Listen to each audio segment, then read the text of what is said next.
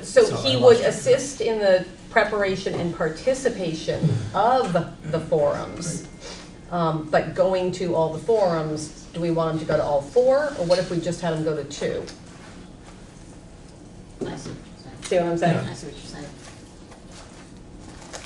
So if he went to 2 forums for 2 hours, and that's just a 2 hours, we take 2 of those hours and say, can you use them for the personal invitations to thought leaders from marginalized populations? I think that's Yeah, that's what we want. That's what we we want. That's need. the most Okay. Yeah, that's what we need the most help with. in this phase. That's In the this most- phase. that's the And most- in there this may be, space. there may be, it may strike him when you get back to him that, well, since it's clear that what we're looking for is the highest possible level of engagement, that we have another suggestion for how to Okay, adjust his time. okay. So do we want to make a motion that authorizes Carrie to engage him? Because there's still a little negotiating, but I think you know what our intent is. Yes. And we want to move forward, so based on what, could we authorize to spend up to $3,000 you to engage Curtis for up to $3,000, depending on, after you talk to him, what you think the best pathway, you don't have to spend all $3,000. Okay, okay. But however, this fine tuning with Curtis works. With the intent being the highest engagement of survey participants and attendance at community forums. Yes. Okay. Okay. So we move to authorize Carrie to Engage Curtis. engage Curtis Reed. Vermont Partnership. Vermont Partnership.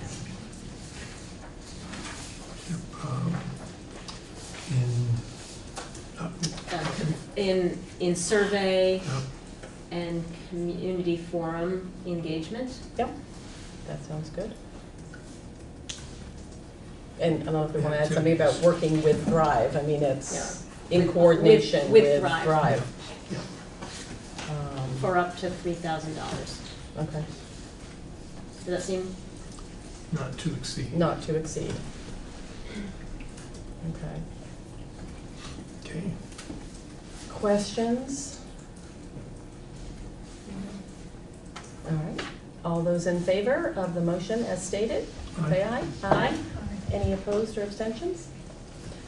All right, next thing on my list was the Dawn Collins. Do you want to talk about that? Oh.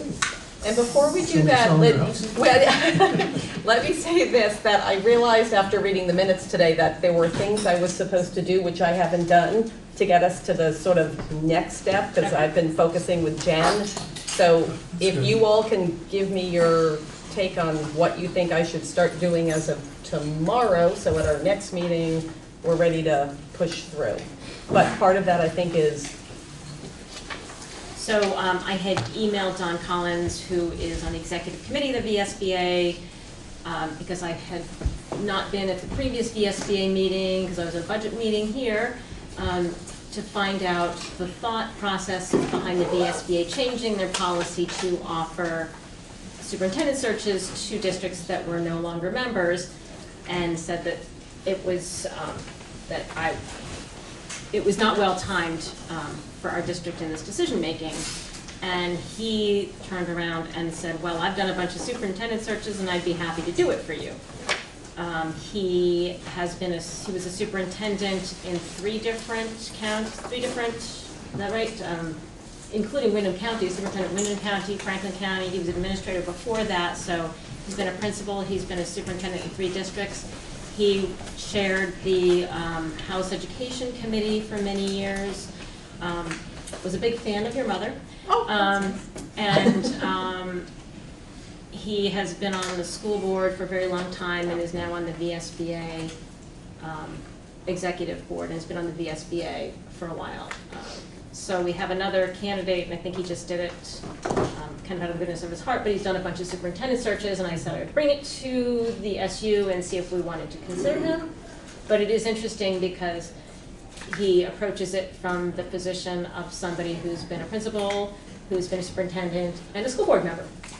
So that's sort of an interesting background in looking for a Interesting super, blend. yes, because he's been on all sides of this, you know, all sides of the search that we're doing. So I said I would check with the board, and if we're interested, we could have him submit something as well. I hate to muddy the waters now. I didn't know this was a possibility, so.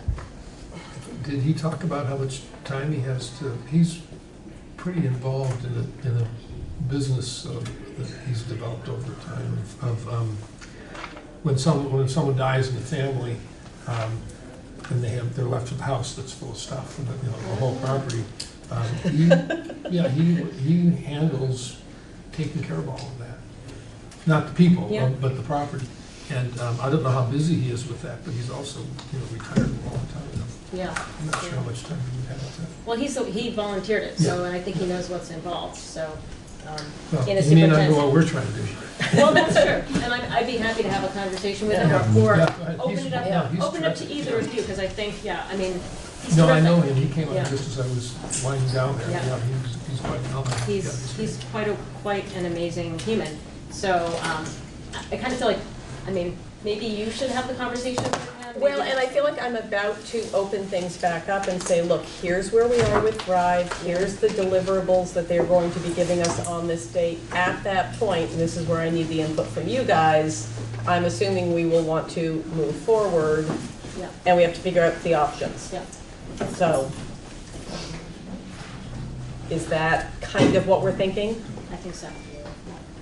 Okay, so I will reach back out to all of the previous people. I will add Don Collins to the list. I'll give them all an update of where we are in our process and say, are you interested in helping us going forward?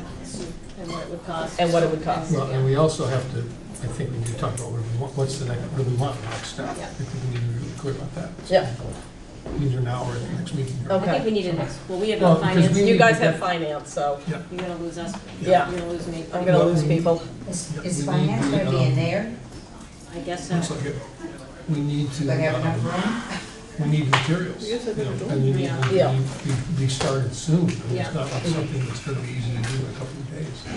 Well, I think we need a meeting next week to kind of, Why don't we focus on, when's our next meeting? Because I think if you contact people before we know what we're asking them for, I think it's gonna be, it'll just raise more questions. We'll get confused responses, Yeah. and we won't know what we need. All right, And I here's, thought we had a pretty clear list of things, the next steps, and I could dig it out. yeah, here's a question. Does anyone want to meet either after the Academy School meeting? what day of the week is that? That is January 15th, which is a No, it's the when, 13th. oh, sorry, January 13th, thank you. It's, oh, I've got a VES meeting. Okay, that won't work. I don't know that we want to, well, we could go until the 20th. Can anyone do Monday the 20th? I can. That's, Oh, it's a that's holiday.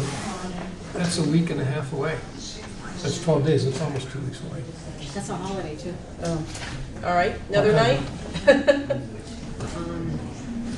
Let me get my, What about next Wednesday?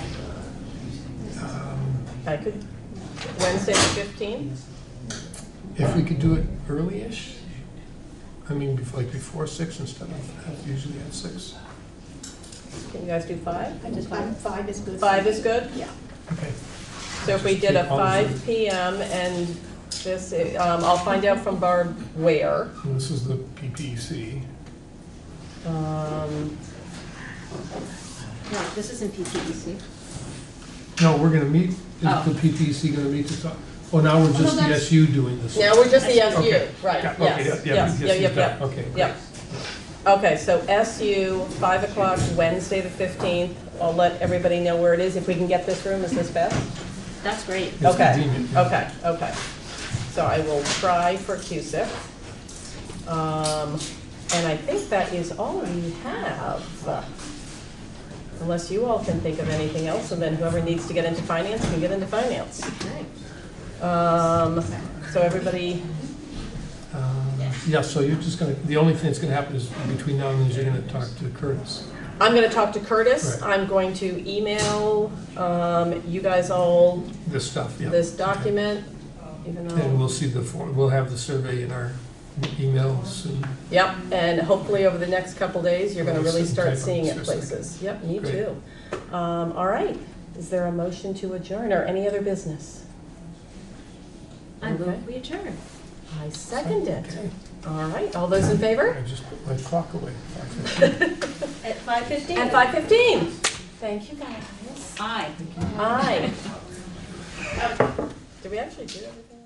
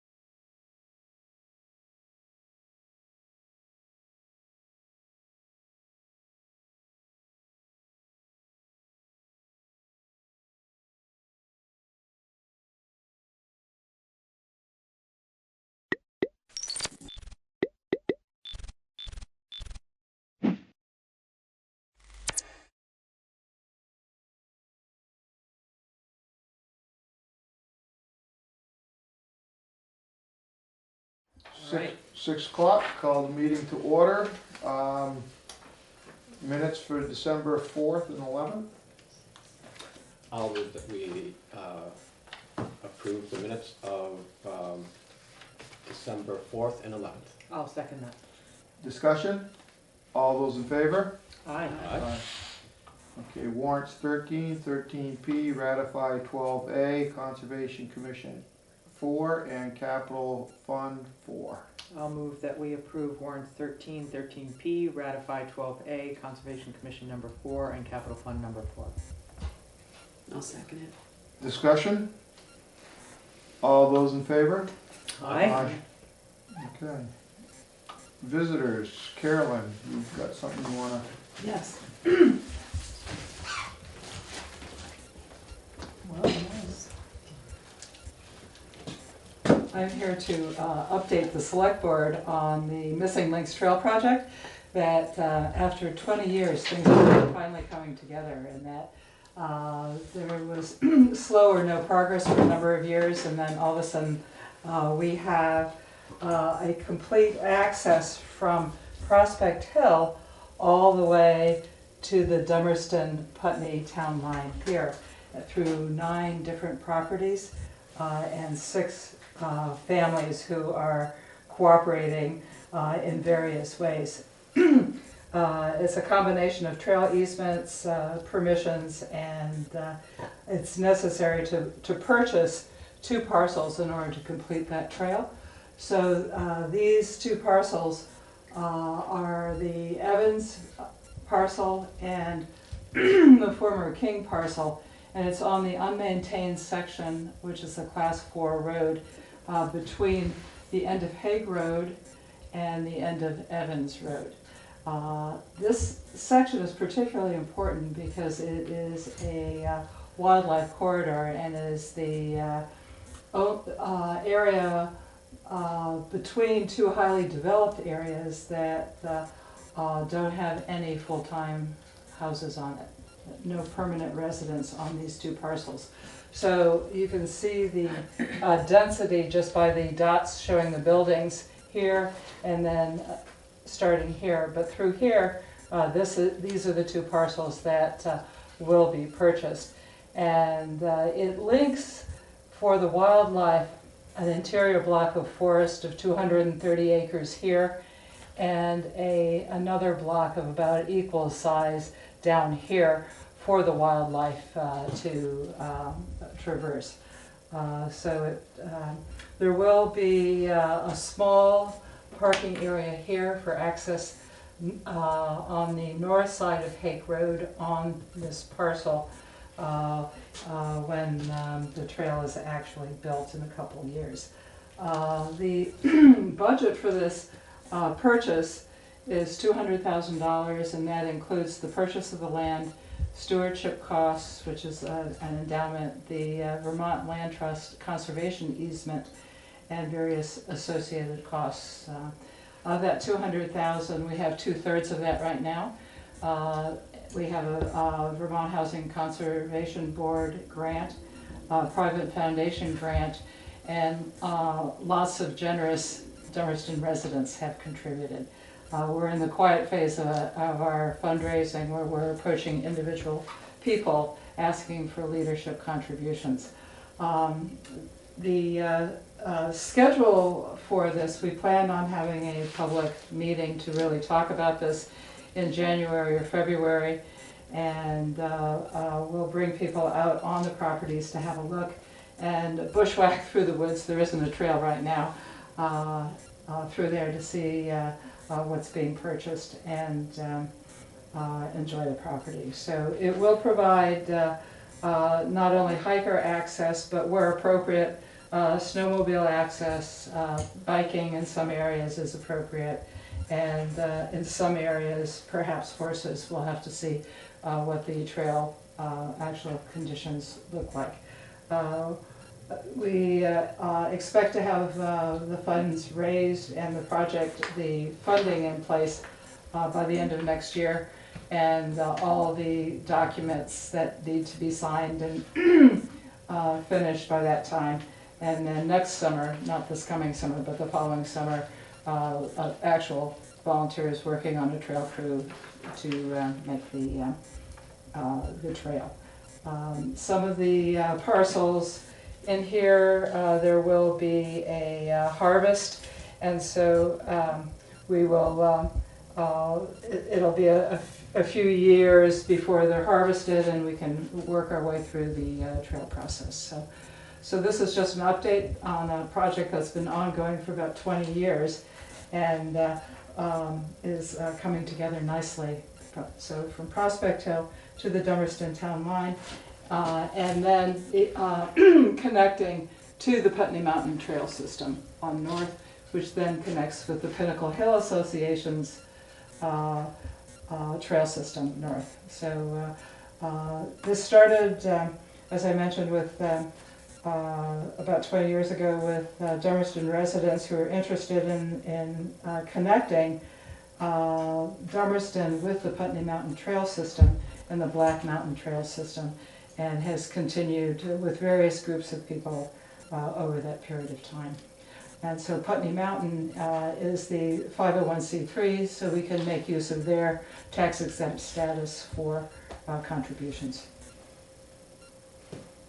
How many acres did you say? This is 55 acres. It is a relatively small piece, so it's not a massive land conservation, but it's important because of the wildlife corridor connecting forest blocks. And what was the shift that made the leap forward? It's a good question, because I think the seeds were planted by the previous Dummerston Trails group 15 or 20 years ago, and that landowners weren't willing to give an easement, and over time, with more conversation, we were able to work through those issues, and also a new group of people who were working on it, a new generation of people. Great. It's exciting.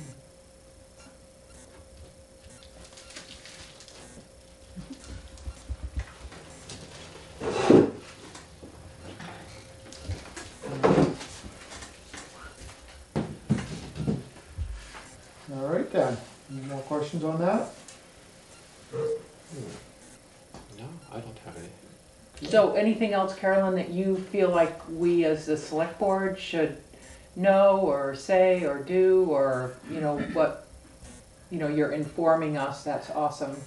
It mainly just keeping you in the loop, because a lot of this has come together in just the last few weeks or month, and I just wanted to make sure, rather than calling a special trustees prospect on having another meeting, I figured I'd come and just update you. Perfect. Okay. Yeah, thank you. I really appreciate it. Okay, road foreman's report, we got a signature we need for the certificate of project completion for the gravel pit. So if I could get a motion. I'll move that we sign the completion of, what is it? Renal gravel pit. Oh, The certificate. project completion for the gravel pit. I'll second it. Discussion? All those in favor? Aye. Okay, correspondence for information. Anybody see anything on there they'd like to speak to? Okay, correspondence for discussion and or action, there's nothing under there. New business, winter views deadline is January 14th. Anybody want I to? thought maybe there was a training I could go to. Yeah, on how to do the views, right, deadline, winter views. Well, that's the No, one good. before town meeting, isn't it? Terry and I had made that deal, and then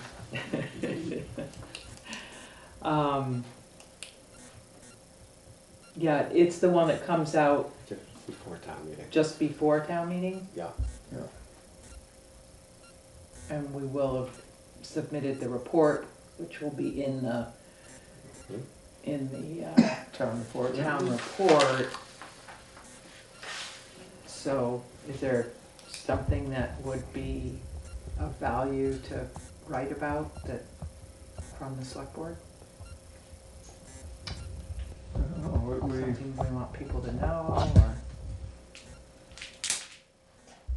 can't think of anything off the top of my head. See? You heard anything? I was thinking that you might write, you know, what folks should expect at town meeting. You know, just going over maybe some of the, what we expect to be on the warrants. So, the, I mean, preparing them for town meeting? Yeah. right, Yeah, Trying to get more people there, something of interest, or? a little, maybe some of the highlights of what might be the articles that we're going to discuss, maybe the capital budget or Have you, the budget in general. sounds like you've done that in the past.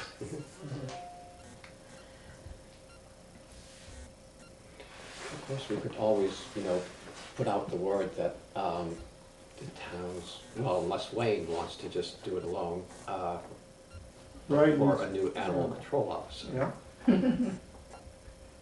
Would you like to write that article? Yeah. Let's see. January 14th. Of course, there's nothing to prevent us from having a guest author, say the treasurer or, something like that, an article.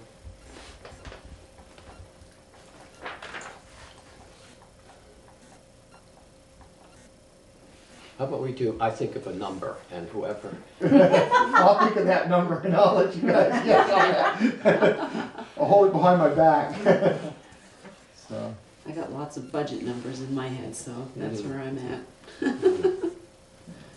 I guess we can push it off to the next meeting if okay, nobody wants I'll to think about, jump on that. think about it a little more.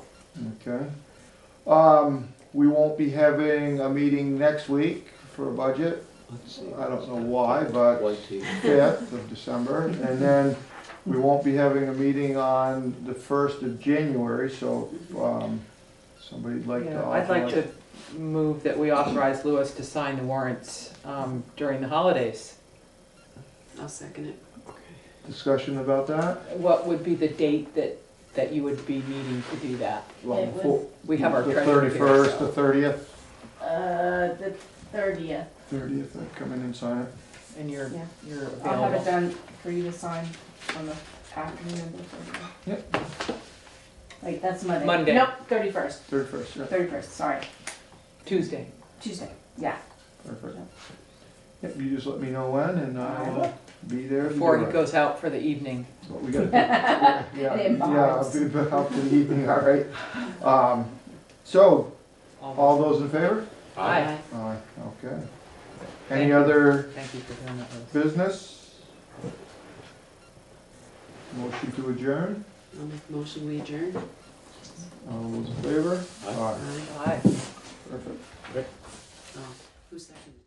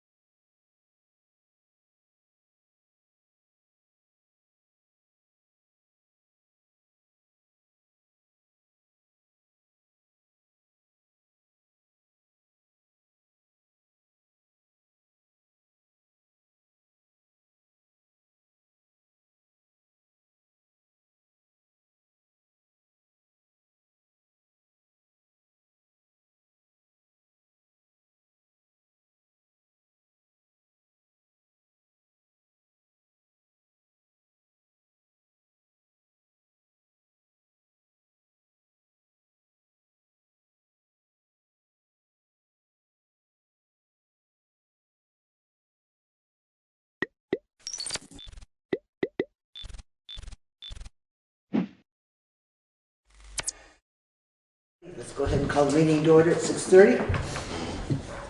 I'll entertain a motion to approve the minutes from December 18th, 2019. So moved. Second. Any discussion? Hearing none, all those in favor of approving the minutes from December 18th, 2019, signify by saying aye. Aye. Opposed? Abstentions? Motion passes with one abstention. All those in favor of approving the special budget meeting minutes from December 18th, 2019? I'll entertain that motion. So moved. Second. Any discussion? Hearing none, all those in favor of approving the special budget meeting from December 18th, 2019, signify by saying aye. Aye. Opposed? Abstentions? Motion passes with one abstention. All right, additions or deletions to the agenda tonight.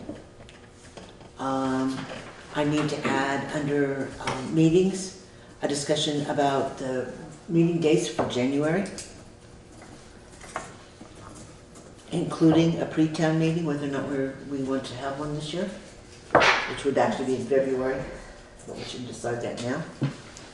And then under new business, I need to add a liquor license for 3J's LLC. Is it liquor and tobacco, or is it just liquor? It just seems to be liquor, okay. Well, they're really on the ball. And then I also need to add under new business the potential school tax rate increase.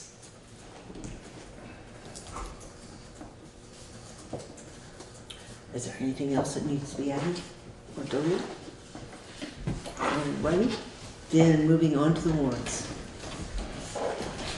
Make a motion to pay check warrant number 1, payroll, in the amount of $11,903.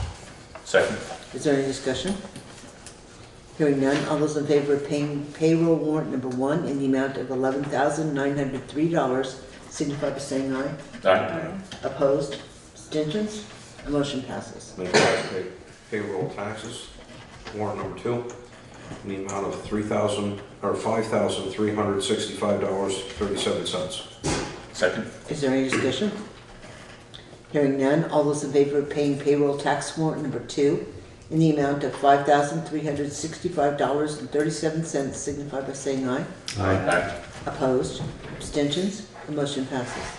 Make a motion to pay warrant number 3, payroll, in the amount of $14,742.20. Second. Is there any discussion? Hearing none, all those in favor of paying payroll tax warrant number 3, or not tax warrant, payroll warrant number 3 in the amount of $14,742.20 signify by saying aye. Aye. Opposed? Abstentions? Motion passes. Make a motion to pay warrant number 4, payroll tax, in the amount of $6,133.01. Second. Any discussion? Hearing none, all those in favor of paying payroll tax warrant number 4 in the amount of $6,133.01 signify by saying aye.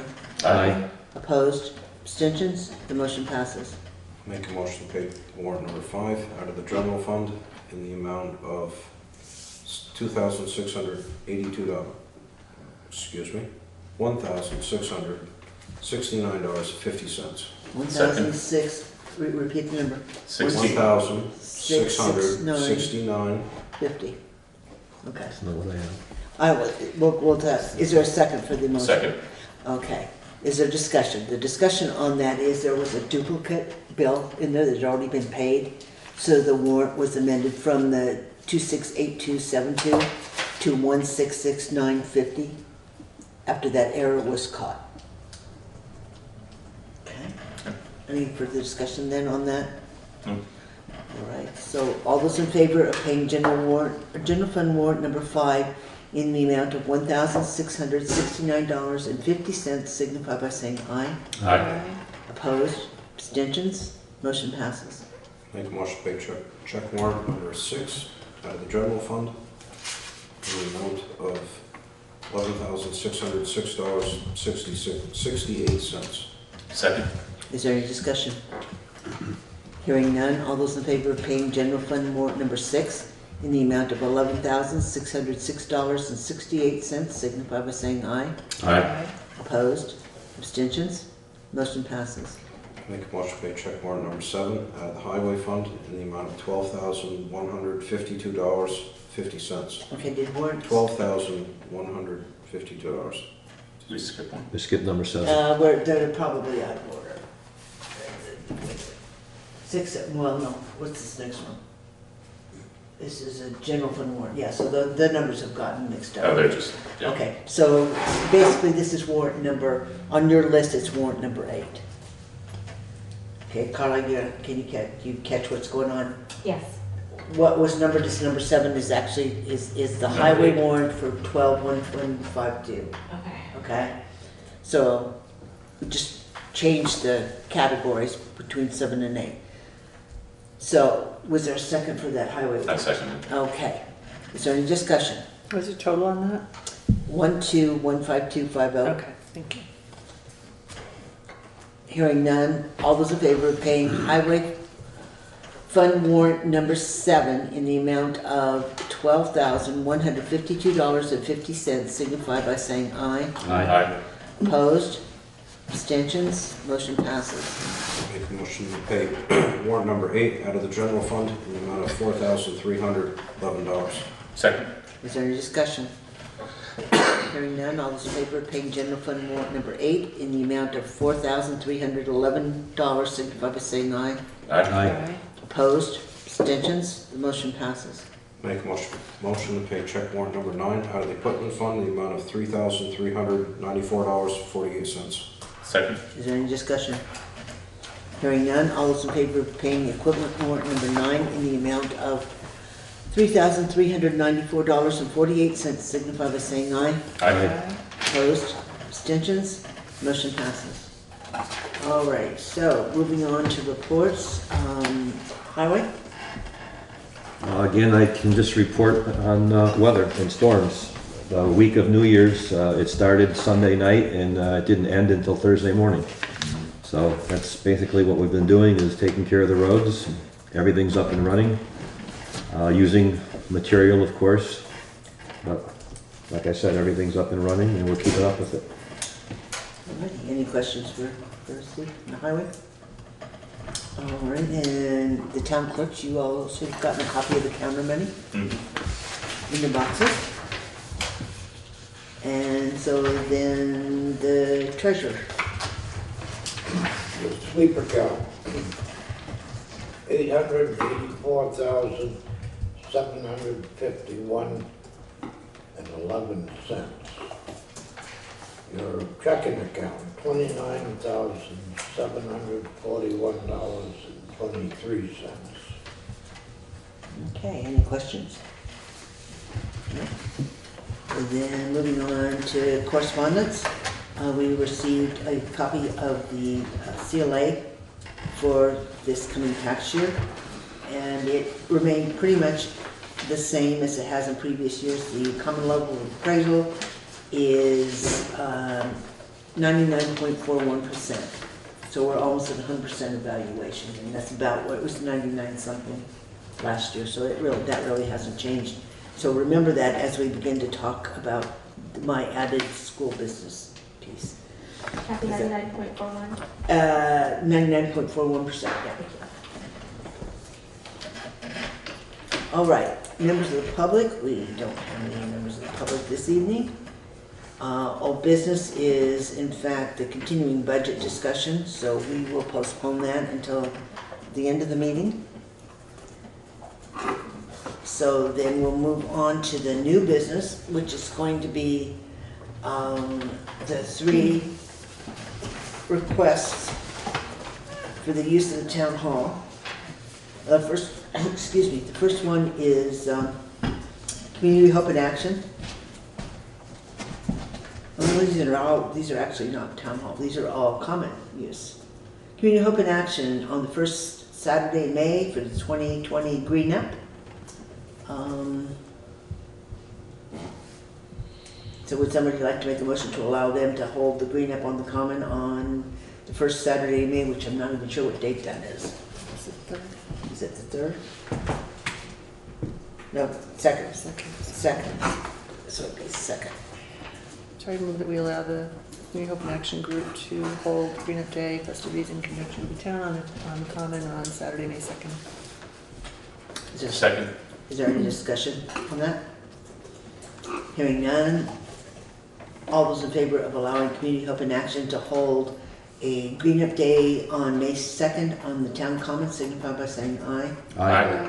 Opposed? Abstentions?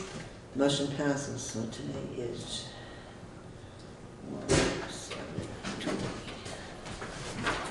Okay, there's one. The next 2 are for Grace Cottage. The first one is for the May 9th Spring to Health 5K run, and that is to use the common.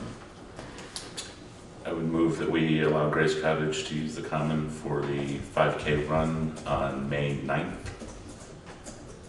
Second. Okay, is there any discussion on that?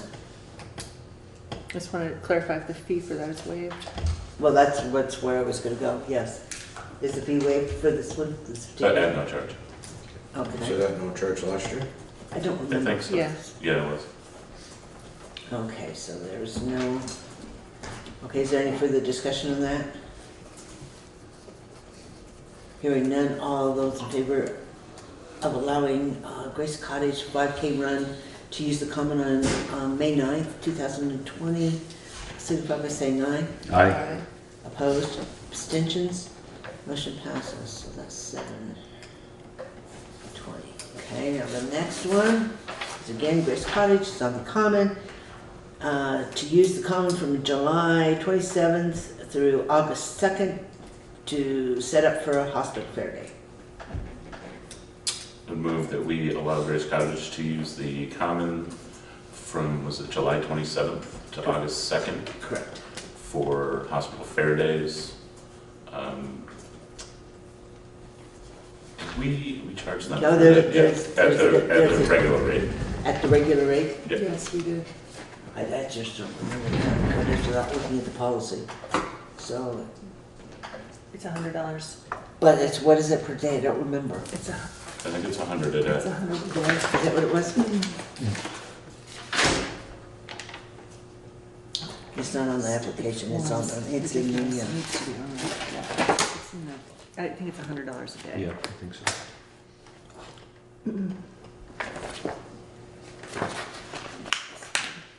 There's the policy on the town hall, there's the policy on the common. Events which require structures to remain standing, a $100 fee. Well, it doesn't say. It doesn't say, it says a $100 fee payable to the town of Townsend will be required for any individual group, party, or organization using the town common, and then 25 a day extra. okay, So, so, yeah, so it's 100 Sorry. plus 25 times what? 7, 28, 29, 30, first, for a week. So it would be 7, so actually 6, so another 150, so it would be a total of 250. Okay, that's, so, does somebody want to make a motion to that effect? So moved. I mean, I made the motion to allow it at the fee Okay. of, I'll amend the motion To at allow the it fee for of 250. Second. Okay. So any further discussion on that? Hearing none, all those in favor of allowing Grace Cottage Family Health to use the common from July 27th to August 2nd for hospital fair days at a fee of $250, signify by saying aye. Aye. Opposed, abstentions, motion passes. Okay, so that will need to be, these three will need to be notified, Carla, that we'll need a copy for the book, but they also need to be notified that they've been approved. So I know the hospital wanted to clear that up. Can I also have, while we have this, can I make a motion to amend the application form to have the fee schedule printed on it? Go right ahead. You're welcome to take and add the fee I schedule would to move it. to amend the application form. You can to actually, Put the fee schedule on you it. can actually correct it and put the fee schedule on. Yeah. Second. You I think can. that's great. You. I think we should, Oh, yeah, I'll do it. I think we should do that. Yeah. Yeah, the only difficulty is between the use of the common, which has a different structure than the use of the town hall. Mhm. And it makes it difficult to run the two columns for people that are going back and forth between the two entities. Yeah. You know, you've got summer, winter use here for the upstairs. You've got the common with the standing structures for more than 2 days. You know, that type of, it's going to be very wordy to add the fee structure. Oh, we'll put it in the table. Go Check boxes and everything. Go for it. You can go for Carla, it. can you email me the application? So all those in favor of actually amending the usage fee for the town hall and for the town common to include the fee structure, signify by saying aye. Aye. Opposed, abstentions, motion passes. So that is now your job. Thanks, Will. Sure. Okay, so we Is took there a care of. second on there? Yeah, it was, Steve, I think, Okay, thank seconded you. it. I think. So there's that, the liquor license has to be dealt with. All right, so now we have the liquor license for 3J's LLC, which is Harmonyville Store, and it is a second-class license. I'll entertain a motion to approve a second-class license for said entity. So moved. Second. Is there any discussion? Hearing none, all those in favor of approving a second-class liquor license for 3J's LLC, doing business as Harmonyville Store, signify by saying aye. Aye. Opposed? Abstentions? Motion passes. Okay, this is one of those funky ones where we all have to sign on this side. The right-hand side? Yeah, then we're going to sign at the desk. That's, that joke is as old as time. Yeah, it is, isn't it?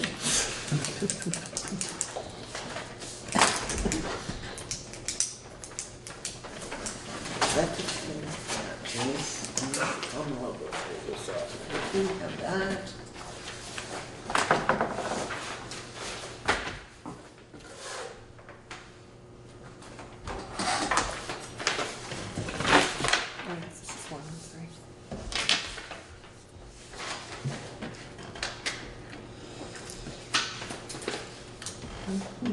Okay. We all got this. We both did really well. I'm impressed.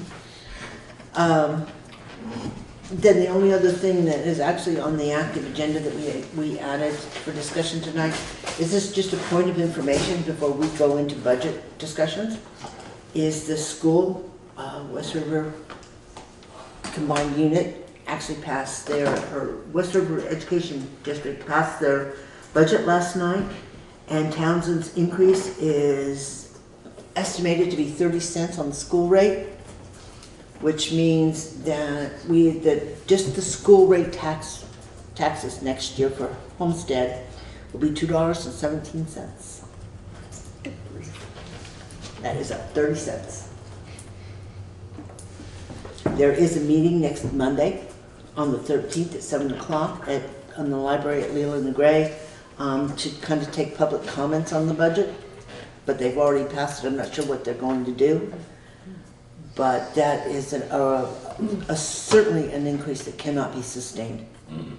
Just plain and simple. On a $200,000 house, that's an extra $600.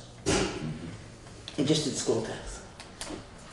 So that was just a piece of information that came out from last night. So if there's nothing else, no need for an executive session that I'm aware of. Carla? No? Then I would entertain a motion to recess from this meeting and then reconvene to be able to do the ongoing budget discussions. So moved. Second. Any discussion? All those in favor of taking a 15-minute break to allow everybody to move around, signify by saying aye. Aye. Opposed? Abstentions? Motion passes. So no resolution. Are you Oh, we forgot to do the dates. You're right. Before we do that, back that trolley up. Yes, we do need to talk about the dates. We are currently scheduled for the 14th, which is next Tuesday. And I looked at the dates today for the requirements for the warnings. We cannot even sign the warning for town meeting until the 23rd. That's the earliest that we can actually warn. But the town report has to go to the printers before the end of the month. So the question becomes, do we want to meet on the,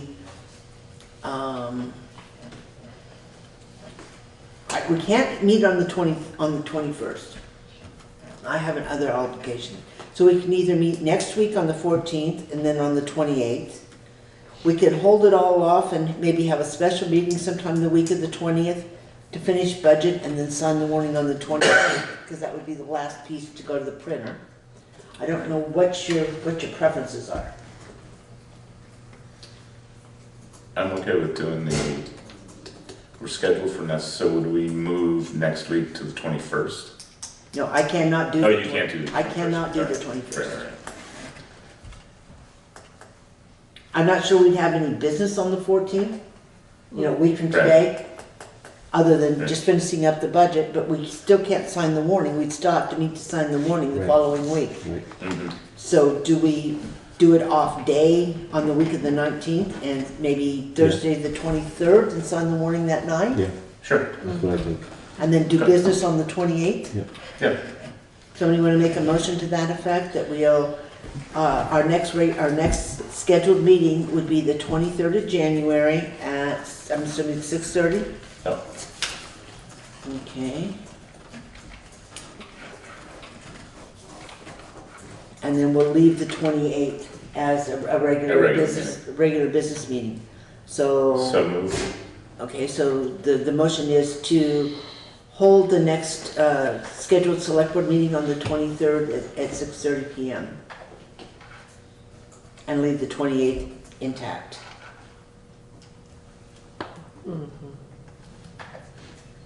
But get rid of the 14th. All right, so all those in favor of doing so signify by saying aye. Aye. Opposed, abstentions? All right, the motion passes. So that's the schedule. We need somebody on the 23rd, because that'll be actually signing the warning. And then we'll have a regular meeting on the 28th. Now we can go into recess. Are you gonna do pre-town? I don't know, are we gonna do pre-town? We always have, haven't we? Although we don't have a school board this year. You don't have there is no school board.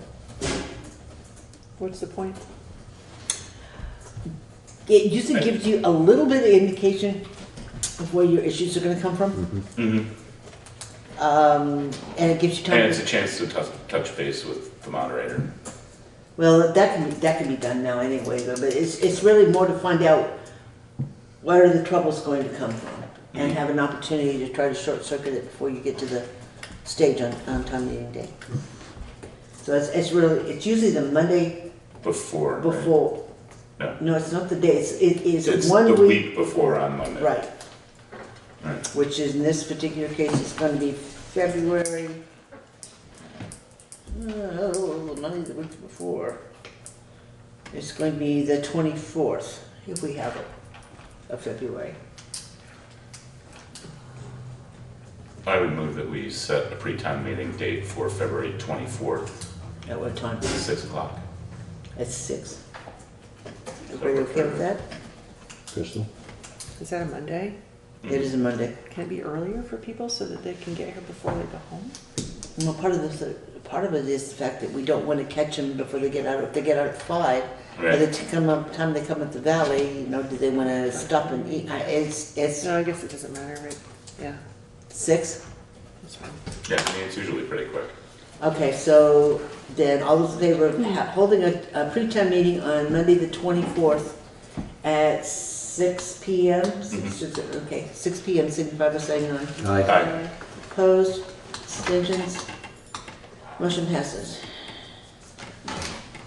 Okay, now, you got anything else in your little? Nope. Okay. Thanks, Rich.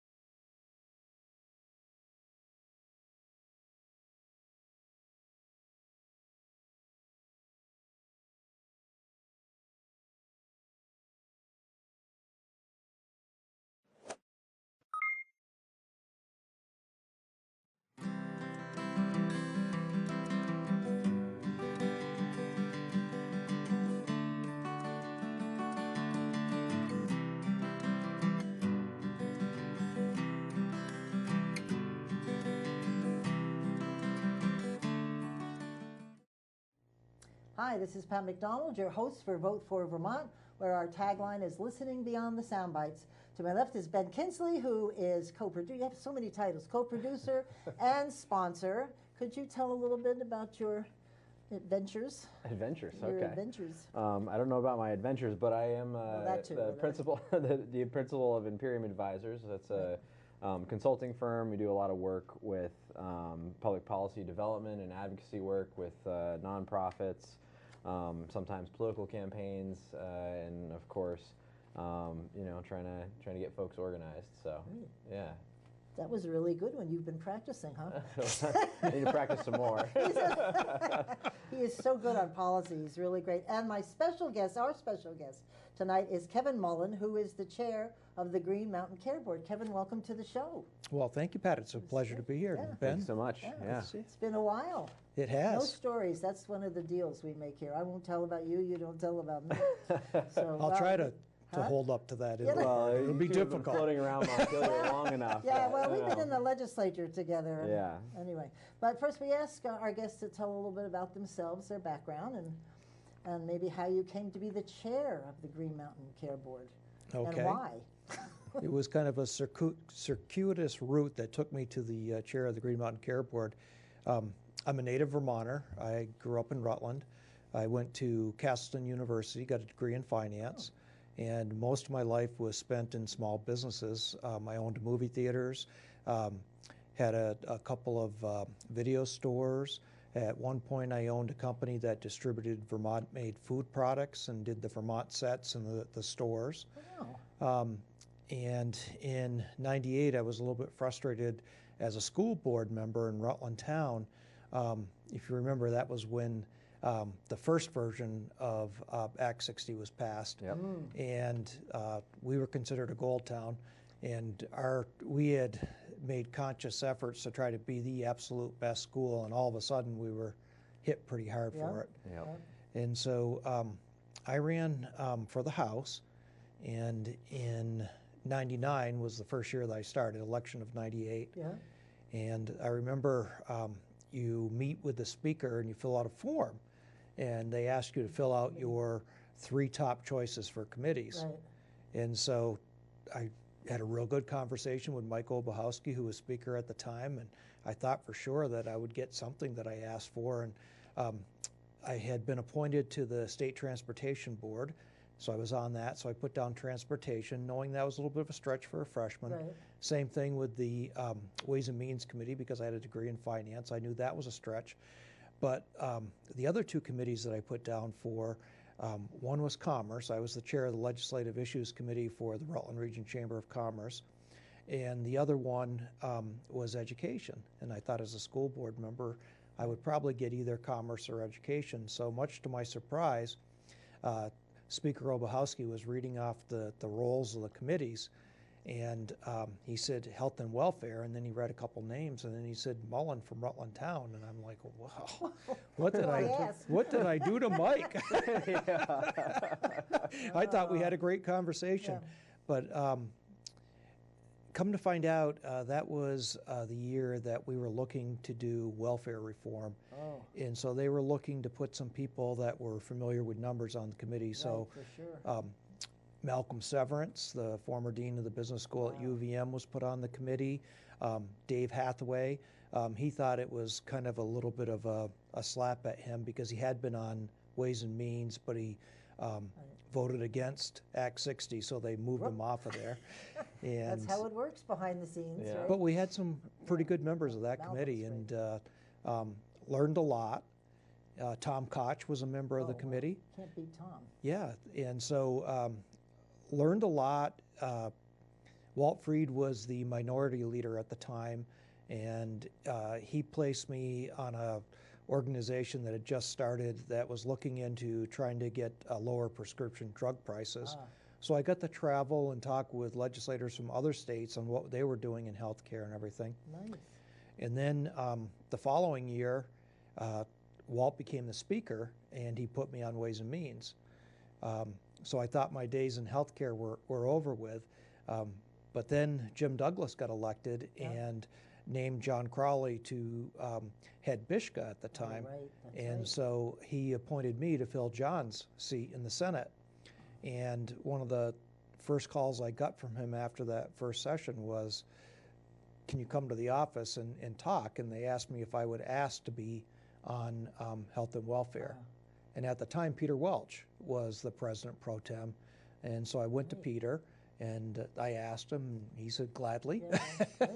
And so that's, you know, from there I got, because I was the only Republican on the committee, basically you're on health access oversight, mental health access oversight, all the special committees, the Health Reform Commission. And so I spent a lot of time on healthcare issues, never thinking that I ever would. Really? Use it again, eh? Yep. Here we are. And in 2005, we were being pushed by the then chair, Jim Letty, to pass a bill that I didn't like and I didn't vote for in the committee. And it ultimately was vetoed by Governor Douglas. But the following year we came back because if you remember back in those days, we had uninsured at 8%, and now we're down to 3%. And so in 2006, we came back and we ended up passing Catamount Health, which really made huge improvements. And so that was my history in healthcare. Can I ask you about something about Catamount? I know we need to watch about the time, but if we had mandated that people be on that, do you think we'd have the same problems we have now if we actually mandated that people have to be on Catamount? Because what was happening was people were signing up when they were sick, would get the surgery, and then they'd drop off. I don't And think an we'd even be in bigger such a problem mess. back in those days too were the number of people that qualified for Medicaid but were too proud to take it. You know, and so Because I thought that Catamount was a really good structure. Yeah, I did too.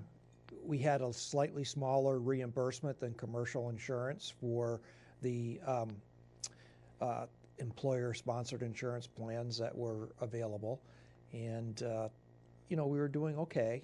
And in some respects, I used to always say that I thought Vermont got penalized when the whole country started talking about healthcare reform. In some ways, Catamount seemed better than the ACA.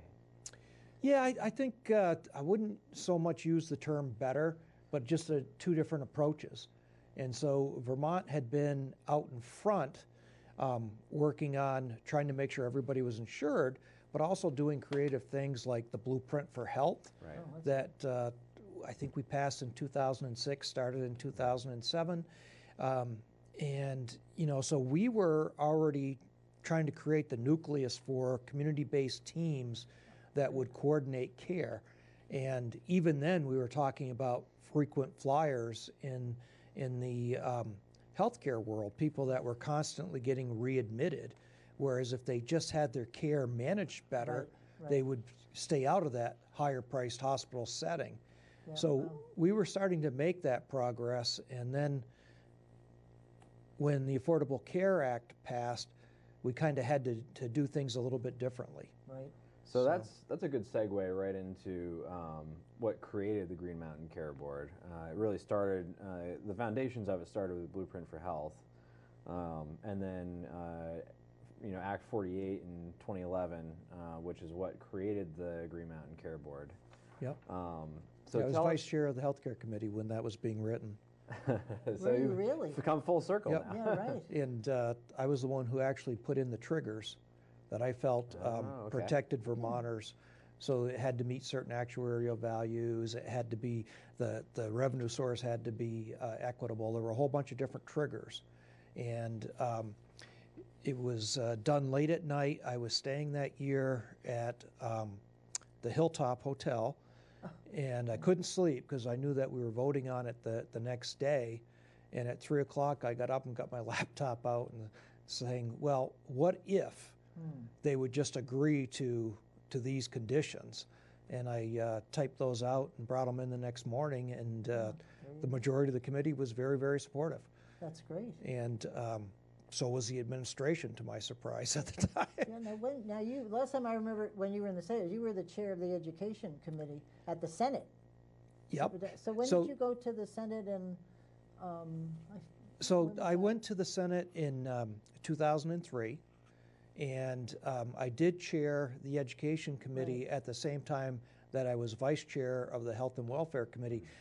Back then, Health and Welfare was a morning committee. Oh, right, and the others after. I remember John Campbell telling me how much trouble he was in with his caucus for giving me those two assignments. Those are two pretty coveted yeah, positions. those are big, Yeah.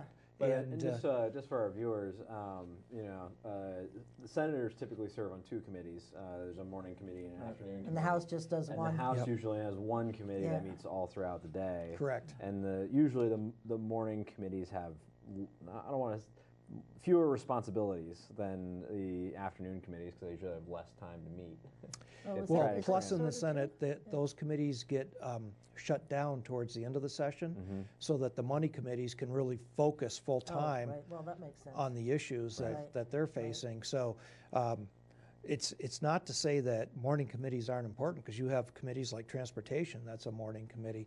Yep. But they get their work done earlier in the session, and hopefully. Senator Mazza gets sure it gets done. I can tell you that I also was on Judiciary at one point, and Senator Sears never believed that a morning committee should shut down, and we were always working, and he would find strange hours for us to I think he still finish does things that. I think he still does that. He is a worker. Yeah. He is a great guy.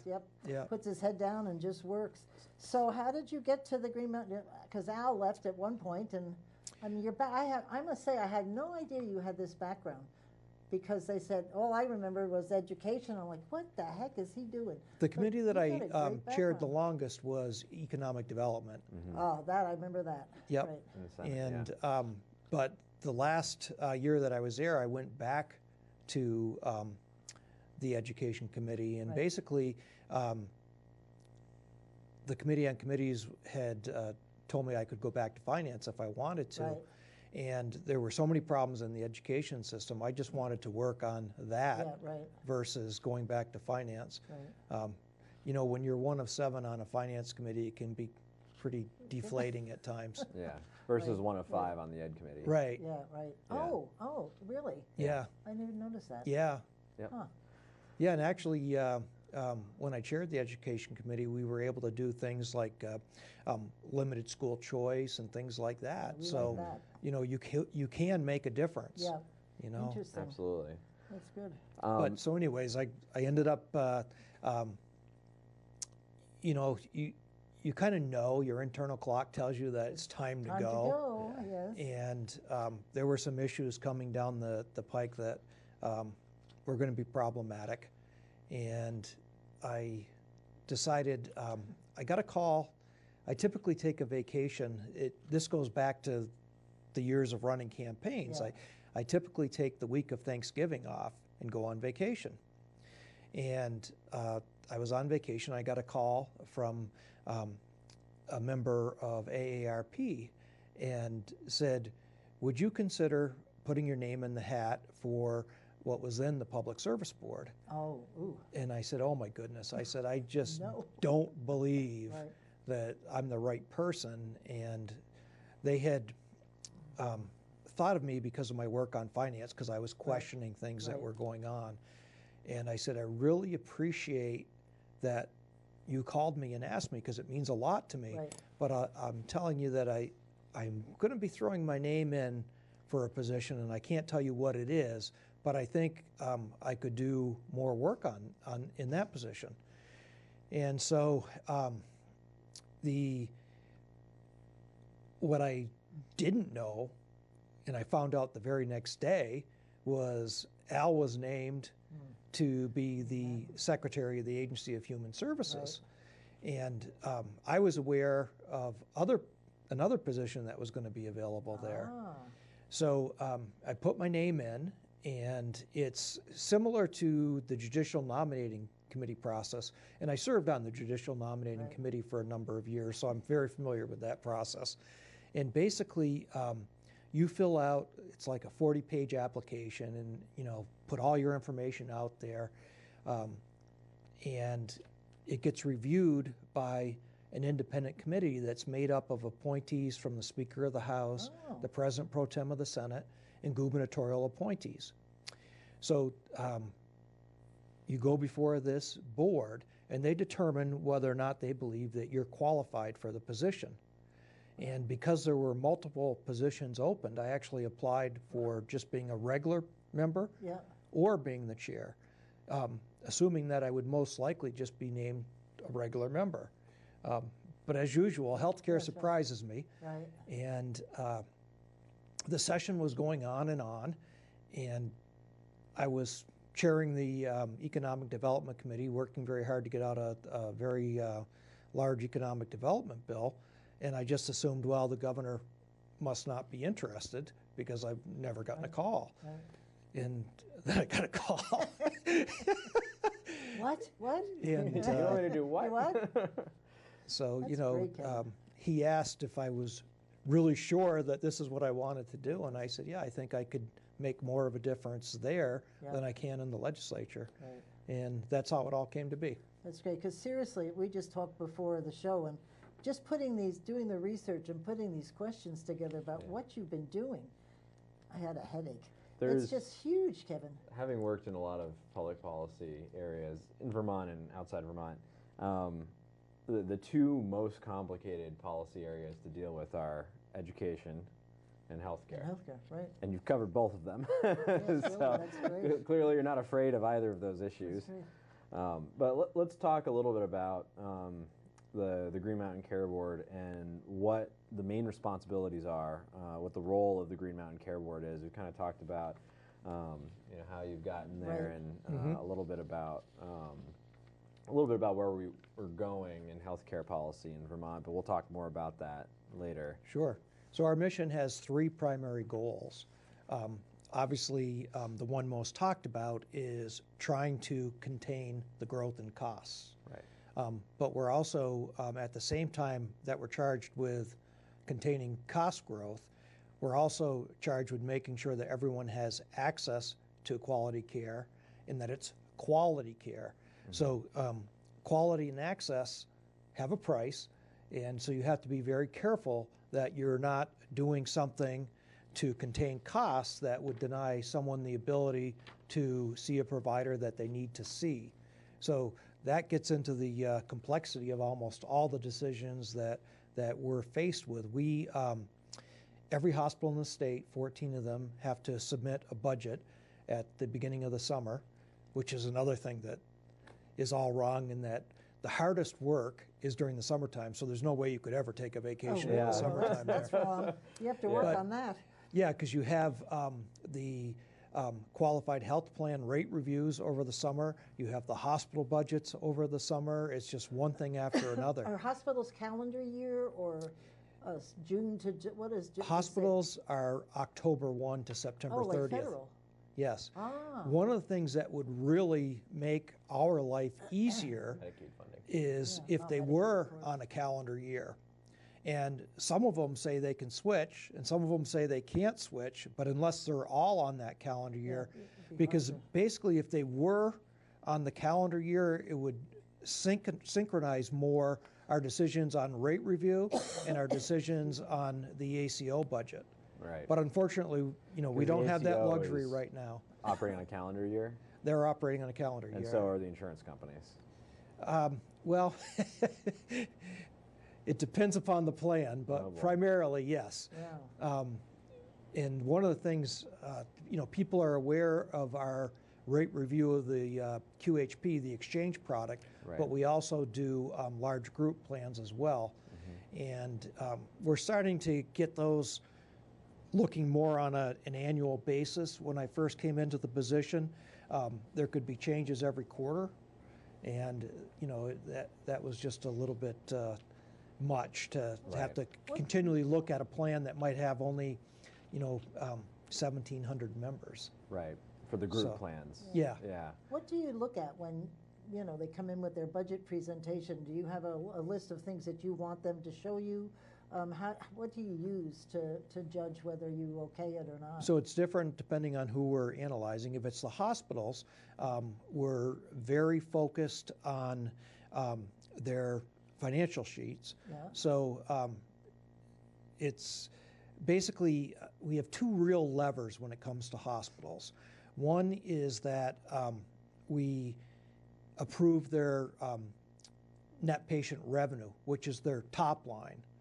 But the other lever that doesn't get much press is we also are the ones who determine how much they can increase their charge master. So, for example, this past year, the press all focused on the fact that we allowed an NPR growth rate of 4.1, but the actual increase in charges was a little over 3%. It was 3.1. And the problem that we were seeing is that, in particular, UVM, very good at measuring what they're doing, and they were getting more and more unique patients, and it would be what I would consider economic development if these patients were coming from outside of the state into Vermont, but they were Vermonters. And we couldn't fully, and this is why I've had such a focus on trying to improve data in the time that I've been at the Green Mountain Care Board, we couldn't really pinpoint, exactly how many dollars were coming from, say, the Rutland Health Service area versus the Brattleboro Health Service area, and so on and so forth. So we're in charge of two large databases. One is the hospital discharge, and the other is the VCures. And so ideally, we would like to be in a world where all our decisions are based on strong data, but there are some delinquencies in that data. So one of the things that I'm charging the board members with going out and doing now is I guess it was about 3 years ago now, there was a Supreme Court decision that's known as the Gobet decision. Really? All right, Al. Yes. Unfortunately, we lost. Oh, sorry, Al. But Liberty Mutual won the decision, and companies that are ERISA plans no longer have to report information.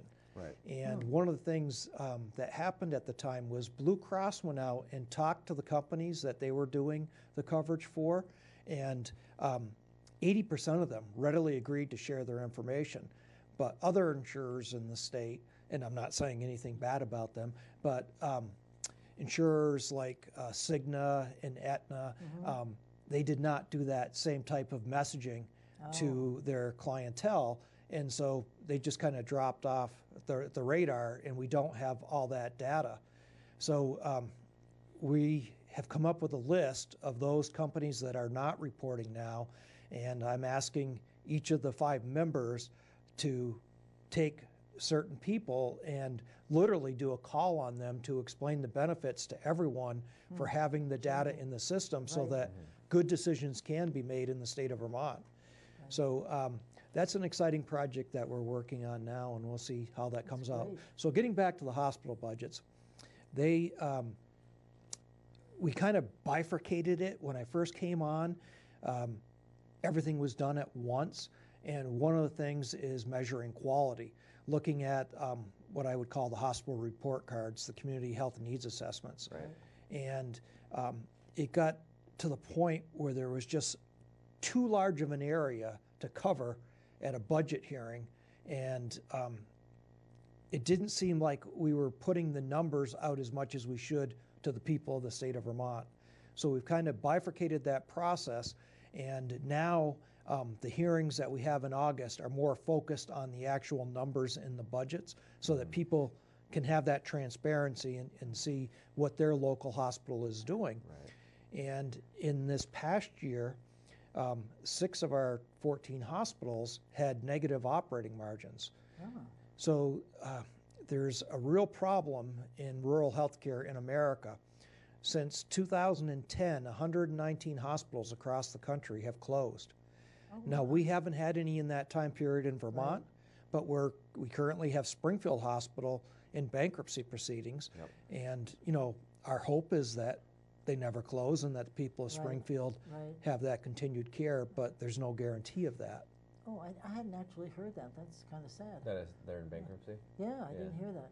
How, just when you mentioned quality, how do you measure quality? Do you set performance goals for the hospitals? What measures quality, sorry. So that's another problem that we have too, Pat, in Sorry.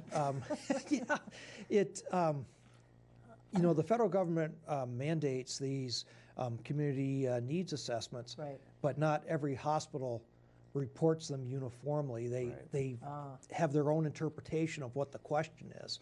Yep. And in some respects, we get that same problem with some of the numbers questions, where one hospital may treat reserves one way and another hospital treats reserves another. And so we've been having meetings with CFOs at the hospitals trying to create a standard set of uniformity. Right. And as we talked about education, that was the same problem we had Yeah, I was gonna in say, it's the education. same problem Well, as education. It's the same in state Common chart of government. Ask accounts. how many Yeah. employees you have. You always get a different answer. Exactly, Yeah, because right. some Yeah. people are measuring it based on FTE, Right, some people are exactly. just giving you the total number, and you got to make sure that you're comparing apples to apples. Exactly. But we measure them on a number of standards, and that gets taken to the next level in the accountable care organization, because the all-payer model agreement that we signed with the federal government requires us to monitor 20 quality measurements.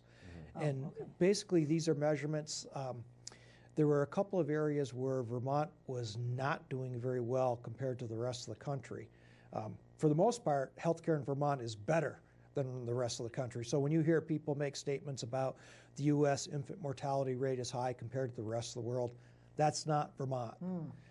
And usually we get ranked 1, 2, 3, or 4 in national rankings of the best healthcare states in the country. So, but now I'm starting to lose track of where I was headed here, Pat. Well, we're just talking about that. So in terms of quality, Yes, you that's have- where I was headed. I was Yeah. going to talk about those quality measures that are part of the all-payer model agreement. Vermont was not doing as well. We had more suicides per capita. Yeah, that's been high. And we had more overdoses per capita. So the third, even bigger pot that we're focused on in those quality measures is we know that 20% of the population is 80% of the costs, and that's chronic illnesses. Yep. So things like diabetes and COPD and hypertension and things like that. And so the quality measures are basically put in there to measure how we're doing to try to get those goals in line. So we want fewer suicides, we want fewer overdoses, and we really want to see that people are getting better care for chronic illnesses. And I won't mention the name of the hospital, but one of the first hospitals that I did a road trip to as chair of the Green Mountain Care Board, the whole board did a road show, and they were so proud of their wound treatment center. And they were talking about all the legs they were saving from being amputated and blindness and things like that. And I asked the question to the doctor. I said, well, what are your primary care practices in your region doing to talk to people when they first measure high with their A1Cs and show up as a pre-diabetic and things like that to try to get their diet and their exercise and things like that in order? And his eyes kind of glazed over. And so that's, where we used to be. Prevention. And we're trying to move away from that type of what I would call sick care to the minute that you start to show signs of being pre-diabetic. We want your primary care provider sitting down with you and saying, hey, look, here's the facts. And if you don't do something about it, you're going to face much worse outcomes in your health. Yeah. It's the old idiom, an ounce of prevention is worth a pound of cure, right? Exactly. And it's so true for both health outcomes, right? Your outcomes better the earlier you intervene, but it's also really true for cost. Yep. It's much cheaper. Much cheaper to treat and prevent an illness, or especially chronic illnesses, which you're saying, like you said, is 80% of the cost in the system. They're much cheaper to treat if you catch them earlier on. Yep. Yeah, before they we progress. did 8 opioid shows training on addictional kinds of parts of the issue.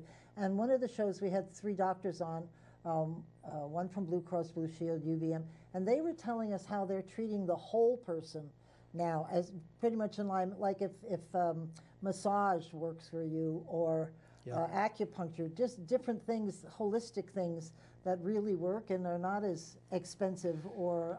And change is hard for people. There are right. some doctors who really don't want to change the way they practice, but the majority are really coming around to trying to focus on wellness. Exactly. And that's very, very encouraging to see. Yeah.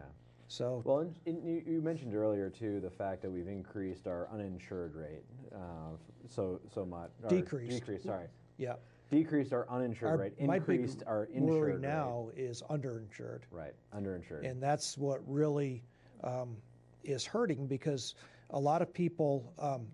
It really gets down to affordability. Yeah. They just can't afford the products that are offered to them, and so they get high deductible plans.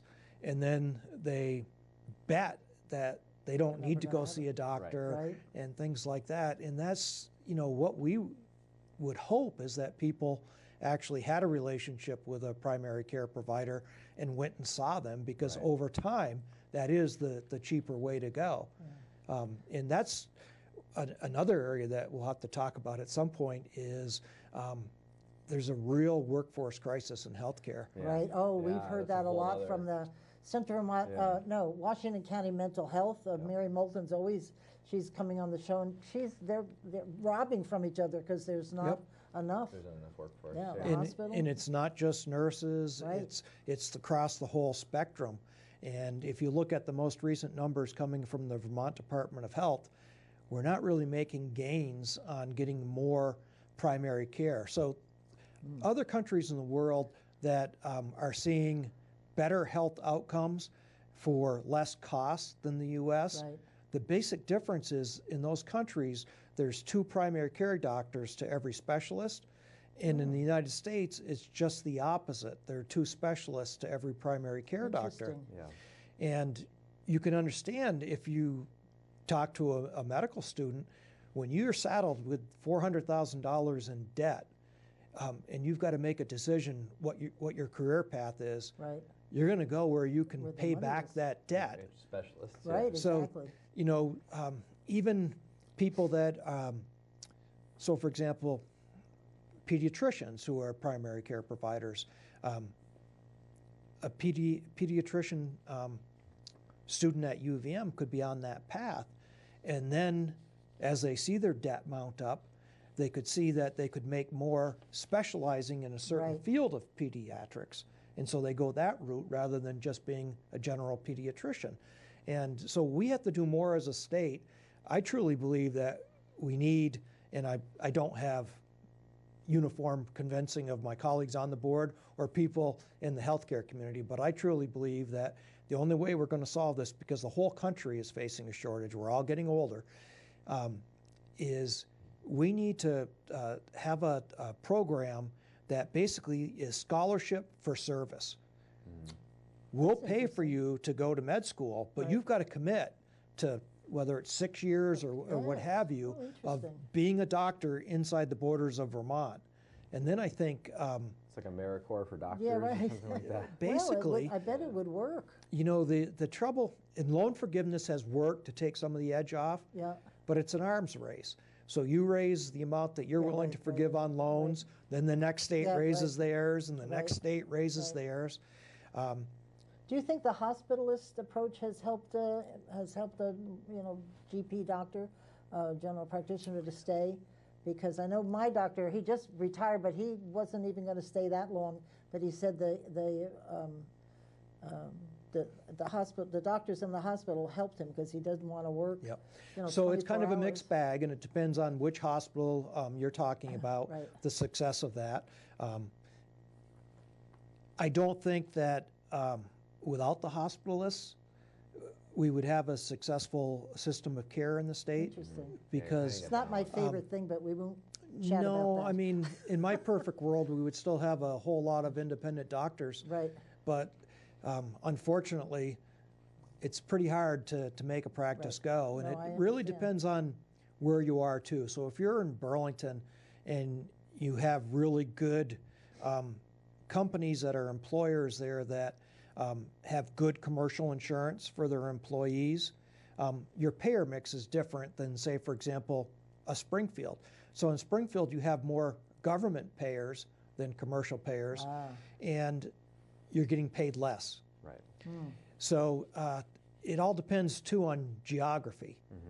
So even in Burlington, it seems like most of the practices that have been successful are the federally qualified practices, like the What's that, Ben? I Burlington don't- Primary the Care, federally for qualified health centers started years ago as a way to help impoverished rural areas Oh. keep Yeah. care, and it's been expanded over the years.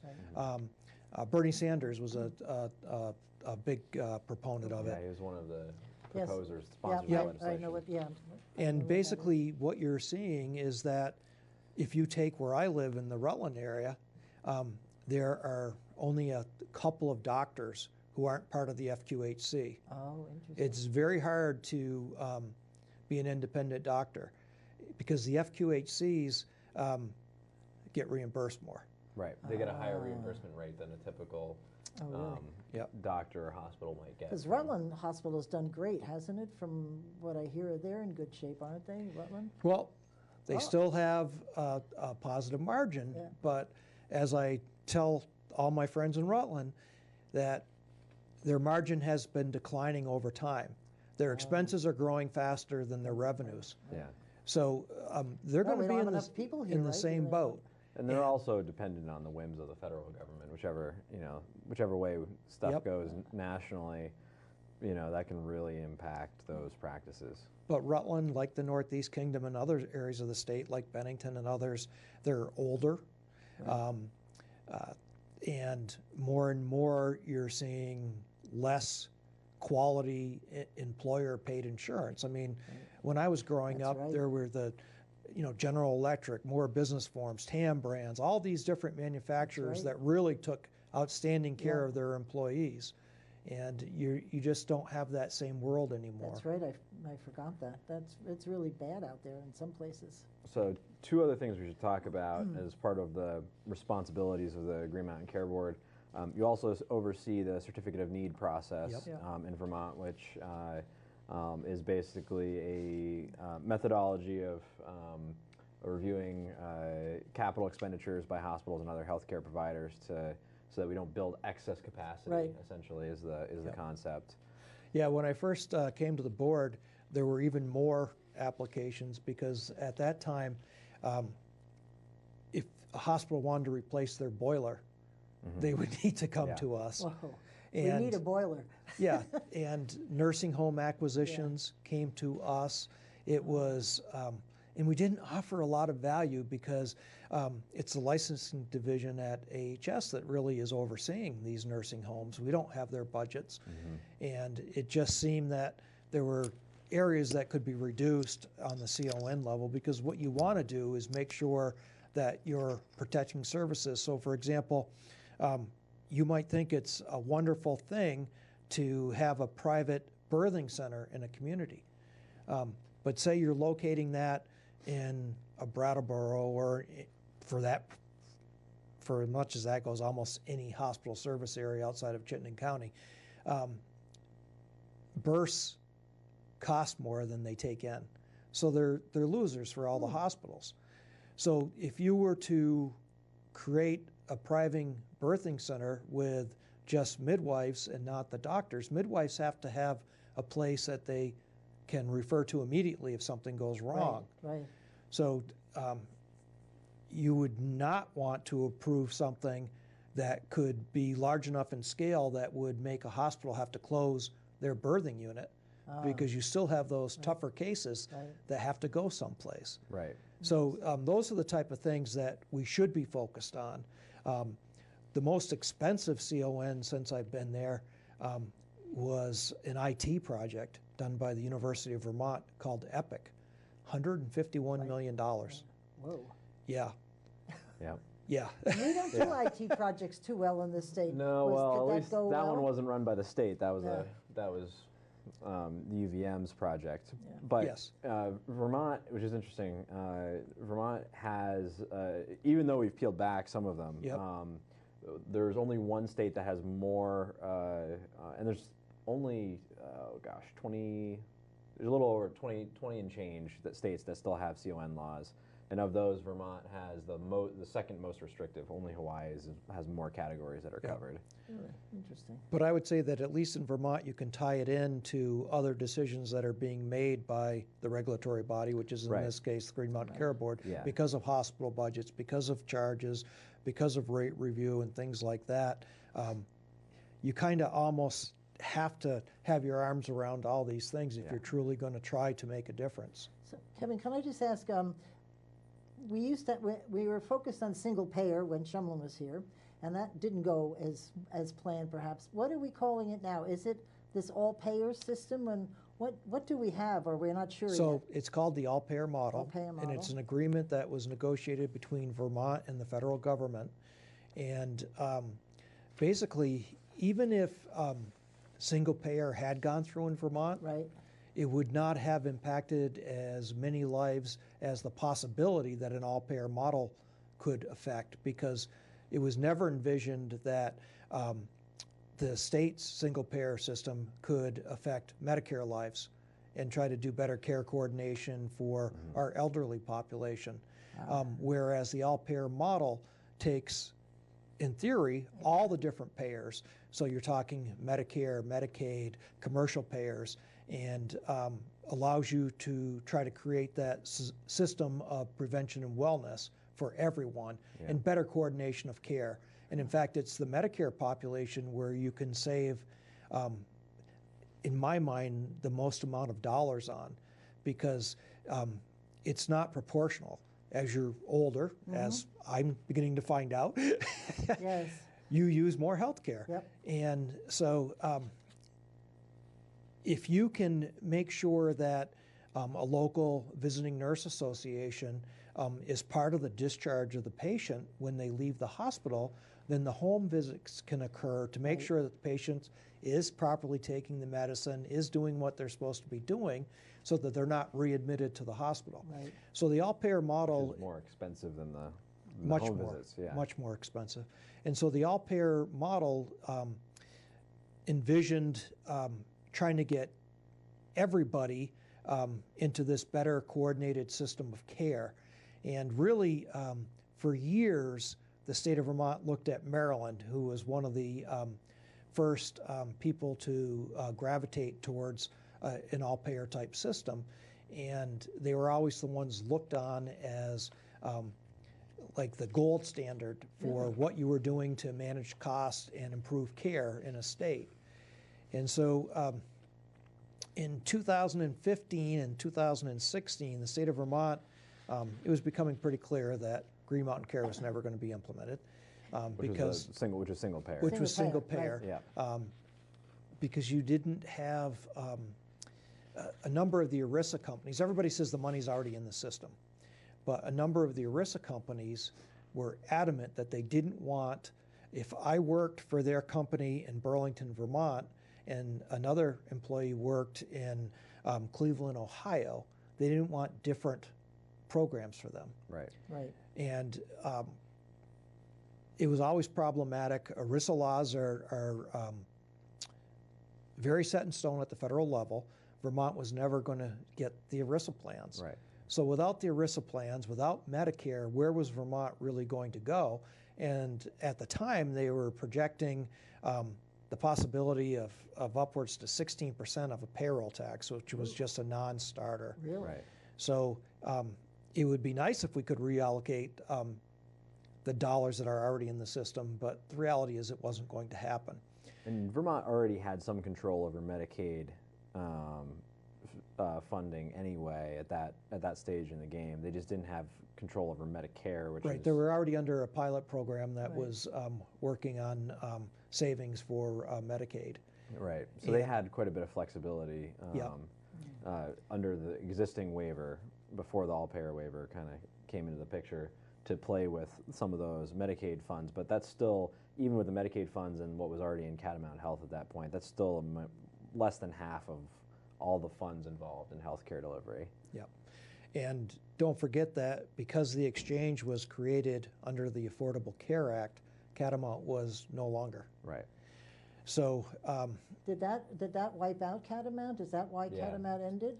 It superseded it. Oh, did it? Oh, Yeah. I just always thought it was because people were going in and out, and we just didn't have the money to keep it going. Because I loved it. I thought it was The great. healthcare exchange that was put in place by the ACA was basically filled the same market segment Oh, I that see. Oh, Catamount that Health was makes in. sense. And plus, there was this large pool of dollars that was available from the federal government for basically premium credits, so that if I was making 200% of the poverty level, I could go on, fill out in all my information, and a large portion of my insurance was paid for with these credits. Right. And so it brought additional dollars into the system to help people become insured, but it really, we were getting there with Catamount. So it was just one of those things that, there's nothing wrong with the Affordable Care Act. I think the goals were very lofty, and that is the law of the land, so that's what we're living with. As a father, I was very grateful to be able to have a child still on a plan. Yep. I have 2 grandchildren who are very thankful too. Yeah, that was probably one of the most popular things. Well, that in one in pre-existing was pre-existing mine. and the 26-year-old. Right. Yeah. Thank God Yep. for that. Yeah. So with all those things working against the state of Vermont, the discussion started happening with Washington because Vermont had always looked at Maryland and was kind of jealous of what they were doing. And conversation started to gel with Washington because Washington wanted to try to start to move away from fee-for-service and try to get into a more coordinated system of care.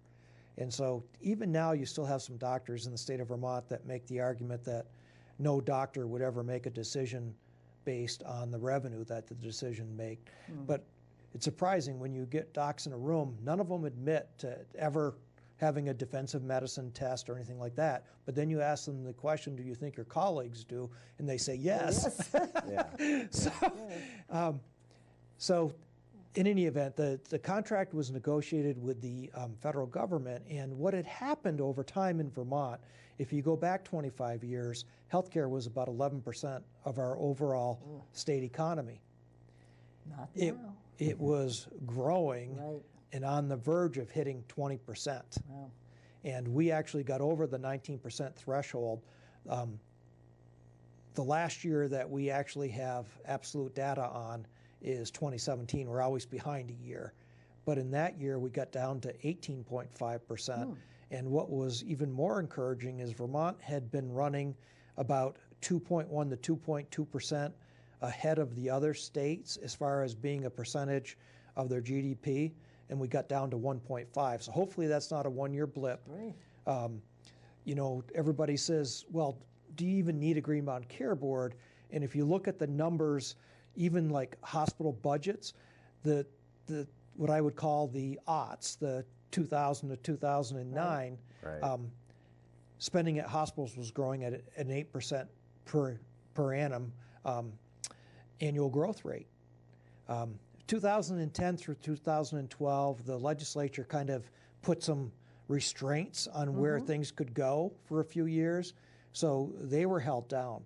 But then if you take a look at 2013 to 2020, we're always talking about a year ahead of ourselves, that growth rate is 3.9%. So it's half of what that growth rate was in the from 2000s. Right. So, we'd like to think that some of our decisions are helping to bend the cost curve, but then this year has been a very tough year.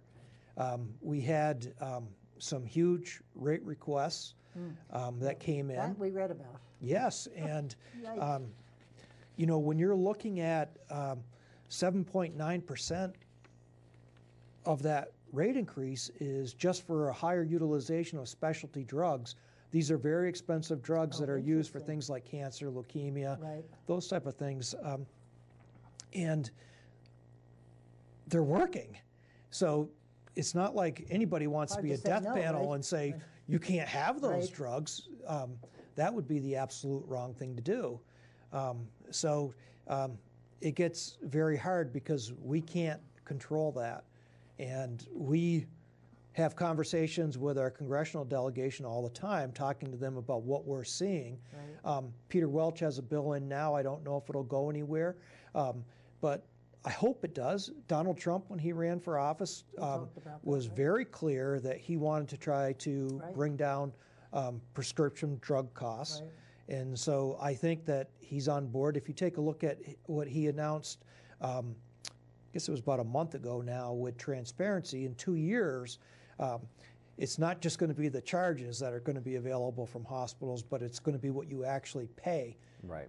across the whole country. Right. Yep. And that is one of the things that I think will really help to bring down healthcare costs. Well, the state auditor has talked about that too. That healthcare price transparency is a big deal because you can go, hospitals right up the street from each other can have dramatically different sticker prices for something. I remember arguing, I'm not going to say with who, but when I was in the Department of Labor, it's hard to get to know what that item costs in healthcare. Tongue depressors, I said to him, how much does a box of tongue depressors cost? He said, I can't tell you. I said, why not? We argued back and forth. A simple And dose of aspirin. Well, because he said it depends on which surgery it's used in. Yeah. I said, but it's a tongue depressor. It It's so depresses crazy. your tongue. It's- And he said, yes, but if it's used in a kid's tonsillitis, it's one number, and if it's used in a heart transplant, it's another number. I went, I don't want to hear this. So We were I looking shook at, my head. I believe it was a heart ultrasound just this morning at a meeting that I was in, and the differential was tenfold depending on where you got it done Right. Yeah. in Yeah, the state there you of go. Vermont. Right. Yeah. And, I recognize, and I'm sure the two of you recognize, that a hospital like a UVM or a Dartmouth should get a little bit more because they're paying for all these medical Right. students to Right. be educated. Right. The And so teaching you want hospital. those tertiary hospitals to get a little bit more of a Right. reimbursement. But where does that line get drawn? Right. And that's one of the things that is tough. And you want to see more pay parity because you don't want people getting the same care at a higher cost. Right. Or you don't want people penalized, because there's certain things that you can have elective. Like if you're having knee replacement, you can decide where you get I wish that. you hadn't used that Yeah, he example. just gave me. My knee is killing me. Sorry. Think of something back. Anyway, an elective procedure, right? You can shop around a little bit for that. You can call up UVM, you can call up Dartmouth, you can call up Rutland Regional and be like, how much is this surgery going to cost me? If you have a heart attack, you don't really get to make that decision. No, you You're don't. going to the nearest hospital. Exactly. Whatever. And you shouldn't be penalized because the nearest hospital to you happens to be the most expensive. Right? Right, That's for sure. that's what you want to prevent from happening. Yep. Not that you're thinking about that at the time, right? Just No, fix you're it. not. Who cares? Yeah, but you don't want to be penalized because what you have access to happens to be the most expensive option or a more expensive option. Yep. So before we run out of time, we've all been reading about OneCare. Yep. And could you explain to us what it is we are reading Well, about One Care is the ACO. It's an accountable care organization, and the federal government created incentives for care to be coordinated by what they called accountable care organizations. And at one time in Vermont, we thought that we might have three. So there was OneCare, there was the VCO, Vermont Care, and then there was SHAC, which was the Community Health Centers organization. Yeah. But the only one that got to the finish line was OneCare. And people ask me all the time, don't you wish there was more than one accountable care organization? And my answer is it's kind of mixed because I'm a big believer in competition, so I do think it's good Right. to have competition. On the flip side of that, if you had two accountable care organizations or three, they each would have to have their own administration, their own IT, and everything else. So it's a mixed blessing. I think at the end of the day, I still would err on competition being good, but we don't have that luxury. So we're dealing with the one accountable care And what does that organization. mean to me as a patient? And do I know I'm in a one care situation? I mean, So- my doctor just retired and I went to another doctor. And do I know if he's a one care doctor or do I care? So I don't think, despite everything that you read lately in the press, Right. that you really need to have a fear about being an attributed life. If anything, you should get better care by being an attributed life because you're being measured and everything else. And your health outcomes are going to be what that practitioner is being measured by. Oh, and paid by? So, yes, exactly. Oh. And so, That's good. would you know? Yes. What would happen? I think it's, let me get this order right. If you're new, you only get this letter once, but say that you've recently become an attributed life, you would get a letter from, I believe it's Medicare in January, telling you that you're now an attributed life. Medicaid's letters go out in February telling you you're an attributed life, and the private insurers would go out in April. And this is based Yeah. on who your primary care physician is, what bucket you would be in, like which group you belong to. And basically, and what you mean by attributed life is the way that the ACOs work. The accountable care organizations are part of this all-payer waiver, which instead of reimbursing based off of procedures, like the actual procedure, you'd be reimbursed based on keeping a population healthy. So the population, you being part of the population, So if I get better, he gets more money? would be attributed to that ACO That's cool. population. I like that. So getting back to, because this all ties into One Care too, what the model looked at was the rate of growth in Vermont's economy over the previous decade and a half, and that had been about 3.5% per year when you average it out over time. And so the theory was that the growth in healthcare spending had to be kept at or below the growth of the economy, otherwise it wasn't sustainable. So that's where the 3.5% growth targets came from. And then in addition to that, Vermont has to be 0.2% below the national trend for Medicare. Because remember, Vermont now has access to these Medicare lives, and the federal government wants to see that there's some cost containment there as well.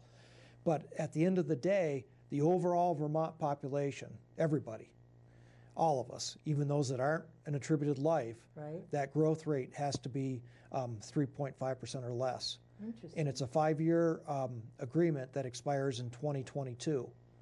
So that's the big goal, besides all the quality measures, is to be able to keep the growth of costs growing at less than the growth of the state economy. That's a great way to end this discussion. Our hour is up. You have got to come back. I've got way more questions. Yeah, there's lots more we can talk yes, about. Kevin, we really thank you for coming on. You're a perfect was a lot of person to fun. be a chair. Thank you so much. Thank you. Thank you very much for tuning in. We'll have Kevin back because I have way too many questions.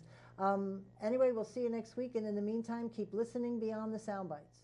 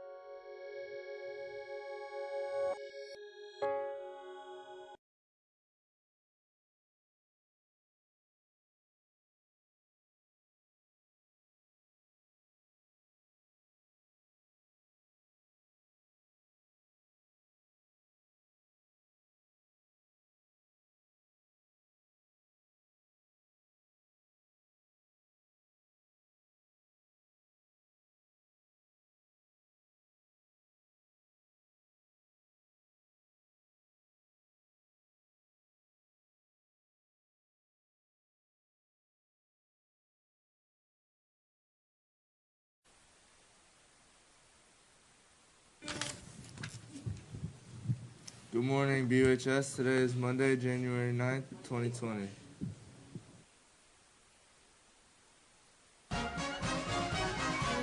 Good morning, USA. I got a feeling that it's gonna be a wonderful day.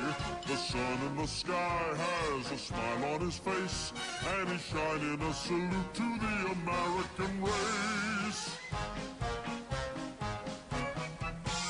Oh boy, it's swell to say, good morning, USA. The Winter Carnival will be coming back February 15th to the February 23rd. Snow sport competitions and live events lure people out of their warm nests to defy the cold and fully enjoy themselves. Outdoor activities like ice fishing, skating, sleigh rides, and parade float the weather on top of it with fireworks. Indoor events are just as exciting with the Queen's Pageant, Junior Olympic events, pancake breakfast, karaoke, and a variety show. Sounds fun, huh? Yeah, I'm excited. Yeah. Now on to the weather with Dylan. All right, well, today it's kind of chilly. We got a high of 27 and a low of 18. Tomorrow it's gonna warm up. It's gonna be a high of 46 and a low of 38. Saturday it's gonna be rainy but real warm. High of 57 and a low of 51. And then Sunday it's gonna heat up even more but still be raining. It's gonna be a high of 61 and a low of 28. And then Monday it's going to get down to 45 in the day and then a low of 27 in the night. Back to the desk. That's a warm day ahead of us. What are we in January still? Yeah. 61. Not That's bad. Like, that's like back in Myrtle, it'd probably be 61 or wherever you were in South Carolina. Something like that. All right, the Living Memorial Ski Hill is ready for your business. It's a wonderful little ski hill in our very own Brattleboro at 24 Memorial Park Drive. It's open. It is open from 4 to 9 Friday, 10 to 9 Saturday, and 12 to 4 Sunday, as well as open for lessons 5 to 8 on Thursdays. A ticket is $5.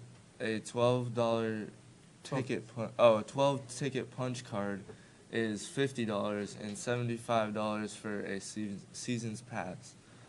Kids under 5 get in free because they don't really count. Got that one right. Where do snowmen keep their funds? I don't know. Where do they? A snowbank. Oh my God, that's hilarious. But they can't do it alone. Do your fellow snowman a favor and please hollow out some of the snowbanks around town. Ooh. Snowbanks that plows have pushed up by the sides of large parking lots are ideal for making snow forts. They have the most snow built up and are usually compact enough to hold a solid form when dug into. So what are you waiting for? Get out there and build the biggest snow fort ever. I recommend somewhere like the parking lot by West Brattleboro Pizza, but somewhere with a large enough snow pile is good. I have a feeling I know who wrote that. I do too. All right, now over to sports with Big Daddy Jim. Hey, VUHS, I'm Jem here with the sports. The boys hockey won last night against U32, 11-2. Sounded like a slaughtering. Congrats to them. Their next game is Saturday at St. J. The girls' next hockey game is Saturday at North Country. The boys' basketball plays next Saturday at Otter Valley. Girls' basketball plays next Saturday at South Burlington. And congrats to my friend Henry Thurber on winning his Nordic ski race. That's all I have. Back to the desk. Good job, Henry. Oh, that's great. Yeah, go Henry. All right, Christmas tree pickup. The BUHS Music Department is once again offering the Merry Mulch Christmas Tree Collection service to Brattleboro residents. This program, in its 29th year, is endorsed by the Vermont Department of Agriculture as well as the New Hampshire Vermont Christmas Tree Association. For a $10 donation, members of the band and chorus will transport undecorated trees from homes to a community gardener in West Brattleboro where they will be chipped into mulch to be used by the gardeners. Since the town does not offer curbside pickup of trees, the service saves residents the hassle of transporting their own trees. 3 Saturday pickup dates are being offered: January 4th, 11th, and 18th. 18, There not we go. 2018. It don't matter. All pickups must be prearranged by calling one of the following numbers at least 2 days prior to your desired date. All right, the first number is 802-257-8589. The second number is 802-254-6757. And the last number is 802-380. I think it's 8. 980. 3980. The deadline of requesting tree removal is Thursday, January 16th. Proceeds will benefit a music department trip to New York City in April. Now to world news with Branders. Get your breath a little bit. Yeah, I know. It's a big one. On to Branders. Hello, it's Brandon with the World News. All right.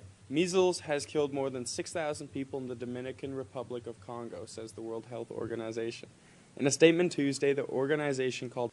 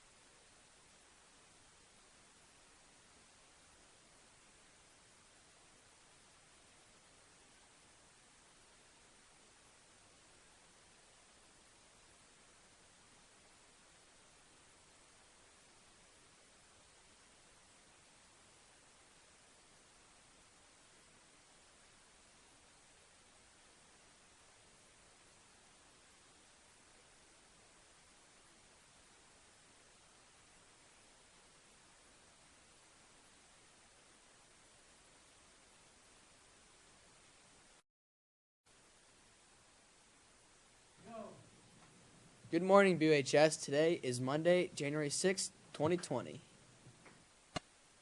Good morning, USA. I got a feeling that it's gonna be a wonderful day. The sun in the sky has a smile on his face, and he's shining a salute to the American race. Oh boy, it's swell to say, good morning, USA. the Winter Carnival will be coming back February 15th to February 23rd. Shows Sport, competitions, and live entertainment lure people out of their warm nests to defy the cold and fully enjoy themselves. Outdoor activities like ice fishing, skating, sleigh rides, and a parade float. The weather will top it off with fireworks. Indoor events are just as exciting with the Queen's Pageant, Junior Olympic events, pancake breakfast, karaoke, and a variety show. That pancake breakfast is calling your name, Brandon. Oh, yes, it is.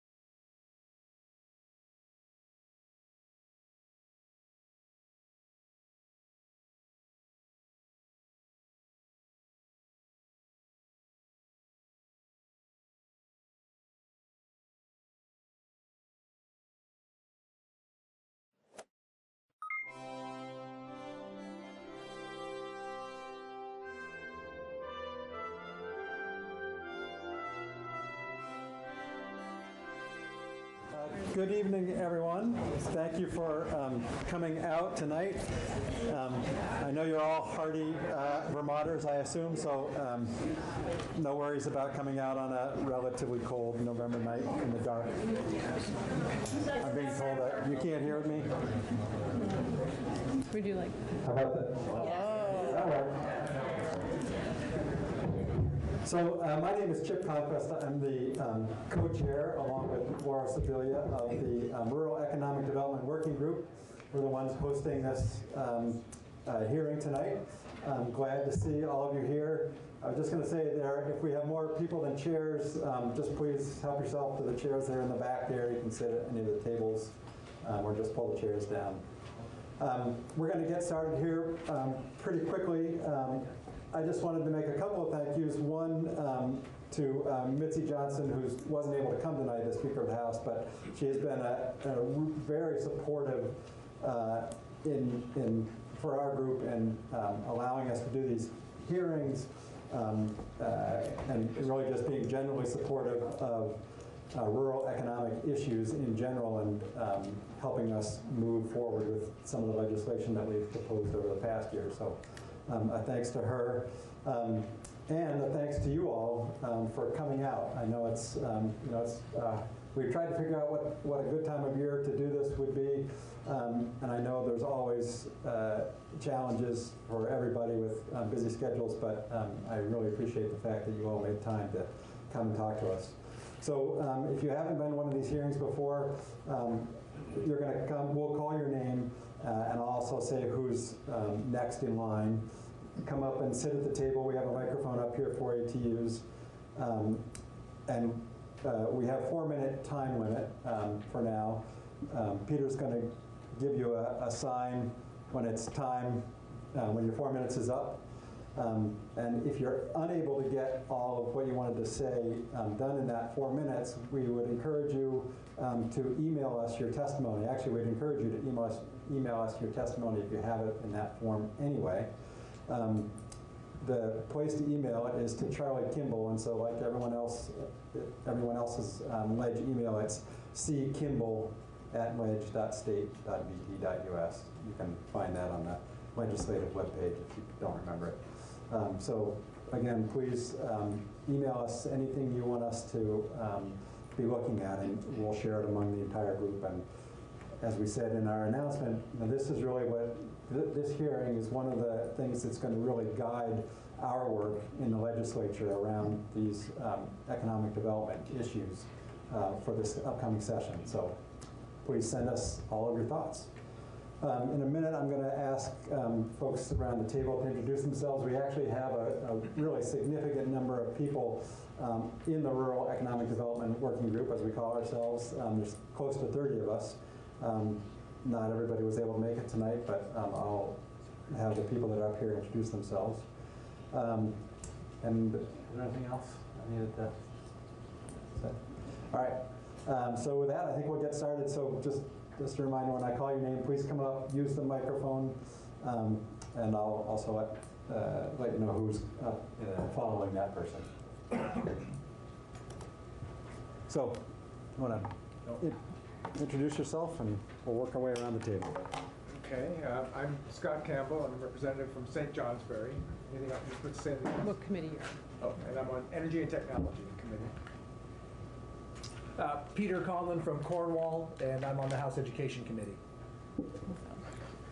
Hi, I'm Sarah Coffey. I'm from Guilford, and I sit on House Corrections and Institutions. As I said, Chip Conquest. I'm actually from Wells River, Vermont, and represent Newbury, Groton, and Topsom, and I'm on the Appropriations Committee.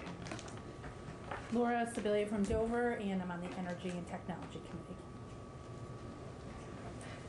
Kelly Payala from Londonderry. I represent Londonderry, Weston, Jamaica, Stratton, and Winhall, and I sit on the Human Services Committee. Randall Zott. I represent Barnard, Pomfret, Queeching, and West Hartford. I'm on the House General. I'm Lucy Rogers from Waterville. I also represent Cambridge, and I'm on House Healthcare. We have another member out here. And hi, I'm Emily Kornheiser. I'm from Brattleboro, and I'm on the Commerce and Economic Development. Yeah. And I think Sandy Haas is somewhere in, oh, right there in front of me. Sandy Haas from Rochester, also representing Bethel, Stockbridge, and Pittsfield, and I serve on Human Services. I think that's the only member in the audience. And would the Lieutenant Governor like to introduce himself? I'm David Zuckerman, Lieutenant Governor. I have a farm and am passionate about our rural economy, so I was curious to hear your thoughts. And thank you for holding the hearing. And I think Representative from Sanders' office is also here. And Lady's office. And Lady's office? Yeah, Sorry. yes, I think. Holly's here too. Thanks. All right, so yeah, so we have Alan Robertson up first and Kathleen Warner after them. Oh, sorry. Dangerous, first person. My name is Al Robertson. I'm a woodland owner in Sheffield, Vermont. I'm secretary of Vermont Woodlands Association and also somewhat responsible for helping with policy in VWA, our organization. You should all have my testimony already. It was emailed to Mr. Kimball several days ago.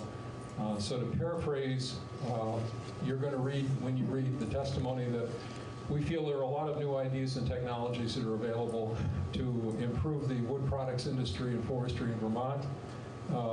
We have reservations about whether any of that would ever happen because of Act 250. We feel strongly that Act 250 has been very, very good to Vermont in keeping its rural and forestry environment. But unfortunately, the last few years, some of the very things that have been good for Act 250 and keeping development under control have also stymied development of the forest products industry. One of the things you'll see in the package is a handout from the Eckley sawmill in Germany. It represents a very, very small micro plant that produces power and also uses waste heat to heat the local community. That's typical of the kind of things that you'll see in our submission that included cross-laminated timber, biochar, increasing use of biofuels, and combined heat and power facilities. But again, there have been numerous attempts to fix Act 250 over the past few years, and yet it's never happened. And I say fix because we don't want to disturb what works. What we want to see is the same respect for the forest products industry as we see for agriculture. Right now, if a farmer builds a barn, he doesn't have to go through Act 250. But if a sawmill needs to expand, or if a new sawmill wants to come into existence, sometimes the hurdles are just so overwhelming that it just doesn't get done.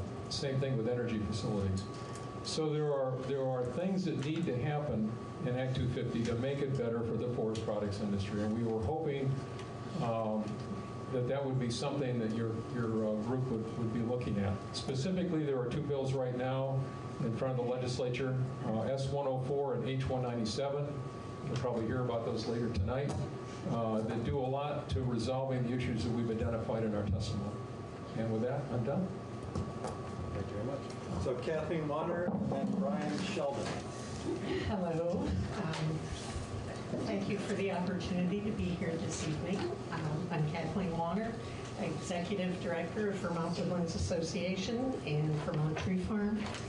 I am also a member of the Working Lands Board as a woodland owner and tree farmer representing woodland owners. But Vermont Woodlands is a member of the Working Lands Coalition.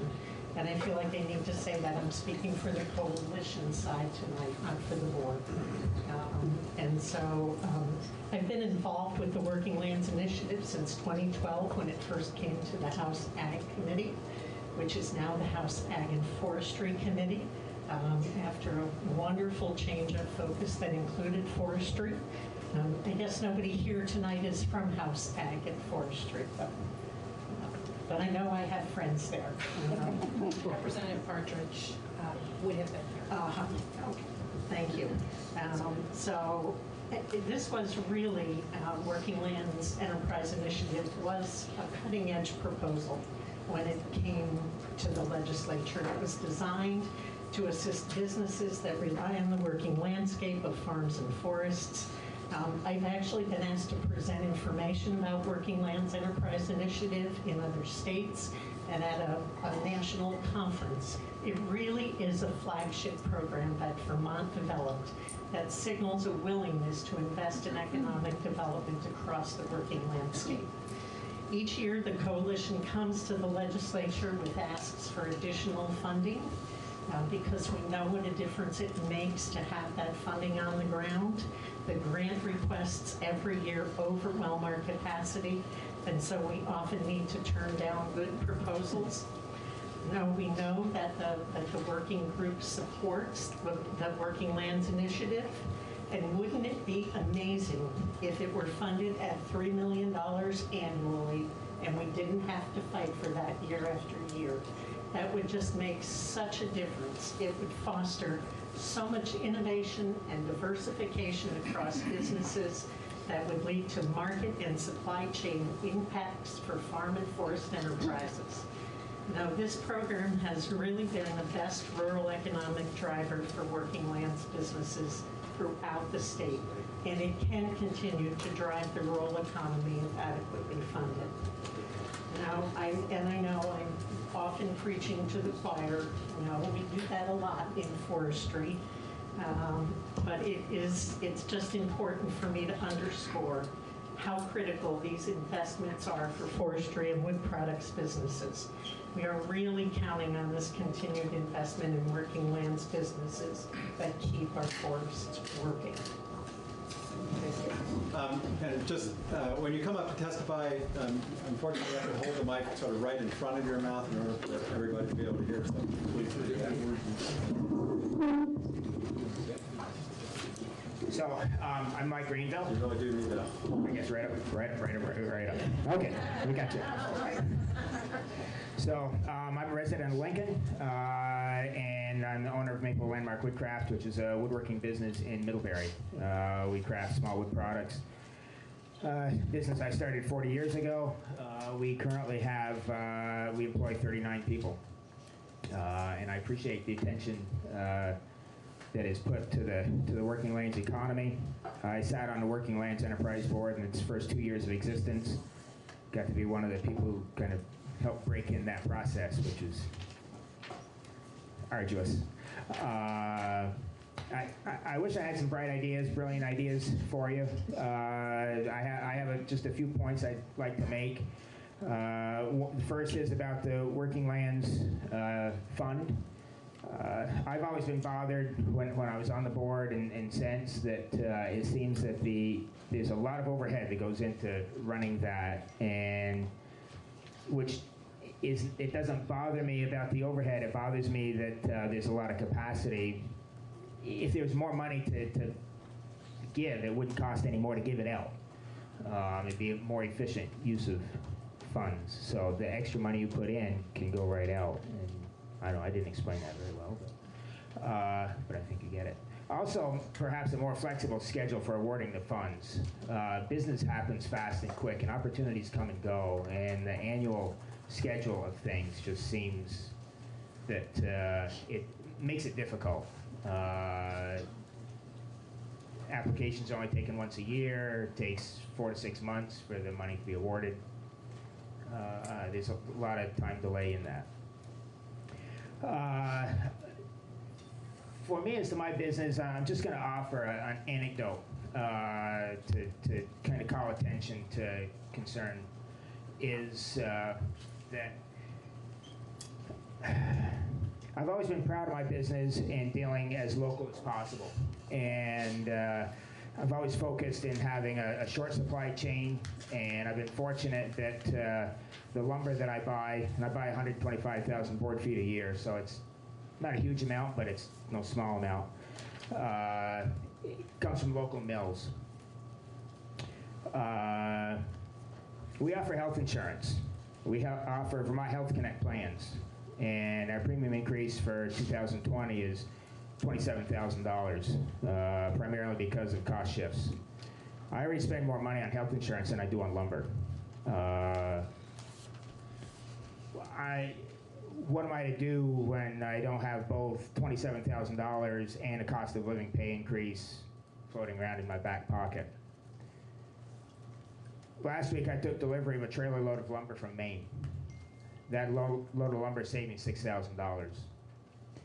So instead of $18,000 worth of money to Vermont Mills, I sent $12,000 to Maine.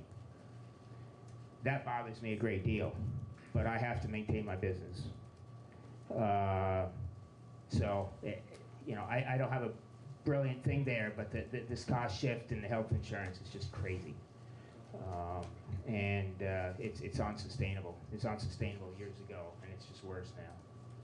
So that's primarily what I have to say. I would like to be sure that you spend time on good legislation, not soundbite legislation. Be sure that it's funded so there's proper guidance, compliance, and enforcement. I'm involved in several bits of legislation that don't have that, and it makes it real difficult to do business. Good evening, folks. So my name is Jordan Giacconi. I'm the new public policy manager for Vermont Businesses for Social Responsibility. This is my 7th day on the job, but it's a real pleasure to be here, and certainly appreciate the opportunity to testify. So as many of you know, VBSR is a business association with close to 750 members who advocate for policy. Oops, sorry. Thank you, appreciate it. VBSR is a business association with close to 750 members who advocate for policies that support workers, communities, and the environment. So really advocating around a triple bottom line of people, planet, and prosperity. We have members of every business size and every Vermont industry and sector represented, and also represent industries from every county in the state of Vermont. As of 2019, more than half of our members represent small businesses employing fewer than 50 full-time employees, and about a third of our members represent businesses retaining less than 20 full-time employees as well. Many of our rural businesses that VBSR represents are interested in climate action, not just as a moral imperative, but also as an economic development opportunity. Investments in weatherization, efficiency in electric vehicle infrastructure, and divestment from imported fossil fuels would yield significant benefits for rural and low-income Vermonters, as well as ratepayers writ large. From winter recreation and local food production to our drink-driven and tourism economies, climate change represents a very significant threat to the Vermont brand, way of life, and rural economies. So with that, I want to thank you all for the opportunity to testify and for all the important work you're doing to support our rural economies. And we'll encourage you moving forward to continue to engage in advancing key legislation such as the Global Warming Solutions Act, but also turn your attention as well to the forthcoming Transportation and Climate Initiative to ensure that these rural communities are represented fairly and that we don't leave folks in the lurch as we move forward toward a greener, more climate-friendly future for the state of Vermont. So again, thank you all. I look forward to working with you and wish everyone a good night. So I just want to say, first of all, good evening, everyone. Hi, folks. It's great that we're all here. My name is Nick Richardson. I'm the president and CEO at the Vermont Land Trust. I've been in that role for about 2 years. It's a real pleasure to be here with the Rural Caucus this evening. You are our people, and we are deeply connected to rural lands and working lands all across this state. We have relationships with 2,000 parcels and about 1,800 landowners who are farmers, foresters, working these lands, stewarding them on behalf of all of us. And so it's a real pleasure to be here with you this evening. I do have a couple of points I want to emphasize in the legislative session to come, but because we hardly ever look back and say thank you for the work that's come before, I just want to commend the caucus on the work you did last year. Particularly the expansion of funding for the Working Lands Enterprise Board. Kathleen Wanner spoke, I think, really eloquently to that. It's an important pillar of how we support the working landscape and our rural communities in this state. And it is a very innovative program. And along with a very strong support for conservation, low-income housing, and other key programs that really invest in rural communities, it's a part of what makes Vermont work. And I think it's a really important program.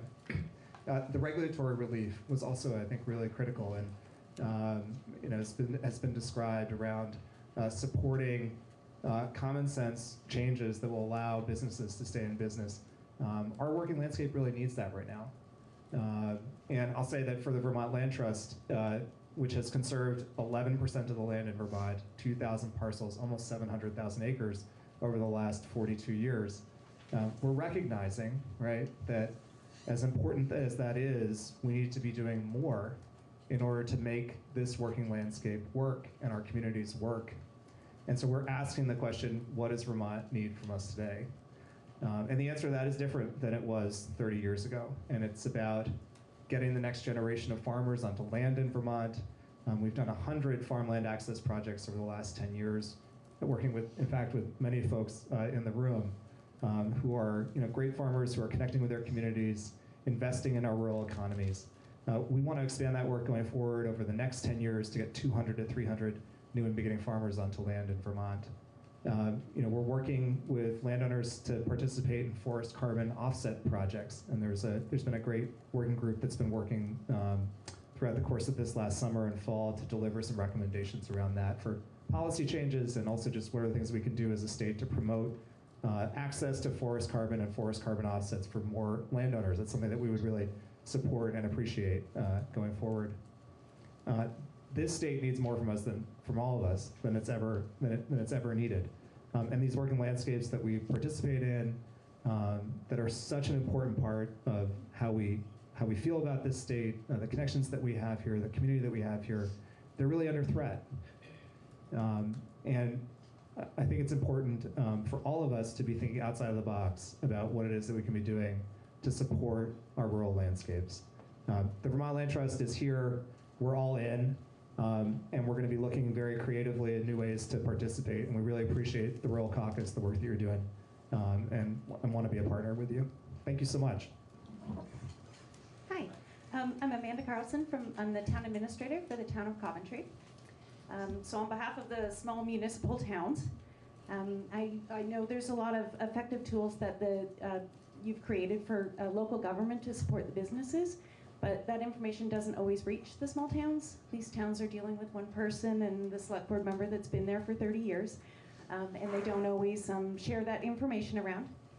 So to make sure that they understand what's available, I'd love to see state-supported or run regional workshops or meetings that would allow some of that one-on-one interaction for these towns to understand. To learn best practices for supporting local businesses and what they can do in their small communities. It's not always on a large scale. It's not always, the big projects. Sometimes it's those small ones that need the most help. So for manufacturing, are there case studies and what funding is available and the permit process and where to start so that the municipality can assist someone looking into that. And on outdoor recreation economy, understanding what's proven to work and what are the pitfalls or what policies. We don't always need to recreate the wheel. It'd be nice to know kind of what is available. And also, sometimes it's really hard to find out what funding's available because they're all available in different places. And you don't know, and you have to just keep searching and hope somebody tells you which website or what agency to look at. It'd be nice to know where you can go for what funding and what's available to the small towns out there. Thank you. Good evening. I'm Jenna Koloski. I'm the Community and Policy Manager with the Vermont Council on Rural Development. I'm also the President of the Vermont Community Development Association Board, and I live in Huntington. So thank you for providing this forum. VCRD is a facilitator of public process. We facilitate conversations at the community level, and then we kind of add up what we're hearing in communities across the state, and we also facilitate statewide discussions as well. On the community and economic development side, through our community visit program, we've worked with about 70 different towns around the state on facilitated discussions to invite the whole town together, line up what's most important, set priorities, and then help to connect to resources. And we also provide coaching and leadership training in support of that work. And I thought, and just where we've worked in recent years, we've been in Montgomery, the four-town region of Royalton, Sharon, Stratford, and Tunbridge, Greensboro, Pulteney, Westford, and now we're working in Rockingham and Wheelock. I thought it might be helpful just to share, when we work with towns, we don't know what's best for them, but we listen and we learn, what are the issues they're grappling with today. And I thought it would be helpful just to share a few things we're hearing in every town we're working with. We have communities lining up task forces around broadband and cell connection. Every town we're working with these days are setting those up. Traffic, streetscape, walkability, and bikeability, as well as trails and outdoor recreation. Most towns are setting up around some kind of economic development committee, or even looking for funding to build staffing into their town structure to support economic development and small businesses. And then certainly in recent years, every town is prioritizing water and sewer infrastructure. They come into the room thinking about housing and attracting young people and supporting businesses, and realize that to do that they need the infrastructure to support that vision they have for their community. So community leaders are working hard on these things all around the state, but it's tough work, and we see success where they're able to connect to resources and technical assistance that they need.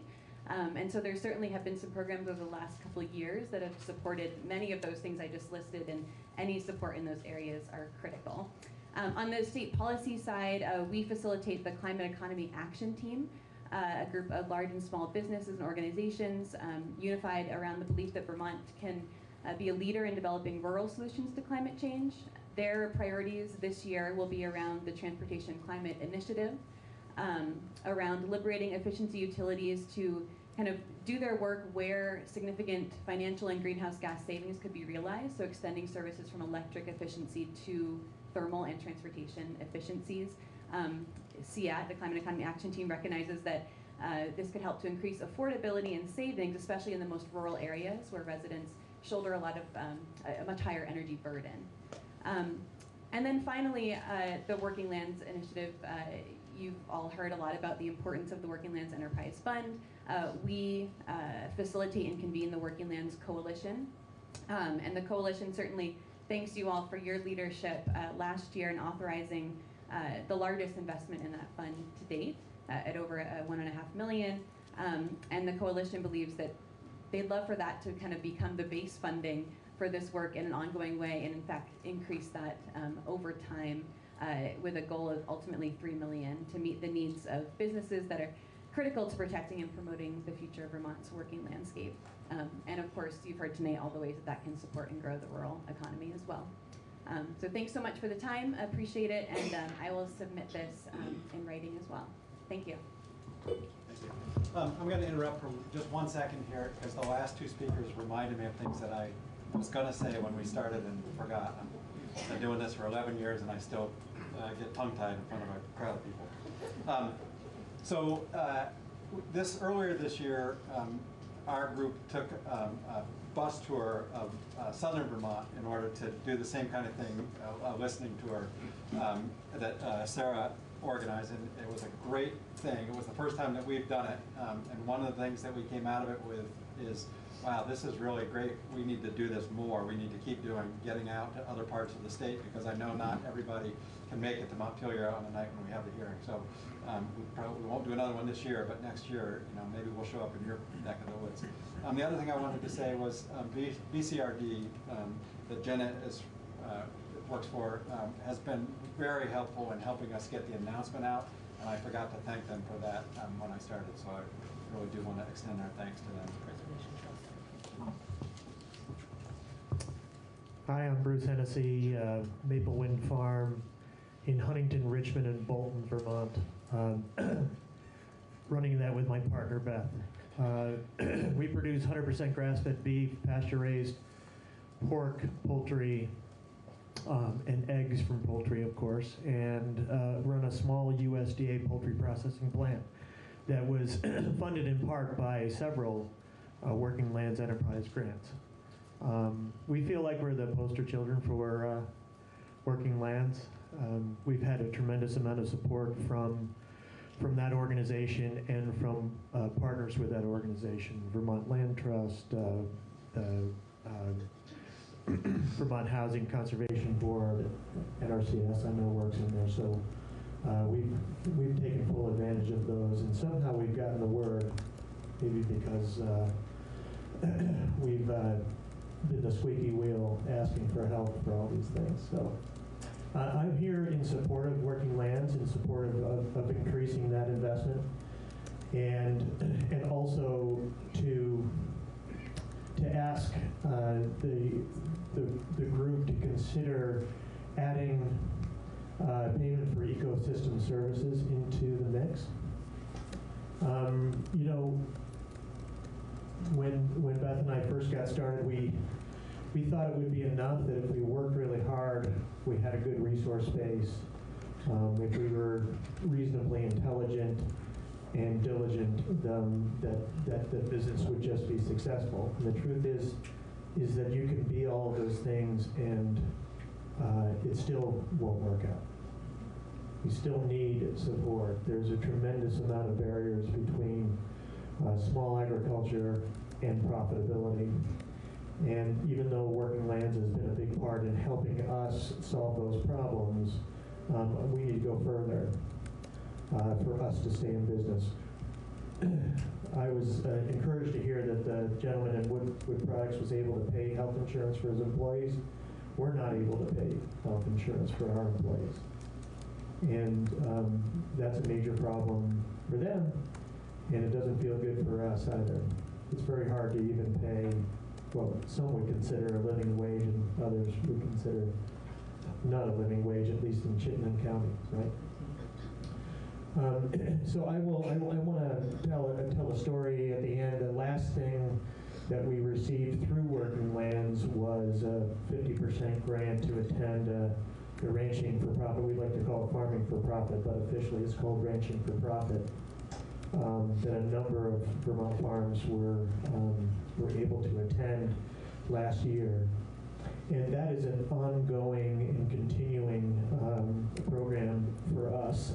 It's a 7-day farm business boot camp, essentially. That's the initial course. And then you have an opportunity to continue on in a board of farmers from across the nation and continue to work on your business and develop and realize many of the things that we need to do to be profitable and also build soils and add to the health and welfare of our community.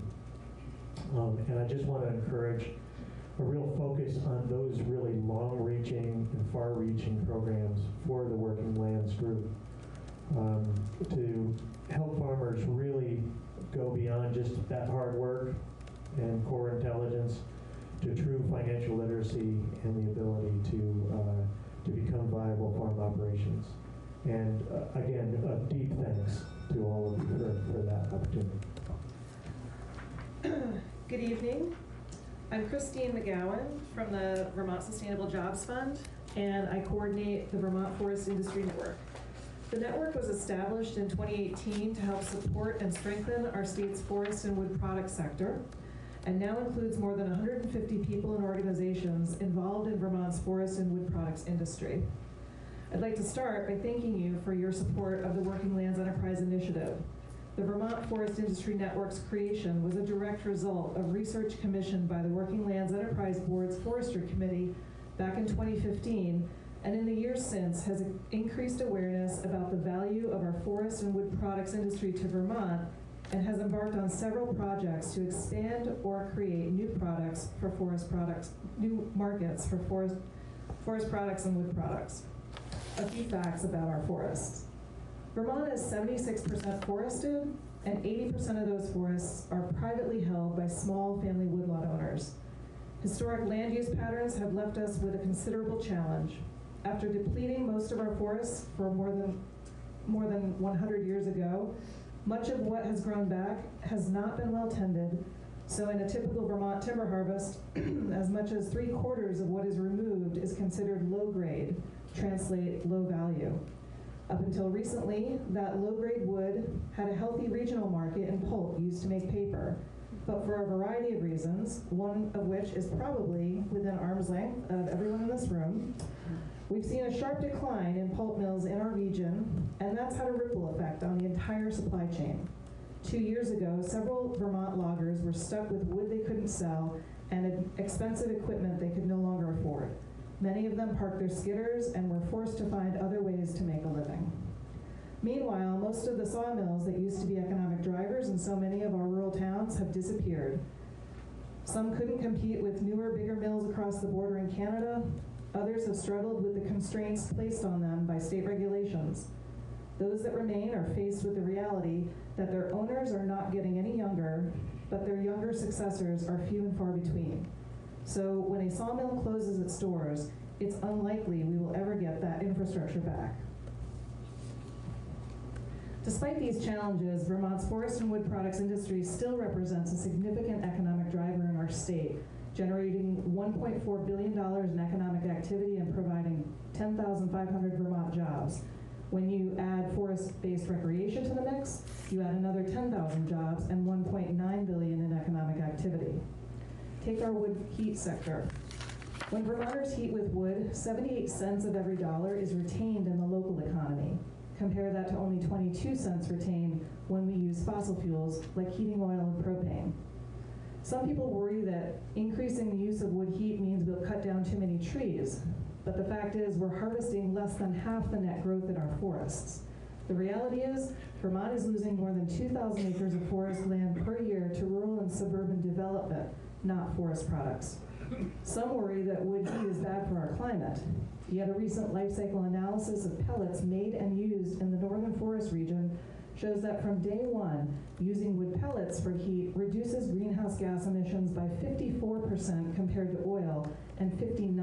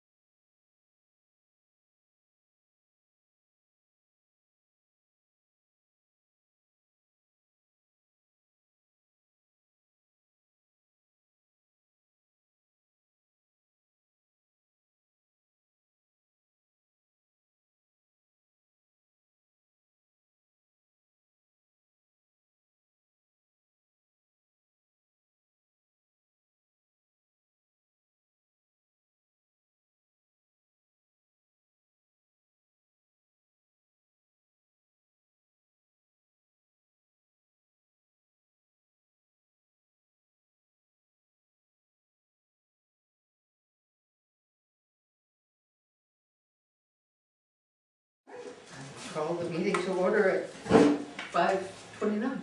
All right.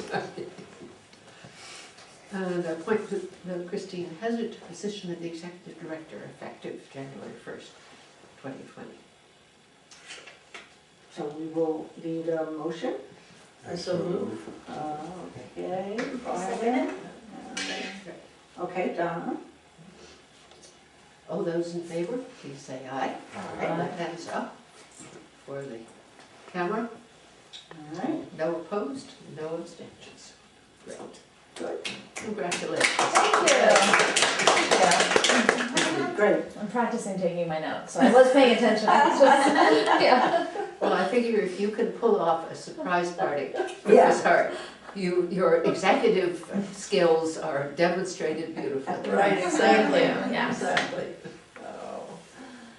All right, so as the board secretary, I will do the election of officers. And we will start with the board chair.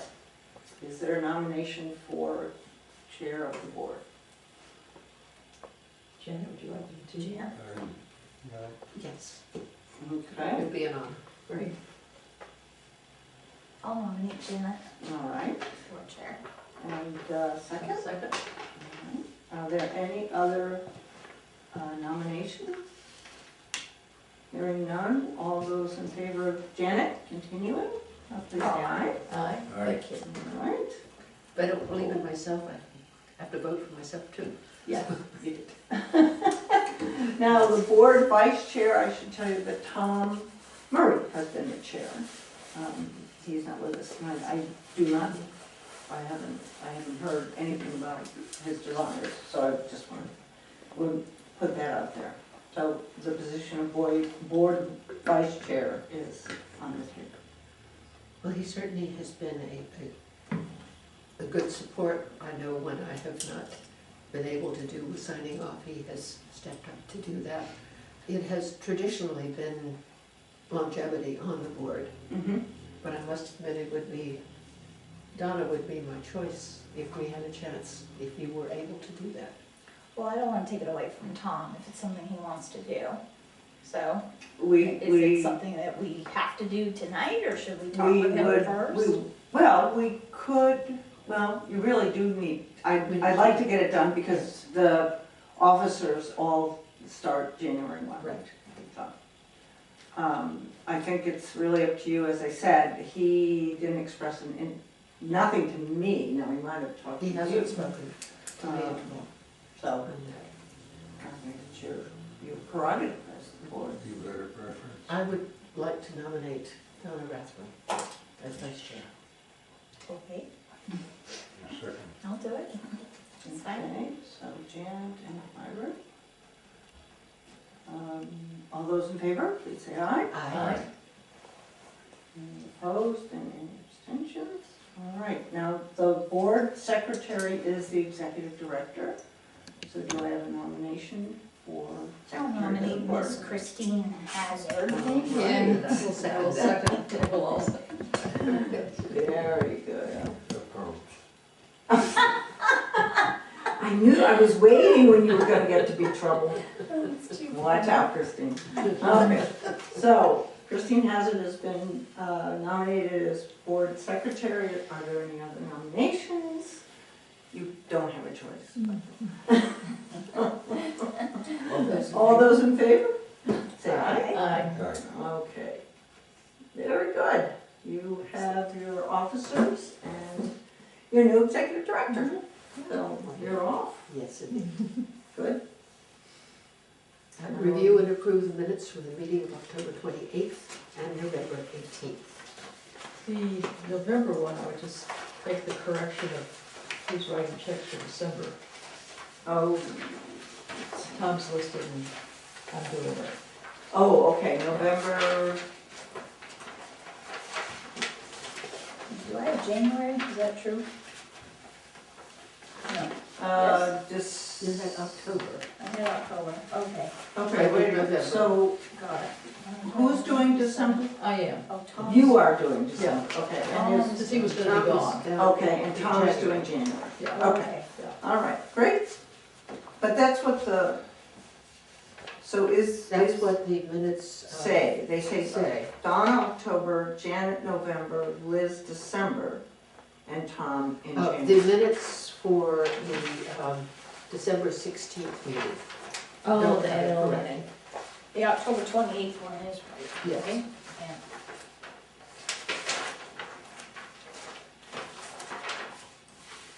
So I don't have it listed correctly on our agenda is the problem. It's just on that website. Yep. February will be a problem for me, because I'll be away for the bank for a whole week. Wow, okay. And then I'll probably have a vacation week in there too. All right. But I could still do it if somebody just wanted to cover those two. I mean, we could like split it or something, you know. We can talk about that in. I just want you to give a January heads up. meeting. Yeah. Okay. Because I will be next in line, Yeah. so. Yeah. I was like, ooh, February. Is Byron in the rotation as well? Yeah. Okay. Yes. Okay, so he would have. He to- hasn't been yet. The rotation for signing checks. Unless Byron wants to do it in February, then I definitely can do March. Is that okay? That's Okay. good. Then we won't have such a confusing, just sign. Or ask questions if it seems Yes. appropriate. You'll Yes, get that's asked why we into do the that. office Yes. Thursday afternoon, sometime on Friday. Yes. And you all have a stack of checks that goes either this high or this high. Yeah, it depends on what time of the month it is. Right. That's right. And that's when you see all the invoices and the checks. And I must say, they do a very fine job of attaching Mm-hmm. proof to each of Oh, them. yes, absolutely. Very well. Yep. Resident and citizen participation, we have no residents. No. No. Business of resident interest, staff reports, property portfolio, property managers. And thank you for including this written history. Oh, yeah, Harlan had asked for it, and I That's thought, wonderful. That was very nicely done. I thought I should put that in for I everybody. like this, you know, because now I can go Oh, through that's, and yeah, Yes. that's Christina, schedule, so put everything on the schedule. do let her know right away if there's a time that is really bad, is where you know you're not gonna be around, because then she might be able to change it. Well, I have right now a meeting date of March 23rd when I will be away. Okay. But we have a new vice chair. Yeah. Who will lead the meeting. Okay, you better be doing some training. Yes. All right. The property management update. Looked incredibly yellow. Yellow, right?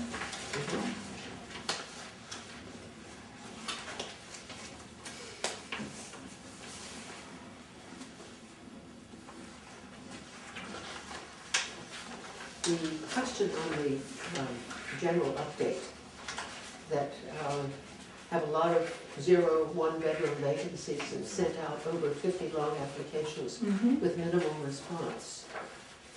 Is that because they are so small apartments, or what is the? What I have heard from the property managers is that we are having some problems filling the high-rise, which has really never happened before, but there's just that sense of that part of town and being undesirable. And they're getting a lot of people that just don't want to take units there. So we've always, Hayes Court second floor efficiencies have always been tougher I know to they fill. have, yes. You know, a second floor efficiency, no elevators. But this is the first time we've ever had issues with the high rise, and people just are a little leery of going there. So. We also did not, what's called purge the list recently, in the last year or so, and that's when it's a very big process for us because of the Mansour lawsuit. So, but we have to go through and notify everybody on the list and go through this process to see, do you want to be on the list? If they write us back and they don't, then we have to go. It's a big deal, and we didn't do that last year. So we actually said, well, Courtney and Jen felt like this was the way they were gonna purge the list. They knew that this would do it, Okay. so they're sort of doing the purging of the list at the same time they're trying to get lease-ups. Now, how do we, like, is it a good idea to advertise? Do we advertise? How do we get the word out that we've got vacancies? Well, I will check in with Courtney. We have a list of all of the suspects in town, so all the community service agencies, everybody. And we should do up like a little ad and send it to all of them saying that we have these openings. Now, the tough thing is they know that we have a very long waiting list. So if somebody comes in and signs up today, there's no guarantee that they're gonna be getting on that list in the next 6 months. In fact, it'll probably be 12 months. So that sort of works against us. You have a long waiting list for vouchers, but a shortage of applicants for apartments? No, this is for the apartments, and we have very long lists, and we have to go through the list to get, so somebody that applies for today is behind, I think, what did I just did it, we had 175 people from out of the area and another, I think 200 that were in our service area on that list, and I think the one at the top was from 2016, I think, or 2017. And people from that list they don't wanna Right. work there? Yeah, so they'll So you go turn us down down. to the list and they're like, no, Or we don't want get that. a response, which Or we is don't get a then response. puts us in a Oh. situation where we have to do follow-up, because we can't just say, oh, well, we didn't get a response, Oh, so good. we have to follow up, we have to send to their next, The person they give us. the person Yeah. contact, so it just takes time. So sometimes if we send out 50 applications, we get a bunch back right away, and that's a great sign, because that means we can start the processing. But if we're not getting as many back, we still have to go through the process of sending them and taking time before we send out the other 50. Yeah. It just, And because our list is so long, we really are looking at people that applied in 16 or 17, and, you know, many So of lives them may have changed. have moved on, gotten Right. places, and, you know, they don't care, our mail comes and they ditch it, you know, I would. And so then we have to do all this follow-up and all this stuff, it's just, it makes it very laborious. Very But- labor And you intensive. can always sort of do that one at a time? We do them in batches. So we'll take a whole batch of people. On this one, they said they had taken 50. So you can take you have to take from the top, you can take 50, send them all out. And then it's just whoever gets their stuff back is the person that you start processing. After, it's not like we have to wait and completely finish number one and then completely finish number two. Yeah. Send them out to 50 people, and then you just take them as they come back. But the ones that don't respond, then you have to send out more mailings and stuff, so. What's the average size of a one-bedroom apartment? About, I'm just trying to think, 450, 500 square yeah, feet. and then the studio is probably, the zero is, the studio, I think it's around 3. I think it's something, 3. 3 and change. So one bedroom is about 400. Yeah, yeah. And Red Clover is 550, so. Those are good size, Red Clovers, that's a good size one bedroom. Yeah. Rent receipts? Yes, people in legal.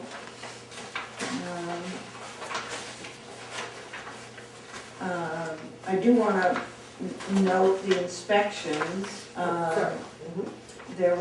We have lots of inspections. The fire department inspected, Housing Vermont inspected, and then because of RAD, we have a contract with the Springfield Housing Authority, and they came down and did the HQS inspections of the 4 properties that went into RAD, so 203 units. And they came, two folks from Springfield came for a day and a half, and they got got them all done, it was great. And because HQS doesn't mean anything. Sorry. Housing quality standards, it's Thank the you. section 8 Yeah. inspection protocol. And RAD is rental assistance demonstration Demonstration. project. I can't never remember all these. Well, I know. that's why I tend to do that. Yeah. As inspections go, the housing quality standards are pretty simple. They're pretty straightforward, yeah. Though we did have a couple people fail. Not our Right. part of the apartment didn't fail, but they, Their the part. tenant failed. What is the process of correction? When it's a tenant caused, or landlord, they are given 30 days to make to take the corrective action. If it's the tenant, they risk us suspending the aid for them, which is serious. And if it's the landlord, we will do the same with them. We'll stop paying them. So that's the carrot there is, you're not gonna get paid. And those are for Section 8, because we're the landlord in public housing. Well, it's the same now for RAD. Ah, okay. It's the So same. we're the landlord. Because we are Okay. we're the contract administrator for the contract on the RAD properties. So it's the same. So it's taking something, rethinking of the language of who we are because of the rental assistance Right. demonstration project. Mm-hmm. Very helpful. Mm-hmm. We commented that the collection is down in Ledgewood and Warcourt Mhm. due to a few residents and litigation. Where do those things stand? I believe Courtney went to court last week and is going to court again this week. So we had one that paid up, probably this doesn't reflect that, paid up in December. We had a bunch that were going to court and, good, a fair number of them paid up. So that would be reflected in your December. But this also is a very, difficult time for rent payment. This is when it's the holidays and people sort of see their tax refund on the horizon. So that can sort of cause some issues. Yeah, back to school, it starts in, back to school, and then it goes into Halloween, and then Christmas is really the big, the holiday season. And so we did have a few families get to a zero balance, which is the first time we've seen a zero balance for them for a very long time. And so that was really wonderful, but I think it was the first time, they had incurred some legal costs because of it, which is really too bad, because now they have to pay the legal costs, so it's very challenging for some of our folks. Then FSS, Resident Service Coordinator. This is the orange. I don't know who's choosing the colors of your paper. It's quite wonderful. So we have a lot of changes. My role is changing, and we're in the process of moving some staff around, and potentially making our one of our SASH coordinators that's part-time a full-time coordinator as of the year. So, but we're still ironing out all the details. So there's going to be some internal shifting that you will hear more about in the next few months. But last month, I would say probably it was all hands on deck for RAD. We had a lot of staff supporting the property management and getting all the lease signed, and we had events at every housing site in the evening, in the daytime. We had staff going out to people's apartments, knocking on doors, and just to get everybody signed up. So it just took a lot of manpower, and everybody was all hands on deck. So that was primarily what we were focused on. The only other thing I really wanted to make note of is that the SASH program it's really exciting. We are partnering. We got a little bit of money from the Department of Health to partner with Hotel Pharmacy for a pilot project to work with Hotel Pharmacy to support our participants around hypertension and med management. So that will start in January. So that's very exciting. And it will run for 25 weeks. Good. That's great. So I just want to make a note about the all hands on deck for Red. It really was very impressive. Everybody, everybody had to help. And if they weren't, out tracking people down with their leases and this and that, then they were doing somebody else's job because that person was running around. But it was really quite something. And I think it happened very quickly. Once we got the paperwork into HUD in Washington, it just seemed to just go very, very quickly. And it's funny, I was looking and I started the RAD process a year ago, February. And I mean, it'd just been going on and on and on. But once we really got into it, and then once our documents were approved, boy, that closing went just like zoom, and we were closed. And we were closed before Pat could even get to the town clerks. I mean, HUD just was like, all right, they're done. Which meant then, all of a sudden, we had the handbook, we had the lease, we had, all the stuff, and we had to get it out and have meetings with the residents, and the staff was just fabulous. Just really, really think that they were great.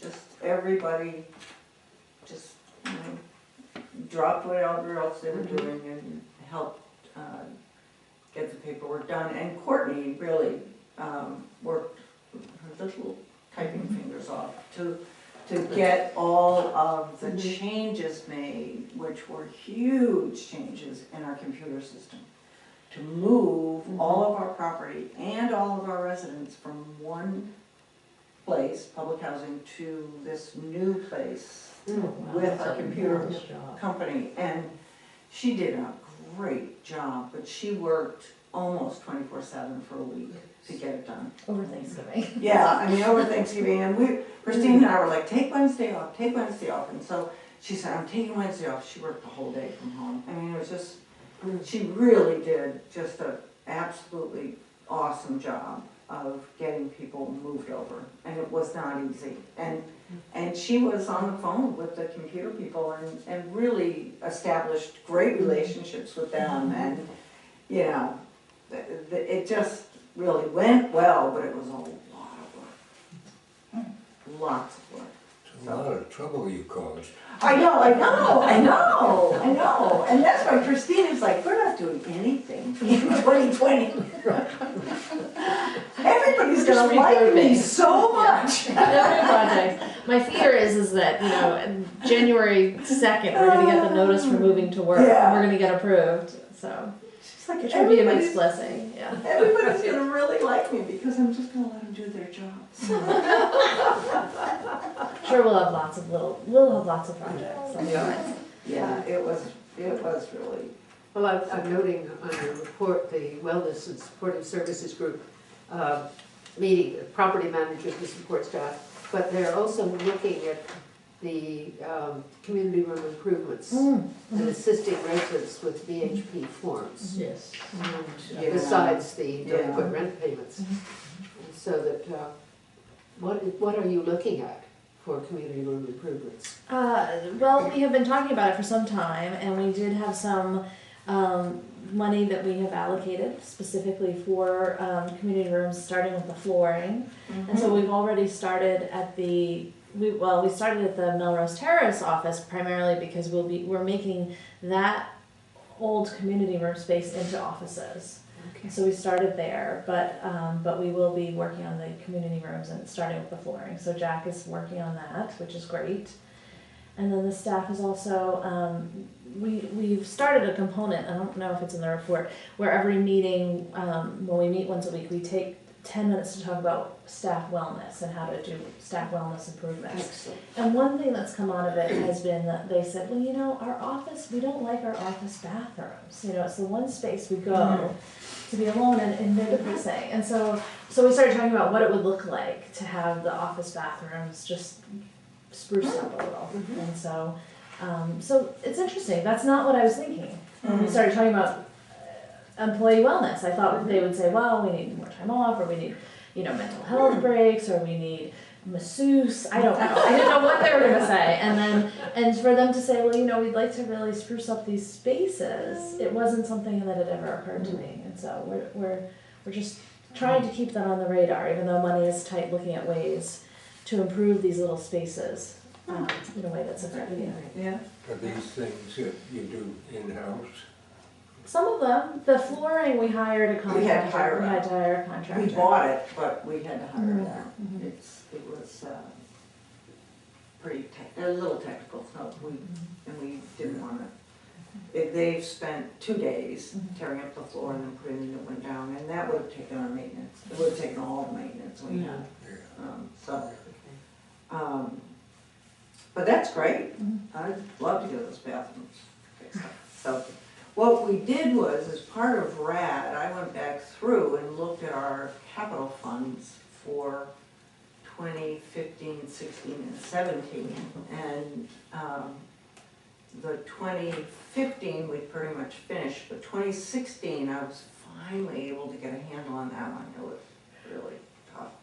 But I did, and I was able to resubmit it so that we could take a nice amount of money. It's not huge, but it can do some work, and allocate it just to community rooms. So we were able to do that and get it approved through all the channels and all the paperwork in, and that was great, because it's something that the residents really, really wanted and frankly really needed. Those rooms were terrible. Under RAD, will that kind of approval be required? for No, but we activity? also won't get it. The capital fund goes away. Okay, well, that's the carrot and the stick. Yes, the capital fund goes away, but what we have in its place is that we have and direct allocation to replacement reserves, capital reserves, and then a yearly amount that we put in, which is sizable, it's about $146,000, that has to go into replacement reserves. And we have the 20-year chart of replacement reserves. So there is a plan there. What we can do is we have to do the plan for this year, for 2020, that's mandatory. But after that, we can take a look at our capital needs and see if maybe we want to do a bigger project and go after some 4% low-income housing tax credits, let's say, and do a deep energy renovation in 1 or 2 places, and go after energy efficiency money and some LIHTC. And you know, we'd have to juggle what we have in the capital plan for 20 years, but doing deep energy improvements would certainly, you know, be great, and would probably take out some of the stuff that's already in that plan.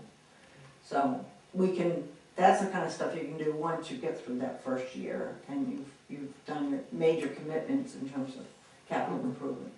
What funds did you say there are no more?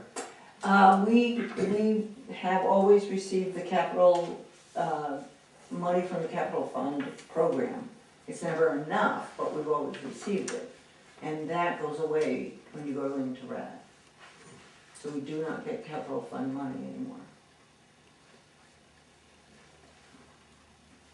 I may be misconstruing things, but I was understanding that under RAD, we could use the values of buildings that we have as opposed to borrow against that to work, which we were not able to before. Absolutely, absolutely. So that we have a little more flexibility on how we use the values that we have in the housing. Absolutely. And we don't have to go to HUD to ask them, Mother, may I change out a bathroom? May I change these sidewalks? May I? We can just make a plan and do them.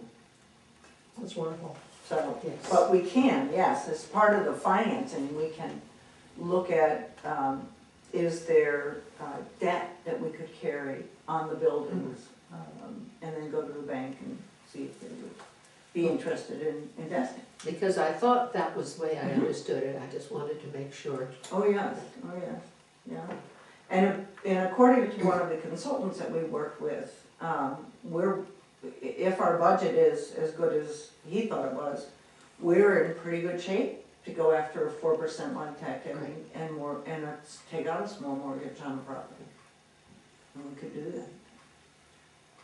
It'd be exciting to upgrade as we can. You'll get into development yet.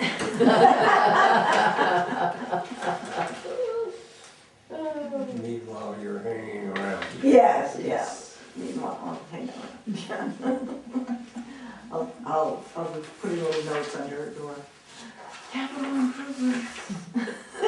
Energy efficiency. Well, meanwhile, this nice Sash Flash newsletter. Yep. Oh, these are always my favorite. Yes, they really are. How was the movie matinee attended on the 13th? I think it was pretty good.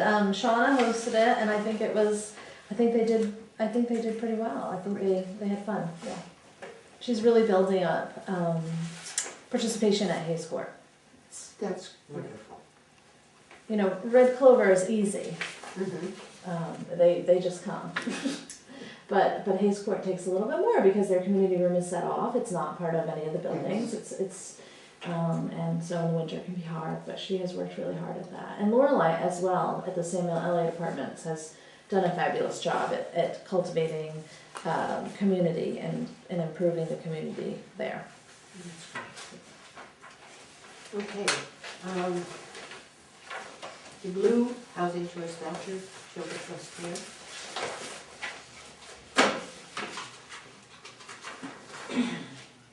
I went through this so long ago, I was looking at my notes and there's the saying, was this included? No, it was notes that I had taken when I went. But I wanted to start with the section 8. 135 vouchers leased and have 2 searching. And we have 6 new program participants at the snow block on Platt Street. As of the 1st of December, are people moved in yet there? I believe they are. That's my understanding. I believe they are. Wonderful. Yeah. Sorry, but could you explain PBV, HCV, TPV? Project HCV, that's the Housing Choice Voucher Program and the Project-Based Voucher. Oh, okay. And the Housing Assistance Program contract. These are when we take our tenant-based vouchers and project-base them in, usually in Windsor properties. So it really helps with their operations and it helps with their funding. So they'll have 6 vouchers in the building that will stay with the building. In other words, the person living in that apartment can't take that voucher and move elsewhere with it. So that's very helpful. Yeah, so we have some in upper story, now the snow block, and we're supporting the youth program with a couple of them, where we put a preference in for youth so they could get the vouchers. We've got a cap on how many of our tenant-based vouchers we can convert, so David's we've got to watch that cap, and we've also got to make sure that we have enough for down the road for when we open up Red Clover 2. Because we'll put our project-based vouchers in that building as well. Is that building the units that are gonna be in there, like already spoken for and predetermined? No, we'll have 18, and we'll do it much, I think we'll handle it very similar to the first round at Red Clover, where we'll offer them to the people that are at Melrose based on seniority. Their options will also be to go to other public housing or to take a tenant protection voucher and move out into the community, which I think the group that we have is more likely to do that because they, in particular, some of them are pretty serious cigarette smokers, and it's hard to go into any congregate setting now that is not smoke-free. So you're better taking your, and we'll help them. We'll help them with the search, we'll help them move, we'll do all of that. So I think that we'll have a handful of people that'll want to go with their tenant-based voucher. One of my notes, Shelter Plus Care, was questioning how the coordinated entry for renting is work. The last sentence, he's still continue to get periodic support from groundwork staff, but his departure from the program will allow us to add another homeless disabled applicant via a coordinated entry. So coordinated entry is, it's working okay. It's not great. It can be slow. It can take a long time to get somebody. It's based on the HUD definition of homelessness, which means that it's based on how long you've been homeless. So that's why we had to put a preference in at the snow block so that homeless youth could get a voucher because they haven't been homeless very long. So there are just some things about it that are a little clunky for, not just for us, but for the whole state of Vermont. And Wyndham Windsor has a group of housing and social service providers that have been looking at the whole homeless continuum, and coordinated entry is part of that. And it's interesting. The state did a big study this year. And I think everybody's finding that it's well intended, but it's sort of clunky. It's not a fast mechanism. My understanding was that everybody had to go through groundworks as the coordinated entry. Right, they are. Rather than having multiple doors. Right. So you can, if you come to our office, what will happen is that we will refer you, and we won't do the intake. There are some other service providers that can do intake and then pass that intake to groundworks, but we don't do intake, but we do make sure that anybody that comes that's homeless, we get their name, we get a contact, and we get them on the list so that then they can get into the process. And lastly, transitions to housing. I found myself underlining kudos to Mr. Josh Dillingham, local landlord extraordinaire. Yes. Yeah. Of the dogs. Yeah. Yes. And again, that's also kudos to David DeAngelis. I mean, people will do these things because they know David well. Okay. So.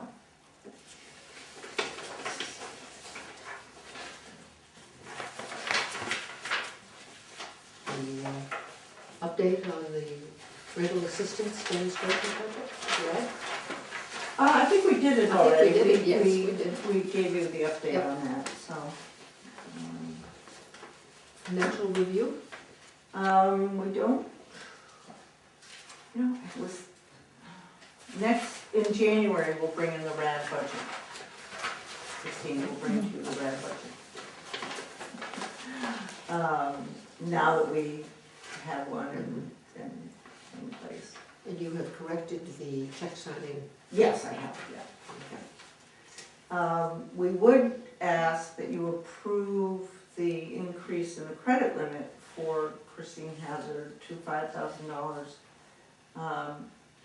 What happens with the executive director's card is that there are some people that don't have cards. A good example is when we went to Rutland, we took about 5 staff people to Rutland for RAD training. I paid for everything for all 5 of them. So that was a big hit to my credit card. When Christine and I went to Washington for the movie to work, I put all the plane tickets, the hotel, everything was on my card. So we want the executive director to be able to have a higher limit, not because she's gonna go out and buy something that's $5,000, but just invariably, that's the card that gets snagged, you Happens know. to me too.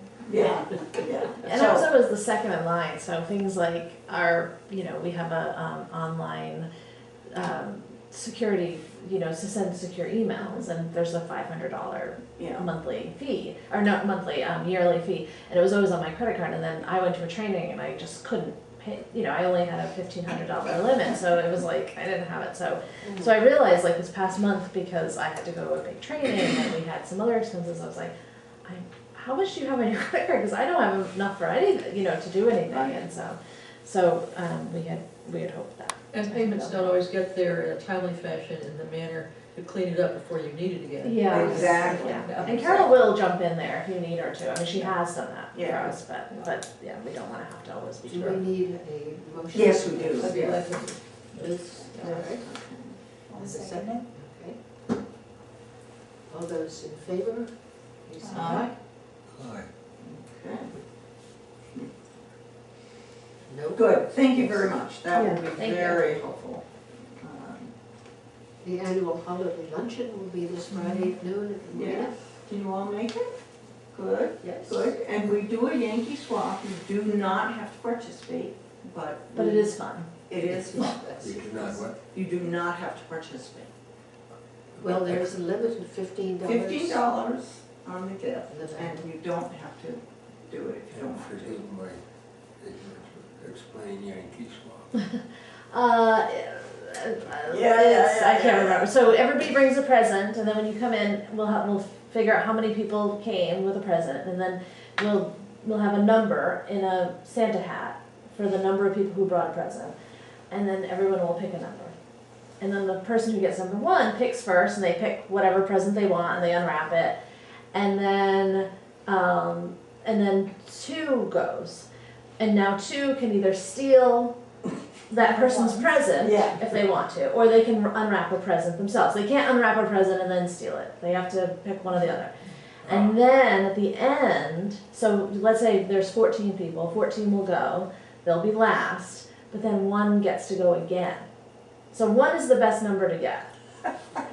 And you're gonna write out the instructions. I will. We'll write out the Because there's instructions. always an argument Yeah, over there's the always- instructions, I know, 'cause you can every play year. this a million different Yeah. ways. Right, there are different. There are versions. always arguments over the Yeah. instructions. I see it deteriorating. Oh, it does, it's great fun. Yes. Thinking of language, they don't steal it, they swap it. Right, yes, yes. Yeah, they Right. still Yes. They don't steal it, they swap it. Well, it is fun, yeah, Good. yeah. Okay, Right. I'm delighted that you're all going to be. Yeah, that's great. Large projects in progress. FEMA, we've gotten the 4 buildings down. Very happy to say that they came in under budget, so we're going to look at some of the other expenses that we've had on the Melrose project and be able to charge them to the CDBG grant, which is great. So don't get too excited. Those buildings we left the slabs down. So, I think had we pulled the slabs up, it would have been more. But anyhow, it's done. The buildings are done. The slabs will stay. No, the slabs will go. Yeah, they have to go. RCC permitting, funding, design, we're deep into that. We did get our town development review board approval, though it is in that 30-day process.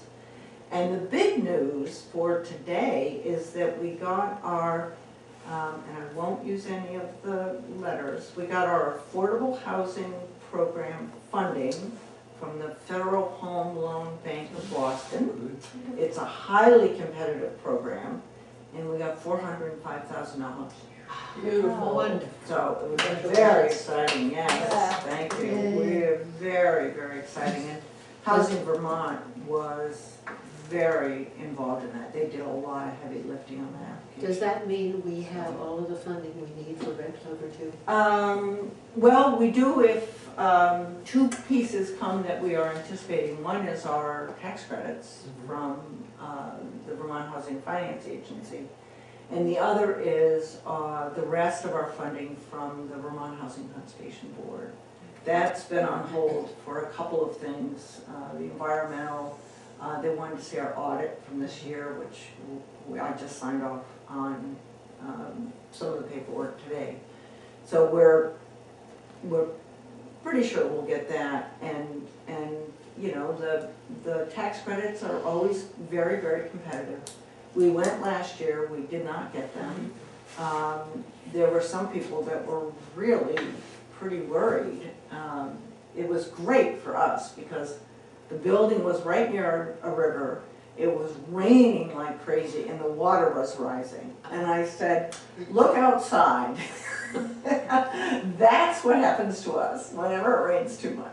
You know, we're all sitting there on needles. And people were very, you know, they really were, they got it. And to the credit of all the people in Vermont that does this work, nobody wants to forget Melrose. They want to get it done. You know, and there's still a sense of, you know, I was worried, oh my gosh, it's like 10 years later. But they understand how important it is to really get it done. And so I'm, you know, as optimistic as I'll allow myself to be, that we will get that. And we will go back to them in April and here in June, and then we'll be all ready to start. So, and we have also, on another front, submitted our Act 250 amendment, and that has been posted.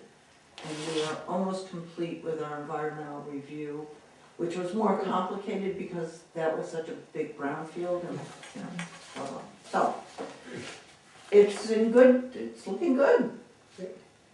Moving to work? We remain in the lottery, not a word.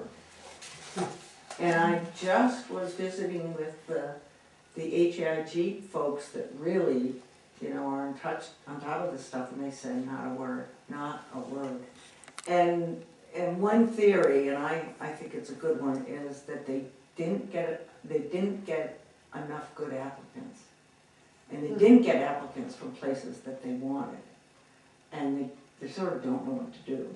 I mean, they said they were going to do this lottery, and then, you know, we were in with a group of 11, and so we had a 50, you know, basically 50-50 chance. And in that group, there were very, very few applications from New York State, which is one of the states that they really want to get the program into. So, you know, they could have drawn the lottery and gotten nothing. It picked none of the housing authorities in New York, and then, you know, it's like, not what they want. So, I don't know what they're gonna do, but there is it. What's moving to work? Oh, what is moving to work? Do you want to talk about moving to work? Sure, and you can correct me if I'm wrong. So Moving to Work is a program that's designed through HUD to essentially pull people out of public housing, but also so it will be a new model, and it's a way that you can design your program to meet the needs specifically of your community. And so you get a lot more flexibility in the way that you design your program. And so the reason we wanted to go to Moving to Work was because we wanted to look at what our community's needs were, and to figure out if people wanted housing for homeless youth or kids getting out of the foster care system. I'm not saying this is what we've decided on, but these were just ideas. And so to look at a way of developing a housing program that meets the needs of the community, and then you measure what your impact is. So you create a program, and then you create how to measure the program. and you report that way. So it's a different way of reporting to HUD than under public housing. Now, we've already gone to Bratt, so we've already separated ourselves a little bit. We have a little bit more flexibility in some areas, and that was really more financial. This would be more social service. So moving to work does not mean employment. No, it's an old name that does not imply that we want our residents to all go to work. It is just, it's an old name, and we would come up with a new name. We wouldn't even describe ourselves as moving to work agency. We would come up with something else, and we've already brainstormed about it. Yeah, which is what most agencies do. So Keene is a moving to work agency, and they've started projects with youth and different programs, and so it would allow us some flexibility with our funding to create new social service programs and just new programs in general, just to be a little bit more deliberate about how we meet the community's needs. And in our application process, we talked to a lot of community. We held, Chris held multiple public forums, and we talked about this, and we had to get the community's buy-in. And people were very excited about it, because for the first time, public housing has been really, had this very narrow way of working. And so Chris really started to say, we want to change that. And two ways we wanted to change it was RAD and moving to work. We didn't know which one was going to come first. So we just started working on both. And we got RAD first. But it was a way of really adjusting the work that we do to really directly impact our community in a positive way. They're very... Does the board get copies of proposals? Oh, the board's very involved in this. Oh, yeah, the board has to be very involved in it. Could I get a copy of that one? Do you want a copy of our application? I mean, it doesn't say that much, but I can certainly send it out to everybody. It's been a while, so I'm happy to do it. But for instance, one of the things that we could do is at Hayes Court, we could take a whole building there and enter into a really good MOU with a service agency. Memorandum of understanding. And say, this building is going to serve single mothers with children. And this agency is gonna master lease the building from us and make sure, they're gonna make sure the rent's paid, and then they're gonna use it for that program. And they have programs all over the state of Alaska, because they're a moving to work state. And this woman flies from place to place where they have incredible programs going on, where they've done that. You could take a whole building and say, one of the things we need is short-term mental health beds. I don't know that we could provide that anywhere, but that's a real need in this community, really need it. Is there a way we would have the ability to ask the question? Collaboration often with some other. Yeah. That's great. And as I hear your description, we don't have to be the agency providing the program. No. We contract with another agency to provide the program. We provide the container for the program. That's it, exactly. That's perfect. That's it, exactly. Yeah. Okay. So it's very exciting. I mean, it's a great program, and you can do different things. When it started, Byron, it started about 20 years ago. Very small pilot. I think they had 13 agencies out of over 3,000, and Keene was a pioneer. And it was during a regime or a president's tenure that said everything had to be moving to work. Had to say something about people going to work. So that's how the name got in there. And that makes it confusing. And it is so far from that. But it does do that. I mean, I can go on and on. There's so many great examples. I mean, San Antonio did this whole neighborhood where they built lofts, and the first floor was for a craftsperson, a painter, a potter, whatever you want, and then the upstairs was where they could live. Wow. And they project-based the whole thing. So it's just this huge, and it's lots of units. And It didn't take off at first, so they made some changes to it, and now it's a huge, vibrant, artistic community, and just amazing. So you can do that kind of stuff. You know, that was neat. So I will send you the application, and I'll send you the Housing Authority Insurance Group that I'm connected to has put out some really excellent, one really, really good report that I'll send you all, because there's tons of stuff written, but this is a very good one, and it really, you'll get a sense of what it is. Christine and I went to their, they have an annual meeting, it's in April, in DC, and your head is just spinning when you leave. It's so exciting. It's got to be a gathering of the most creative, innovative housers you could ever wish to be with. I mean, they're just, isn't it? I mean, it's just, it's just amazing what these folks are doing. So cool. So anyhow, that's what we'd like to do. Thank you. We'll see. So we're waiting very patiently to hear. Although I'm not rushing it because I think the staff would. Yeah, right now they need a break. Yeah. Yes, that was what was promised, nothing new for the next year, until it happens. Except NTW. Right. We'll accept. Is there any other business? Yes, I would like an executive session to discuss personnel matter. Do I hear a motion to So go into executive session? Okay. I'll second it. Okay. All those in favor, please say aye. Aye. Thank you. And we'll say.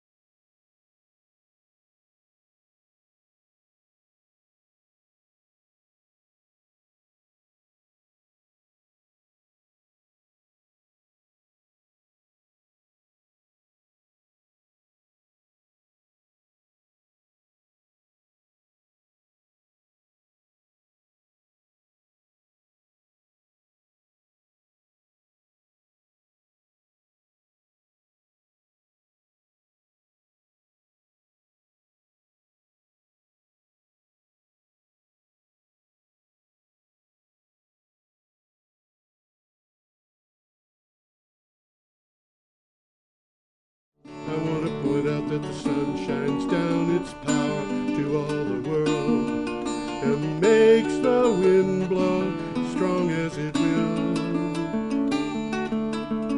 I wanna hope gentle rains can fall upon the land, so lovely earth can stay lovely still.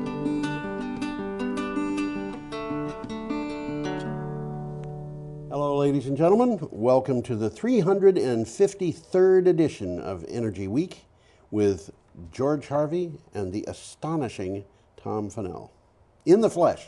In the flesh. We're recording this on the 9th of January, and that being the case, this is news from the 2nd through the 8th. And I will make an appeal for funding. We still need a few dollars to pay our dues for this year. If you'd like to, you could go to brattleboro.tv.org and donate. Best way to do it is either by PayPal or by credit card. And when you do, when you fill in the amount, go down a little bit on the screen and you'll see a thing that says, that it looks for comments, and just say it's for Energy Week. And that way it'll get credited to our show. Also, I should explain that this show is based on my blog, geoharvey.com, geoharvey.com. The best of the blog. It's the best of the blog, which is not the best blog, but anyway, I go online every day and get the news that I find on energy and climate change, and I put 10 to 15 articles, synopsis for each, and the links to the original article online, and those go up on my blog, geoharvey.com, and you can click on the calendar to go to the date that the item that we read is. We will start on the 2nd of January, and about every third item will go forward a day. Well, some of these are worth looking at. Yeah, Matter some of fact, them are. this week, a particularly large number of them Yeah. are. And you wouldn't be disappointed if you looked them all up. Because some of them are really in depth. They very informative. Yeah, it's true. Okay, should we start? Yeah, might as well. We start have with an the first item one from here. We got a picture coming up. KSHB. We got a picture. We have a and I'm picture gonna try of to get the Smoky picture. Hills Wind Farm. Is that Smoky Hills? There's no hills. I know. No, what can I say? Well, that's Kansas. I knew a girl who came from southern New Jersey, and she told me that if I was in the town that she lived in and wanted to find where she lived, all I had to do was ask people where the hill was. And the hill was a rise in the road of about 6 feet. Well, let's move along with this one. We're in Kansas already. We're in Kansas. There And we it go. says that Kansas's embrace of wind energy helps it reduce CO2 emissions. Kansas. Duh. Kansas has been able to reduce CO2 emissions for the 10th straight year. Well, that's encouraging. Isn't it? Largely due to the rapid adoption of wind energy and a slow move away from coal-powered electricity. There's a lot of wind in Kansas. There's a lot of wind in Kansas. I was born in Kansas. I was born, you know that farm in The Wizard of Oz? Well, it's been a long time since I Yeah, saw well, Wizard of Oz. the farm that was right across the street from no where I live. kidding. Yeah, Yeah, absolutely. wow. No, actually, that's a fib. The Kansas News Agency reports that about 36% of all electricity produced in Kansas is from wind. Actually, I was born in Atchison, which is the same town that Amelia Earhart came from. Wow. Isn't that amazing? Who'd have thought? Well, this electricity produced in Kansas is the highest percentage of any U.S. state. I wonder. At least according to this article. I Yeah. mean, Texas might argue with them. I wonder. Well, it's a high. It depends upon how you measure these things. Yeah. There's more wind energy coming from Texas, but it's more wind energy measured how? Measured in absolute terms? Yeah, Texas has more in absolute terms. Measured per capita? Probably Kansas. And how about capacity? That would be Texas. That'd be Texas. Yeah, that's what I mean by absolute terms. Well, let's move along here. Okie doke.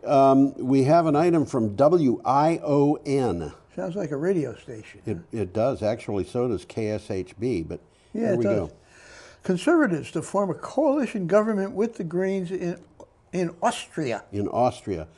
Austria's conservatives, led by Sebastian Kurz, agreed to form an unprecedented coalition It is unprecedented. government with the Greens, capping almost 3 months of negotiations. It will mark the first time the Green Party has been in power. What in power means here is that they're actually part of the government. the government coalition. Yep. And they're not So they got a good voice. part of the opposition. They have a good voice. What they're doing is they're saying to the conservatives, and the Austrian conservatives are very conservative. At least that's my take on it. The article was reading it that this really was I don't know how they ever worked it out together. Well, They you had a lot of see, arguments here's the about thing. it. Conservatives, why would conservatives be against Greens? The Greens, Politics. they aren't from Africa or Turkey. Yeah. You know, they don't, when you get down to the list of things that conservatives want, they really Greens don't. supply it, yeah. The Greens can sit They're there for and the say, same we're thing. going to give some validity to this government. And Yeah. if the conservatives want to talk about nationalism or they want to talk about tax reduction, the That's Greens, not our business. the Greens can say, you want to reduce taxes? Okay. Fine. You know, increase the amount of green energy we've got, and you know, no tax on green energy. You're going to be paying very much lower utility bills. You know, it's Well, from the article, it says the environment has replaced immigration as a top concern. that's why I in the mentioned country. Africa and Turkey. Yeah. Yeah. Absolutely. So, and yeah, okay. Should we move on? Yeah, we got another. We have picture an coming item up. here from Renews. We have a lot of stuff from Renews. Well, let's take a quick look at that picture. Yeah. I would guess that that's solar. You know, that looks a little bit like solar to me. I didn't get a really close look at it, but go ahead with the title. German solar grows 30% in 2019. That's impressive. It is that. The solar market grew by about 30% in 2019, with almost 4 gigawatts of new projects installed. That's 4 big things. Well, every time you see gig, it means big. Unless you're talking Gigawatts. about gigajoules. Yeah, that's small. Gigajoules are small. Initial analysis by the German Solar Industry Association, BSW, said, the association said falling PV prices with increased power prices, intensifying the climate debate, and growing electromobility. The electromobility means vehicles of all Yeah, I was going kinds. to say cars. Yeah. And are the main reasons for growth. Well, from the article, you know, they're giving them a pat on the back, but they say more needs to be done. More needs to boost be done. solar expansion in Germany. Yeah. If the country is to meet its climate goals. If it's going to meet its climate goals. Yeah. But the fact of the matter is, even Germany's climate goals aren't enough to keep us out of trouble. That's true too. At least I say it's the fact. It's my opinion. Okay. Let's move along here. We are Friday up to the 3rd. Friday the 3rd, as you just said. The And we- Trump administration plans 2020 approvals for major projects. So that's interesting. This is from E&E News. That's E_E. The Trump administration is poised this year to do what congressional Democrats and other critics of the president's energy dominance campaign have been demanding for a long time: advance large-scale renewable energy projects on federal lands. There's something fishy about that. Well, I don't you know, Steve Hanley, who writes for Clean Technica, Yeah. the day after this, Yeah. or maybe it was the day after that, wrote an article in which he said, wait a minute, what's going on here? Good question. He said, okay, so they're allowing these big solar project to go in, but they're going to try to allow everything to go in under an all of the above strategy, which includes fracking and extracting nuclear energy and all kinds of things. So This was a good article. It's in depth. This is absolutely. a good article. Absolutely. Yep. Conservation groups and congressional Democrats have criticized Trump's focus on oil and gas drilling Yep. and mining on federal lands, Yes. which is still going It's still through going as far forward, as this yeah. is concerned. The Bureau of Land Management plans to approve 5 commercial-scale solar and wind projects as part of this. Right. Okay, as well as opening 20,000 acres in Southern California for geothermal. Yes. That's interesting. It is. That one is. Very interesting.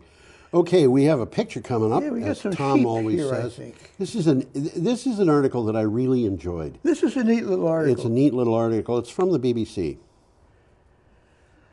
Belching in a good way. How livestock could learn from Orkney sheep. Have you spent much time around cattle, Tom? No. They belch a lot. They not only do they belch a lot, but they have the most deep, resonant belch you could possibly imagine. It is a work of art by a cow. Okay, one of the Orkney Islands, which is called North Ronaldsay, is home to 50 people and 2,000 sheep.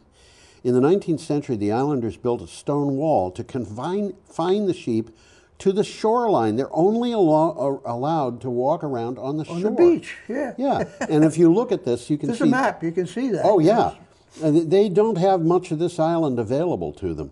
But the flock is confined to the shoreline, and it survives on seaweed. They have been eating seaweed for a long time. That special diet could hold the key to more climate-friendly livestock farming. This is a good article. Lots of pictures if you like Lots of pictures. This is fun. So and it talks about, we've actually talked about the link between reduced methane development in the stomachs of ungulates, which means less methane being belched, and consumption of various kinds of seaweed. And so they're not belching as much methane. Yeah, they're not belching as much methane. And one of the things that I found interesting about this article is that they get a lot of seaweed washing up on the shore. Like free. And they just eat it. Yeah. And well, the sheep have been living on the island for thousands of years. Okay? Yeah. This is not new. They're adapted to it. The 6-foot-high, 13-mile wall restricts them to only beachfront. Yes. Okay. The flock's diet has been restricted to seaweed foraged from the shore, which gives their meat a fuller, gamey flavor. A delicacy sought after by chefs. Yes. Okay, so it's a win-win situation. It's a win-win situation for everybody except the sheep, who don't like being eaten. Well, the cows graze in the interior. They have the grass. Okay, the sheep get the seaweed. Well, they don't want salty milk. Yeah, that makes sense. Studies have shown that livestock that have some seaweed in their diets belch far less methane than animals fed on grass or general feed. And you know, one of the things, and Tom and I talked about this before the show, sheep and so forth are not the only animals that eat seaweed. People do too. Yeah. You can buy seaweed down at the co-op. Sure you can, yeah. There's a Korean seaweed salad that you can get in the prepackaged deli section, and there is seaweed of various kinds in the wherever it is. They use seaweed is the green that's used to wrap sushi. Of course, yeah. So people There's eat a lot seaweed. of different kinds of seaweed, but Dulse, you mentioned, and laver bread was something that I mentioned. Yep. Okay. Let's move along here. Okay. We're back to Australia, which is still very much in the news. Australia is still very much in the. The Navy rescues people from fire-hit Malakuta, and we've talked about this. Oh already. yes, the Navy, the Australian Navy has evacuated about 1,000 tourists and residents who were trapped in the fire-ravaged town of Malakuta on the Victoria coast. The evacuees will be taken to the western port, the Navy said, about 16 hours voyage down the coast. I was interested. We talked about this evacuation last week. Yes, we did. And we speculated about what kind of ship was used. And I said a destroyer wouldn't work. No. And, you know, I don't think it occurred to you, but it certainly didn't occur to me. The Navy has ships that are not combat ships. Oh, sure. And they Supply have ships. In this particular case, what they used was they were combat They got ships, troop transports, but too. they were landing vessels of Okay. various kinds. They used landing craft to pick the people up from the beach, and then they transported them back to a landing ship. Yeah. And I don't know how many people got onto the landing ship. It did not. The pictures that I saw did not look particularly crowded. Well, this is an interesting article. There's some maps on it which are worth looking at. Yes. There's a 2.5-minute video which is also worth looking Right. at. It's kind of depressing because it's about the fire. Yeah. Well, some 4,000 residents and tourists fled to the beach when bushfires encircled the town. Yep. Well, that must have been scary. Thousands of people are also fleeing parts of neighboring New South Wales, where a week-long state of emergency is in force. Well, you know, Tom, some of the stuff that has come out of this is absolutely astonishing. It's almost unimaginable. The government. Well, one of the things is the Prime Minister took a vacation in Yeah, Hawaii. I know, and he has been taking a lot of flack for that. Well, he deserves it. Yes, he tried. The Prime Minister of Australia, after taking a vacation in Hawaii during these fires, came back and hit a lot of criticism. Yes. And he went for the first time to a town that had been hit by the fires. And while he was there, he walked up to a young woman and he reached down and took her hand. She didn't offer it. Okay. And he put her hand into his to shake it. And she said, the only reason why I'm shaking your hand is because, and I didn't hear the rest of the words, but it was something like, we need help here. And he just dropped it and walked away. No kidding. And arrogant guy, huh? Well, I don't know if it's arrogance or embarrassment or what, but you know, I find it really hard to believe that this guy is going to be reelected. That was an area where people supported him. Yeah. And the people there were uniformly heckling him, and they were saying things that were not very nice as they heckled.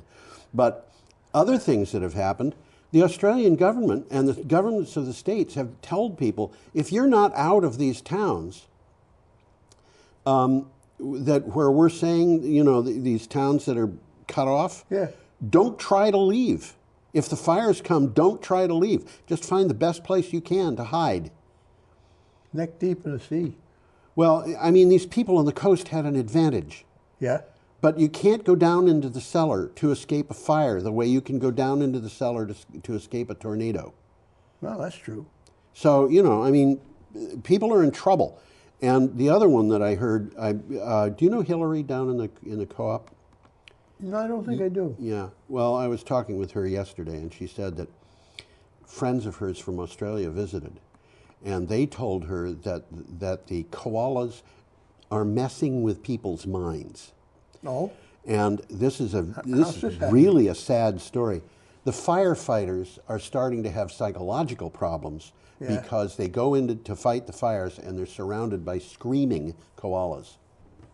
Wow. Now, koalas, I should say, are not going to, they don't have to be burning to be screaming. Okay. They scream naturally. They scream naturally. Whenever they're upset, they scream. But, you know, their scream sounds so much like a human scream. And these firefighters... Must be very unnerving. Unnerving, that's right. And so it's hard. Okay. Well, we got a picture coming up. We are up to Saturday, the 4th of November, and we have a picture of a downtown neighborhood. Okay. This is kind of an irritating article. Irritating. Oil and petrochemical companies want you to pay to protect them from climate change. Right. Now you know why it's irritating, everybody. This is from Clean Technica.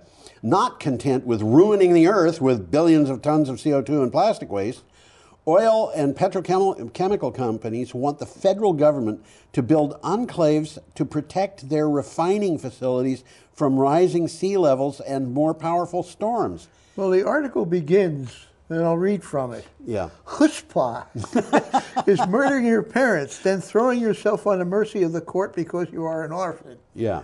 Okay.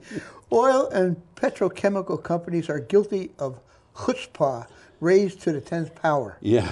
Well, they don't expect the government to protect private residences, just the industry infrastructure that makes their business possible. And you know, their refineries are, some of them are inland, but there's a huge number of them that are right on the right coast. off the shore. Yeah. They claim that protecting industry is a matter of national security. Can we have $12 billion, please? Yes. Donald Trump told people, I think it was yesterday, that, which would be the 8th of January, that the United States doesn't need the Middle East oil, so, you know, we don't have to worry about a war. Yeah, I heard him say that. And I was sitting there thinking, he finally got something right. What we need to do is to get rid of all oil, not just Middle East oil. You've got a good point. He doesn't. Well, we're back to Australia here. Yeah, with an item from NBCnews.com. Australia's fires could change the country forever. Yeah, I guess they I'm not could. sure could is the right word there. I think it will. Oh, yeah. Well, actually, yeah. Natural rhythms of Australia's environment include wildfires, but scientists haven't seen anything like this before. At least 12 million acres of land have already been scorched, and more than 100 blazes are still active, and the fire season has yet to reach its peak. Well, one of the problems with the animals is it's burning the area that the animals inhabit. They're running away. Then they're coming back, and there's no food for them. Yeah, this is very hard. The blazes threaten to reshape Australia's ecology, even in places where plants and animals have adapted to yearly fires. Yeah. Earlier than usual blazes could portend a worrisome trend that is echoed around the world. I started looking into the record of Australian fires. Yeah. And of course, in the past, there have been more deaths. I'm going back to the 19th century. Yeah. And So they've always had fires. They've but always not like had this. fires. They have had a fire season. They have an Every official year. fire season that starts on the 1st of June and it ends on the 31st of May. So it's year-round. That's the official fire season. Wow. But when people talk about a fire season, they're talking about summer, which is our winter because they're upside down. They're upside down. It's amazing the way people learn to walk on their hands down there. Anyway, they must get tired walking on their hands. Yeah, but they have a fire season every year, and I was looking at the record, and the record, had the number of acres burned or the number of square miles, whatever. And this season, when I looked, was not the worst. It wasn't, huh? It wasn't the worst. Not in every respect. It was the worst in some pretty bad respects. one. Pretty bad. But the thing is, the season was just starting. Yeah, that that's true, summer too. season was just starting, and it was almost the worst. It's going to go on. The really bad part of it is we're only about 2 weeks into a season that's. So this is sort of like June to them. Yeah, we're two weeks in. Or We got 3 July and weeks. August coming up. Exactly. There you go. Okay. Well, you got another picture coming up. We here. do indeed, and this is from Common Dreams. It is that. Which is a and good that site, is I a think. picture of Puerto Rico after Hurricane Maria. Yep. And that does not look very pretty. No, it doesn't. Groundbreaking study finds fingerprints, which is in quotes, of human-caused climate change in global daily weather. Now this is This is kind of scary. Yeah. Scientists can now detect the, quote, fingerprint, end quote, of human-caused climate change in a global perspective of daily weather patterns, according to a groundbreaking analysis published in the journal Nature Climate Change. And what they're saying is that you can find evidence of human-caused climate change in the weather every day. Every day. I'll read from the article. Yeah. On the basis of a single day of globally observed temperature and moisture, we can detect that fingerprint and conclude that the whole Earth is warming. Climate change is influencing the conditions that people and ecosystems are experiencing every day all around the world. Yeah.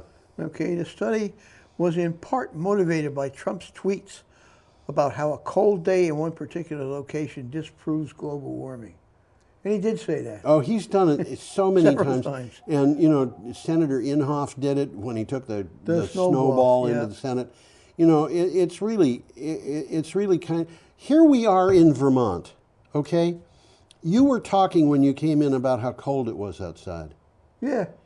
And what was the temperature? Do you know? Well, it got up to 20, but it was about 5 last night. It was about 5. Yeah. And what is the normal average low temperature for the winter around here? Probably about 20. It's about 20 below zero. Average winter temperature? The coldest. Oh, the coldest winter. Yeah. Coldest winter temperature. In the And past, those are getting warmer. We haven't had a temperature this winter in Brattleboro that has been below 5 degrees. Positive. I don't 5. think so. I don't think And we have. we're halfway Because through. I watched that to see if my car will start. We are almost halfway through the heating season. If the rest of the heating season is like what we've already seen, we're not. We're ahead of the game. Oh, ahead of the game in a sense, but in another sense, this is excellent weather if you happen to be a deer tick. I somehow think I skipped that incarnation. Okay. This is an interesting article coming up. Sunday, January 5th.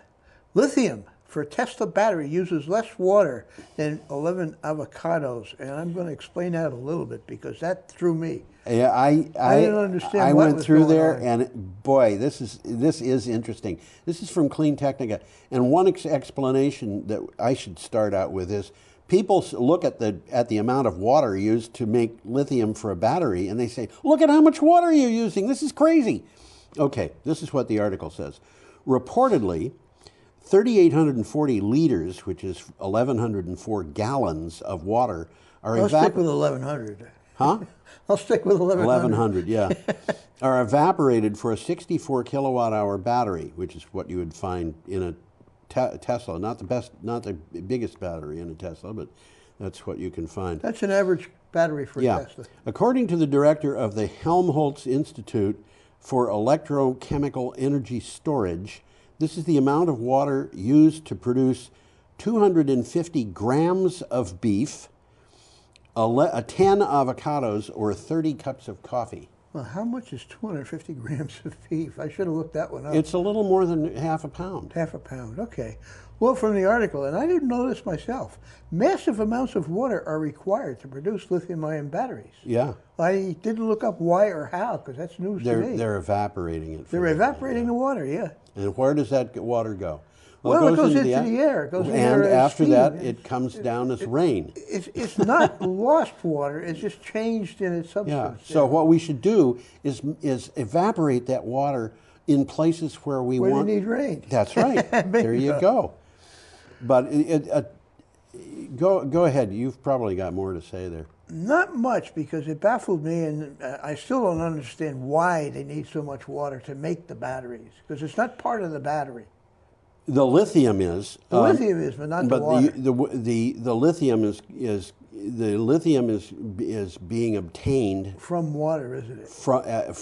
As a solution, as part of a solution in water. Well, this is interesting. I did find this out. I should have known it. Lithium is lighter than water. Yes. It will float. That's right. And if you ever try floating it, you'll be in for a shock. Because the first thing that it does is it fizzes like an Alka-Seltzer tablet, and the second thing that it does is catch fire. That's interesting. That's very. Sodium does the same thing. Let me intersperse here something that's kind of related. I used to work for a company that made electrical cable. I actually worked for several companies that made electrical cable. Yeah. And this one company came out with a new approach to electrical cable, which was sodium conductors. Oh my gosh! Oh no! Which they extruded. Oh no! No. And sodium burns. I could just see the accidents that would happen with that. Nothing was happening. Really? No, they had it all sealed up. They had a pretty good process. And they put in a trial down in New Jersey. Yeah. Okay, and they dug all the trenches, and they put the cables in, and then they went home for the evening, and it rained overnight. Oh no. And when they came back, all of the cables were floating. Oh no. They didn't burn or anything, because oh my they gosh. were all sealed. It was well thought out. Everything was sealed. Yeah. They couldn't expose the lithium to water, which would make it burn. Yeah. But the lithium cables were floating, amazing? which caused a lot of amusement, and of course they had to hold the cables down while they backfilled. Okay. Sometimes everybody was talking about the specific gravity of the cables and the specific gravity of lithium. Nobody ever thought of that means it'll float. Well, I remember as a kid looking at pictures of warships and hearing that their sides were a foot thick of steel and saying, how can that float? But Yeah. Okay, we've got an item here from the BBC with a very interesting This is an graphic. interesting article. I got the picture up already. Yeah. How'd that happen? Well, you had the old I had picture the old up, picture. and I put You this changed one the up. picture. Okay.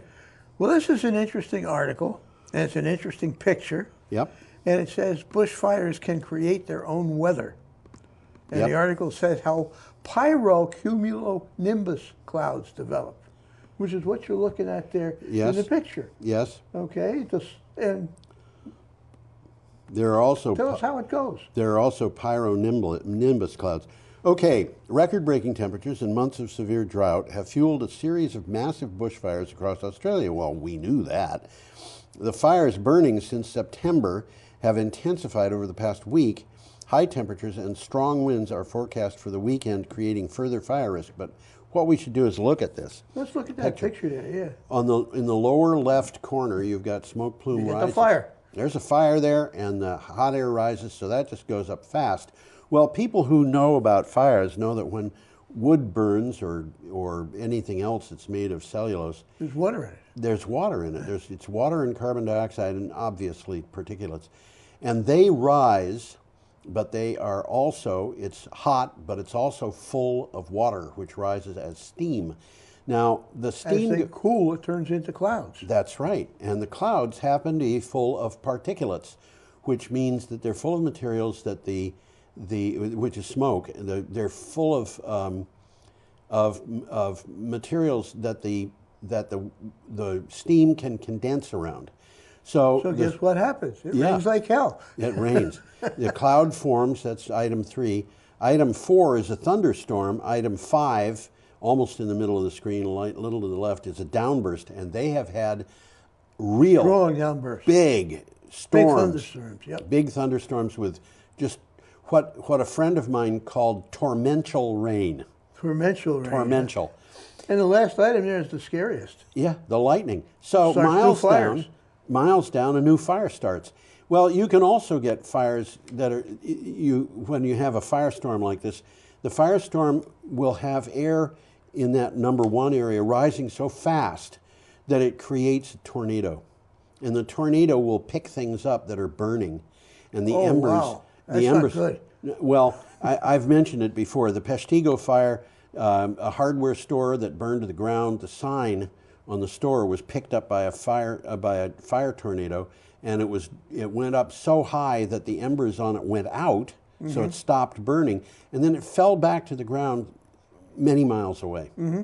And that was one of the indications that maybe that fire jumped the Green Bay, which at its narrowest point is about 10 miles across. So you could have, and they've even talked, there are people who say they think that the fires that happened in Michigan that same day might have been started by the fires in Wisconsin, and they would have jumped Lake Michigan. That's exactly what happened, yeah. And I think that's what happened. But, well, it was the same day as the Chicago fire. And it was really dry. Really dry. Well, it was all part of the same drought. But anyway, there's the picture of how... It's a good site. Yeah. There's a lot of pictures in it. There's a nice interactive map that you can play with. Yes. And we got a little takeaway here. Okay. Rain has brought some respite to the thousands of firefighters and volunteers tackling the blazes. But by the start of January, conditions were still dangerous and a state of emergency has come into force. Bushfires can drive thunderstorms, increase the risk of lightning strikes, and further fires, which can travel faster than most people can run. You don't think about that. You can't outrun these fires. You cannot outrun them. That's right. And, you know, you may be better off in the cases of some of them turning around and running through them the other way. I don't know. You may, because it's already burned there. Yeah, because they're not very broad when they're moving that fast. And I wouldn't want to give people advice to do that. But, you know, in some cases, these things get really counterintuitive. Certainly, if I were wearing an asbestos suit, that might be what I was doing. Okay, we've got an item here from Where are we, Tom? Lewiston Sun Journal. Avangrid, betting big on renewable energy. Now, we've talked about Avangrid before, so we'll mention it a second here. Avangrid is pushing forward with multi-billion-dollar initiatives to create 2 wind farms off the coast of Nantucket, about 30 miles south of Cape Cod. Together, they would add more power to the New England grid than the company's controversial billion-dollar main transmission project, which, by the way, got some of the approvals that it needed from zoning and so forth. It is very controversial. Yes, that's right. It's basically for bringing Canadian hydropower down to Boston. Right. And the people from Maine say, well, why go through unspoiled part of Maine to bring this power down? The people who are giving zoning and so forth permissions in unincorporated areas. Yeah. Gave the permission yesterday. Well, so we'll see what happens. We will. Well, Avangrid is a subsidiary of Iberdrola, a Spanish Iberdrola. firm. That's right. That's the largest wind energy investor in the world. Yep. So this Iberdrola knows what they're doing. They know about wind power and all over Europe. And these wind farms that they're talking about putting in south of Cape Cod are big. They're going to be They big. would provide, well, this says twice as much power as a billion-dollar transmission project. Well, from the article, offshore New England is among the best spots in the country to turn wind into electricity. Right. Okay, we're up to Monday, January 6th, and we've got an item from Clean Technica and a picture of a Westport, Connecticut police car. Yes. Look at that. Yeah. Oh my gosh. Police Department adds a 2020 Tesla Model 3 and explains why. Asked why he chose the Model 3, Police Chief Koskinas, which is probably pronounced wrong, but I'm sorry if it is, says he, quote, believes in being green, end quote. However, the car's unmatched performance for the money, its 5-star safety rating, and its top-of-the-industry collision avoidance technology, and its low lifetime cost were also factors. Well, they're missing one of the biggest parts of it. Police cars spend most of their day idling. Yeah. Okay, Which is and with really these cars, bad. they don't have to idle. It's really bad for an engine. Bad for everything. Police cars are worn out after 3 years. Oh, yeah. You know, they've got 40,000 miles on them and they're worn out. Well, the engine has got a lot more than 40,000 Yes, miles that's on it right. because it's just been idling. Actually, I brought up with a town meeting, I think it was last town meeting, the idea that the police department should always look into electric vehicles. Absolutely. For exactly that reason. Yeah. Well, that's what it says in the article. Consider the length of time in a day that police cars spend idling, as they need to keep the engine running to power the lights and keep online computers running properly without draining the battery. Well, in this particular case, they don't have to worry about that. They just shut it off. Yeah. And the battery is big enough that they can rely on it to work. Well, they step in and they have it on. They put their foot on the accelerator and it takes off. They go. Yeah. They don't have to worry about the engine being warm or whatever. Well, basically, when the engine is off, it's off. Yeah. But it's also ready to go. Instantly. Instantly. Okay. Well, we're back to Australia here. We are indeed. And this is an item from BBC. It's about Australia fires. Rain brings relief, but huge blazes are expected ahead. No relief, guys. Yeah, this is the rain that we described in that previous thing. Sooty rain. Sooty rain. Fell on Australia's east coast from Sydney to Melbourne, where the torrential rain reported in some parts of New South Wales. But the officials warned that it would get hot again soon, and huge fires in Victoria and New South Wales could meet to create a larger mega blaze. This one's from the BBC, and they usually do a pretty interesting job, so this is one you might want to look up. Yeah. There's 2 1-minute videos in it, lots of pictures. I love the pictures in these articles. The rain is a welcome surprise and has given some respite from the smoke-filled air. That's it. Yes.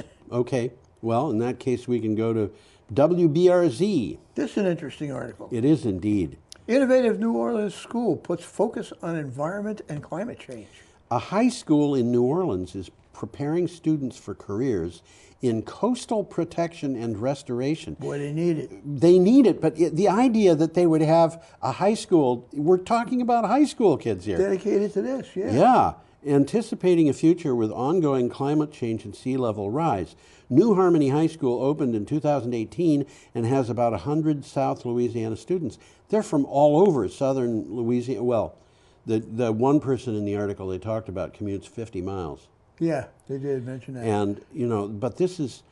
Well, from the article, besides their traditional classes in math, literature, and history, the New Harmony students take science classes that tackle environmental issues. Yeah. Like this is important, the levying of the Mississippi River and oil and gas development. So these kids are going to be prepared as they develop and go on to college and stuff like that, to handle some of the problems that Louisiana is facing, and we've talked about We've that. talked about this at length. One of the things that I find interesting, and it comes back to me every time we talk about Louisiana, is we're talking about a state that is dominated by conservative Republican politics, but they accept the idea that they've got serious problems with the rising sea. Oh, it's dissolving into the ocean. Well, you know.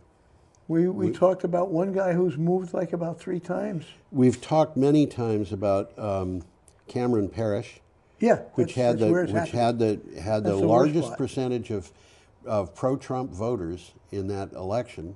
And it's the part of Louisiana that's most at basically risk. the people in town have all been told, and people in the county have all been, and it's a county that's about twice the size of Windham County, although it has a population of less than 7,000 people. But the people there have all been told, or almost all been told, that they are going to have to leave because the sea level is rising and the land is subsiding as they pump the oil out from under it.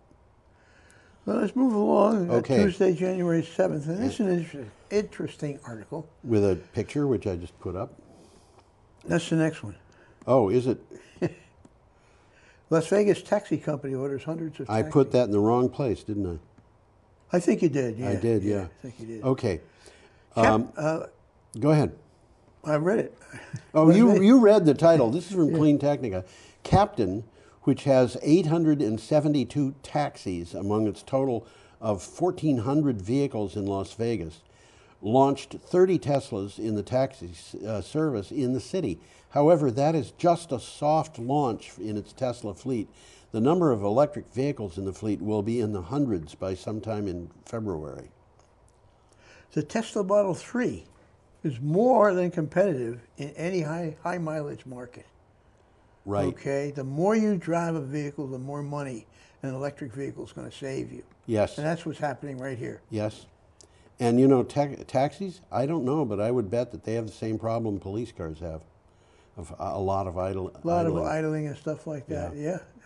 Maybe not as intense as the police cars. Not but as it's the intense. same kind of thing. Yeah.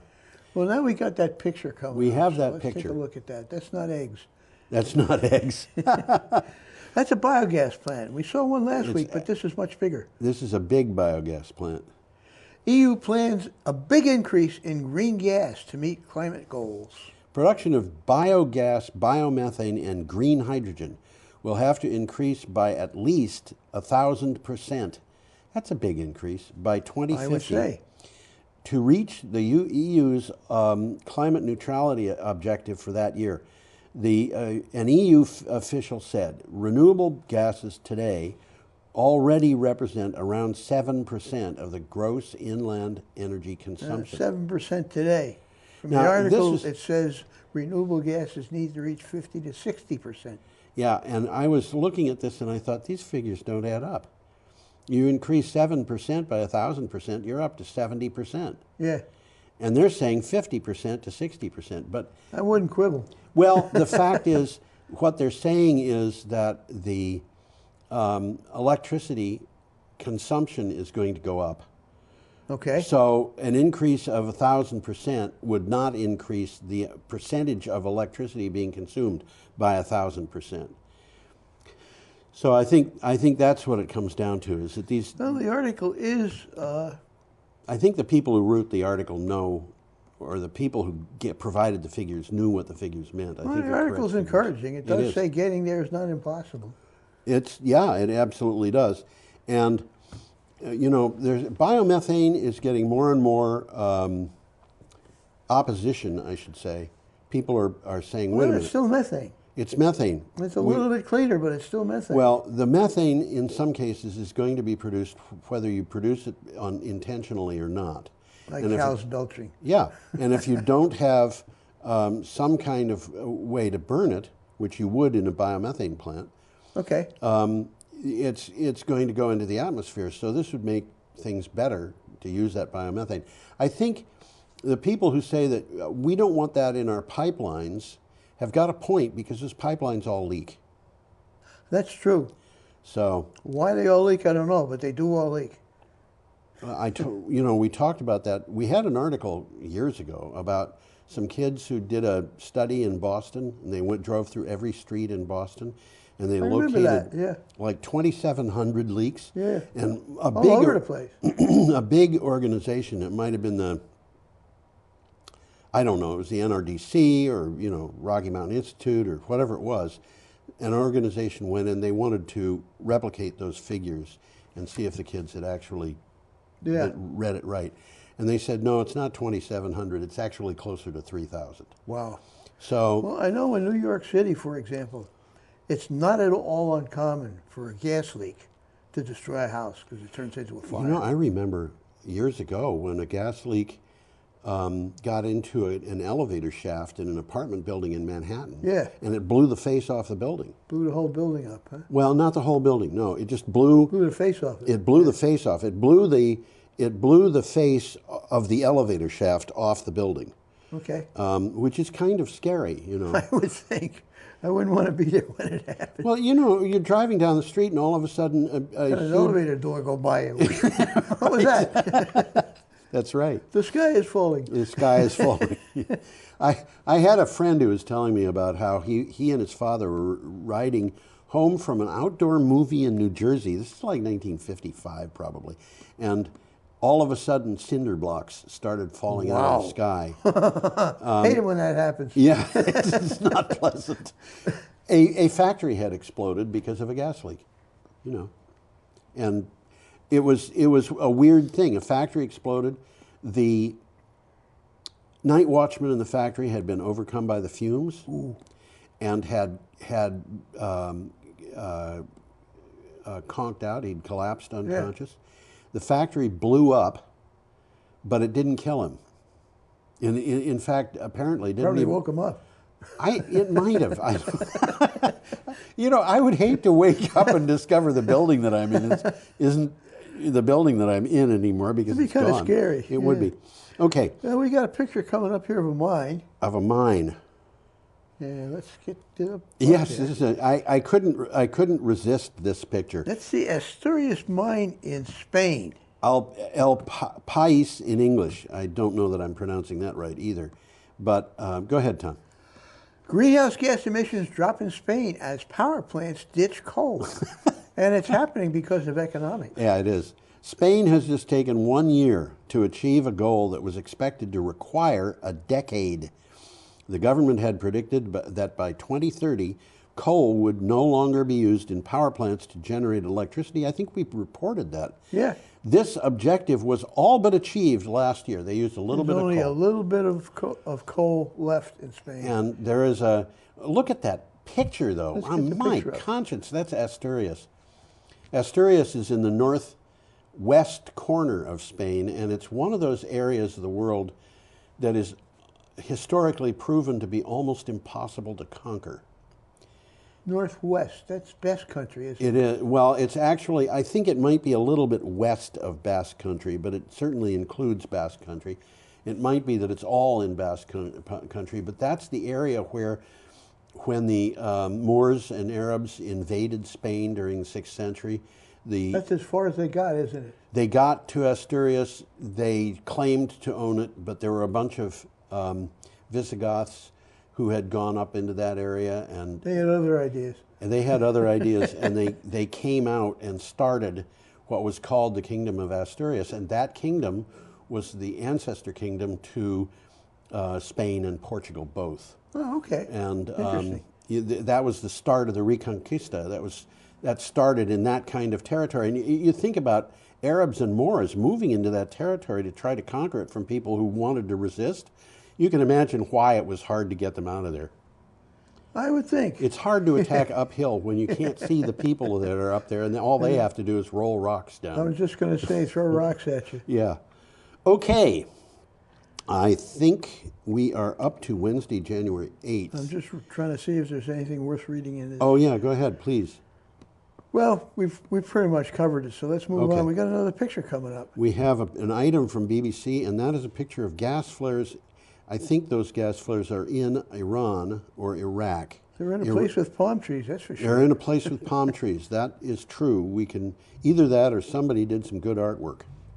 Okay, what do you have? Interesting flaring gas in that picture, though. Those are Wow. huge gas flares. Yeah, they certainly are. Really big, and you'd think that they'd be able to trap that stuff and make something out of it. Well, you know, I don't know how they're doing it, but when I first flew over Saudi Arabia when I was moving there to live, Yeah, I could look down and see flaring gas all over the place. everywhere. Yeah, And when I left, that was gone. really. They had managed to capture virtually all of the flared gas. Well, Hey, it's money. yes, They it can is, sell it. and not only that, but it's worse than using the gas. If you look at that picture, you can see smoke coming up, and that smoke is particulates, and it indicates that the gas, they may be flaring it, but things are getting into the atmosphere, and they're not good. And you know, I had a thought about this, Tom. There's a kind of a hackneyed story that scientists tell. You know, people hit this in high school and college. Yeah. And the story is that if you do the calculations and you can figure out how many molecules were in the breath that Julius Caesar exhaled, as he said, et tu, Brute, and you can figure out how many breath-sized units there are in the atmosphere. Yeah. And if you figure that out and you just do all the math, you come to a really kind of amazing conclusion, which is that if you could track where your molecules in your body came from, chances are you'd have at least one that was in that breath of Julius Caesar's. When things I'll have to get check on that. well, you know, I've talked to people. Steve Rucroft, who is a physicist who was on this show. He was on the show, yeah. He and I talked about that, and he said, "Yeah, you do the math. There it Yeah. is. If you consider that smoke coming up out of that thing, You can pull it up if again. that smoke went up more than a week ago, we probably have a little bit of breathing that some in of us. it right now, yeah. And we've got probably everybody in America has got some molecule or atom that was discharged from Chernobyl when it blew up. You know, this stuff gets all over the place. It is, as they say, ubiquitous. Anyway. This is a good article. Iran attack. Crude oil prices rise after Iraq missile attacks. Yep. This is very current. Yes, it is. This is happening as we speak. Absolutely. Oil prices have risen further after two bases hosting U.S. troops in Iraq were hit by ballistic missiles. Brent crude was up 1.4% at $69.21 per barrel in the middle of Asian trade, easing back from earlier gains. Global stock market prices were sent lower on concerns over the conflict. And Donald so gas Trump is going to be going up. Well, Donald Trump had a press conference yesterday, or did something yesterday, in which he talked about this. And he said, well, he thinks that things are easing back. And in fact, there were a bunch of reports that appeared in the news yesterday that I could have put up at my blog today. I didn't, because they're not really directly related to, maybe they are, to use of fossil fuels.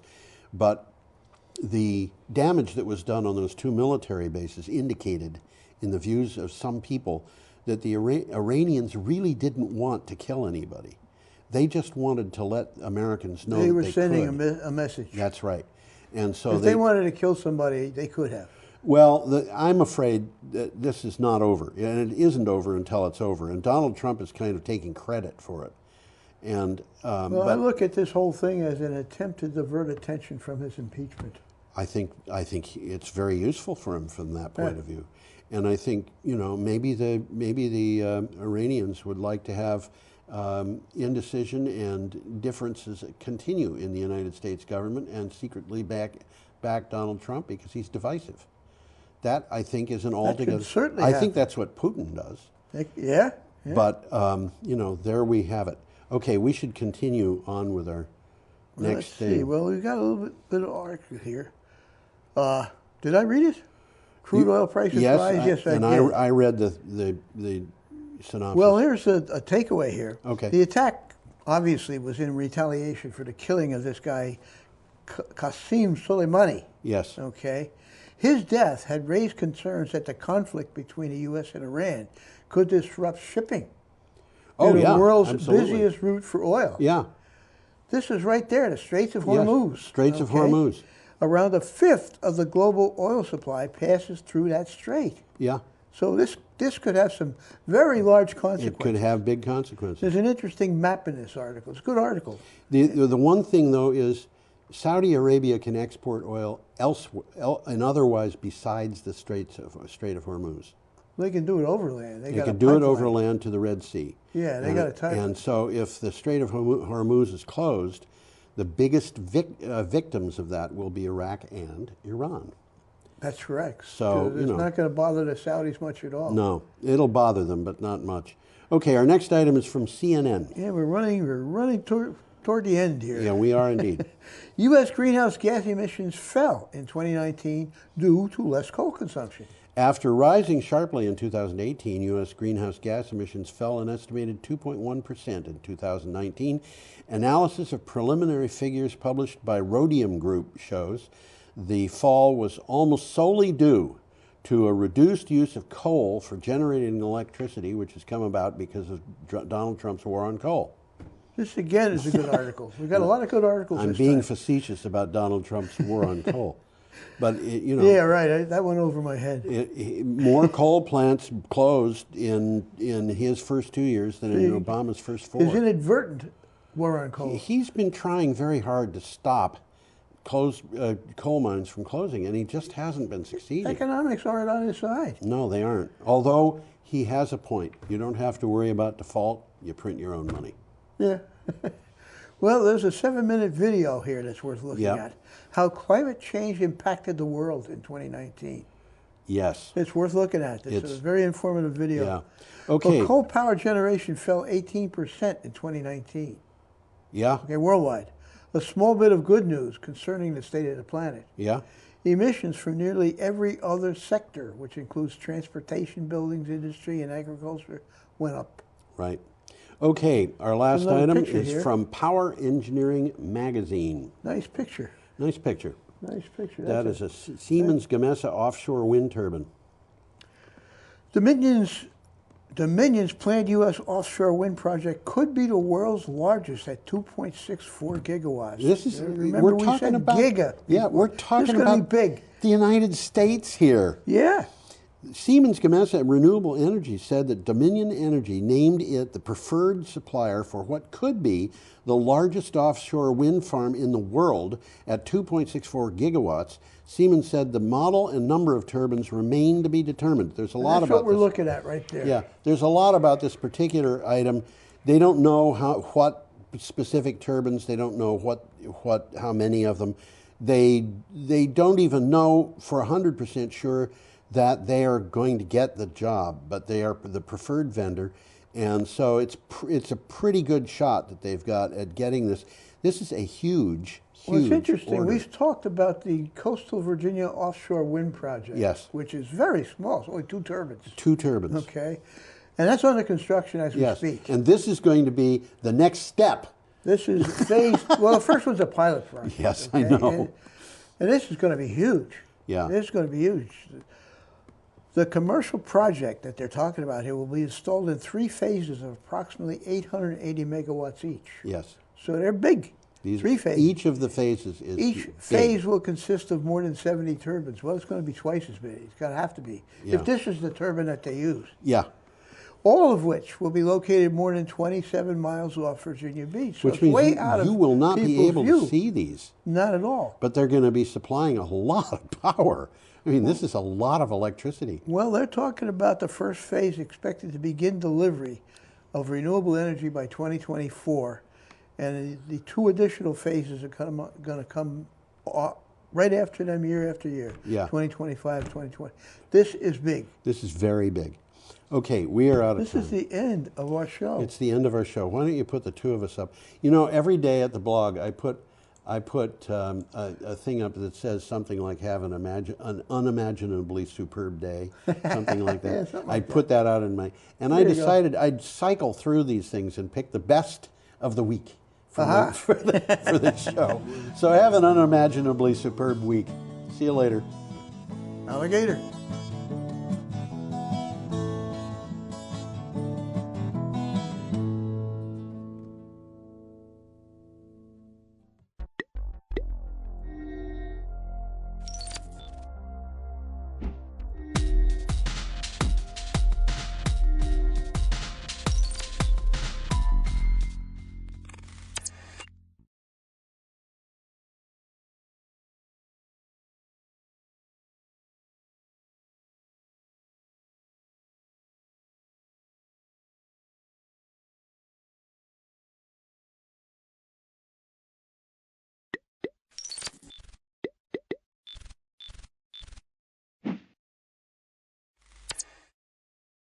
Planning Commission is hereby called to order. For January 6th, 2020. Are there any announcements? Nope. No. For me. Public comments? No. Hearing none. Approval of the minutes of December 18th. The minutes are in the folder. Did everybody get a chance to look them over?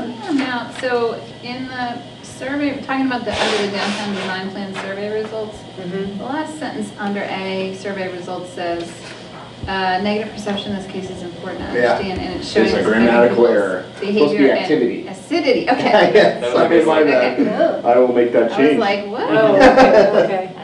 There's a couple names too, misspelled. If while we're on it. Isn't his name? That's why we do these kind of things, right? Yeah, just for typos, right? What happens if I just fix the things in The drive. the drive? I should be able to, right? No, it's fine to do that, but I have my own end that we gotta change names. Okay. Yeah. So, the whole process. The new is a sustainability process. coordinator's last name is? Dodson. Oh, CT? Yep. Oh, that was Dodson. Okay. Wait, Great. what's their full name? Yep, Stephen Dodson. Oh, I thought it was Dotson. Dotson. Yeah. D-O-T-S-O-N. I got the spelling from someone else, so let me double check. Maybe it's D-O-D-S-O-N, I don't know. But you have me under G here is F-E-E-C. Which is, Which I'm one? curious, Where? is that F-R-A-T or? G. Where? Bold G. G? Oh, yes, I'm sorry, Felicity. That should be F-R-A-T, right? Yep, that should be. We went with the standard is that everybody, instead of being called Ms. We do the or E dot, Mr., right? it's just first initial last name. Yes. Is there any other misspellings you can see? And Lewing? Yeah. Email Keith stated the project was focused attention on land and Lewing at potential third. What, under what? Same spelling. Same spot, just like 2 lines down. Oh. Oh, yep, looking. Thank you.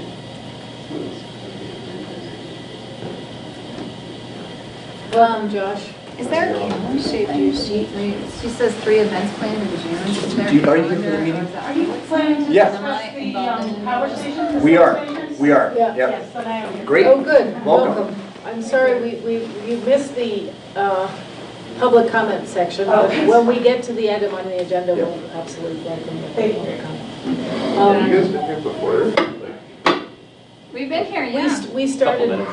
At what time? 6. 6, we just started. Oh, We're okay. just Oh, I started. thought you meant No, to start. no, I opened the meeting, Like, how late? there were no announcements, there were no public at that point, and Okay. now we're reviewing the minutes. I see. Okay, you're just We moving have fast. plenty- I see Yes, what's going plenty on. of time, Josh. Yeah. So what was your thing? I should. Josh, have did you copy the dates. minutes or you got The it? waterways through Okay, good, community. thank you. They're You're welcome. Sundays, they're the first Sundays in July. It says June in the meeting notes. Oh, sorry, the Reevent first in in June, or the Sundays in June.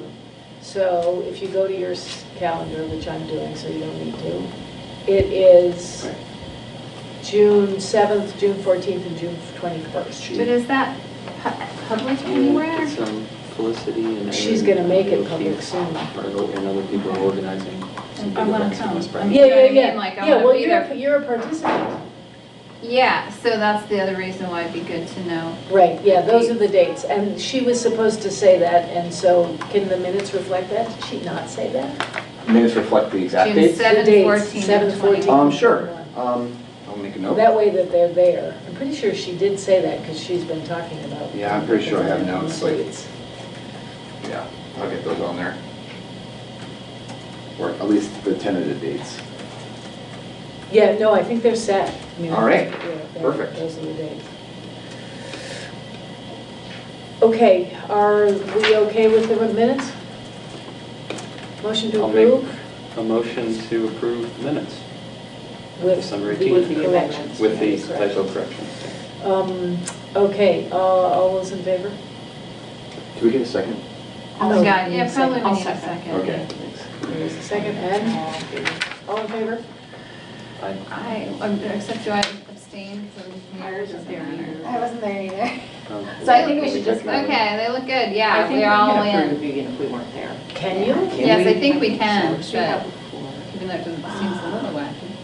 Yeah, I Does think seem I a have little heard that. wacky. I don't know though. have to No, look I at the remember rules. we actually had to get, but did we have a quorum during the meeting? Because if we didn't have a quorum during the meeting. we I'll never tell you would this, be able from to approve past them. conservation commission meetings, we had to wait to approve minutes, because I'm pretty Well, sure that's what I happens. remember we had to, yeah, So we could hold it to the next meeting. except for that I don't know that we had a quorum at that You had meeting. 4 people. Last so meeting? At the Yeah. last meeting, Felicity, Oh, Tom, Prudence. Josh, and Prudence. Yeah, Prudence. Oh, okay, so we did, so Yes. we just have to wait for Prudence. Okay. Okay. The other thing sorry. that's Have just your number? wacky is when the meetings are, when the meeting notes are getting pulled into Google, it's pulling in like the Brattleboro planning, it's pulling in like the letterhead detail. Sure, I'll let Sue, she's the one that uploads this stuff, but I'll make a note. It doesn't open it as a PDF from the Oh, Google see, Drive? It does. This is what I got. Oh, yeah, This okay, is never mind. small I opened it potatoes. as a, as You opened it as a a document. Google Yep, thing. no problem. Never mind, my problem, just ignore it. All right, so, sorry, we need now a motion to table the approval of the minutes. I move at the table. Second? I'll set. Great. I can vote for All that. those all those in favor? Aye. Yeah, aye. Aye. Great, all right, we're tabling the minutes to next meeting. All right. Petition for Green Mountain Power for a certificate of public good. Pursuant to 30 VSA 248, authorizing the rebuild of the North Brattleboro substation. Andrew, are you going to give us an overview Yeah, of the sure. CPG process? Great. So every time some sort of telecommunication facility is being You planned. want to just introduce yourself to the public so they know who you Sure. are? I'm Andrew Gravinsky. I'm the planning technician for the town of Brattleboro's Planning Services Department. So, as I was saying, every time some sort of company proposes to build a telecommunications facility, there's something called a certificate of public good process, which is a 45-day process, and the Public Utilities Commission reviews these proposals, and they're the ones who make the final decision. But local governments do have an opportunity to give comments, but that's it. So, again, this is the definition I got from the website for the Public Utility Commission. A certificate of public good, CPG, is a document issued by the Public Utility Commission under 30 VSA 231, which authorizes a company to own or operate a telecommunications business in Vermont. A company wishing to provide telecommunications services in Vermont must first obtain a CPG from the Public Utility Commission. The Commission issues CPGs only upon findings that the operation of the telecommunications business will serve the general good of the state. Basic overview of what it is. So Green Mountain Power is proposing to rebuild the North Brattleboro substation at 387 Putney Road. Staff has reviewed this project. Have you all had an opportunity to look over the letter and the site plans? No, could I have a minute to do that? Sure. And also, this is an electric substation. It doesn't have anything to do with telecommunications. So, does that just get weird? It's weird, but they still have to go through the same process. Okay. If you want a more specific answer, I can get back to you. But That's I fine. was confused at first, but They're not, so there's nothing It's fine, hidden it's in still here gonna that. fall under the that's- no, it still falls under the Okay. jurisdiction of the Public Utility Commission, because it is a public utility. So I'm confused. Is this the thing from 2016? No, so that is an example of a letter that that's Rod, the former director, wrote regarding kind of how we give our input. So staff has reviewed it, and we did find some areas where we felt like our regulations, or at least in the town plans, weren't being reflected in the development. So we wanted to have an opportunity to at least comment, say, we recommend this according to our land use regulations. Can I see what we had voted? Because it doesn't look like it came in the email. Whatever you were just offering up to. Oh, to see. the site plan? Yeah. Yeah, sure. I have. Because this, I'm so. Okay. So in the last couple of pages of the site plans. Okay, here you go. Does anybody else need a copy? I just gave This, Yeah, the this last is three the one pages. on, I have the site plan, This 4 is the one on pages. Putney Road by the Marina Restaurant, right, where there was Yes, a right fire there as a result. Exactly, there's a fire back in October, and that's kind of what spurred this, all right, we gotta rebuild it. So it's fairly significant, It is, what they're completely rebuilt. proposing to do. Yeah. One, are we into just discussion? Yeah. Well, do we want to give everybody a minute to just review? Kathy, did you want? Yeah. Okay, yeah, In that's. in silence? In silence. Okay. Yes, Tom, in silence. Okay. And if you have questions, I can try to. Sorry. Take out with my homework. After that. I did my homework.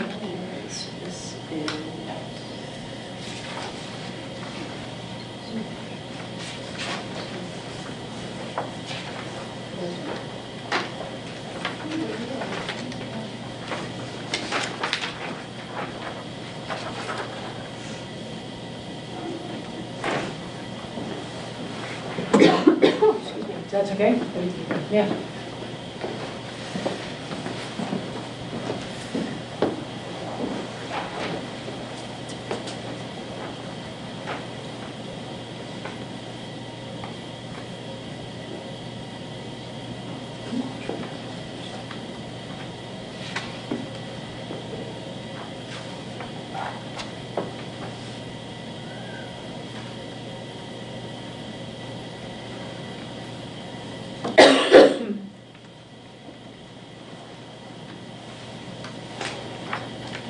So for clarification, that email with the attachment that was signed David Gartenstein from 2016 has nothing to do with. Sue, I think, can include that just to show you an example of what previously has been done in, in town. Yeah.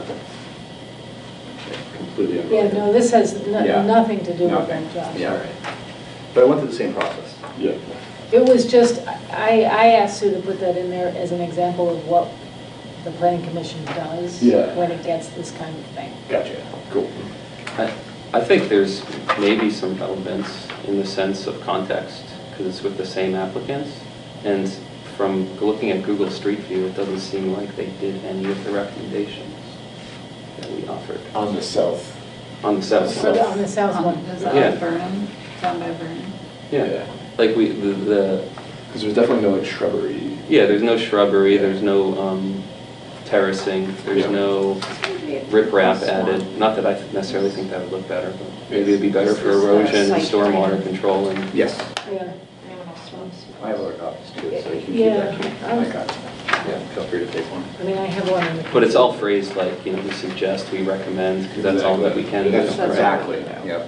But they didn't seem to do any of it. So are you suggesting that we should ask them? Are we into talking now?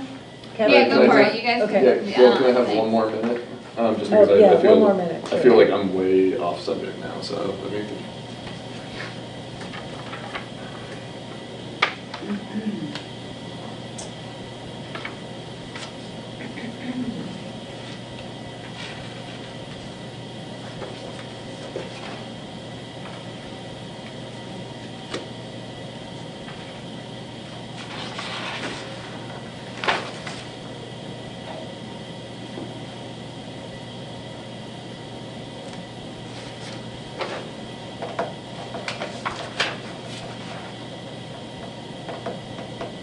It looks like there's a couple points of entry. So we have this preview time where we can make recommendations to the petitioner. So that's directly to Green Mountain Power saying, we would like you to do this.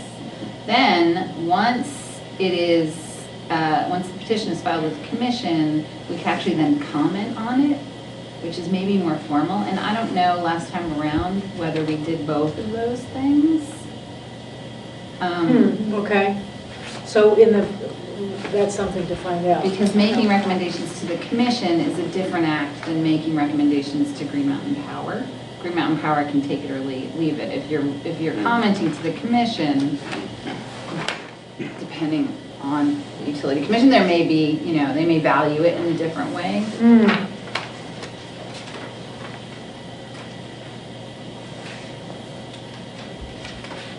So how do we want to go about discussing this? I'm interested to hear two things. I'm interested to hear, it sounded like the staff had thoughts, you were saying on if they were, if there were things from the, the planning materials that weren't being taken into account that you recommended Yeah, you would consider. I also would like to hear the public Land use comment. regulations, yeah. Do we want to? Well, who knows the most about this? And do you, Felicity? No, I mean, I've read the same thing you've read. Do we want to get the public comment? Yeah. With that? Yeah. Do you guys want We to? really just came because we live next door to the power station. Oh, And okay. we thought that Green Mountain Power was going to be here doing this presentation, and we wanted them to know that we were still paying attention. We actually did meet with 2 engineers from Green Mountain Power about 2 weeks before the fire, because I had heard that they were planning to do this, and they met with us and told us about what they were planning. But I just thought that if they were going to be here, we wanted to let them know that we were still paying attention to the project. Unfortunately, they are not. I called them today asking if they were indeed coming, and they said no. So that must have been a miscommunication with the newspaper. Do you have anything in particular that you're concerned about, that we should be concerned about? Lighting is one of our, they said they're planning to put in new lighting. We're curious how bright and how much, and whether it'll be pointing in our direction or not. That's a big concern. They did say that it's going to be a much larger print, much larger area, but it's moving away from us, not towards us. So our biggest concern, I think, is the lighting situation. Are you abutting, you're the one abutting most Yeah, the one directly? abutting property, See yes. our house on one of the maps, I think. Yeah, gotcha. So what other concerns do you have? Like, is there any? Well, we asked them about noise, and they said that this should be quieter than the old one, so that was nice to hear. Our biggest concern, I think, was that they were going to come towards us, which they don't plan to. So other than lighting, not too much we're worried about, really. Okay. Thank you. I just want them to know that we're still paying attention. I have a question for you. What's the current landscape screening like between you and the It's just, there's some shrubs and some trees, but there's not really anything. I did actually ask them in an email if they could put up some sort of temporary fencing, at least during the construction. And they did say they were willing to put up a temporary fence during construction to block the noise. Because we have this section in the land use regs, section 314, buffers and screening, which is loving like, you right now. You are like the best planning commissioner right now. which is pretty in detail, and it even has some wording about opaque fencing and walls being required, and like the plants, if the infrastructure is more than 8 feet tall, it must be screened with a type E buffer, which includes, all these different plants, and half of them have to be evergreens, so. It's a section to consider as they redo this. Even though they're not necessarily beholden to these regs. What are the lights like at night right now? Currently, they don't have any lights on it at night. It's not lit up. Yeah, since I don't remember being lit up. No, so now that it says they're planning to put in new lighting, I'm curious as to what that's going to be. So is your house up, like is there a little bit of a hill? Your house is just up a little bit? We're just above it. Yeah. And when you say a fence during construction, is it because there's no fence there right now, or is there a fence? No fence between us. There's a chain link fence, right? But But there's a chain link fence that goes around the substation, but is there another fence that's the one fence? Okay. Well, there is, yeah. And I think that's what they're proposing. Yeah, I told us construction's going to take months, so. That's the temporary fence they're going to put up for the construction. Well, maybe we can reinforce that in the letter, Andrew. Fence during construction. Yeah, and have they actually consulted our zoning requirements for the design? I'm unaware, but from at least our input, from what we've reviewed, no. Does anybody know this T.J. Boyle? The person who's done the design plan? No. T.J. Boyle Burlington, Associates right? LLC, landscape architect. Where are they from? They're Burlington. Yeah, then it's interesting too, because the plants that they propose to add, those dark ones, Mhm. are all on the north side. but on the west side that faces the road, and those are all cedars too, which are Right, evergreen. and so we would have them, they need to put every 30 feet. Yeah, I mean, there's in, put existing plants there. vegetation there, but it's just like little scrappy deciduous, shrubs. Yeah. So do you want to articulate the points that we've got in the draft letter right now? Sure. So the topics that we wanted them to really consider included landscaping, erosion control, stormwater management, and lighting. I guess to begin with landscaping, the part of the property, the front of the property abutting Putney Road, in new development and redevelopment, there's a requirement for street trees. So we put that in there. Since there's power lines, it would be small trees every 30 feet. And then erosion control, we have no erosion control plan submitted, so we want to make sure that that's taken into consideration during construction, especially with there being a confluence of two rivers right there, and that there are some slopes on the property. Kind of then going to stormwater management, again, we don't really see any stormwater measures being taken into consideration, and that is something that we would like to be seeing, at least some sort of LID, low impact development principles, bioretention facility, bioswale, rain garden, infiltration trench, or any other kind of stormwater addition that could really help collect that runoff, especially again with the rivers being right there. And then lighting. We at least noticed, it doesn't exactly say what the kind of lighting is, but it looks like it's floodlights from our interpretation, and those really aren't allowed in our zoning. So, and they're not even angled down, which they should be, so we recommend them to be fully shielded and angled no higher than 45 degrees. Yeah. So what was their intention for the lights then? Like was it for probably cameras, right? Yeah, so it's always lit. Potentially for it's always lit for security reasons, maybe. yard light and security camera? Yeah. Andrew, Two of them. Do we have that letter in our folder? No, so it's not a complete letter. Oh, okay. So that's more, it's just more that I'm just kind of the base, and then once I get everyone's comments, we'll add that to it. How much of the property is theirs? And, because there's a big chunk of that property that's just kind of gravel, dirt, Oh, well, on the, I'm not sure, but This is, yeah. I'm showing from maps online. I have another comment regarding the landscaping. I just forgot to say something with sure. Driveway or the... So one more thing from the draft letter. So at the north, I think it's the north. If you're on one of the north ends of the property, there's actually a memorial. You know what I'm talking about? Yeah. So we also recommended that some of the landscaping reflect that memorial that's currently there. It will complement it. Yeah. Is there?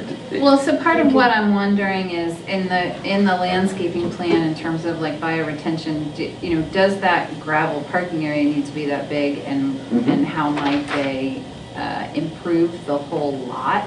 And that, it looks like they didn't include that at all. Even though they're the property owner there, they didn't include that at all in their plans. No, it's just called gravel access. Yeah.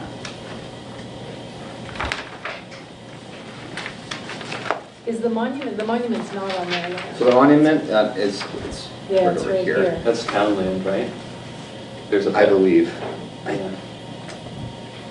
I can get back to you exactly on where if it's town or not. Yeah, there's this pathway that leads down underneath the bridge. I don't know if the town has it for like fishing access or quasi-park or something, but I would just hope that, I mean, it looks like the town has like a segment that overlaps the access to the gravel thing, but I would just hope that this substation somehow doesn't lead to, the redo of it doesn't lead to some gate that prevents access.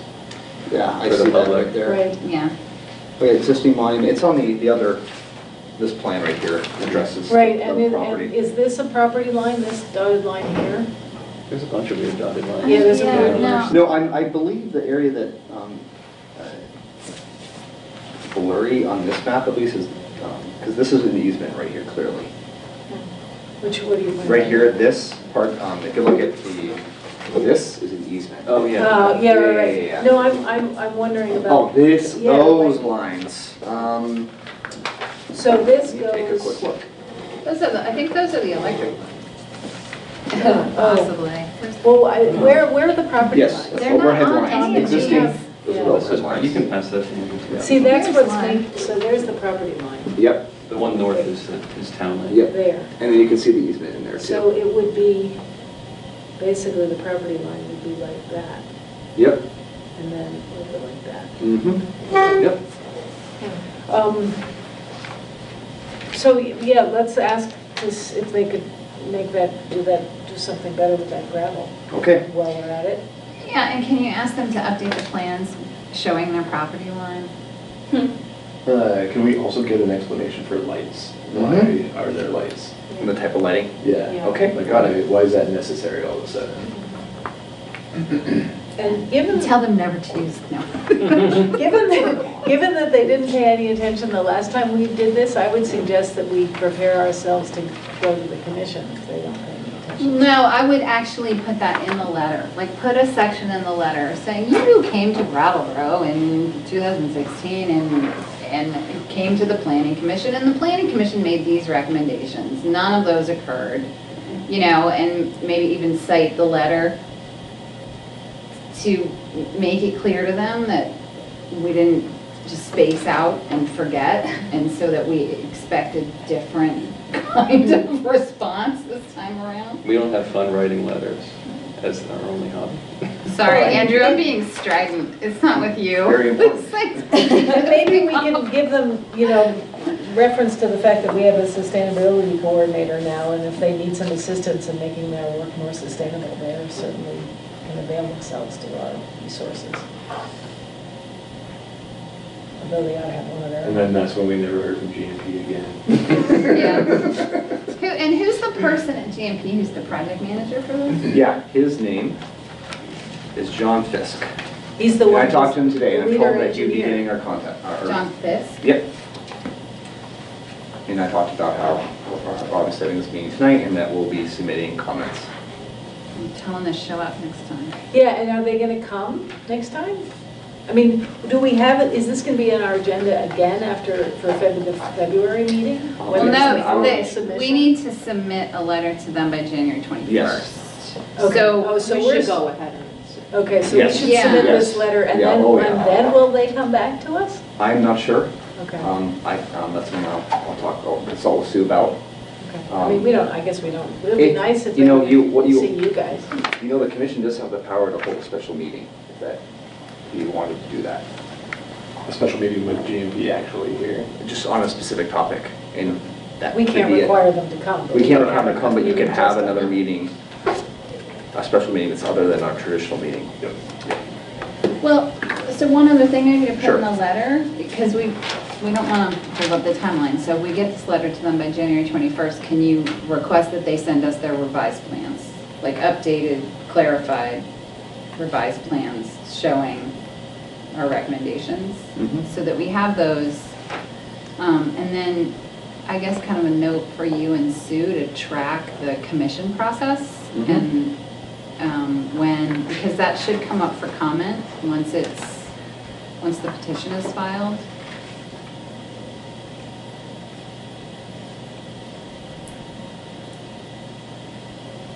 And then, I forget how.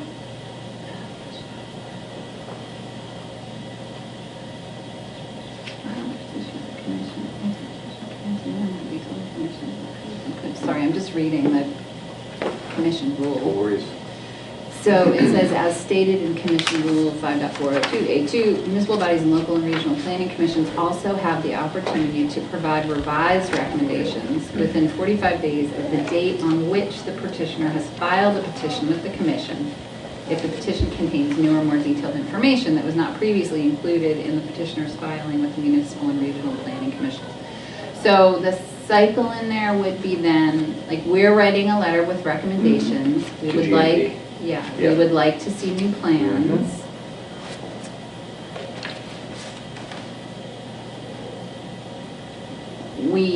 It looks like there's another opportunity then to provide revised recommendations based on those new plans, if we have additional thoughts. I think the way I interpret it at least is that we would skip, if they did make revisions, we'd get them back and have a chance to review again. and then at that point, it's in the commission. Yeah, so it looks like it's within, we have to do that within 45 days of the date on which they file a petition with the commission. But then I don't know, I mean, maybe that's our only kind of public comment opportunity. Are they required to respond to our letter? I don't know. I mean, in the end, like I said, they have all the control. So we could send them a letter by January 21st and they could just ignore us? I guess theoretically, you would hope not. GMP %. Yeah, there's possibly that news. I mean, I wasn't here last week, because I wasn't sure if you heard back. I guess that was my question, is that if they do, then what do we do?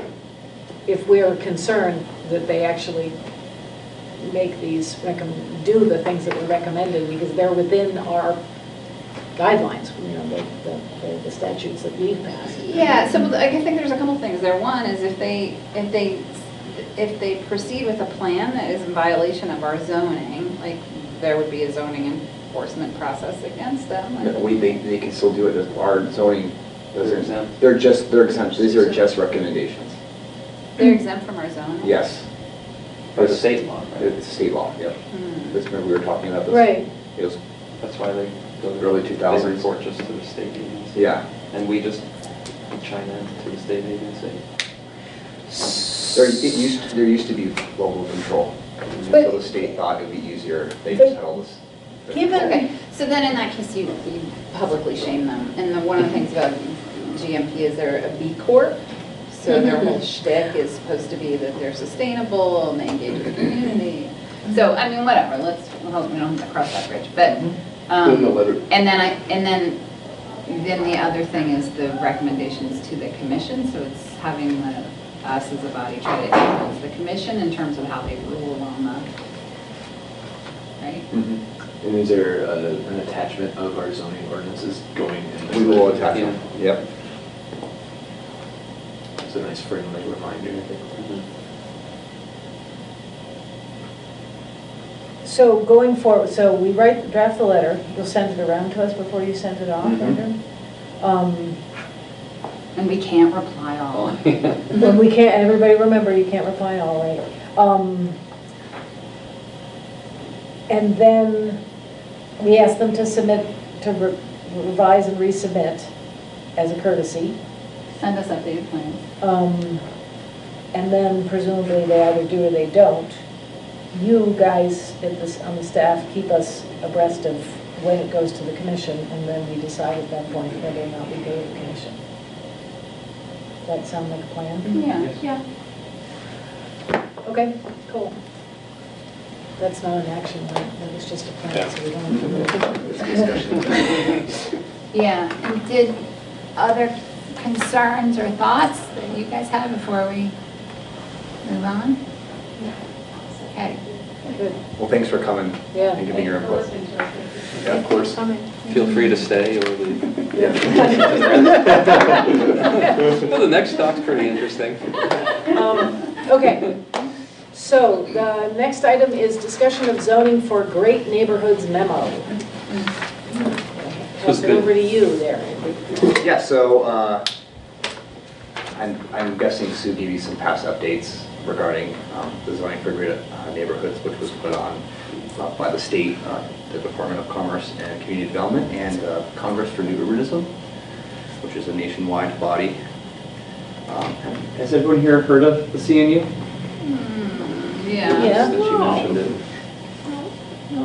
So the Congress for New Urbanism is a body. I don't think they're a nonprofit, but they're made up of planners, architects, urban designers, and they basically they're not even really a consulting firm, but they do work regarding just promoting what new urbanism is. And if you don't know what new urbanism is, it's basically the traditional neighborhoods, walkability, the 5-minute walk kind of thing, to schools, services like grocery stores, hospital, shopping. I think just like, a lot of traditional New England areas.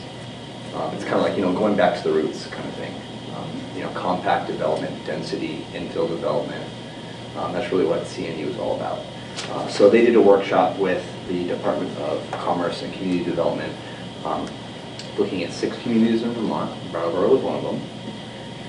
And they gave some recommendations how we can change our, basically our current bylaws to incorporate more allowance of, for better housing opportunities. So I'm sorry, I missed, did they come to us, or did we go to them? Sue went to Montpelier, and she gave a presentation. So this is all focusing on housing? Yep. This document? Yep, yep. Looking specifically at density. So, I apologize, my computer is, or the internet's not working all of a sudden. Do you have a copy? Sure. Or no, I don't want to take yours. Is there only the one copy? I only have this, is it, I guess there is only one copy. all right, it's all good. Do you want to look on the page? Sorry, maybe- Josh. No, it's all good. Yeah, no, it Maybe my is, computer it will is serve. coming in the form here. Too bad. Top, you can feel free to scroll down. So, some of you were here in 2015 when the town redid some of the regulations. We did incorporate some form-based code techniques, but CNU found some areas where we could potentially make changes. So I guess starting with the recommendations, minimum lot sizes. We just take these one at a time. Yeah, I think we should just take them one at a Sure. time, and I think the point is to just sort of generally discuss. Yeah. We're not making any decisions. Not, yeah, not making any decisions. Yep. Yeah. Exactly. Yeah, so starting with minimum lot sizes. They found that some zoning districts have minimum lot sizes that are larger than necessary. You don't say. You don't say. Write that down, So I think the idea here is that these are recommend, as we go forward and review our zoning regulations, which we need to do because we've been putting it off and putting it off, so they will have to come back. And then we're going to put them all in as a package to the select board. So we should take these into consideration as we review our zoning. So that's the context. So I'm just doing converting 6,000 square feet, like how big is that? So it's like less than a quarter of an acre. Yep. Okay, but still probably pretty big. I feel like we did discuss and amend some zoning things in the last few months or in the last year. Is this new, like brand new information we're getting? Yeah, we've as gotten of this in the any last couple of amendment? weeks. Okay. Yeah, computer network. Yeah, and they did it based upon our regs in the books, so not necessarily taking into consideration the things we've talked about that are just still in draft form. Yeah. Right. Which is most of what we've done, because we haven't actually passed anything on to the select board, I don't think. Any of those things we've been talking about for the past year. No, we should. I think, yes. Yeah, so. So minimum, any comments on minimum lot size? Seems straightforward. What is, they're saying they're recommending 6,000 square feet, what is our? No. They're They're saying recommending 6,000 square feet is too big. Smaller than yeah. 6. Okay. And they're recommending that just in the neighborhood center and the village center? I think those were just examples. Or is that It's just for examples? instance. Okay. I think it's only the urban center that has less than that, and it's at 2,000. Yeah. Or at minimum lot size 2,000. And I think that's, we weren't going to really be looking at, I think we feel that in the urban center, that's already pretty good. That's small enough. Yeah, small enough. It's really like the mixed use, neighborhood center, village center, even potentially residential neighborhood. Yeah, those are all 6,000, or they are. Yeah. So, I wonder if there's any advantage to preventing lots from breaking up, being broken up, subdivided into too small? Like, I don't know, I'm just throwing a guess here. Do any communities find that when that happens, that it limits the ability for bigger projects to happen because all the lots have gotten divided up, long-term down the line? I mean, lots can always be bought and then rejoined together, so there's not. I mean, I think if that's what purpose, so if you're thinking about, and I don't think they're proposing this, but if you're thinking about like the rural lot areas, then the highest use of those is something that's more in keeping with like Vermont's agrarian, past.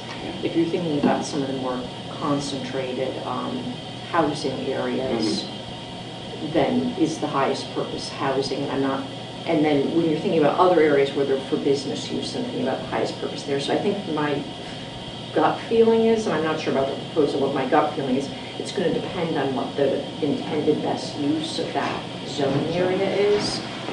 And, it's like if you ask me about rural, I might be like, you probably want to try to keep, farming being part of the purpose there. But if you ask me about like the urban center, that's a different thing. Right. Yeah, I'd agree with that. I don't know. At first glance, I don't see why, if there seems to be a need or demand for smaller lots and it will house people more densely and that's what we want, push it as low as it will go. I would also...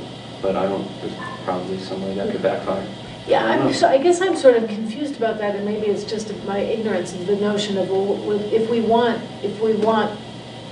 denser housing, then we want larger lots that have apartment buildings on them. Not necessarily. If you look at infill housing, tiny houses. If you look at infill housing, they can use tiny lots, depending on the type of housing. Okay. Yes, apartments is one kind of housing, but if you look at the FAR system, floor area ratio, you can, depending on the lot, you can get like a skyscraper.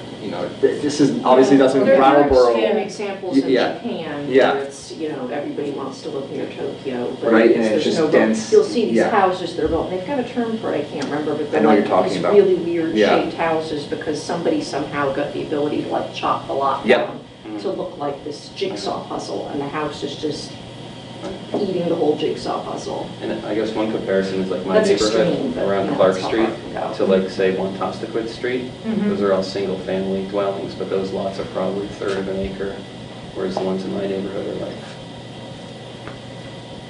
4,000 square feet instead of 15 or 13. So.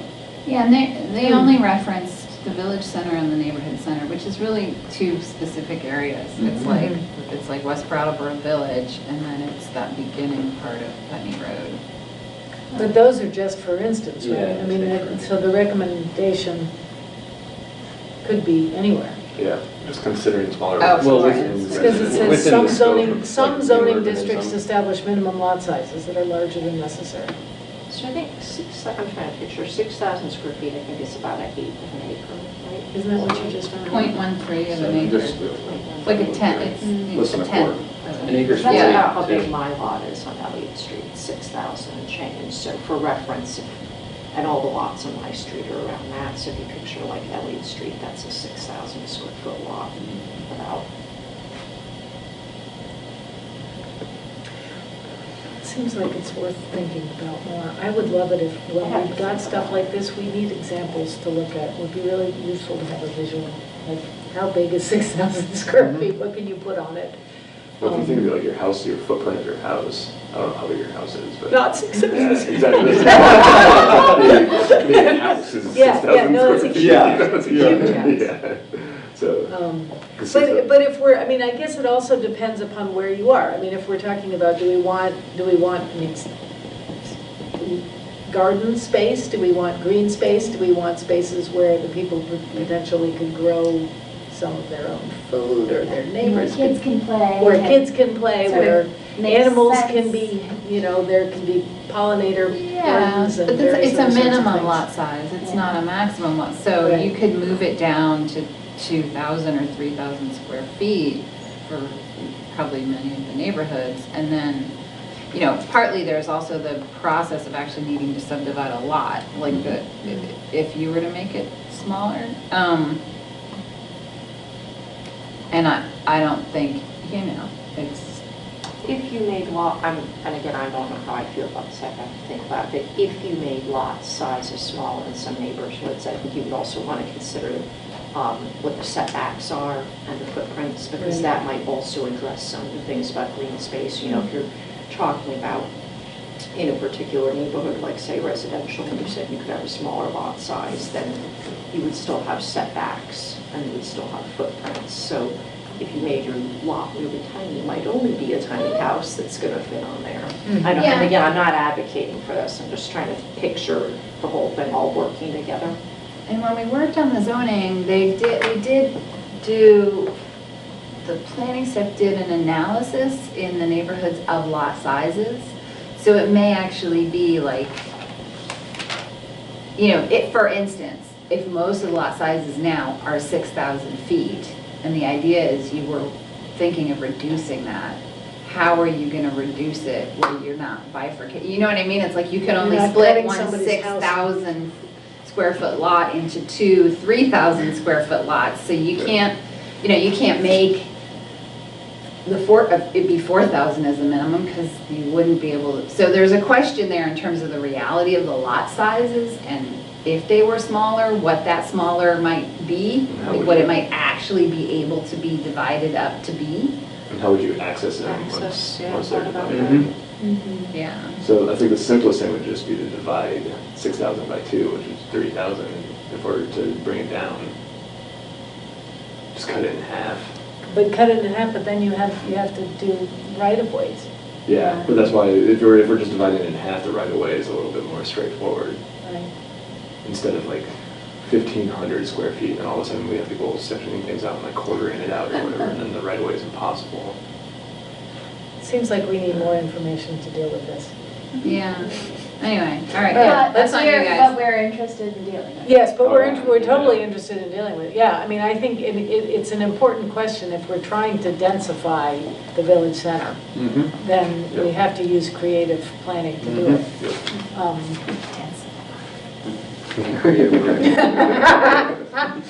Maximum building footprint. Okay. All right, on to the next issue.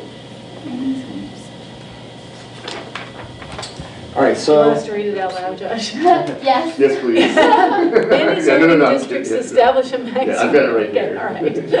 Thank you. So kind of what they're getting at here is they feel like with our max square feet, it's really limiting it to one building per lot. Which to them is effectively disallowing builders from, which one are we on? We're on the next one, maximum building footprint. Sorry, go ahead. This is a quote directly from the, effectively disallowing builders that require 2 or more adjoining lots or even one larger building on a large single lot. So they think that, having this max square footage is really disallowing that from happening. Can you explain that again? Yeah. So like the whole, with the max square footage that we have in our regulations now, the way they perceive it is that it's only, a developer can only build one building on the lot because of that max. What is the max, 12? Again, it's by zone, but I think the example here they give in the NC, and it's 12,000 square feet in there. They think that's not enough.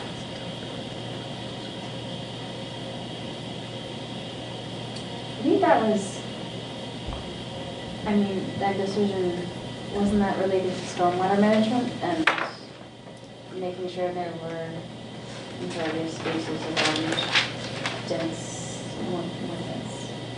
Because we're still talking about residential, right? They break it down by different neighborhoods, so they give a couple of different types of examples. That's true. Well, mixed use is in there. That's true, but it would impact more than this housing, changing the whole But zone.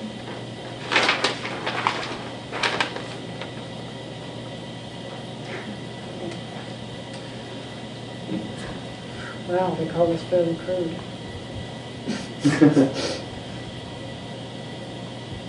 So if you think about like max square footage, that includes the whole building. So even with height, so think about, if you had 12,000 square feet, you could have, even on a small lot, multiple buildings, but depending on the height, it could be more than 12,000 square feet.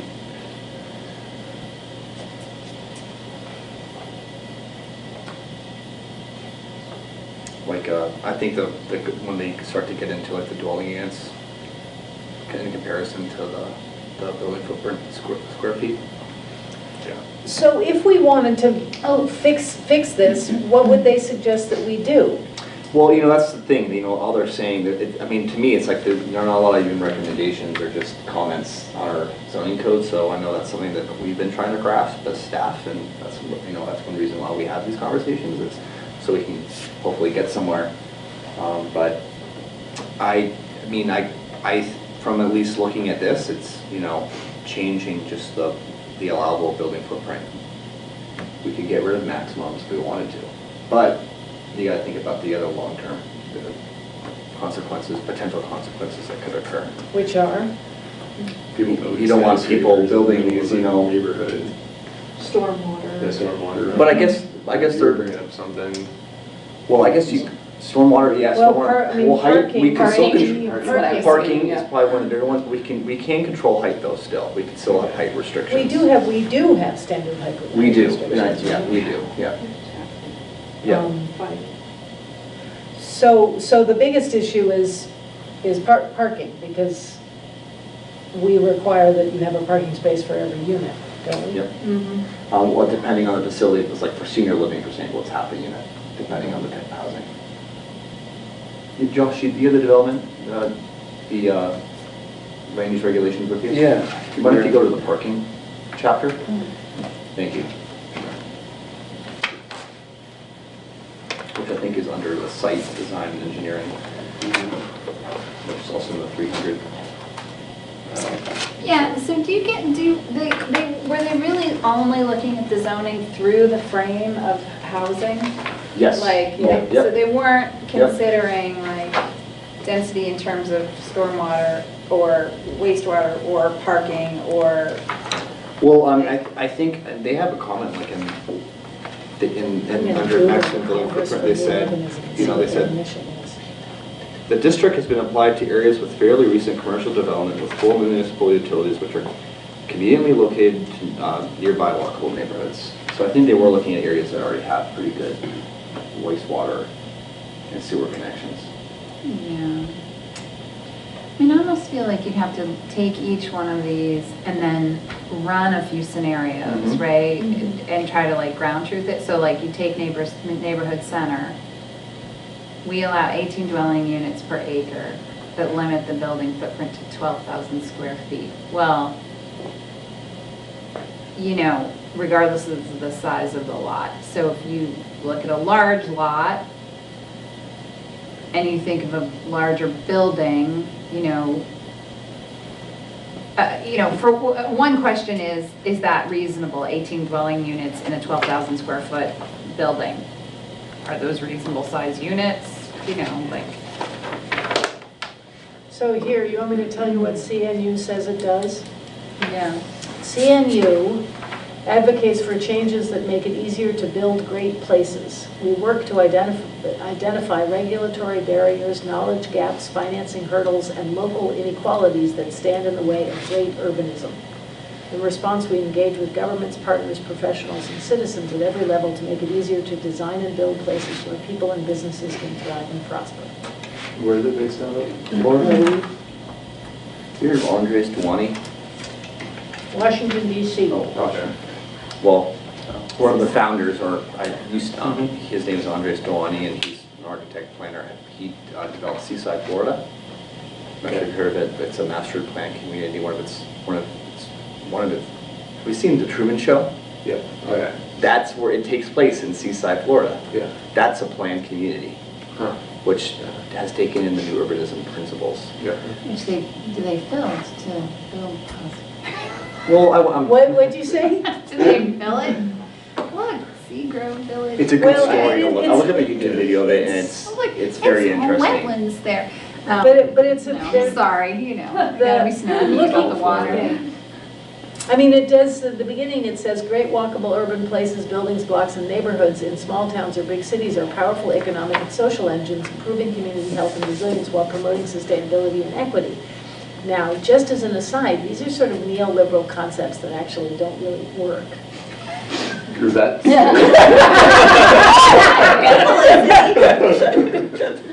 All they do is make the rich richer. And all right. I got my Sorry. We are a painful collection, and commissioners with our knowledge, aren't we? I'm sharing that sentiment though, because I'm like, who is seeing you and like, what do they know about this area? But I'm also like excited for easing zoning ordinances, especially because development in this area is obviously extremely difficult, especially when it comes to housing. So we have to find a happy medium and be creative. We do. Yeah, we do. I mean, the key is to make sure that whatever we do, we reinforce equity and we make sure that we don't destabilize public services. Yep. And that's the long-term negative outcome potential. Right. I mean, if you've only got a small pot of money and you decide to direct it towards amenities as opposed to, or I don't know, you know, helping somebody make a big building that's going to earn them a lot of money as opposed to offering services. That's a negative. So I guess one question, which this is making me wonder about, is that is our parking, did we make choices in the zoning based on this assumption that everybody needs a car? And is that what has resulted in like what we have? I wasn't around for that, but I'm assuming we probably did. Because there are definitely like considerations for the number of parking spaces per. And I remember like all of this is, I don't have this brain, all of this is somewhat confusing to me, but you know, I remember thinking like, well, couldn't you just have a big building like close to downtown with no parking spaces? Because we got feedback at the residential neighborhoods. I recall, I don't remember how frequently we got it, we did get feedback about when you have more units in a residential neighborhood, that meant that there was not enough parking for everybody on some of the side streets. Well, you can get parking exemptions, like Snowblock has no parking requirements because it's in the downtown district. Okay. But also we talked a while back about drawing a line around the town, designating what's walkable from downtown, and easing parking requirements for buildings and apartments in that area. Yeah. Within walking distance of downtown. I don't remember. It was a few years ago. Well, one thing to consider with, you know, getting rid of parking is that you want to be in areas which are easily walkable to employment, shopping, affordable healthcare, shopping. yes. Right, and affordable and shopping equity is has to still be at down the center of Putney the Road. conversation. But also, I mean, obviously we do have it in this area, and it's good public transit. That's another aspect. Yeah. To get people around, they still got to get around, right? And this is New England, and we have some harsh winters. Right. Yeah, before we give the parking away, we need to have more reliable public transportation. Do we want to move on to restrictions on number of buildings per lot? Or do we want to simply say, this is all very interesting, can we go at a case-by-case basis? We can refer back to these when we're looking at our specific zoning. Yeah, I think I would love to review the things that we've got in draft form and compare them to these recommendations, and then maybe put something together next week. Okay, cool. To bring to the select board this year. Right, I mean,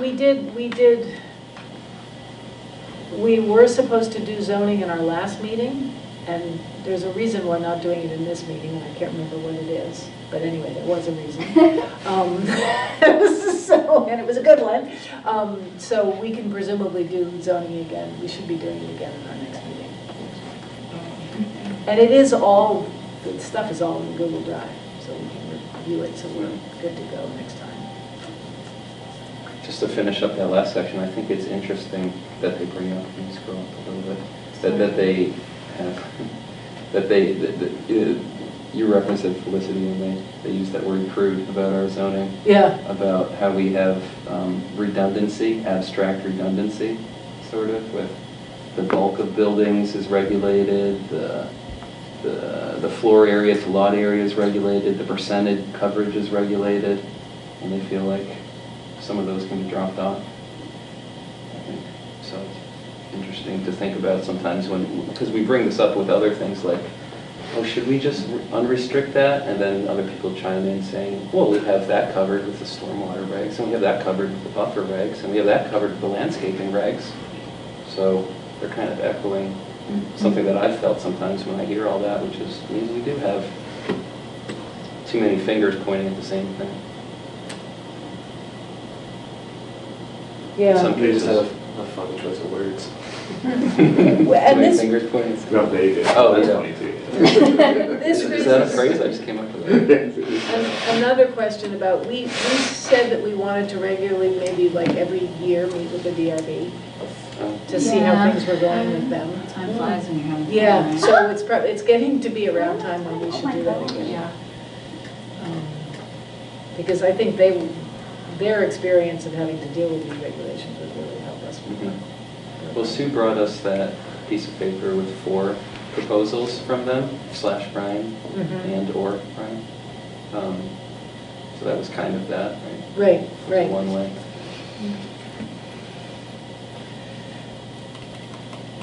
Okay, we good on that? To be continued, I guess? Yeah. I think it's exciting that we're considering this. I definitely think it's like kind of unknown, like the outcome and who these people are. Like I'm worried about like, have you guys ever been to King of Prussia in Pennsylvania? You've been there? Yeah, it's like hell. I feel like these people probably did like the zoning around it. It was just like a strip mall, you know, and like it feels very unregulated. You know, and like I'm all for easing and relaxing regulations, but I'm also all about like maintaining and keeping like the wholesome quality that is Brattleboro, you know, Yeah. like this uniqueness and individualness, you know, and I feel like it's like, okay, if these guys are Truman Show-esque, you know, you know, like how seriously should we be taking it? So. Well, I think my understanding, and correct me if I'm wrong, Andrew, is that they offered to do this sort of just as a benefit, to sort of say, Yeah, here, yeah. we'll take a look at your regs Yes. and tell us what you think. And out of, Conversation. yeah, and Yeah. out of the communities that were looked at, we were by far the largest in terms of planning. We had probably some of the best planning practices already in place. That's nice. Yeah. I mean, yeah, so that's what, I'm not sure the other communities were like, you said Colchester. But you said around Vermont, right? Yeah. Yeah. I think some north, and we were the only ones in southern Vermont looked at. Okay, so, on to G? Oh, can I just, Yeah. one thing Sure. before we move on?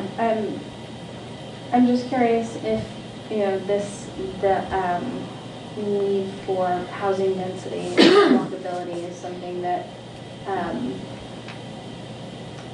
as we make recommendations to the select board, if we get to that point, and want to make some tweaks to the zoning, should we be making a more concerted effort to hear from the community on that?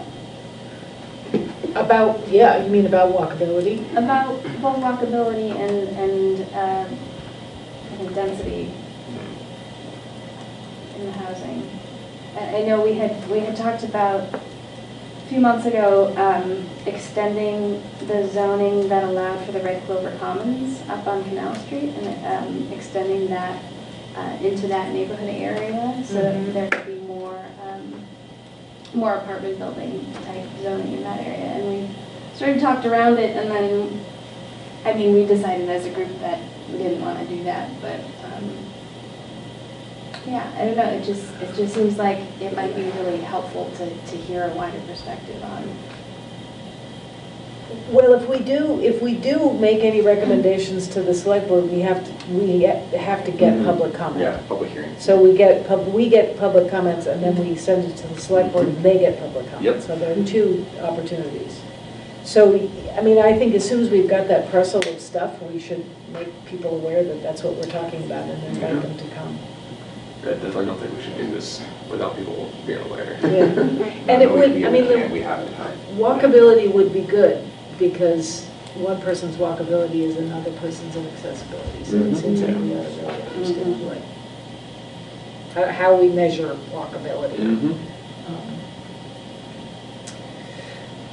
Public outreach efforts? Oh, we're just passing by the other recommendations? Well, I think the Because it's, Or do we want to go through each one? It seems like we need to, I mean, we need to be looking at them within the context of our actual regulations. Yeah, I think that was the It seems- process recommendation you made that I liked was at the next meeting, I think we were going to look at the recommendations that we had been Alongside. thinking about making Oh, I see. alongside Great. the CNU, suggestions, and then thinking about those in the same context at the same meeting. so maybe the staff can kind of draft these So into. we didn't some- get to Is the. that too much to do? Well, Sue's already working on some draft code with the flexibility of unanticipated development proposals with the PUD process. So she's changing that right now. And then I was going to work on the lot sizes. Okay. So we will get something for you. Mhm. at this So point. it's already in the works. So are you okay moving on then, huh? Mm-hmm. Just Oh, that, yeah. the one about the restrictions on number of buildings per lot, that kind of, I agreed with that. Okay. But kind of for rural reasons, actually, which maybe I shouldn't mention. But, I'm curious to know now. What do you read? yeah, well, Say more. because I, a few friends and I wanted to, we're in the prospect of kind of looking at this piece of land to buy, and it has this old house on it, but it's still usable, we're not gonna demo it, but we're excited about building too, like one more house. And then so the prospect of if we subdivide, that's like a process, and it adds to the total assessment, and we have another buildable lot and all that, more complication, there's 2 owners, potentially now. But the land use regs currently say that you either have to subdivide or you have to go through the whole PUD process. And it's like a PUD just for a 2-house property? That seems to make it a conservation subdivision with like easing some of the land to a land trust just for a 2-house property on 50 acres. So it seemed like... Well, you can do a conservation easement, so conservation subdivision. Yeah, but you read, I mean, I don't have any experience with the PUD and going through it, but it seems like that's something for like a neighborhood sort of development. Or Well, like we have like specific subdivisions for rural areas. Yeah, the conservation. The conservation subdivision, yeah. Right. I don't know, it seemed, looking at it, it felt a little daunting maybe for a two-house proposed, property. So when it's, and they give an example of how maybe there are legitimate cases where more than one building might be placed on a single lot. For instance, 2 single-family homes on an oversized lot. So they're talking about in the urban area, but I'm talking about in the rural. So, yeah, no, I hear you. Yeah, thank you. So I like that. Yeah, that also makes me wonder about tiny houses, like what situation where you could like add a tiny Yeah, you house. need to subdivide the property. We for have each regs individual that, one. I remember that, we have regs that enable a person to The build accessory tiny dwelling houses. unit. Yeah. Oh, right. ADUs, we do allow ADUs, single ADUs. They're totally, they're outright permitted, so it's pretty easy to get one. For one. For one, yes, Yeah. that's, but I'm not sure. But I think we also have it so you can do a community. Well, cottage style. Yeah. PUD. Yeah, so Yeah. then you need the PUD, zoning. yeah. Um, So, like I said, Sue's drafting that, and we probably should wait for her to give a full discussion on that. Okay. So are you anxious to see that again? Should we push to try to make that happen in the February meeting? March, Do it in March? It's up in review. Oh, February okay. meeting, I really want it. All right, yeah, that's fine, that's fine. I mean, it's good to know that, because then we can plan it for March and make sure it happens. Okay, public outreach efforts. Are you reporting on those? Yes, or- okay. so 250 Bird Street. So just giving you an FYI, I don't have a lot of familiarity with some of these things because I wasn't here. But Kathy, I know that you helped with some of the 250 Bird Street property, correct? I did? Or you... Wait, is that the one on the Whetstone? Or? Yes, so the well, one it on the is. The one, the... Oh, the 12 acres Yep, for Sossaman property? But Yeah. basically, we need to figure out what the final use of the site. What does the public want it to be? So we're going to be conducting a few neighborhood meetings to hear from the public what they'd like to see the site be.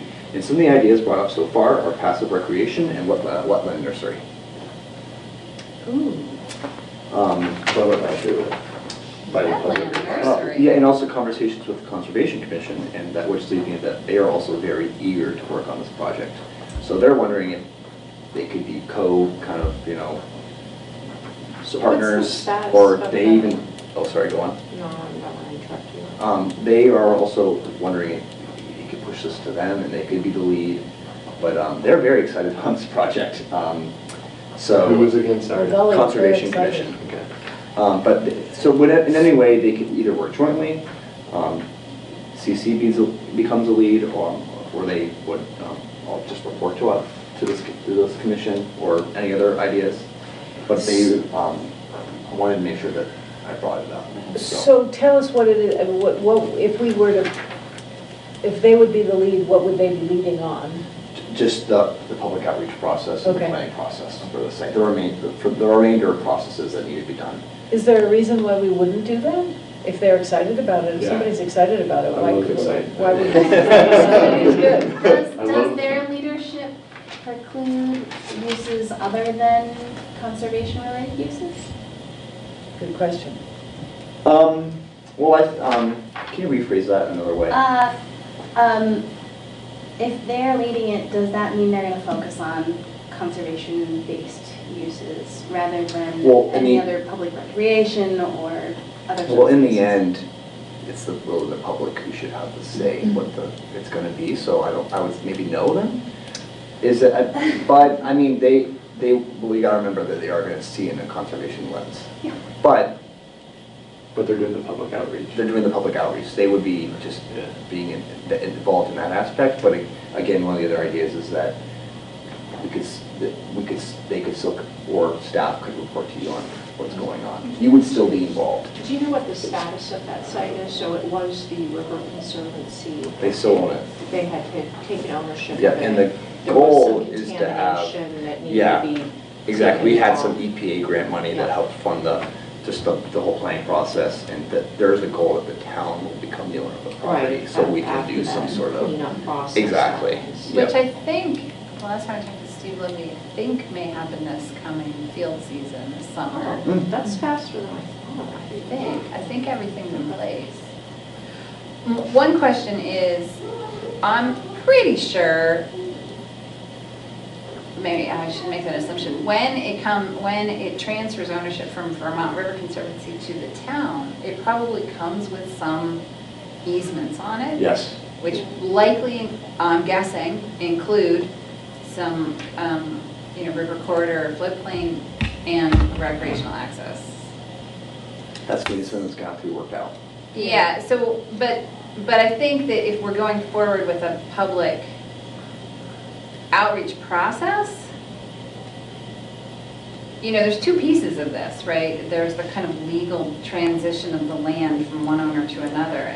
So if that has to be worked out, it should be clear what those are before we begin this public outreach process, so that we can be clear. Like, the land must allow recreational access, the land will be owned by the town, the land must be able to flood. And given those constraints, what would you like to see happen there? I think there was a lot of talk about the flood effect of that property because of Irene. Yeah. And having That's the whole point. having that be on the table so that the public knows that that's part of it too. I think. So is it can't be built on? Is there a thing that says it can't be built on? I don't know that it's that. How much of this property is it? Site plan. It's the whole thing. It's like, it's. Well, if it's in the floodway, you can't build anything. It's this whole thing. Oh, wow. And it is all in the floodway. Oh, it is the It is the floodway. And it's gonna be, that's where the I water mean, goes. one of the original plans that I've seen, it was gonna be tiered to deal with different levels of It does flooding. elevate towards the And back to of the take property. the pressure off From downtown. downtown, Yeah. basically, Yeah. by Yeah. creating extra space for that water to go. Yeah, and the plan also included some stormwater mitigation for these houses, this area back here. That stormwater would actually be directed onto the property to be infiltrated and, Public access to a nature conservancy sounds awesome. Yeah. Yeah. Especially Yeah, I mean, people but as long as the public knows that there's not going to be anything built on it. right, but you could have, the things could be built on it, they have to be able to be flooded. So for instance, you could put ball fields, you could put walking paths. But you might not You wanna could put choose. fencing. Right. That could catch Right. rain. Or, there could be, like a nature path with interpretive signs. There could be particular plantings. Things you don't mind getting washed away when you're So, yeah, so I think I'm all for the Conservation Commission running the public outreach, but I think it is important to clarify the reality parameters of what could actually be done. We've had this discussion with Yeah. them, because one of their concerns is that, as an understanding, that the public does understand that there is dangers to this location in terms of flooding, and that what happens if this area becomes an encampment area for the homeless. Right, which is part of, that has to be part of the conversation, right? Which means like sight lines and paths and lighting possibly, or, you know. Okay, so do you want to make a motion to invite the Conservation Commission to take the lead on this? Sure, I'll move that we invite invite and/or / allow, whatever, the Conservation Commission to take the lead on public outreach for that property. Because who are they collaborating with? Who's the collaboration with? Us? Well, it'll be with us and then with Vermont River Conservancy. Yeah, exactly. Yep. So the expectation would be that they would report what's going on to us, or like tell us how it all went after the process is over? You guys, and you guys Yeah, I will mean, report to us. you're staff for both us and them, right? Yeah, so. So just including that in the agenda. I'll second that motion. Great. All those in favor? Aye. Motion Lots of passes. native plants. I'm a native plant geek. It'd be cool to like have like a bird watching area. You know? And just as an aside, we are finding that the number of restoration projects in the state is increasing, and this is, I'm speaking with my river steward hat on, we are actually like, there's not enough plant material. So a couple more nurseries might be a good idea. That's a strange business for the town to get into, but. The nearest native plant nursery I know of is down in Massachusetts. Yeah, there's one up by Burlington too, but like. Are you talking about sales, like a place where you can buy? Wow, how interesting. Yeah, like wetland nursery where The you one house. plant Go, things, farmer. That's what you can farm. grow, and then in some cases, like, you know, you use like willow or red rose or your dogwoods, you're not even necessarily like taking the plant up. You can cut stems from it, and then that can be used to help on restoration projects. So, I don't know. I have no idea what that is. It seems like really out of the box, but. So noted. All right. Western Ave Bike Ped Scoping Study. Yeah, so we received the grant money from the state V-Trans for $32,000, and then the Department of Public Works is going to match $8,000. So we have $40,000 to work with. It's going to be a scoping study. So right now, the staff is working on writing an RFP, and we'll hopefully hire a consultant to start working sometime in the next few months. Did you say? Sorry. The scope, Western Ave encompasses what to what? Yeah, sure. So it's going to be from the intersection of High and Main to Exit 2. Intersection. Not of very it. High far and for Main to, 40,000. so then you know how High it and Main changes at the green to and Exit High. 2. Yeah. And this is Escalator to get up. $1,000 to do a study. Yep. It's going to be, they're going to make a conceptual plan with They're going to make a alternatives. conceptual I think plan. Josh knows Yes. a guy who could do the whole lane. For 20 grand. Yeah, maybe.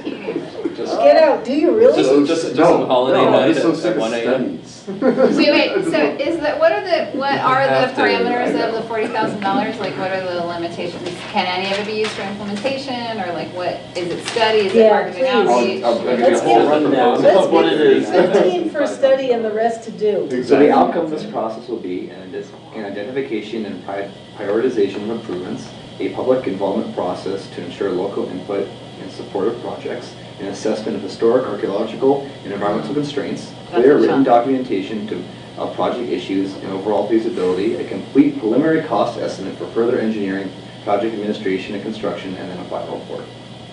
Okay, so a couple of those are actually chunky, like Yeah. the, like archaeological, like historical Oh, yeah. assessment, and then the engineering. Like, Mhm. there's squeeze spots to figure out how you would actually engineer. But the Reverse road's already engineer. There's archaeology. pedestrian lines on. I sent that. I don't know. Yeah, think good of, like, question, wait, yes. the hi buildings are- to- They're not making a new Why do bike we have lane to- like why do we have to in the do- forest. Why do we have to Well, do an because there's archaeological ideas study? that there could be some pedestrian improvements, I'm thinking there could be some potentially digging. Some Like I lines. said, maybe, I just came in, so I don't know. Keep using that. And what I could do though, It's I here am to taking here. these Yeah, comments it's and just a giving them tiny, soon. tiny, tiny piece of real estate there. Right, and it's really Which like, one, which And piece there's of real estate are we no- talking It's about? going High Street Yeah. to the entrance to exit 2. Yeah, but what's the constriction? It's just Western Ave. Yeah, it's a straight line. It's a straight line. Yeah. Oh, she's a That's constriction amazing. They have about sidewalks on both the sides. archaeology. and there's Already. actually like really, that's probably the easiest place to ride a bike. I ride the bike all the time. It There's is. like big side areas. It's Yeah, great. shoulders. I think for and it's flat. 40,000, we That's could right. actually just make something. Yeah. Unfortunately, Instead of planning, we actually. I'm hearing a little bit more I just. If you give me 40 grand, I will get out there right now. So I wonder. I'll buy this one if I see it. It's not as if we're gonna take Is the there, sidewalk out, is there right? any changing to the scope or the parameters of where Probably this is? We have or agreements what it does? with We the have state and they're agreements. So signed and. It's nowhere It's not brought over beyond taxpayer exit 2, money, at and least it's directly. nowhere. We can't, I don't think we And I can don't make think we'd changes be at this point. reasonably talking about moving anything that's already paved. So really, I think what we're just talking about is if the feasibility of just painting new lines on the Why do we have to do a study? pavement, and I don't I don't understand. think it's, Why I don't do we think have to it's, do a study? I don't think it's necessarily painting, like they're talking about potentially other improvements, like an actual bike lane. Yeah. Meaning you take the sidewalk Potentially getting out. rid of parking on one side of the street, we're Yeah. talking. Yeah, Yeah, and putting which in is a what you have to barrier do. between Improving the car traffic. widening the sidewalks, tree planting, I mean, I don't think it's just putting some paint on the road. No, we need something better than just paint. You know, So this is how things are done. You spend $40,000 to get somebody to do This a is plan, planning, and yes. then you ask for more money to actually do what's been This, planned. yeah. Do we have a guarantee that we're gonna get the money to do when they finish the The plan? money is just for the study. That's the Who only gives thing. us the money for the actual to doing? execute the study. Well, a plan would hopefully address those needs. And you And got some sort of public implementation, comment. because that would be getting money from other sources for actually implementing. And what, just out of curiosity, what's the cost of actually doing making a pedestrian, I can eyeball it, but millions. Yeah. If there's bump outs, if they have to do like pavement. You don't understand removal these projects or, are- yeah. It's Millions. Millions. Yeah. Well, because like, How feasible is it that we're gonna get $1 million grant to make a bike thing over a 2-mile space from High Street to exit 2? I can't say, unfortunately. Andrew, this is like this is the roughest planning commission. Yeah, no, I'm not actually asking you these questions, I'm just, they're I know, rhetorical I know, questions. I know. Because it just And I wish seems I had the like, answers. we're doing this, we're spending $40,000 to make a plan for something that we know we're never gonna get the money to actually do.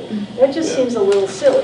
especially when we can take that 40,000 and put it into it. You know, like obviously we can't, the money has stipulations. Well, but if we use put the that. money into some Yeah. kind of account now, in 5 Yeah. years, it might be $1 million. Yeah, Put in a credit union or something. If you got rid of parking on one side, like right now you can park on either side of the street for much of this. If you got rid of parking on one side of the street, you would free up like 4 or 5 feet. And so then there's a question. I mean, I don't think, you can't take any of the sidewalk, right? No, I don't. Like, you can take the sidewalk because the town owns that, but past the sidewalk, you're talking about people's property. So- And that's not happening, right? So, So is this, because in years past, we've done a lot of studies, like especially when it comes to the roadworks around Meadowbrook, Putney Road, Western Ave. Have we done this study already? No, not that I've known, not the documents that I've seen. Stretch. Yeah. Because we did in West Brattleboro. Mhm. Yeah, like Yep. past route, or exit 2 beyond. we have for bike lanes? There is a bike lane there. You know, so I'm assuming we've done the study to figure out how to put the bike lane in. Or did we just put that bike lane? I think they'll Did probably. Steve just get out there and paint that damn Yeah, bike lane? exactly. Doing Stevie. All right, good, so congratulations, we got the money, we're going forward, that's And great. I guess really the gist is that there'll be outreach for that, Okay. just like any other plan. Does the planning commission gonna have to participate in any way in that? Yes. In some form, you will be involved. I'm gonna be on my bike. I'm doing outreach on my bike. Okay, all right, good. So We'll do like so some we will bike be involved, all right. Tell So them they will need to are be you there gonna- for the Tulip Trot, the 5K that runs right through that section of road. Oh, yeah, that's. Tulip Trot? Tulip Trot. So do we need to review the RFP, or are we gonna, it's okay for us not to see it? Yeah, we'll be developing it. You mean, Do when you we all want to wanna see see it? it? Do you want to be involved? I mean, that's staff usually. I think thing. right, but we I know in the reviewed the past we RFP reviewed. for the plan, for the downtown master plan. Well, we reviewed, I think, all our. I think like 2 of us were on that RFP review. Yeah, because we sometimes split off. And I think one, the main, it says 2 exit 2. The really tricky bit with the bike is actually around the exit 2 It's interchange. scary. So if the RFP can reflect on putting a little, I mean, I don't know how you do that, but some real effort there to figure out how you get across that.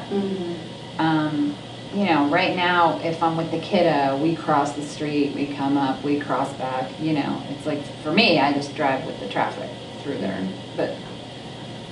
and then the other question, and this is kind of an aside question, is, when you get into West Brattleboro, the main, like, there's some bike lane, but the main constriction, I mean, and that's, It's that bridge. Bridge. There's nothing Cursing. cursing happen. Right, no, the V-Trans is supposed to be looking at that bridge right now. So, Really? yeah, I believe so. The last time I You know what I'm asked talking Sue about? about it, Sue said that bridge Over was the Whetstone. for a long, long time before that bridge was gonna get redone. I haven't heard I anything. don't know. Long. I just saw them out there Oh, they're probably at the I'm pretty, Public Works is probably involved with that, and I could reach out to Steve or Dan Um, and see if they have any Well, information. so yeah, maybe just if there's any segue or interstitial space between that bridge over the Whetstone and whatever they might be doing and this planning money, that might be a good use of the money. Or, I mean, it's all gonna be a good use of money, but you know what I mean? Like, if you get on a bike and you ride up and down Western Avenue, that bridge is the spot where you're gonna be killed. Okay. I think. And by the exit 2 the interchange. exit 2 and that bridge. Yeah, but everything else, But yeah, I mean, that bridge, if you could change that bridge, then you can connect from Chelsea to downtown. yeah. And that would be great.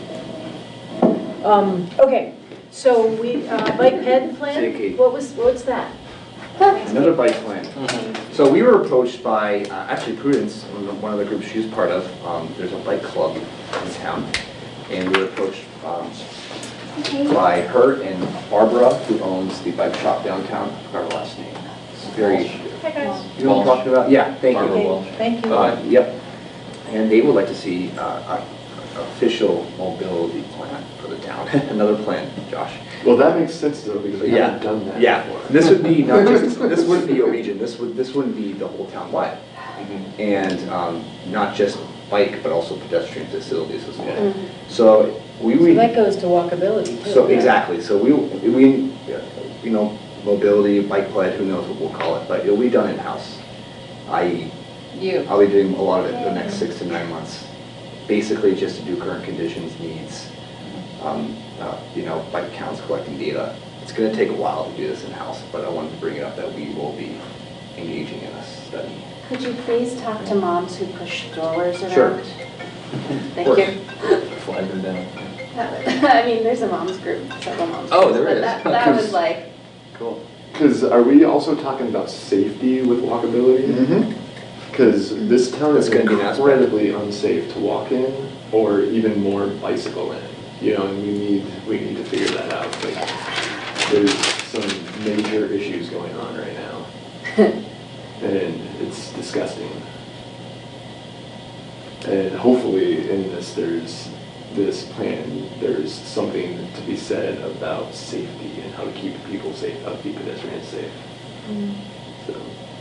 Oh, yeah, a series of things was happening last weekend. You know, people are getting run over left and right. Yeah. You know, people in crosswalks. Wasn't there one day too, back a couple months ago, that like there's like 4 hit and runs or something? Yeah, I think this year there's already been 5. I think the cops said this year there's already been 5 pedestrians hit. Not this year, no, what was it? Last year? 2019, the end of 2019. 2019. Yeah, there was. Because there's only 6 days this year. Wow.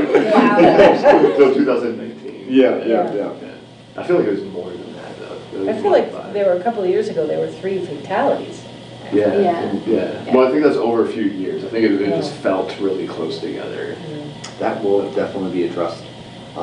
One thing that I'm specifically going to look at for biking is like levels of stress, it's called. So areas, roads, I'm going to go and do some inventory of the highest level of stress you experience on a road in Brattleboro to the least. Yeah. So we'll be doing that assessment.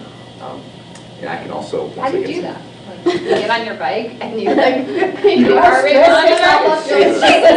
That's one way of doing it. You find intersections renamed malfunction junction. And like that. It's really actually That's the spot, right? and talking with people. So that's going to be me like spending time in one location for hours on end, just observing and talking to people who are either biking or walking in those areas. I can tell you my stress area. There's a crosswalk right in front of where the Vermont Country Deli is that goes up to Orchard Street, and like that is, you know, there's that shot of Western Avenue. People just don't ever even, you know, as you get closer to downtown, I think there's like a psychological anticipation of more pedestrians. But like when you get out onto Western Avenue, people are just cruising through, and I have no idea. And especially with where the farmer's market is, like, it would be interesting to look at, I don't know how you would do this, but changes in trends in terms of bicycle use and walking in town. Because I bet you that has increased over the past 10 years a lot, even 5 years, you know? I feel like there's a lot of people who want to bicycle and walk around this town, but they feel unsafe doing it. Yeah. And if we encourage drivers to drive safely somehow, you know, we can, all of a sudden these plans, these bicycle lane plans could actually come into fruition because there's going to be the interest is there, just nobody's willing to do it because of how dangerous it is out there right now. You know, It's fairly easy to get those temporary speed bumps, right? I mean, that's something that you can just lay down Speed humps somewhere. all over town. Yeah. Put them like, I mean, right around that area, because I have stopped for pedestrians there and watched the oncoming traffic just keep on flying by, which is even more dangerous than nobody stopping, because once you stop, then the person who starts to go, and then they're in the middle of traffic. Yeah, right, so it's like lights. Yeah, I mean, but those things that they just drop down in neighborhoods all over the place, I think those would be great. But there's got to be something more permanent, like a more permanent solution than just throw down speed bumps. You know, like obviously that would help a lot, but like it's like what can we do to, you know, it's almost like you're talking about like a, what did you call it, an assessment of level of stress. Yeah, exactly. Like, we could park like fake cop cars. Put the lights on. Sorry to interrupt. It was a good idea. Well, how about those flashing lighty things? Also, blue lights for all bicyclists. Yeah. So people forget. The issue, like I feel like it's more of like a mental problem right now. It's like people in their cars feel like they own the road. You know, and that's really unfortunate because they don't. You know, like everyone, we need to share the road with everybody. You know, like there's obviously a rotten apple in every bunch. There's bicyclists that don't stop for stop signs or stoplights. You know, and then there's cars that, you know, don't stop for pedestrians in the road. We need people to calm down and chill out and like let people live and stop running people over.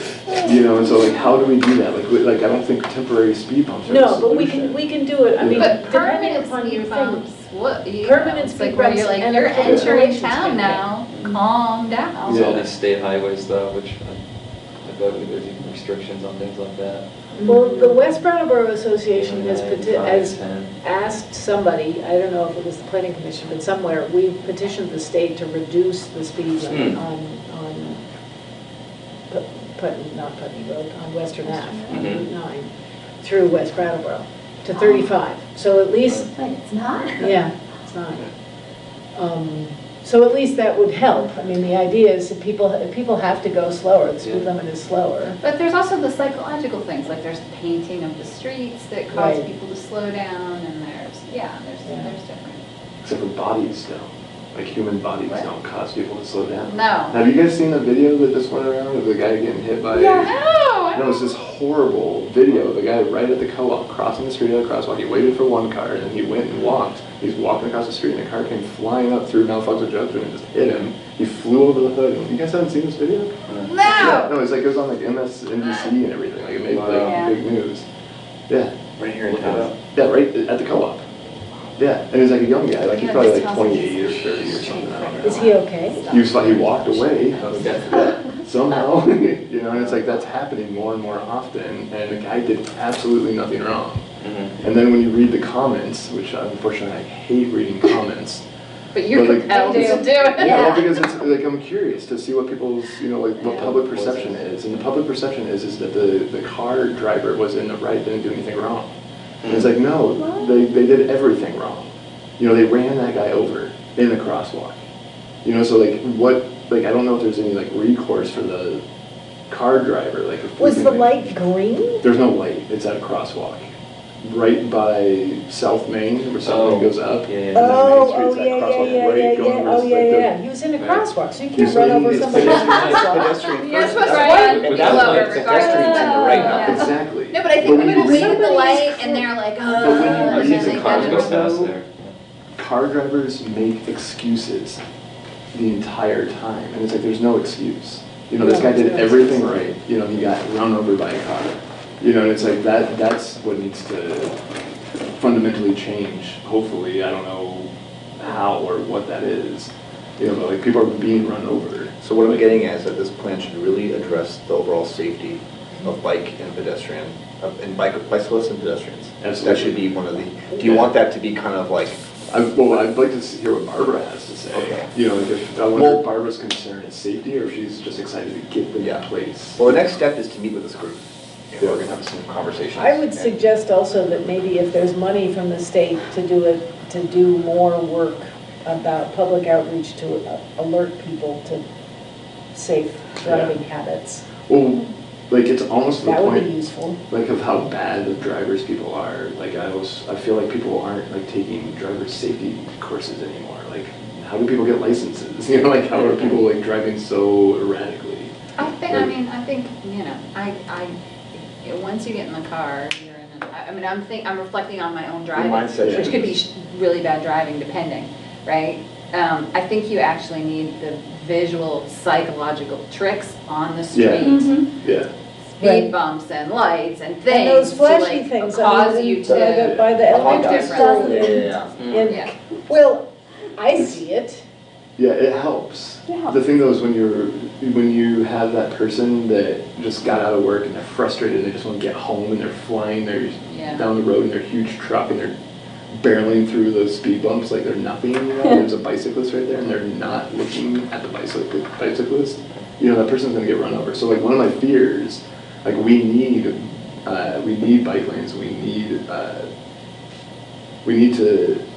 The infrastructure for pedestrians, especially walking around town, has got to improve and needs to grow.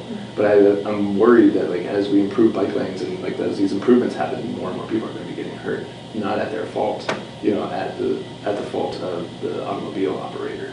You know, so that's one of my. I think that that's a question for us to take up to our legislature, though. I mean, I think if a car flies through a crosswalk and hits a pedestrian, then that person needs to go to jail. Yeah, exactly. That's where I'm at. Like, what if that person can't afford to have a lawyer to put that person in jail? You know, like what if the victim can't? Right, but then I mean, that's why I'm saying take it to the legislature, that it has to be something that operates at a legal level, where there's a law that's broken and then there are consequences for breaking the law. At this point, people can get away with whatever they're getting away with. Exactly, yeah. But the only way to stop that is to stop people from getting away, because if you know, like, you know you're going to get arrested, you're going to pay a fine, or something's going to happen to you if you fly through a crosswalk and hit a human being. Yeah. Chances are you're not going to do it. Exactly. There needs to be some sort of accountability, and I feel like that's where we're really lacking. And obviously, that's not a Brattleboro issue to tackle, but it's something we should be talking about. And something like, There's also this, a great group called Safe Routes to School, which Mhm. is, I think it might be a national program, but it's really big in the state of Vermont, particularly in rural communities and in our community. And it's an advocacy group, and it's a group that works to change policy around walking and biking to schools. And it also does programming. I mean, I see their logo in our school newspaper all the time. So it's another great resource that can provide ideas on how we can tackle not just infrastructure change, but policy change. Okay, are we good? I feel a lot better now. Okay, great. So is there a motion to adjourn? I'll move that we adjourn. Is there a second? All those in favor? Aye. The meeting is adjourned at 17:39 PM.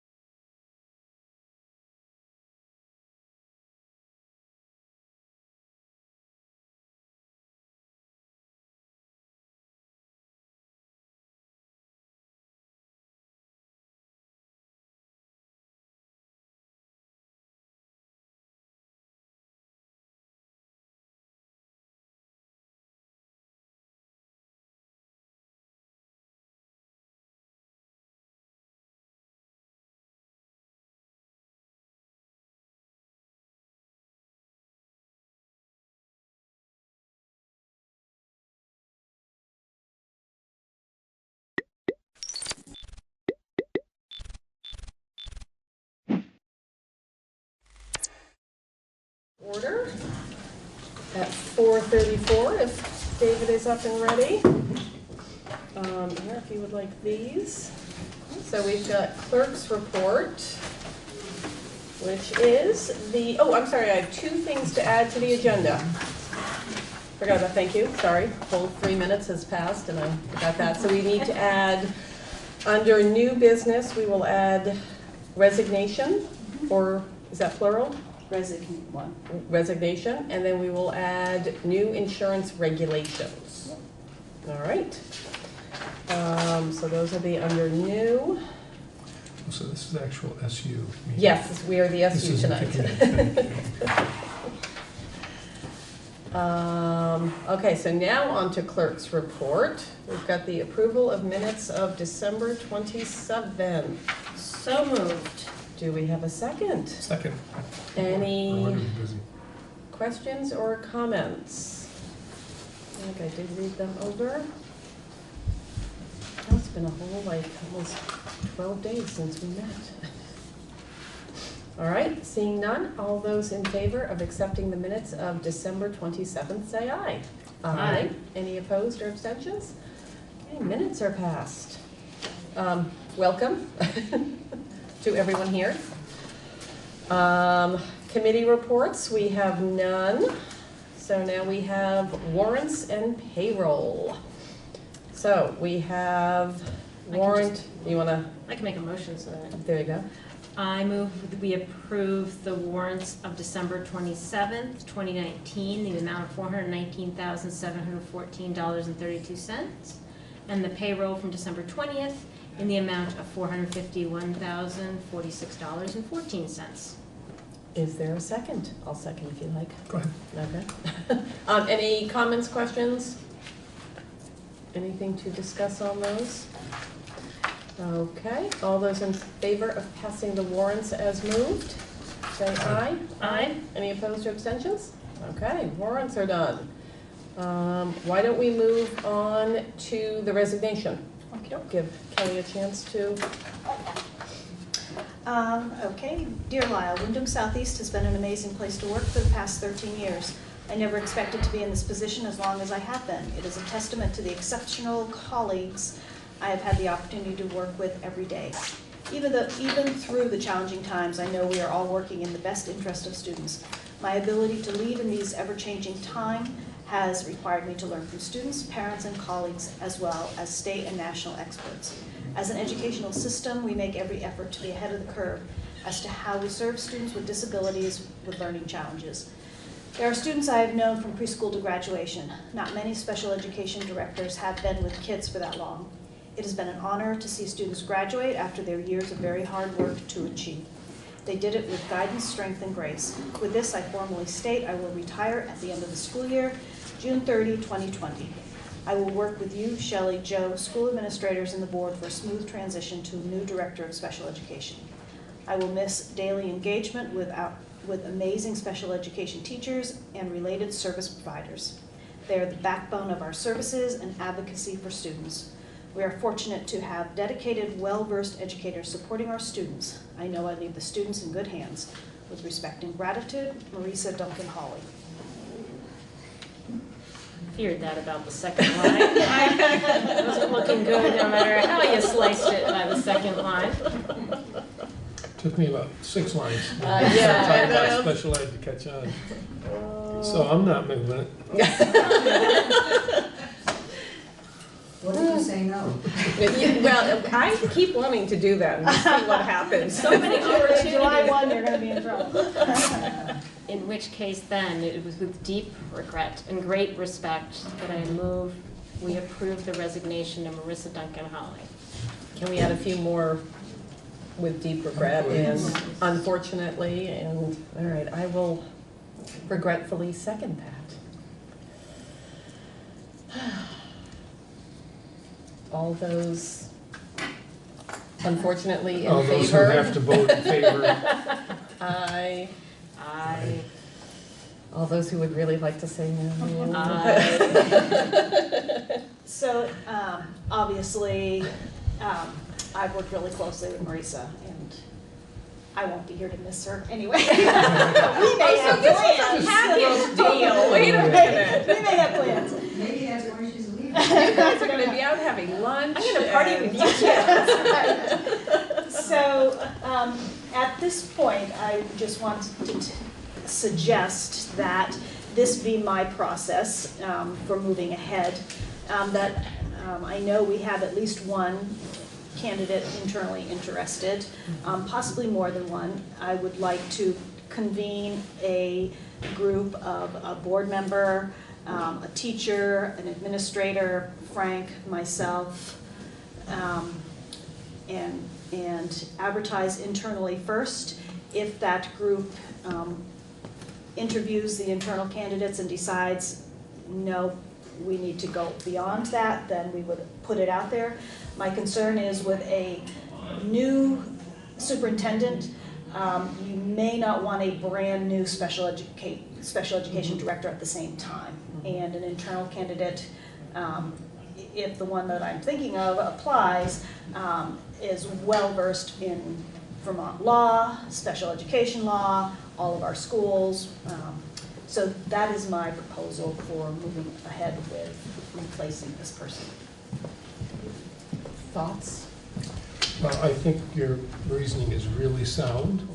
I always resist this because it locks us into our continuing to be not very diverse professional staff. However, if someone from within is hired, we will be hiring someone to replace that person, and we can make a really broad effort to find a candidate that way.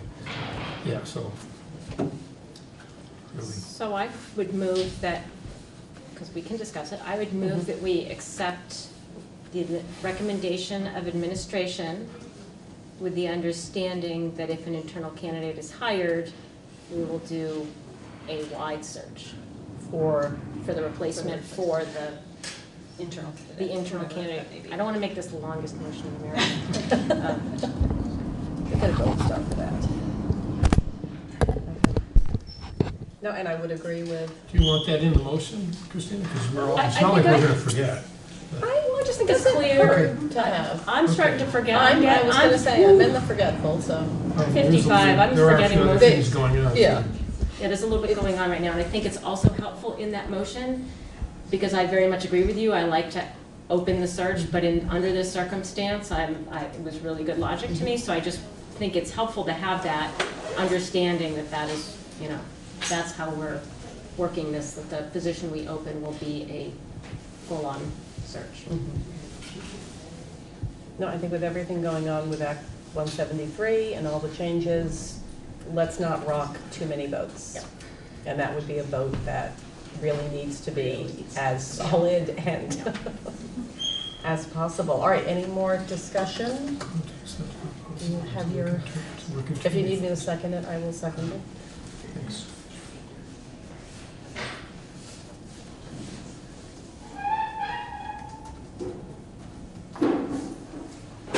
Think you got it?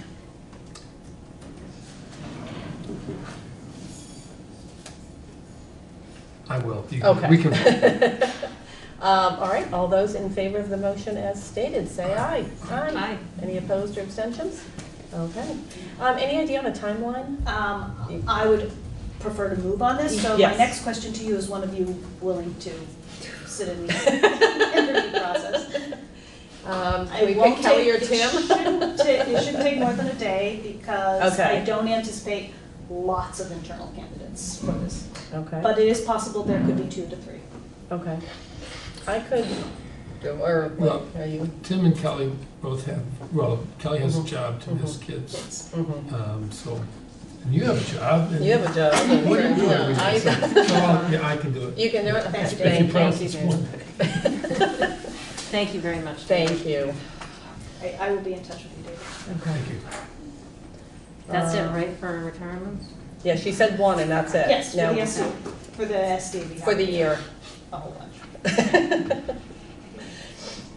Okay, so new insurance requirements. What's up? So you can remember in December, we got the information from the arbitrator. The arbitrator decided to go with the proposal presented by the NEA, teachers from NEA. The VSBA is overseeing the implementation and has organized webinars and training sessions. However, because we're not members of the VSBA, Frank and I cannot access those unless we pay. So I'm asking you for permission. I don't want it to come through the warrants that we're paying VSBA, because I know that that would certainly raise some eyebrows after all the conversations we have. But Frank and I have two options, because we do need to have guidance in how we should be implementing the new insurance.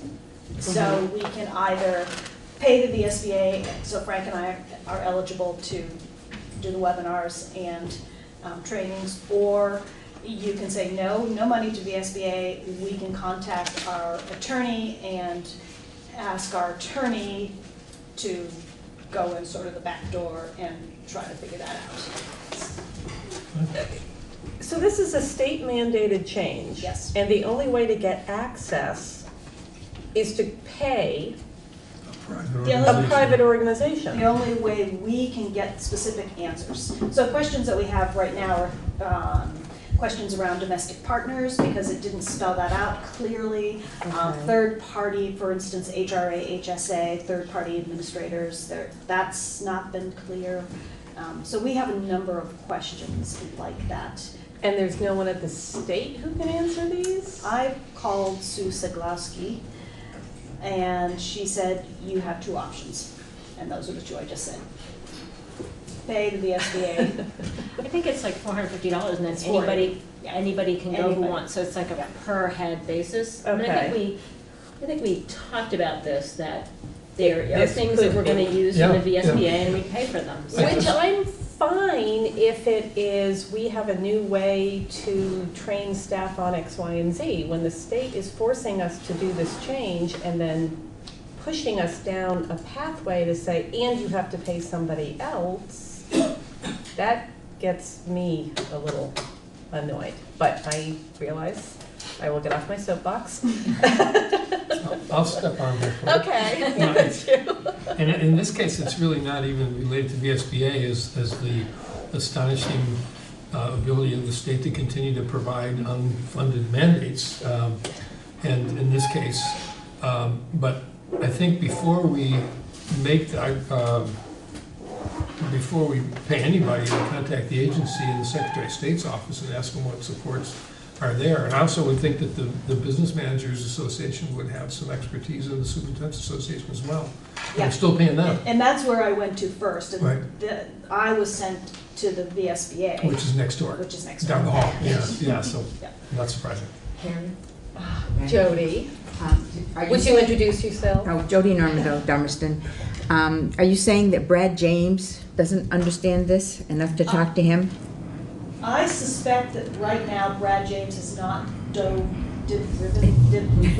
Has not dived in. He hasn't dived into it yet because of, he's got school finance and everybody is working on budgets right now.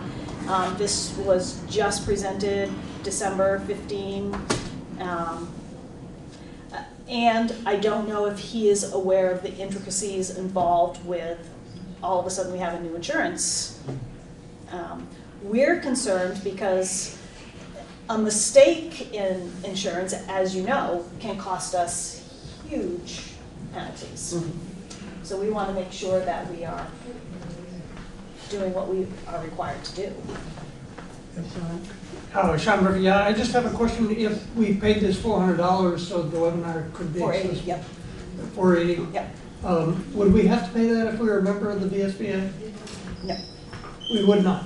There would be a fee for it. For the webinars for everybody are free, but then there's it's the meetings. Correct. The you have to meetings pay for. you pay for. Right. And ours is in Heartland or someplace like that.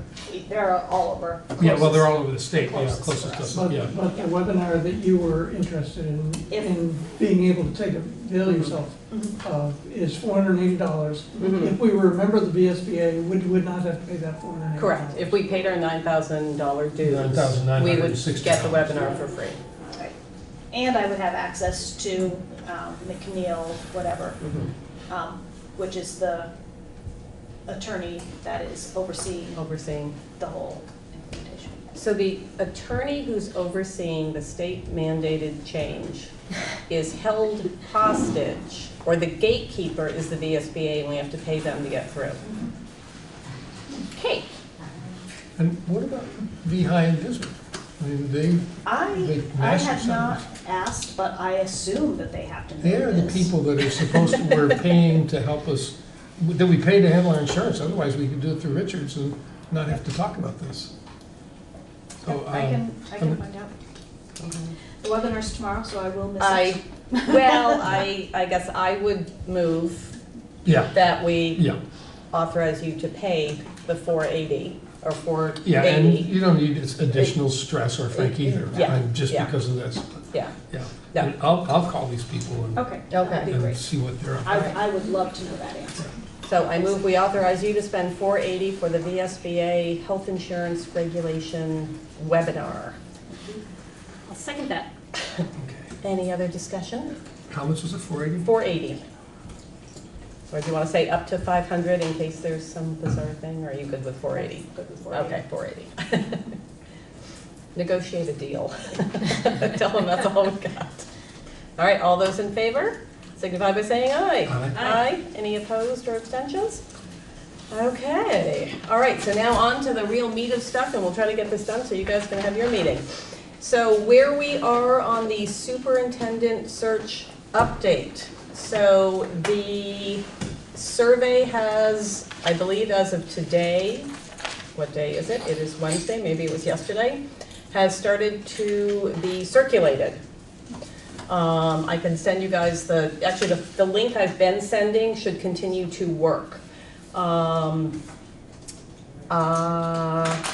So that is happening. The forums are scheduled. Big thank you to Barb for helping arrange those. So we've got one on January 13th at 5:30 at Academy School, one on the 15th at 5 o'clock at Green Street School, one on the 15th at 6 o'clock at Green Street School. So that's a back-to-back. Teachers and support staff at 5, administrators at 6. And then we've got one on January 20th at 5:30. So this is going to start being pushed out as much as possible. I sent it to the Vernon newsletter. And if you have anybody you want to send it to, Will it come to us? it will Because I can send it easier from my email. Oh, yeah, I will send you this whole thing. I did get a call from the Reformer today, and I put Chris in touch with Jennifer, because I just figured it's best it all goes from there. I did ask Jennifer about whether or not we should all attend, or if we should hang back and let her do her work and then give us the report. Her thought was hang back, but she also said we could, if we wanted to, especially at the community forums, maybe go and at least help state why these are happening and then hang back. So just something for us to discuss. Any thoughts on? And this is the communication? This is a better version of it. Just so I know what to put, do the right thing in the minutes. So any thoughts on being there or not being there? I didn't want, not that we're an intimidating group, but I didn't want it to feel like we've contracted with Thrive to do this, and that's their expertise, and. So, oh, sorry, go ahead, David. No, I'm just, let them do their work. Okay. I mean, I think I would prefer not to have a formal board presence there, but I think if we show up and listen to sometimes I feel like you get a lot out of being in the room. Because sometimes, sometimes somebody's conversation's being controlled and ideas being put forth that maybe you know, and so it's sometimes helpful to be in the room to hear, but in terms of a formal board presence and a warned meeting, I think that would be intimidating. I think that would not be helpful. So at this point, I have told Barb, I don't believe they need to be warned, because I do not see us, one, possibly all being there and having a quorum, but two, we're not taking action and we're not technically discussing anything. It's more of a listening. So she's moving forward with those. The real question is, and I can ask Jen again, you know, would you like just one of us to come and do something at the community meetings? She also did say, you are members of the community, and therefore there's no reason you can't be there as community members. So. And I believe it, if you can all go, you're not conducting board meeting, you're not pulling yourselves off to the side and discussing things, so there's no fear if you all go that it hasn't been warned. Okay. Is everyone kind of comfortable with that, or? Christina's thinking. No, so in terms of saying something, I think I'd prefer to let Thrive manage it for me. Okay. I think if I saw a quorum of us there, I'd leave just to be on the safe side. Okay. That's me. So just because we are sort of discussing something that we will take action, like it's in the gray zone. But if I see 3 of you there, I'm out. So. Well, there's one in Dummerston, so if you want to be the. Well, that's fine. I mean, I think it's unlikely that a quorum of us all are going show to. up, so I think it's not. I think it's not an issue. But I'm just saying how I would approach that. It's tricky. Okay. So. Well, the other thought is that they're going to process this information and the survey results and then present it to us as data based on the community's responses. Yeah. So I'm wondering about, and I also am aware that our presence, at least for staff and administration, would have an effect, maybe not necessarily intimidating them, but might make them laugh.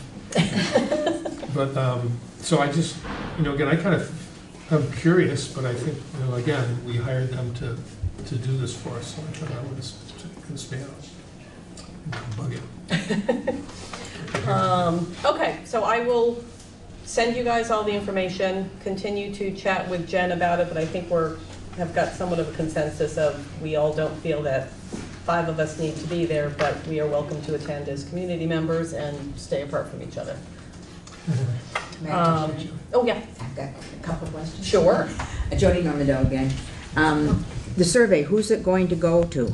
So I should have been more prepared for this. Jen was sending it around to, first of all, it's going to SU administrators, staff, getting funneled out that way.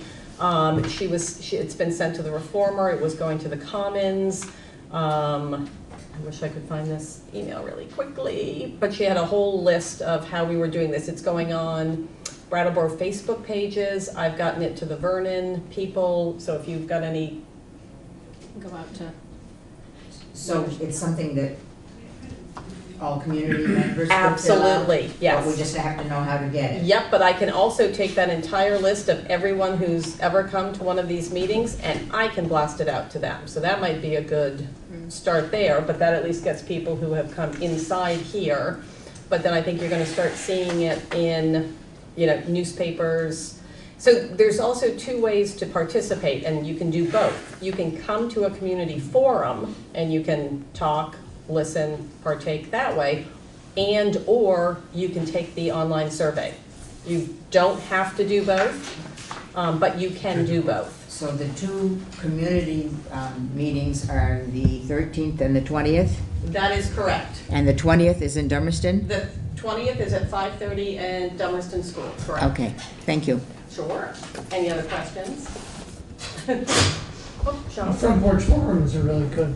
Okay. Well, and that's where I will double check her list and make sure she was expanding. Because I had sent somebody a whole bunch of them. You had, okay. Things, yeah.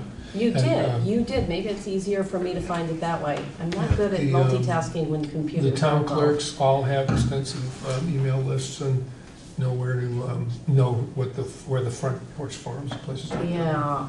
And the parent groups should certainly get it.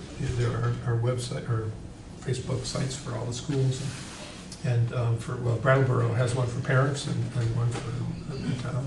There's just a ton of places. And If they're gonna Okay. do it, I won't, but otherwise I'll. So this might be an earlier version, I'm not sure if this is the one you replied to. School newsletters, SU website, WSEA member list from Scott, press release for the Reformer and the Commons, post on front porch forums, all towns, Root Social Justice, Groundworks, Youth Services, SVCA, Winston Prouty, social media, Vermont Facebook, Brattleboro, Vermont Facebook page. So this might not have been the one that you, No, that's- this, yeah, does that include some of yeah, yours? that's- Okay, yeah, pretty much okay. what So we are trying to go as wide as possible. So the next issue, is everyone good with where we're at there? So I talked to Curtis about how because I felt that the board wanted to make sure that Curtis was involved. He came back with a couple options for helping out in this phase. We would get his hourly rate, $195. His first proposal was 18 hours. That would cover the messaging, target audience, he can help us there. It would also cover posting to Vermont Partnership social networks, invitations to thought leaders from marginalized populations, pushing them to participate with the link and in the forum, as well as assisting in the preparation and participation of the forums. So that would be 18 hours. So that is, are you doing the math? $3,500. $3,500. So I talked to him earlier today and said, that might be steep for us. I said, if you could take those 18 hours and give me a second choice and a third choice. Would you like to hear those, or? Yeah. Sure. So the second choice is cutting down to about 14 hours. We would get rid of the posting to Vermont Partnership social networks. He says that is something that we could do. So it would move the burden onto us, but it would save about 4 hours of his time. The final option is, in addition to removing the 4 hours, or we can come up with our own hourly figure, is he would only spend he would not do the teacher and administrative forums. He would just do the community forums. What do you think? So if we'd like, so we've got an 18-hour option, it looks like we've got a 14-hour option, and it looks like we've got a 12-hour option. I think I like the 14-hour option. You like the 14? Because I think that's something that we can do. Okay. So you're thinking not having him do, or having him do all the forums? So 2 hours more. Okay. Yeah. Does that seem? So what's the 14? I did my math completely wrong. I'm sort of having trouble. Yeah, yeah. 2730? 2730. Is 195, right? Is the rate? They would be coordinating what we try, but they would Yeah. have pretty clear expectations of what they want to do, since seems to do. He's also given me the next phases as well. He went all the way out to doing the implicit bias Right. workshops, reviewing the job posting, so we're sort of prepared when we're ready to go there. As well as, so what he did is he went back and looked at the town to see how much time he spent doing that work. So he's given us some things, so I was like, great, but right now we're only on phase one. So this, it looks like that we're going to be contracting with the partnership, rather than Jen working, them collaborating. Well, it would. Based on this. They would collaborate, right? Jen and Thrive Yeah. would collaborate, but as far as sort of the reaching out, to the, as he's, personal invitations to thought leaders from marginalized populations to use the link and to participate in the forum. So it's more of the advertising, Or actually reaching out to contacts. reaching out to contacts.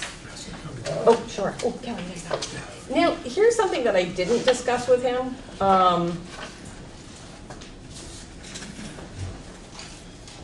I wonder if there's a way where we just said, look, we can do the 14, but what if we did take the 2 away from the administrative and teacher forum, and we added 2 to the posting, and we said, can you put a couple hours into partnership?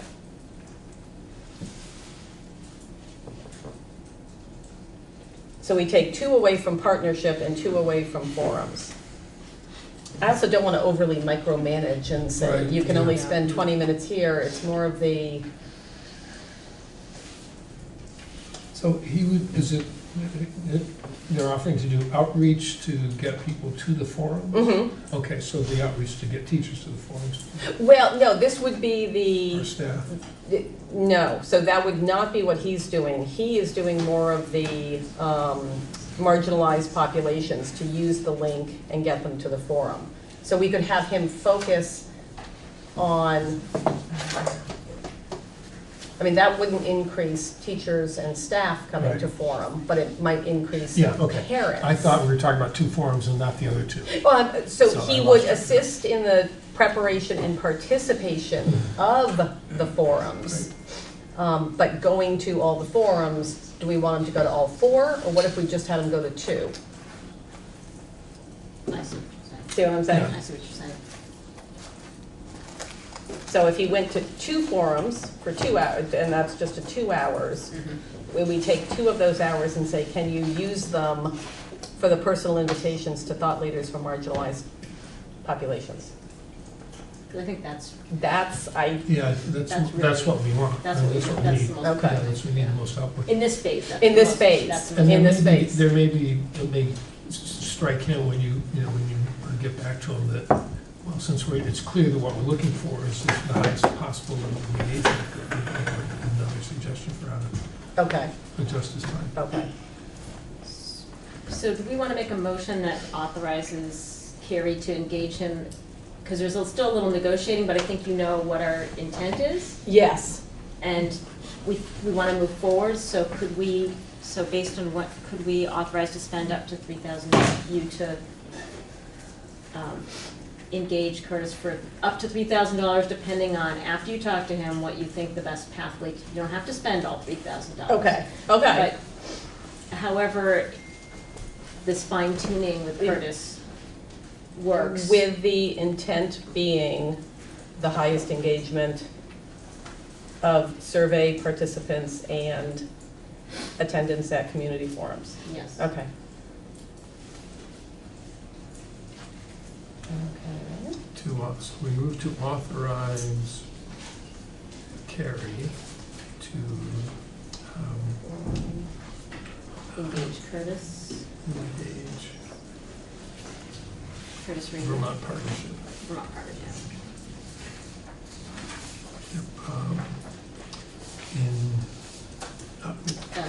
In survey Yep. and community forum engagement. Yep, that sounds good. And I don't know if we want to add something about working with Thrive. I mean, it's in coordination with Thrive. For up to $3,000. Okay. Does that seem? Not to exceed. Not to exceed. Okay. Okay. Questions? All right. All those in favor of the motion as stated, say aye. Aye. Any opposed or abstentions? All right. Next thing on my list was the Dawn Collins. Do you want to talk about that? Oh. And before we do Somebody that, selling their house. let me say this, that I realized after reading the minutes today that there were things I was supposed to do which I haven't done to get us to the sort of next step, because I've been focusing with Jen. So if you all can give me your take on what you think I should start doing as of tomorrow, so at our next meeting, we're ready to push through. But part of that, I think, is So I had emailed Don Collins, who is on the executive committee of the VSBA, because I had not been at the previous VSBA meeting, because I was at a budget meeting here, to find out the thought process behind the VSBA changing their policy to offer superintendent searches to districts that were no longer members, and said that it was it was not well timed for our district in this decision making. And he turned around and said, well, I've done a bunch of superintendent searches and I'd be happy to do it for you. He was a superintendent in three different, is that right? Including Windham County, superintendent of Windham County, Franklin County. He was administrator before that, so he's been a principal. He's been a superintendent in 3 districts. He chaired the House Education Committee for many years. Was a big fan of your mother. He has been on the school board for a very long time and is now on the VSBA executive board, and has been on the VSBA for a while. So we have another candidate, and I think he just did it kind of out of the goodness of his heart, but he's done a bunch of superintendent searches, and I said I would bring it to the SU and see if we wanted to consider him. But it is interesting because he approaches it from the position of somebody who's been a principal, who's been a superintendent, and a school board member. So that's sort of an interesting background in looking for a yes, because he's been on all sides of this, all sides of the search that we're doing. So I said I would check with the board, and if we're interested, we could have him submit something as well. I hate to muddy the waters now. I didn't know this was a possibility. So. Did he talk about how much time he has to, he's pretty involved in a business that he's developed over time of when someone dies in the family, and they're left with a house that's full of stuff, and the whole property. He handles taking care of all of that. Not the people, but the property. And I don't know how busy he is with that, but he's also retired a long time ago. Yeah. I'm not sure how much time he would have with that. Well, he volunteered it, so and I think he knows what's involved. So. Well, he may not know what we're trying to do. Well, that's true, and I'd be happy to have a conversation with him, or open it up to either of you, because I think, I mean, he's no, terrific. I know him. He came up just as I was winding down there. Yeah. He's quite knowledgeable. He's quite an amazing human. So I kind of feel like, I mean, maybe you should have the conversation with him. Well, and I feel like I'm about to open things back up and say, look, here's where we are with Thrive, here's the deliverables that they're going to be giving us on this date. At that point, and this is where I need the input from you guys, I'm assuming we will want to move forward, and we have to figure out the options. So, is that kind of what we're thinking? I think so. Okay, so I will reach back out to all of the previous people. I will add Don Collins to the list. I'll give them all an update of where we are in our process and say, are you interested in helping us going forward? And what it would cost. And what it would cost. Well, and we also have to, I think we need to talk about what's the next, what we want the next step. I think we need to be really clear about that. Yeah. Either now or at the next meeting. Okay. I think we need it next. Well, we have no finance. You guys have finance, so. Yeah. You're going to lose us. Yeah. You're going to lose me. I'm going to lose people. Is finance going to be in there? I guess so. Looks like it. We need to. Do I have enough room? We need materials. And we started soon. I mean, it's not like something that's going to be easy to do in a couple of days. Well, I think we need a meeting next week to kind of. Why don't we focus on when's our next meeting? Because I think if you contact people before we know what we're asking them for, I think it's going to be, it'll just raise more questions. We'll get confused responses and we won't know what we need. All right, and I thought we had a pretty clear list of things, the next steps. I can dig it out. Yeah. Here's a question. Does anyone want to meet either after the Academy School meeting? What day of the week is that? That is January 15th, which is a No, it's the when, 13th. oh, sorry, January 13th, thank you. It's, I've got a VES meeting. Okay, that won't work. I don't know that we want to, well, we could go until the 20th. Can anyone do Monday the 20th? That's a week and a half away. That's 12 days, it's almost 2 weeks away. That's a holiday too. Oh. All right, another Okay. night? Let me get my, What about next Wednesday? I could, Wednesday the 15th? if we could do it early-ish, I mean, like before 6 instead of usually at 6. Can you guys do 5? I just find 5 is good. 5 is good? Yeah. Okay. So if we did a Keep all 5 PM and this, I'll find out from Barb where. And this is the PPC. No, this isn't PPEC. No, we're gonna meet, is Oh. the PPC gonna meet to talk? Oh, now we're just the that's- SU doing this. Now we're just the SU, Okay. right, Yeah, okay, yes, yeah, yes, yes, yep, done. Okay, great. Yep. Okay, so SU, 5 o'clock, Wednesday the 15th. I'll let everybody know where it is. If we can get this room, is this best? That's great. Yes, Okay, convenient, yeah. okay. So I will try for Cusick. And I think that is all we have. Unless you all can think of anything else, and then whoever needs to get into finance can get into finance.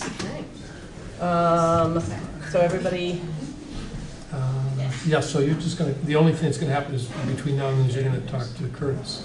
I'm gonna talk to Curtis. Right. I'm going to email you guys all This stuff, yeah. this document, even And though, we'll see the form, we'll have the survey in our emails soon. yep, and hopefully over the next couple days, you're gonna We'll really sit start and type on seeing this it for a second. places. Yep, me Great. too. All right, is there a motion to adjourn or any other business? I Okay. move we adjourn. I second it. Okay. All right, all those in favor? I just put my clock away. At 5:15. At 5:15. Thank you, guys. Aye. Aye. Did we actually do everything?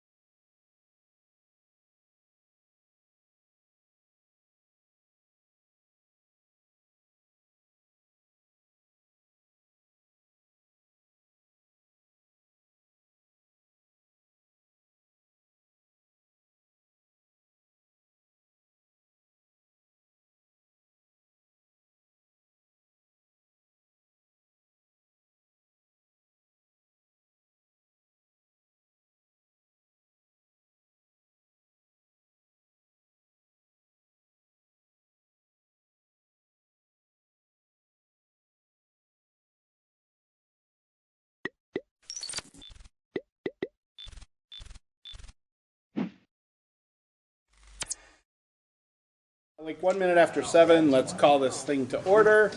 A public service announcement for everybody here. Apparently we're having the water system worked on, so the pressure in the bathroom could be a lot or not so much. So careful if you use the restrooms at all. You could get a shower. You're or the advised day. to step back before you flood. Yeah. So anyway, are there any additions or corrections to the agenda? All right, beautiful. Board norms are in front of you. I'll remind you again that it is everybody's duty as a board member to call anybody out who's not staying on track. We've been doing a good job of it. I think they really help. So again, just keep us on track, folks. Members of the public, I see a couple. Is there anything you'd like to discuss, or are you just here to participate in the meeting? No? All right. Zooming through this agenda. Correspondence. Do we have any?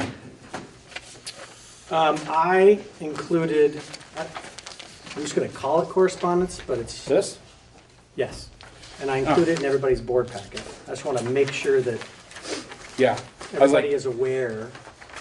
It's in your board packet. It's a little public service announcement that Bill compiled listing the seats that come up for re-election on the board in this calendar year, what town, and your deadline for filing a petition. So everybody get their petitions in.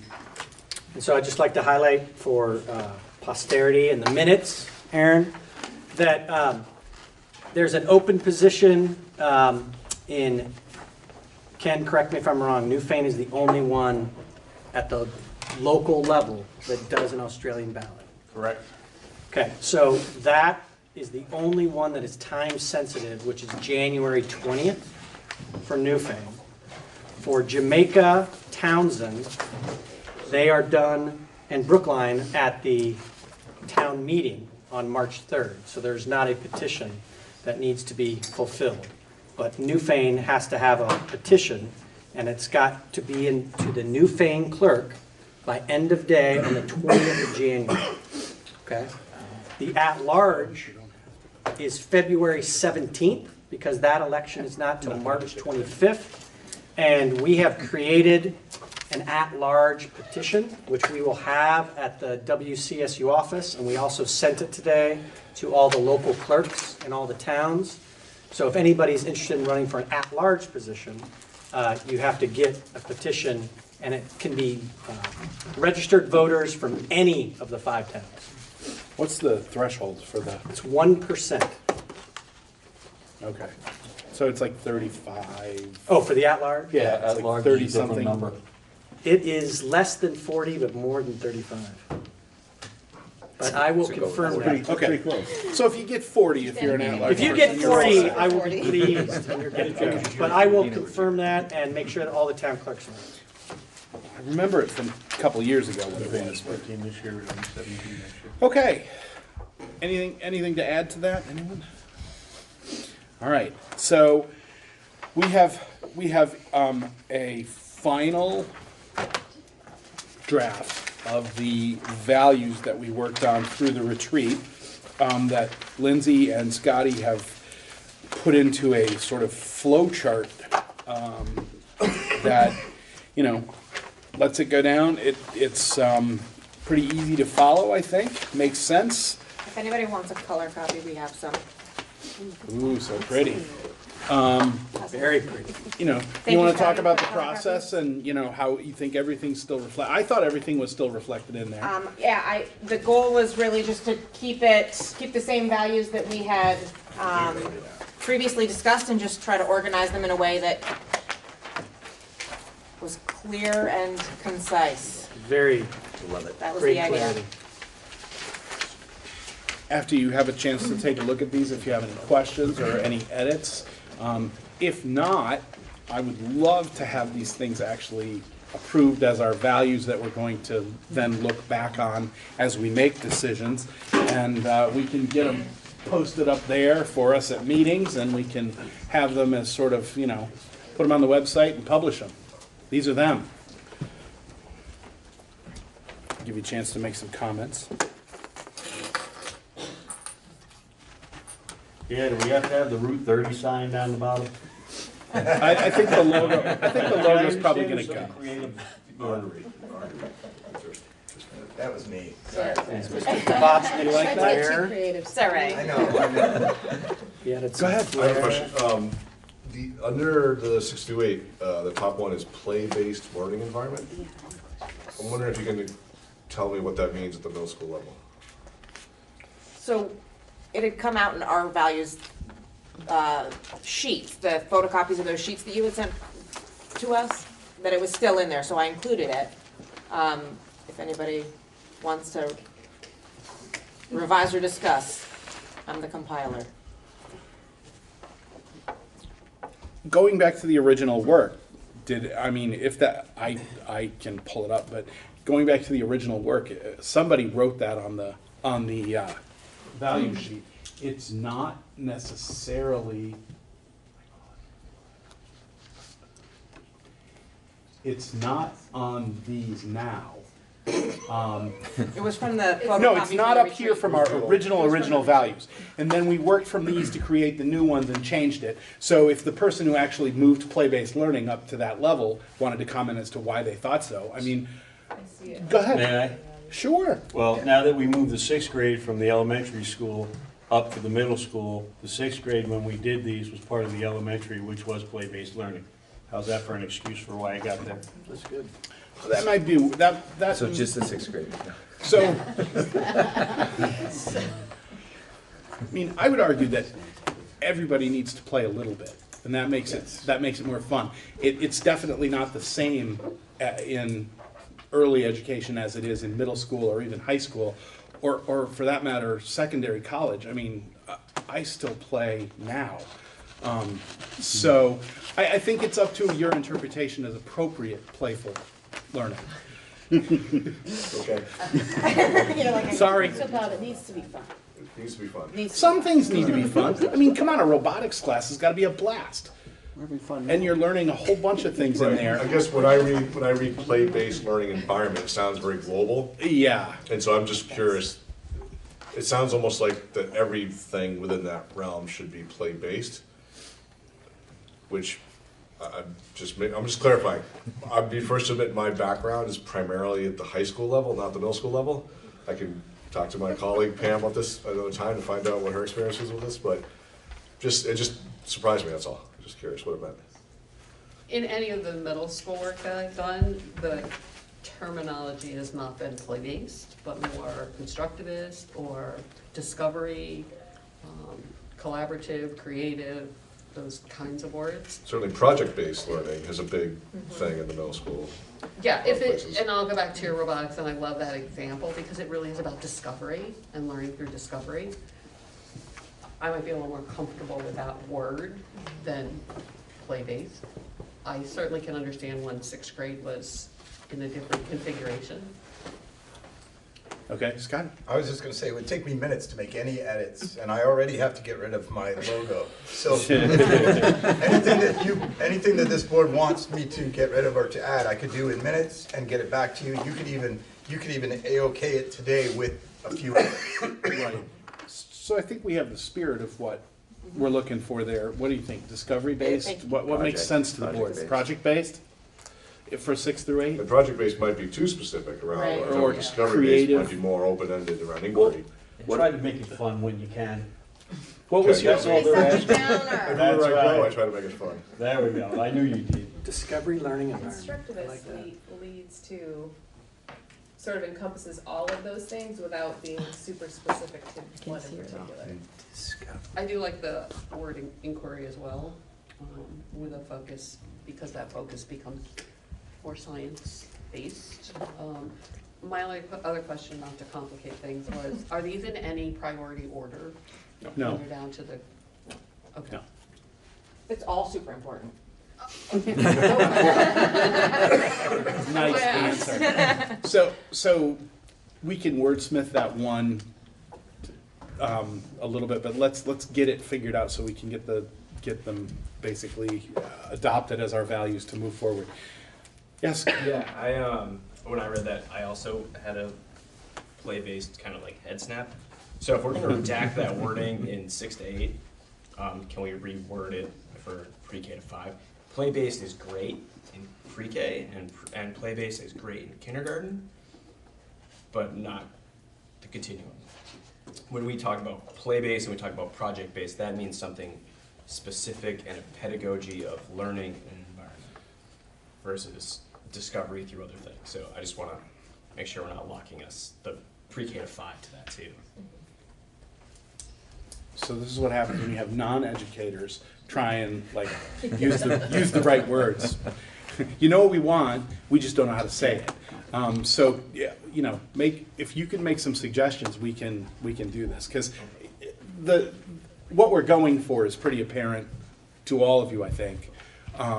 We just didn't say it quite correctly, I think, is what we're getting at here.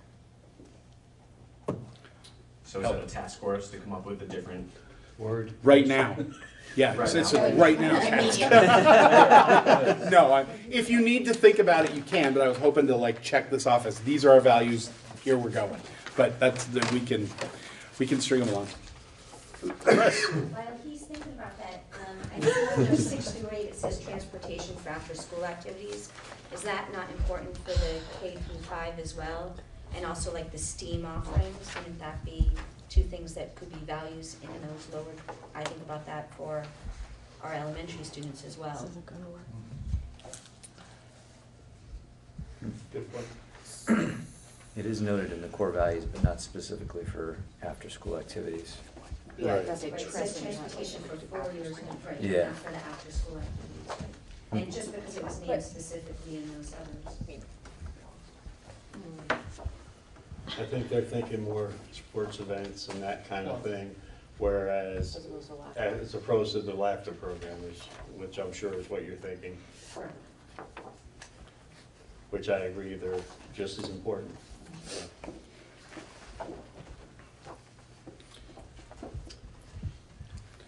Is there a way to specify the difference between clubs and whatnot versus the laughter thing? We could probably go back and spend another, couple of hours and like rehash what we meant and stuff. I mean, I think it was. Just that, when you say after-school activities, I think of the after-school program, but if you called it extracurricular activities, that's more sports, drama, that kind of stuff. So if you just change that to that could probably. Which might make sense. I would just a friendly amendment, co-curricular, not extracurricular. Okay. Yep. Agreed, folks? So after-school activities becomes co-curricular. And what about the STEAM offerings in pre-K through 5? I mean, that's. Well, enrichment offerings is on there without specific STEAM, but the unique things there had to do with web-based stuff also.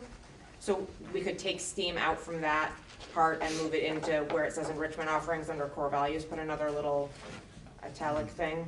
But there's the et cetera there also, or we can, you know what I mean? Yeah, I think, whatever everybody thinks. Question? No. Oh, gotcha. Okay. Yeah, I think we can lump it in, and we can, it goes in under there.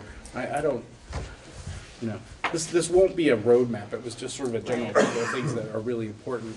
It won't be like, well, we said STEAM wasn't here, so you can't use it in pre-K 5. Right, but don't you value that in the elementary schools as well? I mean, the only thing I see that you value in the elementary school is the word that Craig's coming up for play-based learning. Well, plus everything. Plus everything in the core values. Oh, I know, above it, but then when you look below it, then you've specified things. So that's why just as somebody who wasn't a part of your discussion, I look at it like, oh, they value this, but there's not as, so just giving you my feedback. You can choose to do. Okay. I'm sure we could add STEAM opportunities down there too. Or add it to the enrichment office. Right, just add it. Or just add it to the enrichment offices. You have art here. Yeah. You could remove them. We'll make it work. We'll add it up there, it's good. Okay. Can you come up with words tonight, or do you need a week? A month? I A week? actually had it, and then I was listening to Chris over there. I'll come up with it in a second, and I'll pitch it back to you. Okay. All right, so we'll just put that aside. Yes, Bob? One last question. The ones that, some of them are in italics that was referenced, like the STEAM and the web-based learning, and then under 9 through 12, they're listed again, but they're not in italics. So the italics supposed to represent examples, not specifics? Yeah, that should be in italics. So 9 through 12, they should also be in italics to represent Yeah, it's just an example. Okay. Thanks.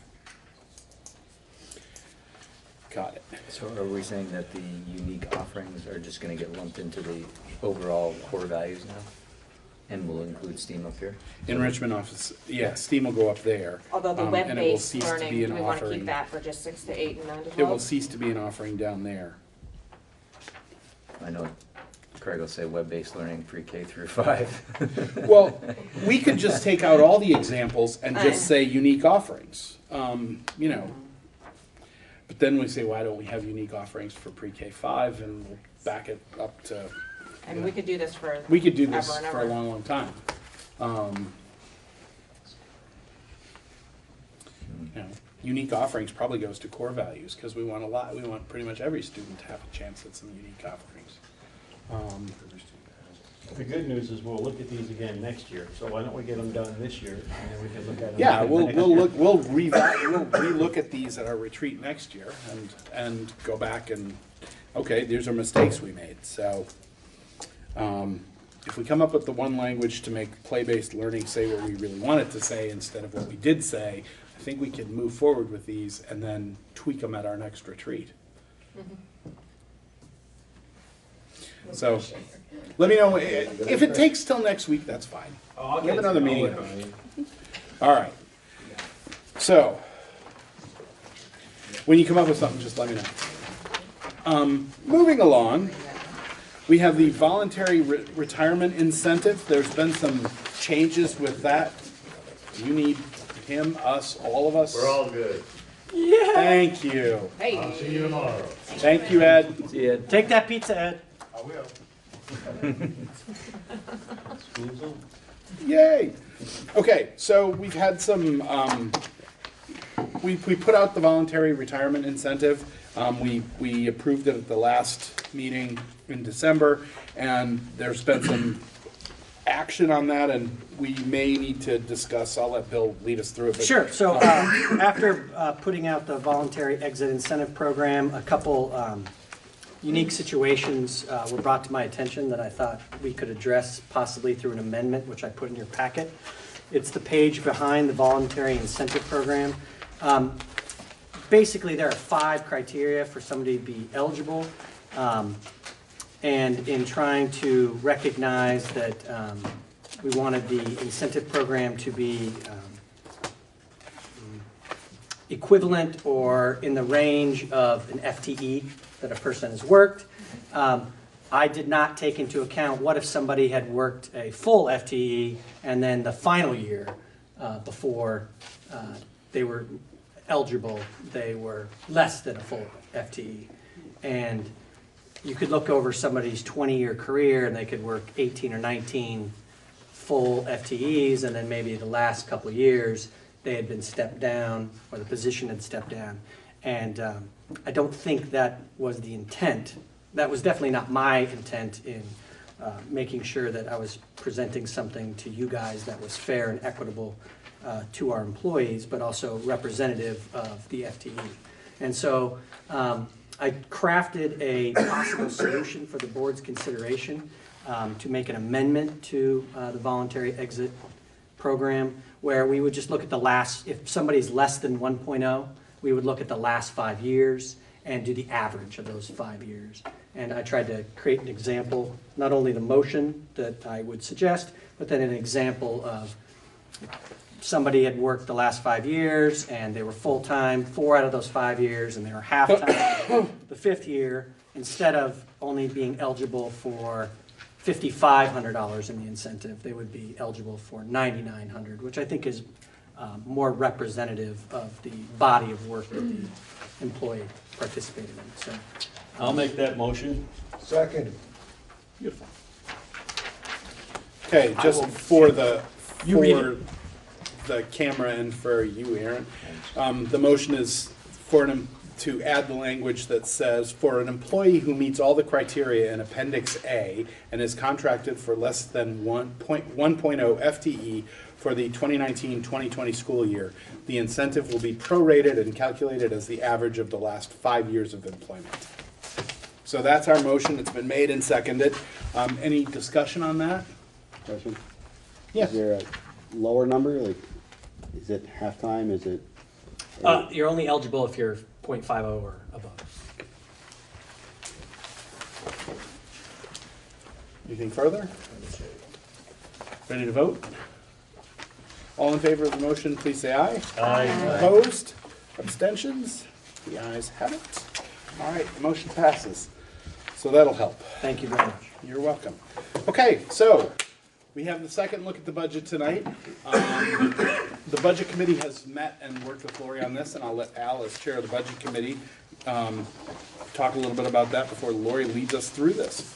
All right, so yes, we were tasked the last time to reduce from 7.7% increase to 5.7% increase. We were not actually able to get there without taking some more drastic programmatic reductions. We did not feel as a committee that we wanted to do that.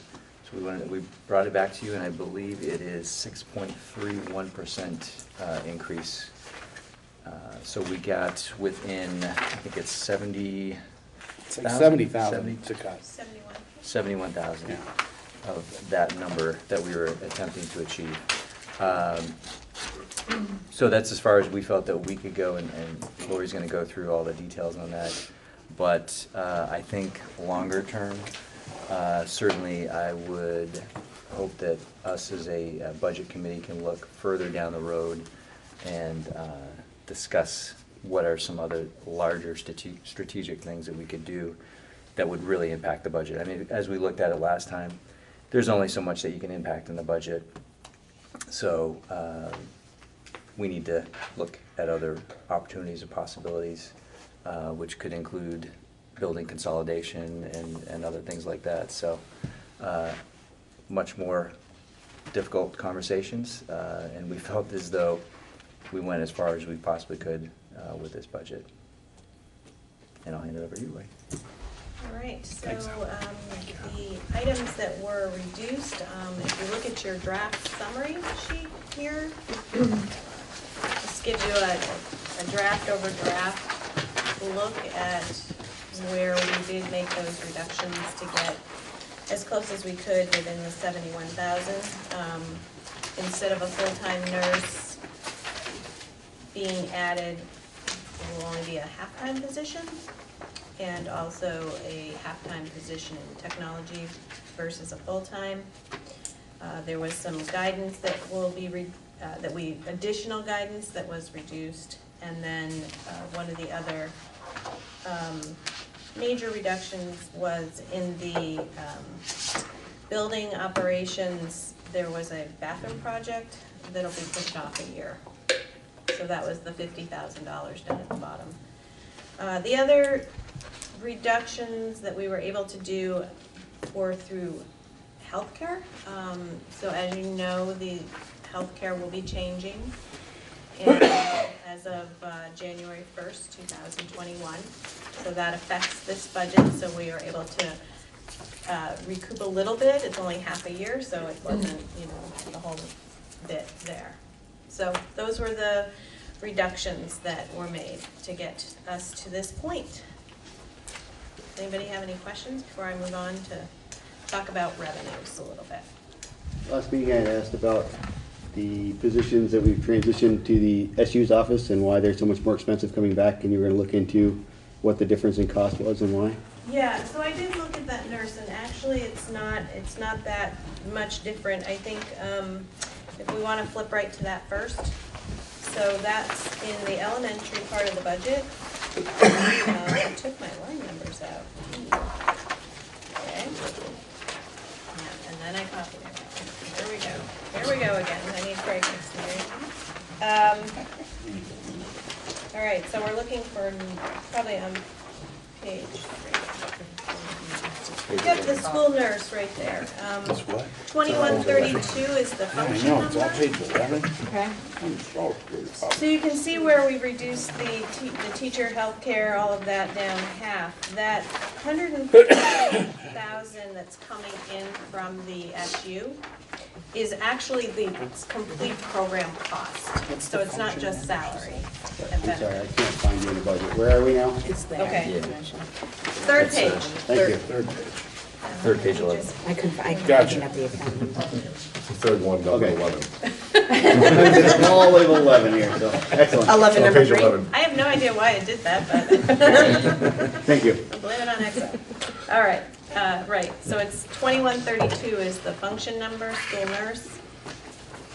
And so that 113,000 is the complete program cost, which includes salary benefits, all of the payroll benefits, some supplies and that type of thing. So if you added up all the 5111, the 5611, other than the 113, you'd be, you know, if it were full-time, it would be fairly close.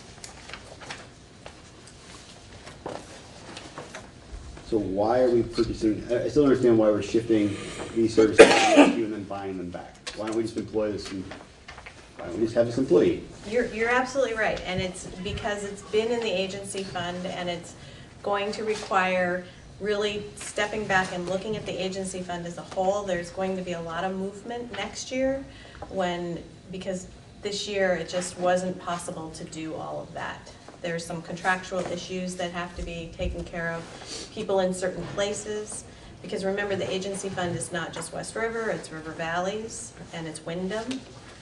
And so we need to come up with a different way to bill back different entities like Wyndham.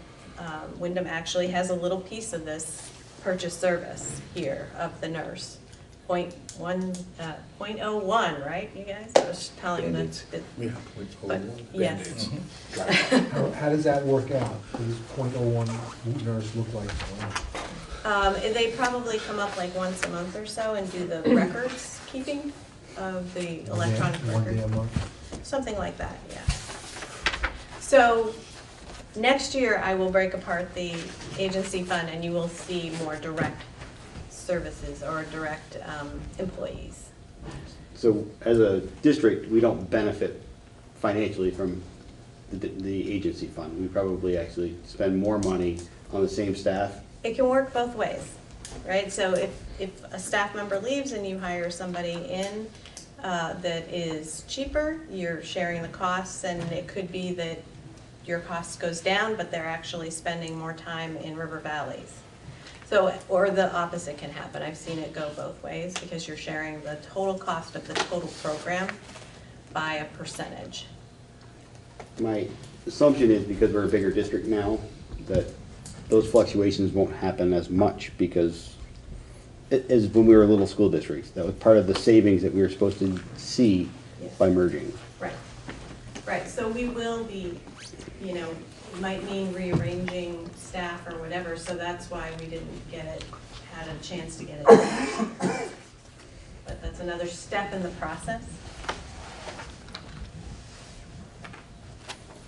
Does that answer it for you? Look forward to next year. Okay. Me too, actually. All right, any other questions about the expense part of the budget? All right, so let's go to the first page and we'll just talk through the revenues. These are the revenues assumptions. These revenues can change right up until you submit your budget, but this is the best that we know at the moment. So we have some pre-K tuition and also that pre-K, that tuition other sources is the after-school program or after-care program for the pre-K in Townsend. So that's a direct result of expense. So because of the program can't really make money, so it's going to be, if there are not enough students, then the staff will need to be reduced and obviously the revenue will be reduced. So that's just an estimate in there. Your ed spending, that's the calculation that we'll talk through when we go through the tax rate. Small schools grant, you'll see that that is down. So the small schools grant was, last year I had a conversation with Brad James and thought that Brookline and Newfane received a small schools grant in 19, but they had to have received it in 18 to be able to count it. So that's why it's down, because even though they got it last year, they're not eligible as part of Act 46 to get it going forward. Secondary, there's some these are pretty static as we see. The vocational center, that went down a little bit. That's just based on what is paid out to the vocational center by the state. And then a big reduction is in tuition. Last year was estimated at 49 students, and this year we're estimating 45. I did increase the tuition, which we'll talk about later, announcing tuition that you'll have to do. And the only other one that's a major decrease is the Medicaid, and that is really basically tied to special ed. And so you would think that when special ed increasing, that Medicaid would increase, but it really has to do with the types of students and the types of services and the bundled rate that we go on. It changes every year, and it'll change from this as well. So that is the total for the revenues. And then if we want to jump to this sheet here, which is very colorful, this is the tax rate. So this is a first look at the tax rate. And this is, built very similarly, I can't say the word, to the 3-year comparison that will be in your annual report, but that's not out yet, so you've seen this before from me. So the expenses, and then we minus out the offsetting revenue. Offsetting revenue is any revenue that is not ed spending or that vocational center revenue. Okay. That gives you your ed spending number, which is divided by your equalized pupils. So we are only on version 3 of the equalized pupils coming out. Last year it went to version 14 before they finalized it. So we're hoping that it's not going to change too much from here. Last year was 519.26, so a reduction of 6.6 students or 1.3%. So that's not bad. That's actually pretty good news for this year, because you have that protection of being allowed to drop the 3.5% for the hold harmless, but you didn't touch it. So this could be part of the bottoming out that we had talked about for years. So so that to me is actually good news. Of course, it is only version 3. Then it gives you your equalized, or your ed spending per equalized pupil is 21,763. There are some exclusions that you can take off to reduce the penalty. And I figured those are around $635. That's about what they were last year, so it'll probably come in about the same. The excess spending threshold this year was set at $18,756. So you are over the threshold by $2,300 there. So that is where you're paying double taxation on that amount of money. So the per pupil used for the tax rate is $74,135. The yield, based on the 12-1 letter, came in at $10,883. Expect the yield to change. The yield changed at least 3 times, I think, last year before it was set, and it can go up or down depending on what is happening up in Montpelier. So the anticipated tax rate is $2.22. You are in year 2 of the incentive, which is 6 cents, giving you a unified tax rate of $2.16. And then it goes through your CLA. So your CLAs have been set. We've gotten the letters from the state. Brookline actually increased their CLA, which is good for their tax rate. Not good for their selling of their houses, but that is going to help them this year. Jamaica went down a little bit, Newfane went down a little bit, and Townsend pretty much stayed the same. Little decrease there, very little. So when you run those all through, you can see the grid to the side this is what you're looking at for a tax rate for fiscal year 21 versus fiscal year 20. So some pretty significant increases there. So I did some examples, so you have those to be able to see, you know, a house and 2 acres appraised at $200,000 in Jamaica. What does that look like year over year? And then also, we talked about this at the budget committee meeting, is that, you know, 2/3 of the state, according to the commissioner's letter, pay on income base. So, you know, it's important to note that it does go up, but not at the same percentages. So the reason I'm showing you this, especially for Brookline and Newfane, is because there is what we call the 5% rule or protection that will come into play again this year. Once you, it's actually fairly complicated, and it will go away though. Bottom line is the 5% protection will go away. So there's a cliff coming, even for Brookline and Newfane. So if you flip to the next page, it gives you an idea of what Brookline and Newfane's tax rate will look like with that protection. Now what's interesting, okay, you look at this whole budget and you look across Brookline, their tax rate's actually going to go down by a penny. Part of that's because of their CLA going up 5%, and part of it's this 5%. And Newfane goes up 8% rather than the, what did you have, 21%. So,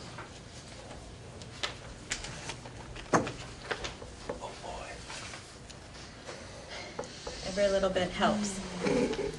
Until all the incentives are gone. Then it all Once gets you piled back on. once you hit the target, what they call the West River, or what we call the West River target of 216, then you're no longer, you can no longer get that 5% protection. So both Jamaica and Townsend hit it last year.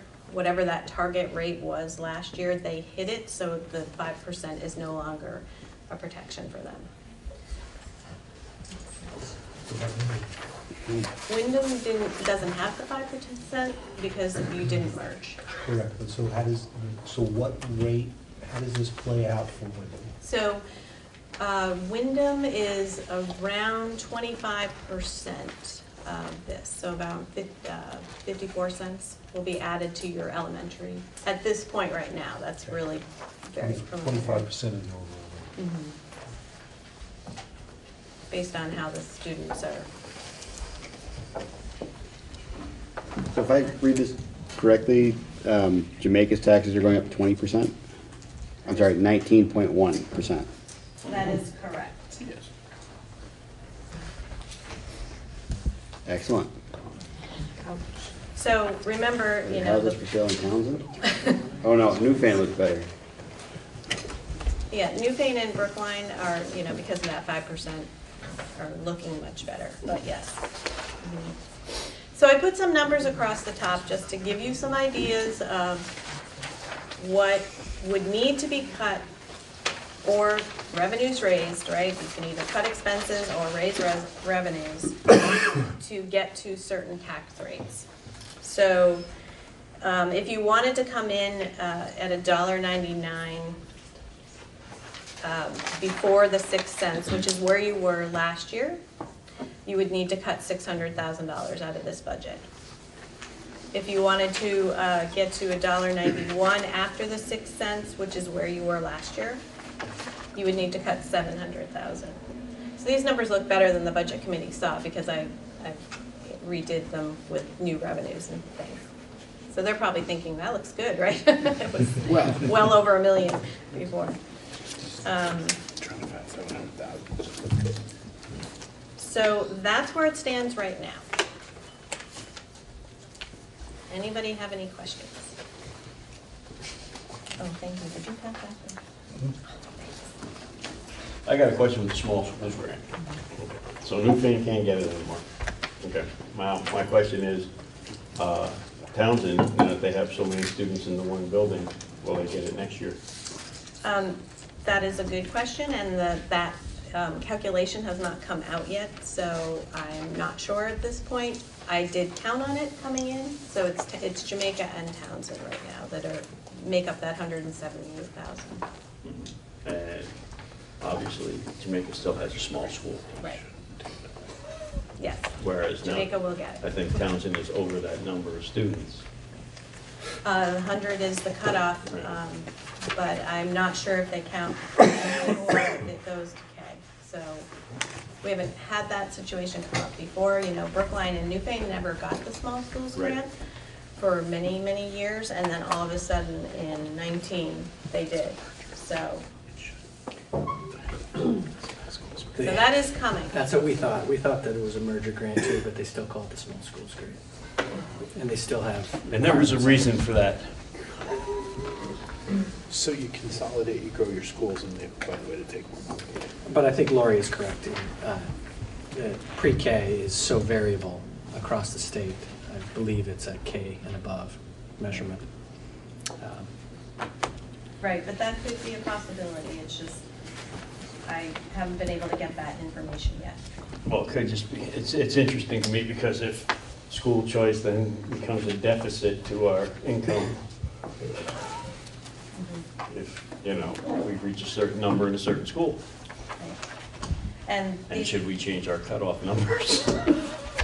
Just, and you know. The small schools grant only applies to schools that are open, so. That makes sense. Point out the obvious. Never know. Questions, comments? Drew? I guess my comment is I'm not really sure how we could go back to, well, Newfane and, I'm sorry, Townsend and Jamaica and present tax rate increases of 16 and 19%. The good news is you don't have to, because we all do it together up here. Isn't that lovely? I mean, I don't assume that you're wrong, but I'm hoping that you've made a terrible calculation error on the spreadsheet.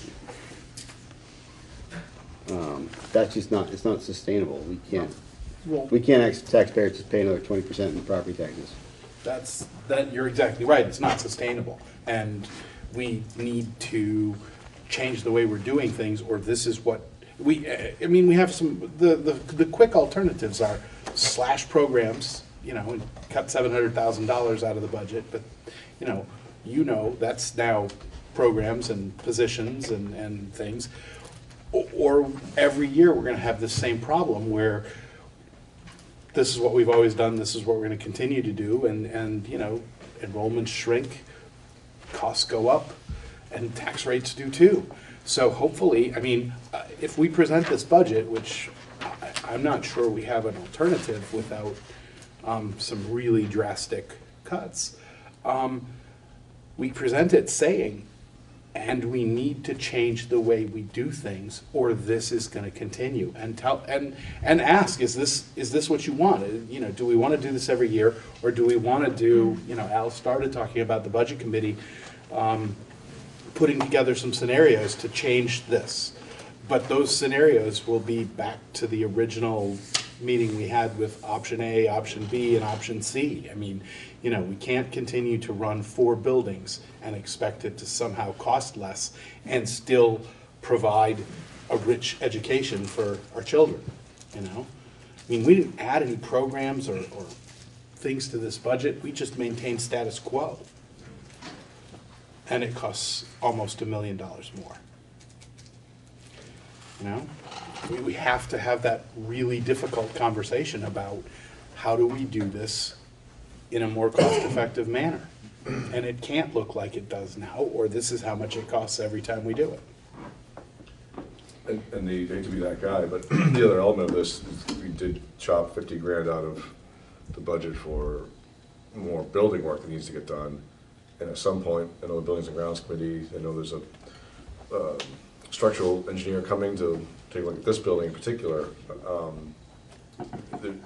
That, it's gonna be a thing. Oh, that Very comes home. soon about what happens with the buildings and how much money is being spent in. So, I mean, those numbers are, it's not gonna get better, it's gonna get worse when the years of kicking down the road, the building stuff comes to a head. Absolutely. Sorry to cheer you up, Drew. Lori, do we have any numbers in terms of, you mentioned hitting the bottom, in terms of population for upcoming years? Are there any projections? You know, I haven't had time to go and do 5 years. I had done that a couple of years ago, I think, had gone like 5 years out, and this did seem like, you know, it was sort of the leveling period. It wasn't dropping quite so significantly, but that is something that I plan on doing before, you know, too long, especially with the budget committee looking into the future. That's going to be very relevant to know what are the equalized people's going to do over the next 5 years.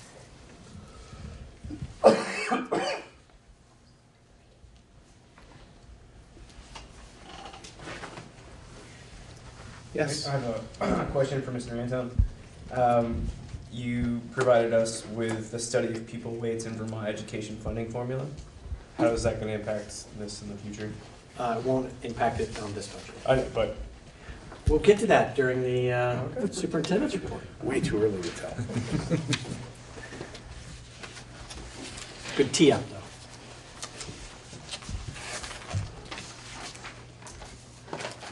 What do we think, folks?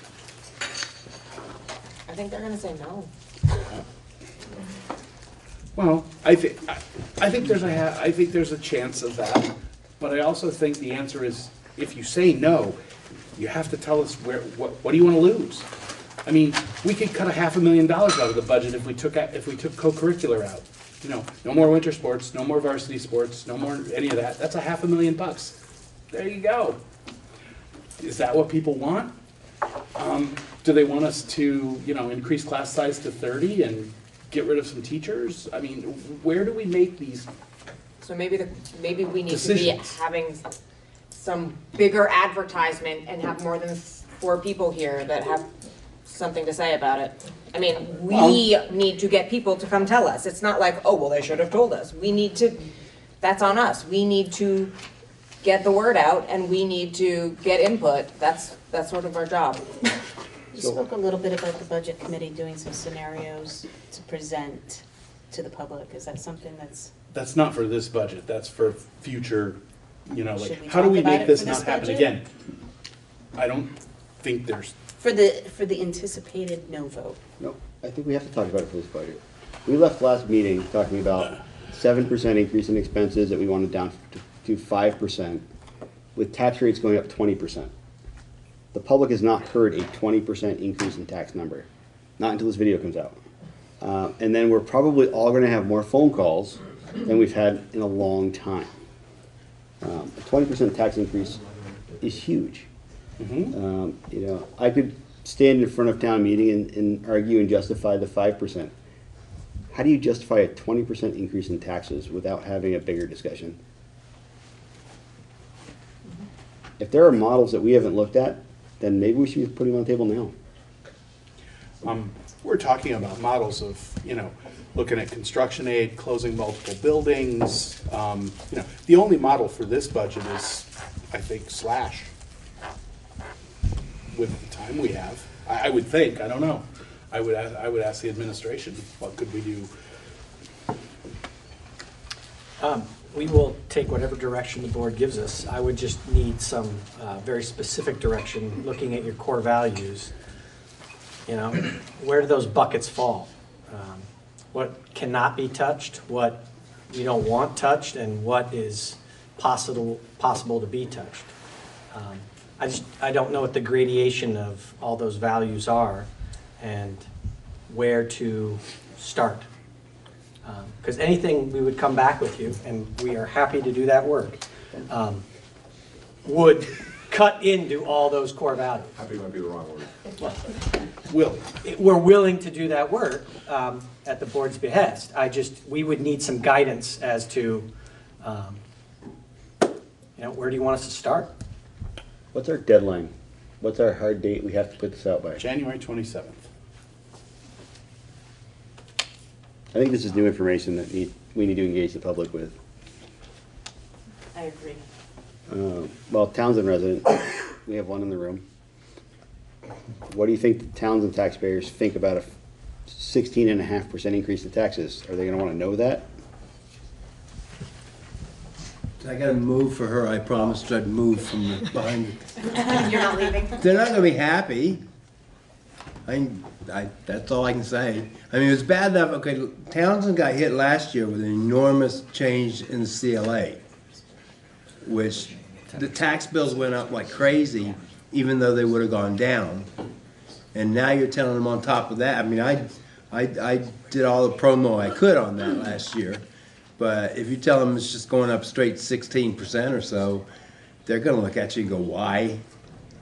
But the key, and especially when all you guys sitting here, the one thing I can tell you, you get a room full of people, and one segment's going to say cut this, one segment's going to cut this, one segment's going to cut this, and technically you're going to be left in the same situation you are now, because you're not going to have a total idea from everybody.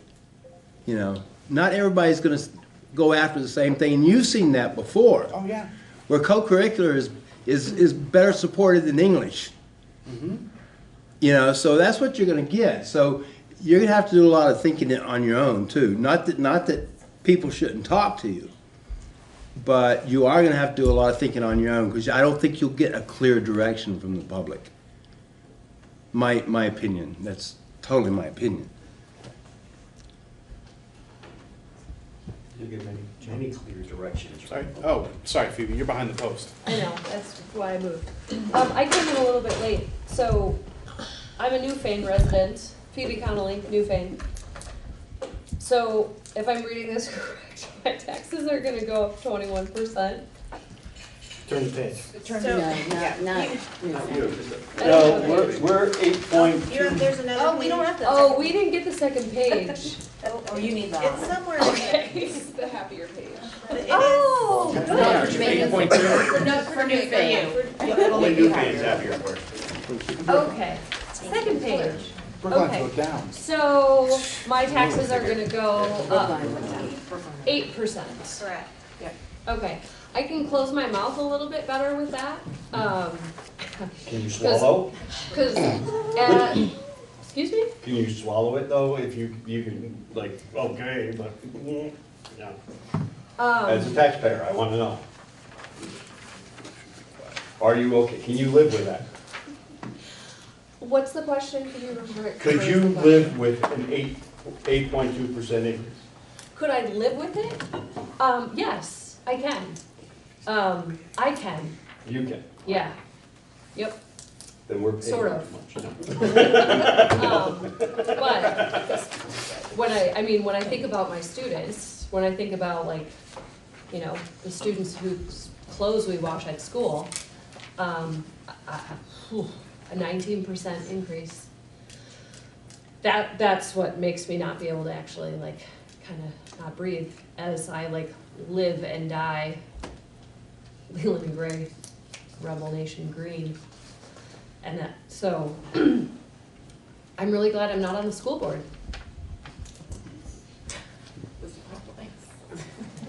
Joe?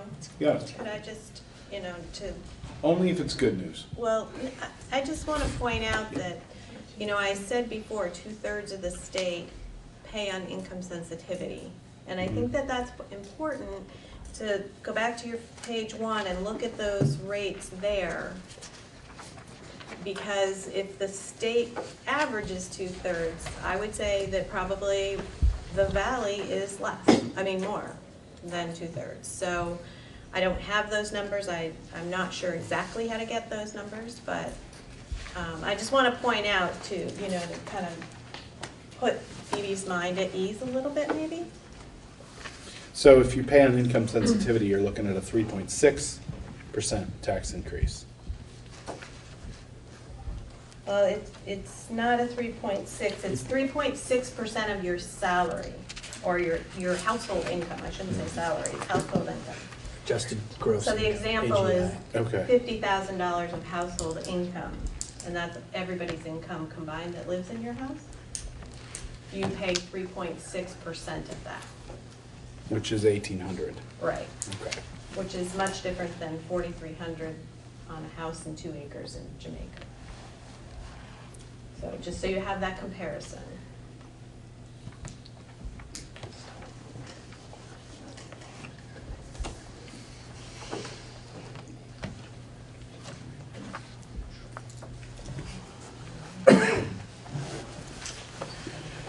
You get some directions? I mean, you want to start talking about which values we want to let them take pieces out of?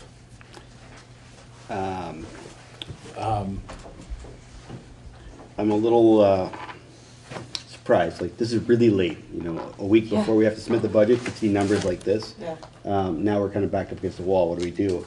I can't support a 20% increase in taxes. This would have been good information, 2 months ago, like, when we started looking at the budget. So I'm not sure where to go from here, but I know I can't support 16% or 19%. What that means is homeless kids. We're talking about what's best for the kids. Well, if we drive them out of their homes, then is that what's best for our kids? If we take more food out of their mouths because they're trying to pay their taxes, is that what's best for our kids? These aren't little numbers. These are big numbers. And there's plenty of people this affects that don't even have kids in the Right. system at the moment. What about our fixed income seniors? And they do also matter, yeah. They got, 0.5% in their, Social Security increase this year, that we're now gonna add 20% to their property tax bill.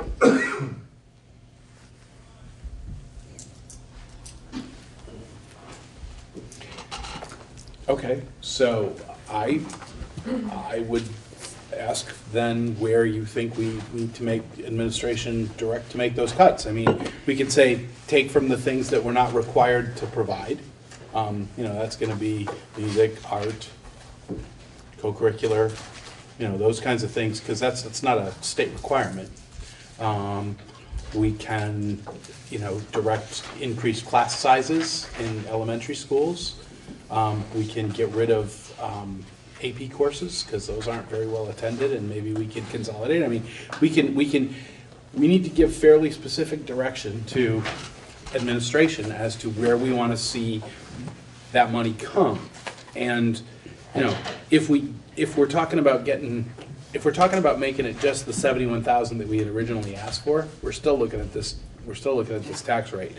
To get it down, in the numbers that you're talking about, for instance, to reduce expenses to get it to $1.99 after the 6 cents, we still have to do $500,000. So, find $500,000, start looking in these places. Is that the direction you want to give the administration? What's that? I don't have an answer for you.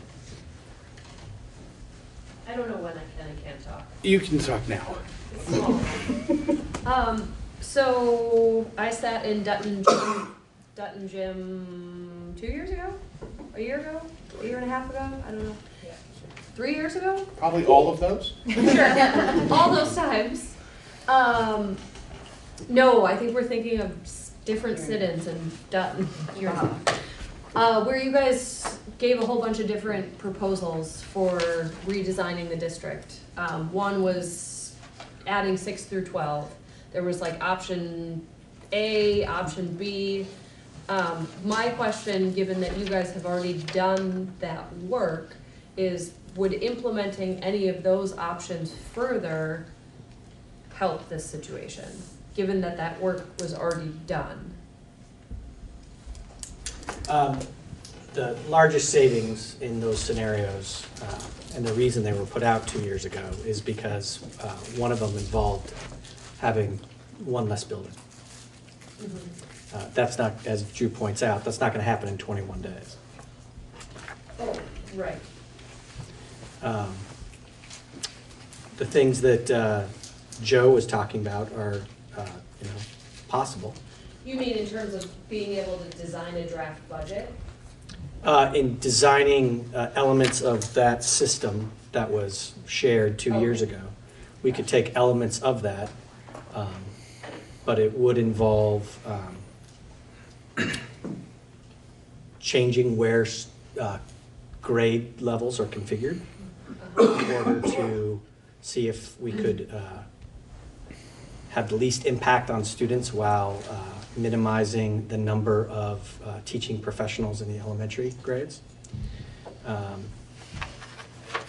You could, the board has the power to have different grade levels only at different locations. And so there can be some efficiencies found in that. The reaction was pretty substantial. I mean, I guess the question is that reaction going to be more or less substantial than the percentage? That's a great question. Yeah. But I think you point out a really good thing, is that we're at that fulcrum. We are at a fulcrum where I thought I was popping my head in just to Yeah. see what was up, not to realize that I kind of walked into like the board meeting of what are we going to do. Yeah. Uh-huh. Yeah. Yeah. So I know this is going to be very hard for our towns to digest, absolutely. But I think if we make any major structural changes right now, we're doing a disservice to our kids. I think we need to look further down the road and take some of these changes that we've talked about that are going to be difficult, very difficult, and thoughtfully think about them, whether it's reducing a building or multiple buildings, whatever that might be, and then really focus on that for next year. And I think I agree with Phoebe. Yes, 2 years ago, that was very scary. But after this, will it be as scary, or will it be something that they maybe welcome after having a tax increase like this?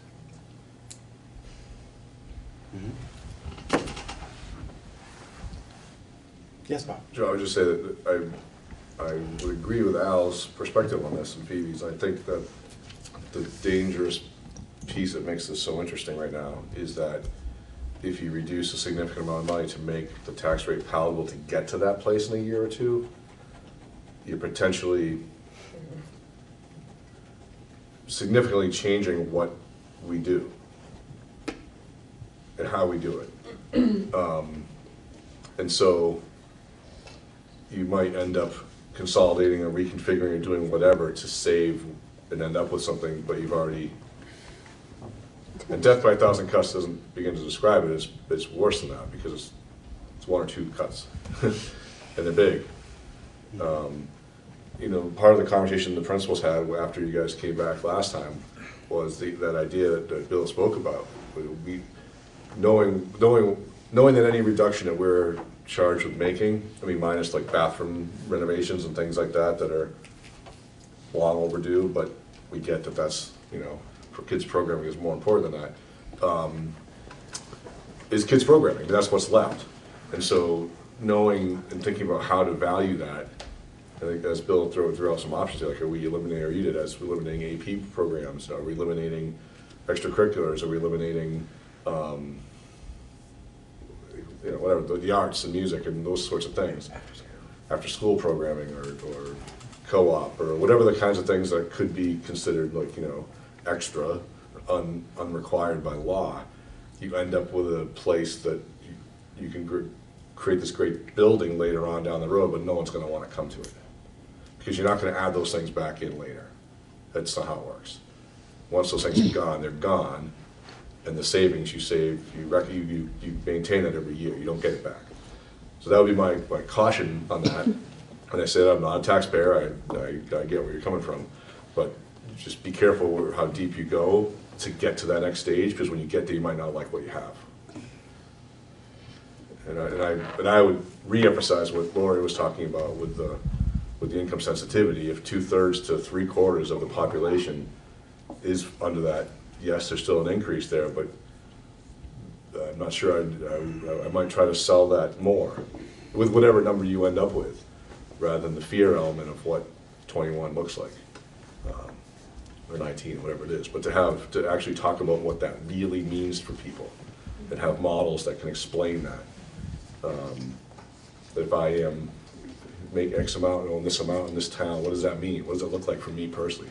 Because if we're talking about a couple $100, that's but you're making draconian cuts to get to that, to save them a couple $100, they might not want to pay that difference.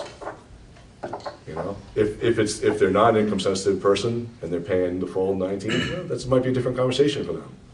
But those are the kind of things that you have to kind of think about. Who's being impacted the most? And what are you going to lose in the process that you're not going to get back? And then where will you be? What will your school district look like?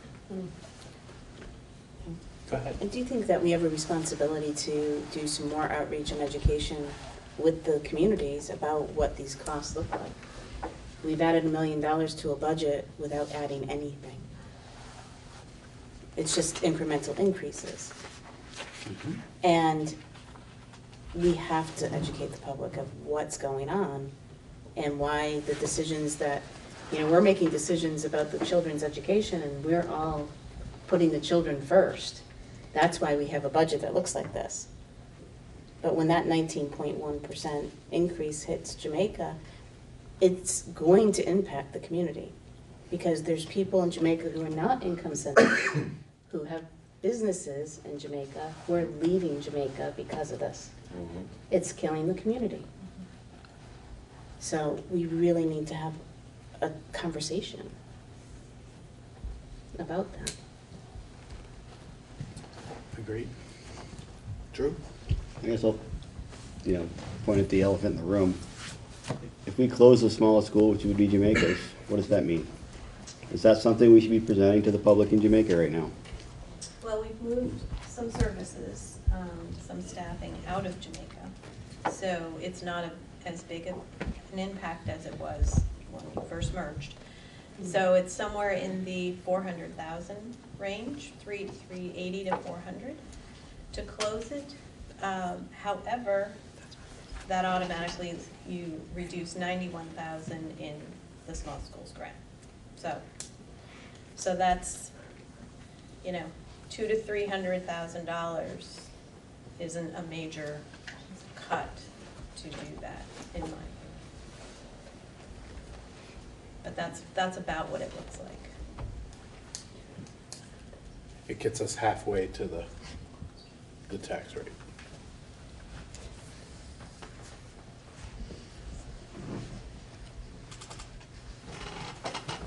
And just because Jamaica has the least amount of students doesn't mean that's a school that you would close. Right. Because there's other strategies other than just the amount of pupils in the school. There's location. Do you want all the elementary kids all down one end of the valley? Is it more effective, or is it going to cost more in transportation? There's a lot more factors.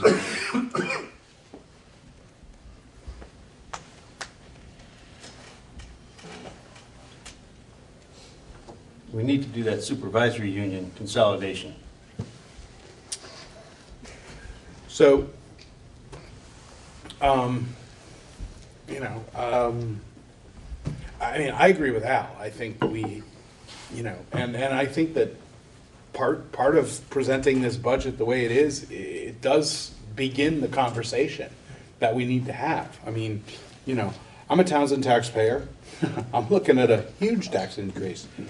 But I don't see an alternative. Personally, putting the kids first, I don't see another cut I'm comfortable making. I'm willing to have conversations about it, but I certainly have no recommendations. It's like, everything that we're doing, I don't think we're necessarily doing enough. So to take things away now is just nuts. But it does put us in a position where we, either taxes are going to go up like this every year, or we need to change what we do. Because, we've been saying for years that this is coming. It's not sustainable. And every year, our voters pass the budget and we put it off another year, and we don't do the building maintenance, but we manage not to cut too many programs. It's small programs that we lose. But we've been saying that this was coming for, I've been on the Leland and Gray board. I was on the Leland and Gray board for 10 years before this West River board, and we've been saying it's been coming for that whole 10 years, that this day would come. And it's finally here, and I don't see a way to duck it anymore. So I'm certainly willing to sit down and talk about how do we change the way we deliver education as a district to make it more efficient and more cost-effective for our taxpayers. I don't really want to have the conversation about how do we give our kids a lot less opportunity here to make it more cost better. I think that defeats the purpose. I mean, if people are leaving because the taxes are too high, they're certainly going to leave because the education system is terrible. But in the short term, Bob makes great points. Once we get rid of it, we'll never put it back. And I don't think there's time in this budget to start looking at closing buildings or moving personnel around. It's either make those cuts or take this forward and then start talking about what do we want to do. Short term, sure, we can do this, and then we talk about it for a year. And in 2021, the 2021 budget vote, we've come up with some scenarios. The work has already been done for scenarios A, B, and C from 2 years ago. And there are some things that have changed and some things that we've learned at this point, so we can come up with some more options.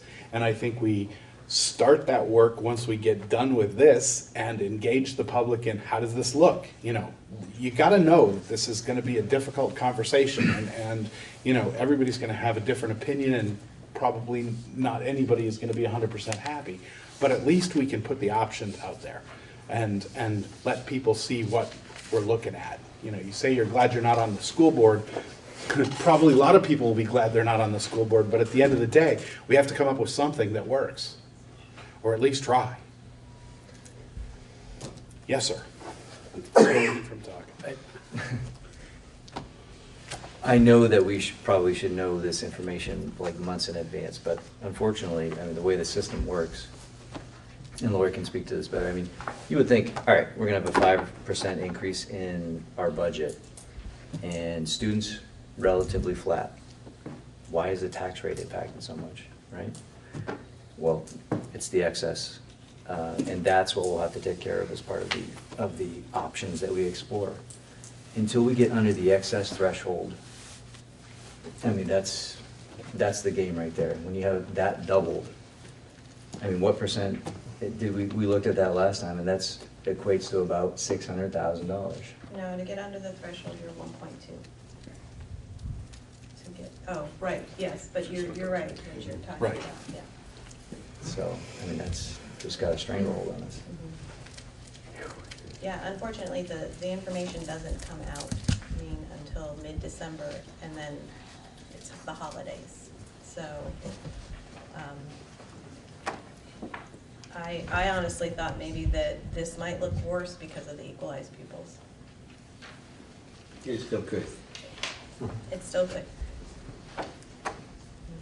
Right, we're only at version 3. Can you explain again why it is that Jamaica and Townsend don't get the 5%? It all has to do with the target tax rate, and last year, the target tax rate that the state calculates, it's nothing I do, it's what they do, was $1.85, and if you were at that or above, then you don't get the 5% protection. So if your tax rate the previous year plus 5%, I should say, gets to that 1.85, then you don't get the protection. So these were the only two for both mergers that got it. Dover and Wardsboro also didn't. They met that target tax rate the first year, so they are not eligible for the 5% forever. But the 5% will go away, and that's why another reason why the long-term planning needs to happen is that there will be some increases for those two towns as well when the incentives go away. There will be no more 5% unless they hit it first. So.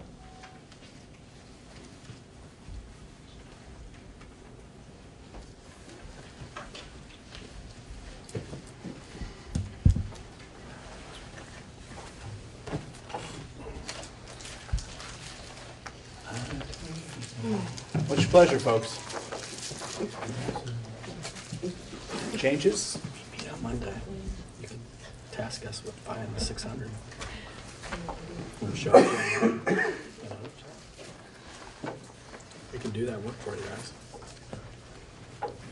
That gives you enough time to at least consider what it looks like. It's doing due diligence.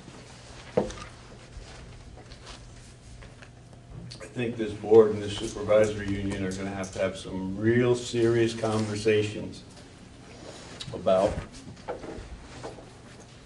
looking at consolidations of districts and administration in the future, because this is not sustainable. And it won't be when this 5% goes away for everybody. It's all that money that wasn't included is gonna come back. It's gonna be it's gonna be another 20% again. And it's not, taxpayers aren't gonna like it. And I can understand why.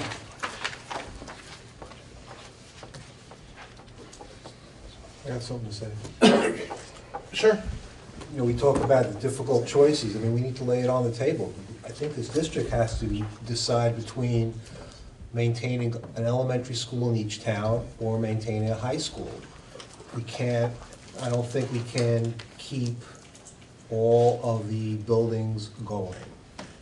So that, to me, is, the crux of the choice. Do we commit ourselves to keeping a school in each member town, or do we commit ourselves to keeping a high school?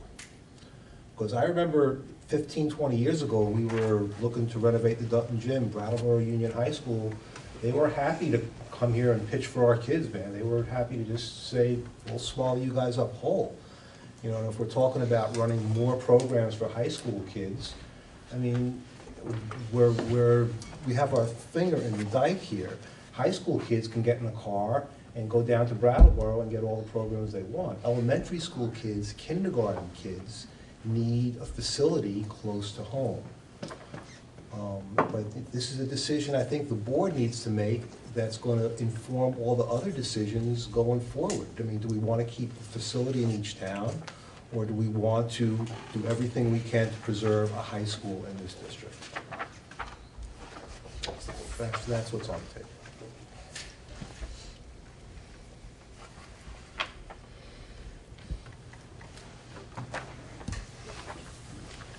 So we have another budget meeting scheduled for a week from tonight, on the 13th.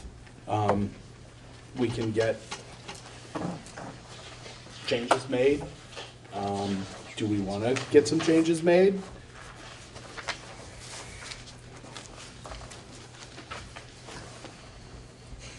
I think what Howie's talking about is part of the scenario that we could look at over the long term, do we run elementary schools and become choice for high school? Do we run a high school, and how do we do that? Those are certainly all things that could be discussed over the course of a few months with our taxpayers, and we can certainly cost those things out for people, but that won't change what we're doing right now.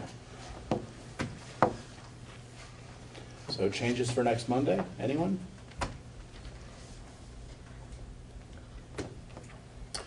Was there anything that was a maybe when you were in budget committee discussions that we should talk about?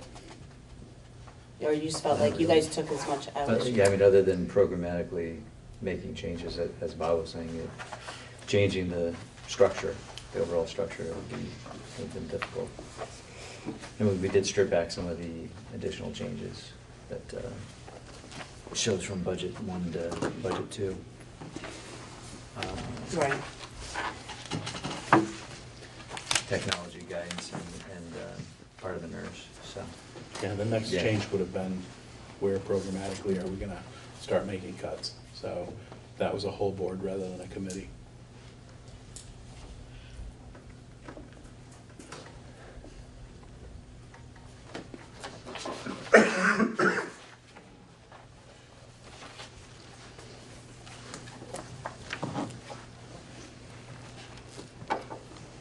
Well, if we move forward with this budget, announce it for next Monday, but we're gonna have a meeting anyway. If the word gets out on the tax increases, we might have a room full of people telling us how they wanna see it cut. Might be some public outreach there. I don't have any suggestions for where you begin to take more out of this budget, personally. And I'm willing, and I'm a taxpayer, I'm willing to stand up and say, look, yeah, it's not ideal, it's gonna hurt, and we need to have that hard conversation or it's gonna continue to hurt. So either we, take one more year of pain and then figure out what we're gonna do going forward, or not. But I mean, that's sort of where I am, as a board member and as a taxpayer, I guess. Al?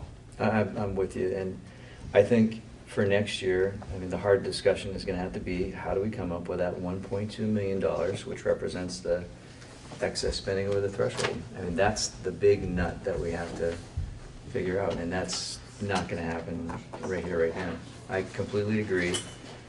Let's push this to next year and come up with some really good solutions to keep the programs that we have in place and keep the families here. It's going to be painful, but for 25% of the population, or somewhere around there, that are not income sensitive. But yeah, I think we really need to do this and then find that extra 1.2. I think it's still gonna hurt you. Oh, it's gonna hurt everybody. Of course. Nobody will be unscathed. No. Hey, Joe? Yes, I think if you go that route, what I would suggest is definitely have some scenarios around that income sensitivity piece for each town with some different varying numbers, just to kind of have that to show people. And I would also emphasize the percent increase in the budget compared to the percent increase in the tax rates. And nobody can really explain the formula. I mean, Lori can, but I mean, nobody understands it. I mean, I've been doing this for a number of years, and I'm still like, wait a minute, how does this work again? Yeah. For the average homeowner and resident, there's no way they're gonna understand it. But if we can make things as crystal clear as we can, that highlights the percent increase in the taxes is not, if you guys believe this, is not a function of overspending at the school level, and it's a function of the way that the calculation is. If that's something you guys believe, and that's something that you guys think you can sell, I mean, it might be worth considering that angle as well to be able to talk about it.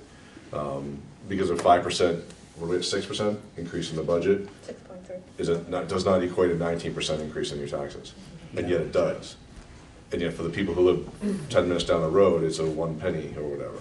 So I think that's being able to like explain that in a way and have scenarios that really highlight that, if you're gonna go the route that you're talking about, might be the only way you can get it through, is to really explain that, the heck out of the formula, what the implications are, the income sensitivity piece, and really talk about the formula, while emphasizing that the long-term plan, we hope, is gonna be more cost-effective and hopefully better educationally. I mean, I think one of the things that Howie did mention, trying to either talk about saving one or the other, is save both, have everything in one building. But I mean, that's not a year or two or even 5 maybe down the road. That's a much longer conversation with buildings and grounds and a lot of communities, from all the communities, not just one group in Jamaica. So I mean, there are other ways, and we're not talking about a huge number of kids. I've worked in schools that have more kids than our entire district does, in one building. So, you know, people were freaked out about having 6th grade here. You know, Well, I just think there's other things to consider. I think that longer term thing is, but if you just cut off your nose and spite your face, you're never gonna be able to have those conversations because the kids will be in Bradwell. And it won't be a decision, it'll just happen. You won't be able to get them back. Right. Thank you. For a poor There's family a on, task. on income sensitivity, you're looking at $181 increase, okay, in your taxes. And that $181, and I think Drew will agree with this, is that could be a family's 2 nights out that they, you know, won't have. Could be a family of 4 going out for 2 nights to the movies or whatever, you know, that they don't get to go because their taxes went up. And that's a lot to swallow for somebody who hardly has anything. And that's, you know, that it might sound like a little bit of money, but when you're, you know, doing your grocery shopping for 4 people with $150 for a month and you're making it because you don't qualify for food stamps, but you know, and you make it, you know, through and have a little bit of money left over for the family to do things, and they lose those little bit of privileges, which are 10 times bigger than people that take it for granted. So, income sensitivity, it's gonna hit them just as hard as it's gonna hit somebody who's paying full price, in my opinion. It's just maybe not dollar for dollar, but lifestyle-wise it will.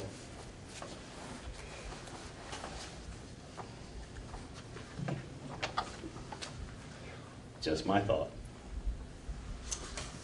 I think everybody will feel the pain. I think we acknowledge that. And it just means everybody will maybe be willing to have the harder conversation.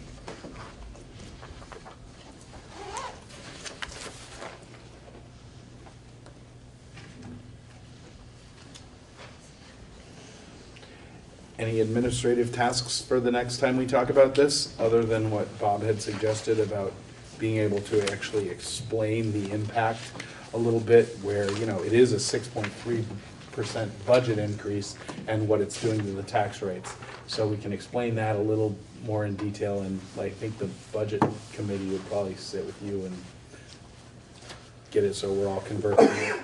And then we can also talk about some of the income sensitivity scenarios so that, you know, that is out there for people. I mean, you know, for somebody who doesn't have income sensitivity, it's pretty easy to just multiply what your tax bill is now to this and know what you're gonna do.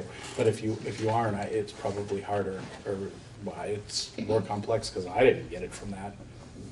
So, yes, Howie? I would still like to see what a level-funded budget looks like, because when we talk about selling a tax increase to folks, and we've done this in the past, and I've said, look, your taxes are going up, but our budget didn't go up. We level funded it. We held up our end of the bargain. If your taxes went up, take it up from Montpelier. It's a much more difficult argument to make when you're looking at, yeah, but your budget went up 6% with without your student numbers increasing, and our taxes went up 20%. You know, it's an easier sell to people if you can say at least, you know, we held the line.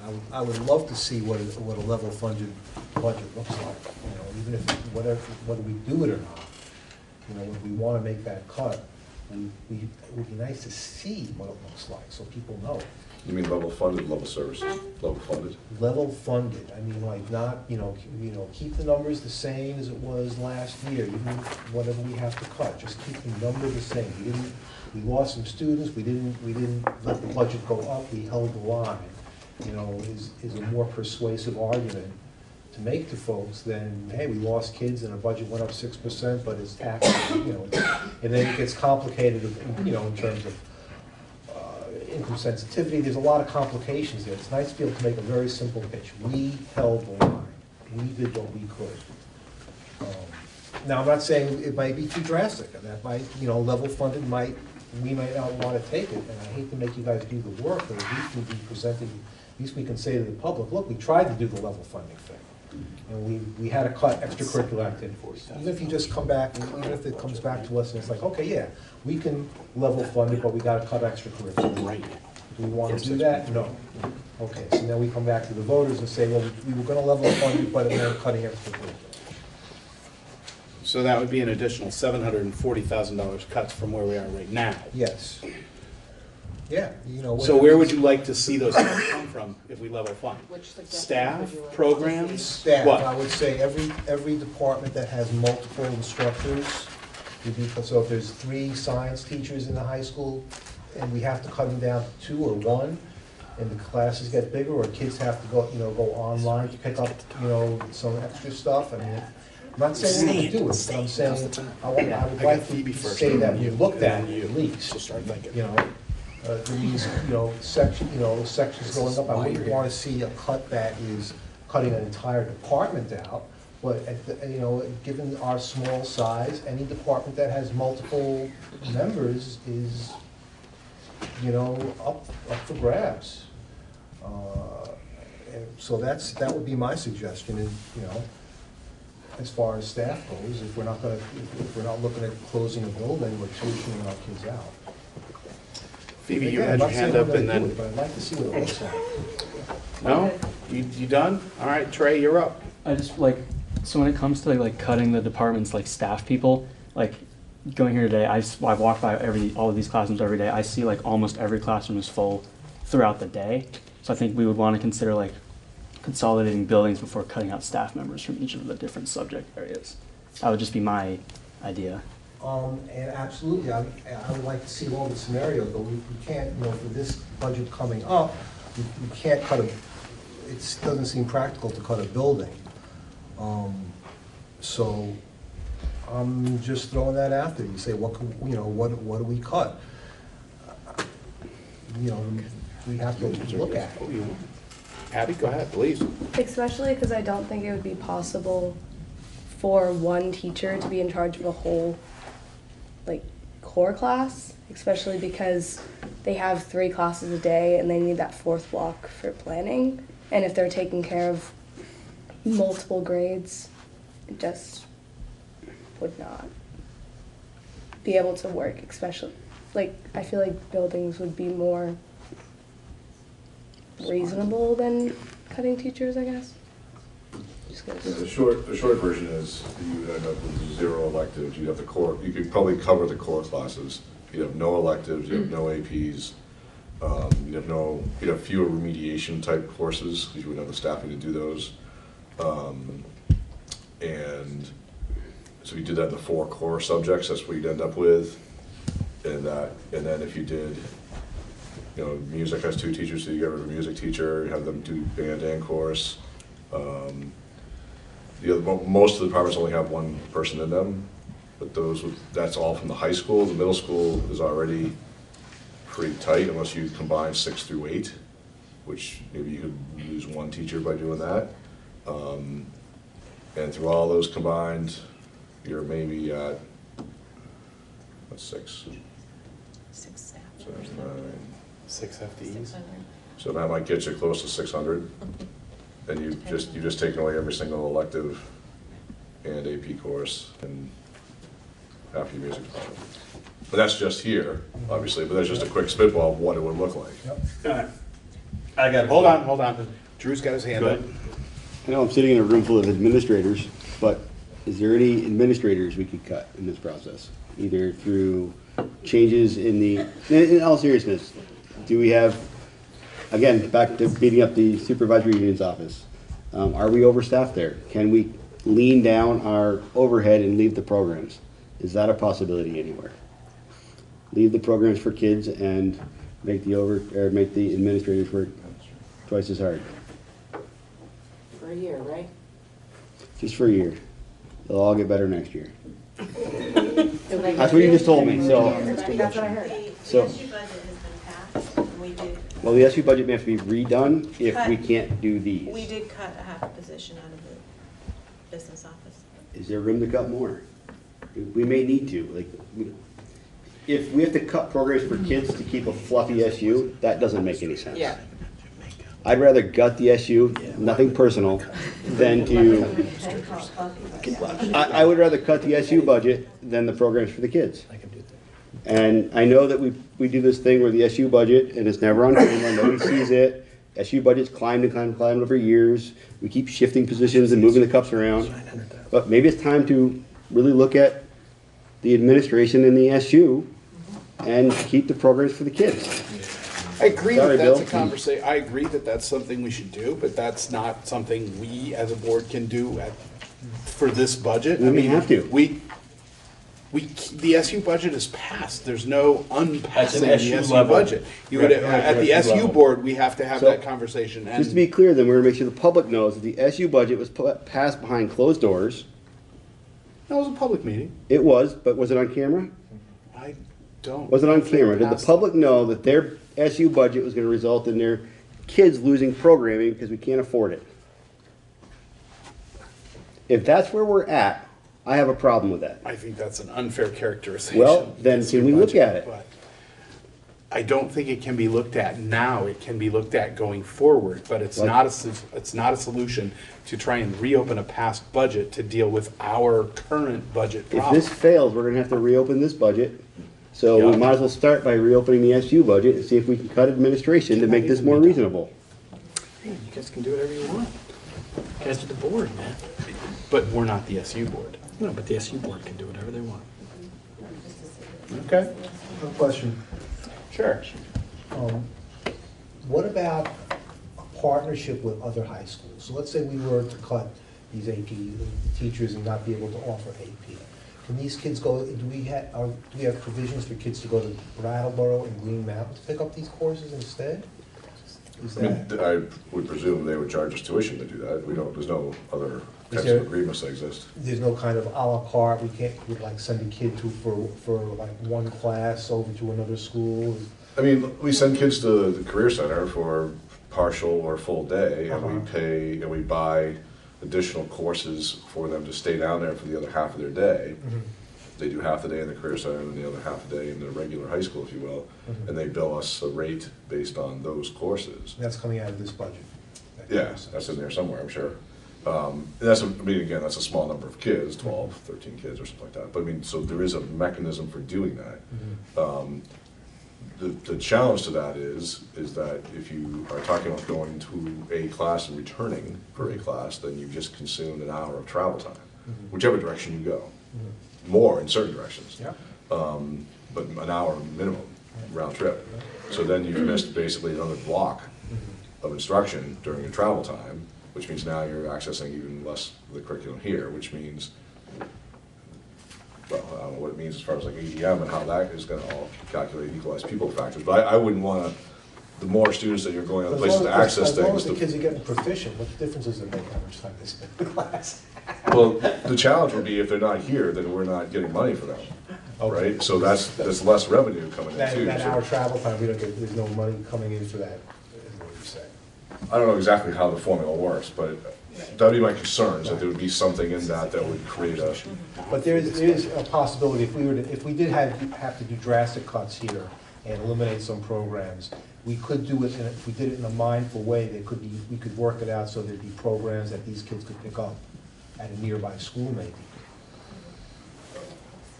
okay, well, I've had conversations in the past with the previous Twin Valley principal who's no longer there, the previous Green Mountain principal who's no longer there, and the Bells Falls principal who's still there. We met 2 years ago maybe to talk about potential of sharing those kinds of things. We talked about one idea of having, like, we would offer each one an AP class and our kids would do something with them for the others. But it didn't involve travel, it involved some kind of like interactive TV component. And then there was no cost, we would kind of share and do that, a deal like that. The challenges were the bell schedules, and when they offered their classes weren't going to be aligned with when we offered ours, and you know, and just there's a lot of variables in that. I mean, Bratt was doing the same start time as we do at end time. So, I mean, there's a lot of things that are challenges to that are, I won't say are impossible to do, but it's not nearly as simple as like some good thought goes into it and then we just pull something together. Like, it's not that simple. And I said, we looked into it and we never came up with any workable solutions. This was a couple of 3 years ago. I'm happy to look into that again. I'm happy to consult with the new people who are in place in those places and see what they have for ideas. And maybe there's an opportunity to have some technological way to do that. That to me, particularly a level of course, like an AP course would be the only way to do it. Strictly an online course, in my opinion, would be a disaster at the AP level just because of the nature of the learning. I think online learning can work for a lot of situations, but not at that level, not at the AP structure. The kids they don't have the computer skills necessarily to be able to integrate without having someone in the room to be able to work with them through the content. It's really pretty challenging. But I mean, I can look into that, but I'm not going to be able to do that in the next week or two. And have an answer That's for one you of those things necessarily. that you file for the, That could be the longer moving term forward, that's the conversation, longer term sure. solution to the problem. That doesn't really help us with our current, trying. Ken?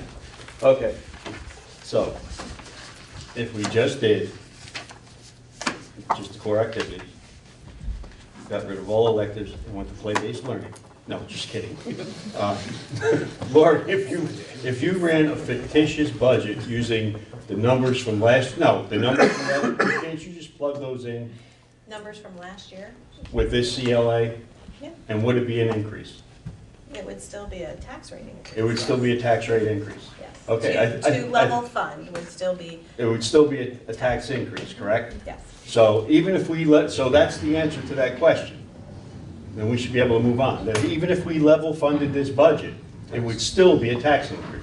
Right, because your students have dropped and your CLAs have changed. Okay, so that's all, So we don't have to go through the exercise. Right, so we don't have to creating a go level through that. funded That's what budget. I was trying We to just say. know- Thank you. Okay. Thank you. We got a letter from the governor, or from the governor's office, maybe like a month ago. And I'm sorry, I can't really characterize it, but it really was very kind of foreboding language in it. And it was saying that all across the state, we're going to see these large tax increases this year. Is that right, Lori? And was there anything specific that I mean, because it made it very clear that this was going to be the very worst it's been, I think. And that was statewide, and the article was pretty long, but I remember it really referenced the steady decline of in enrollment statewide, and especially in the like urban areas of the state. You know, I think up in Chittenden County, I think in Chittenden County it's very different. I'm getting laughed at once again. But I think that this is not unique to us, is what I'm saying. And so I think maybe some clarity around that, or some examples around how it's impacting places other than the West River Valley might be helpful to the tax base. Because I think, like we're all saying, this is a surprise. So we need to explain the surprise. And when that letter came out a month ago, you know, I put it on Facebook, but my guess is that not many people read it. Okay, thanks. I think it was sent to the board too. Yeah, I know the letter he's talking about. I could probably pull it out. And they did say that. So, I have a question. Sure. In terms of advertisement or awareness, public awareness, I feel like we need to make some major decisions today as to something that we can, what are we gonna do? How are we going to let people know to come and have these conversations, to come try and get a grip? Now, we can't have like one budget information meeting and expect any bit of that to go well. You know, they need to come now. We need people at meetings now. There needs to be a bit of a, If we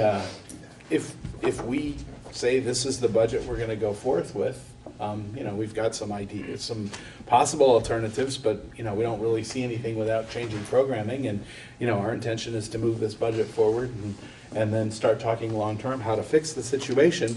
You know, if that's what we decide to do, that'll make the front page of the Reformer by Wednesday. That'll get some people in here next Monday.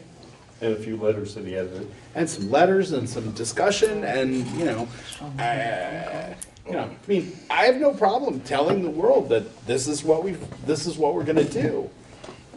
And then starting to have the conversation. You know, back of the envelope math, Bob says, you know, I can do this, this, this, and this, and that gets us $600,000, but you now have no electives and no AP. Is that what you want? Really? Probably nobody wants that. You know, and we can just start looking at almost everything we do short term is going to be draconian and really detrimental to the students. So we know that we have to change things and we have to figure out a way to make it not detrimental to the children. So we need to start talking about it now so that we don't do this again in a year. And I think that's what the message when we tell people, when they come.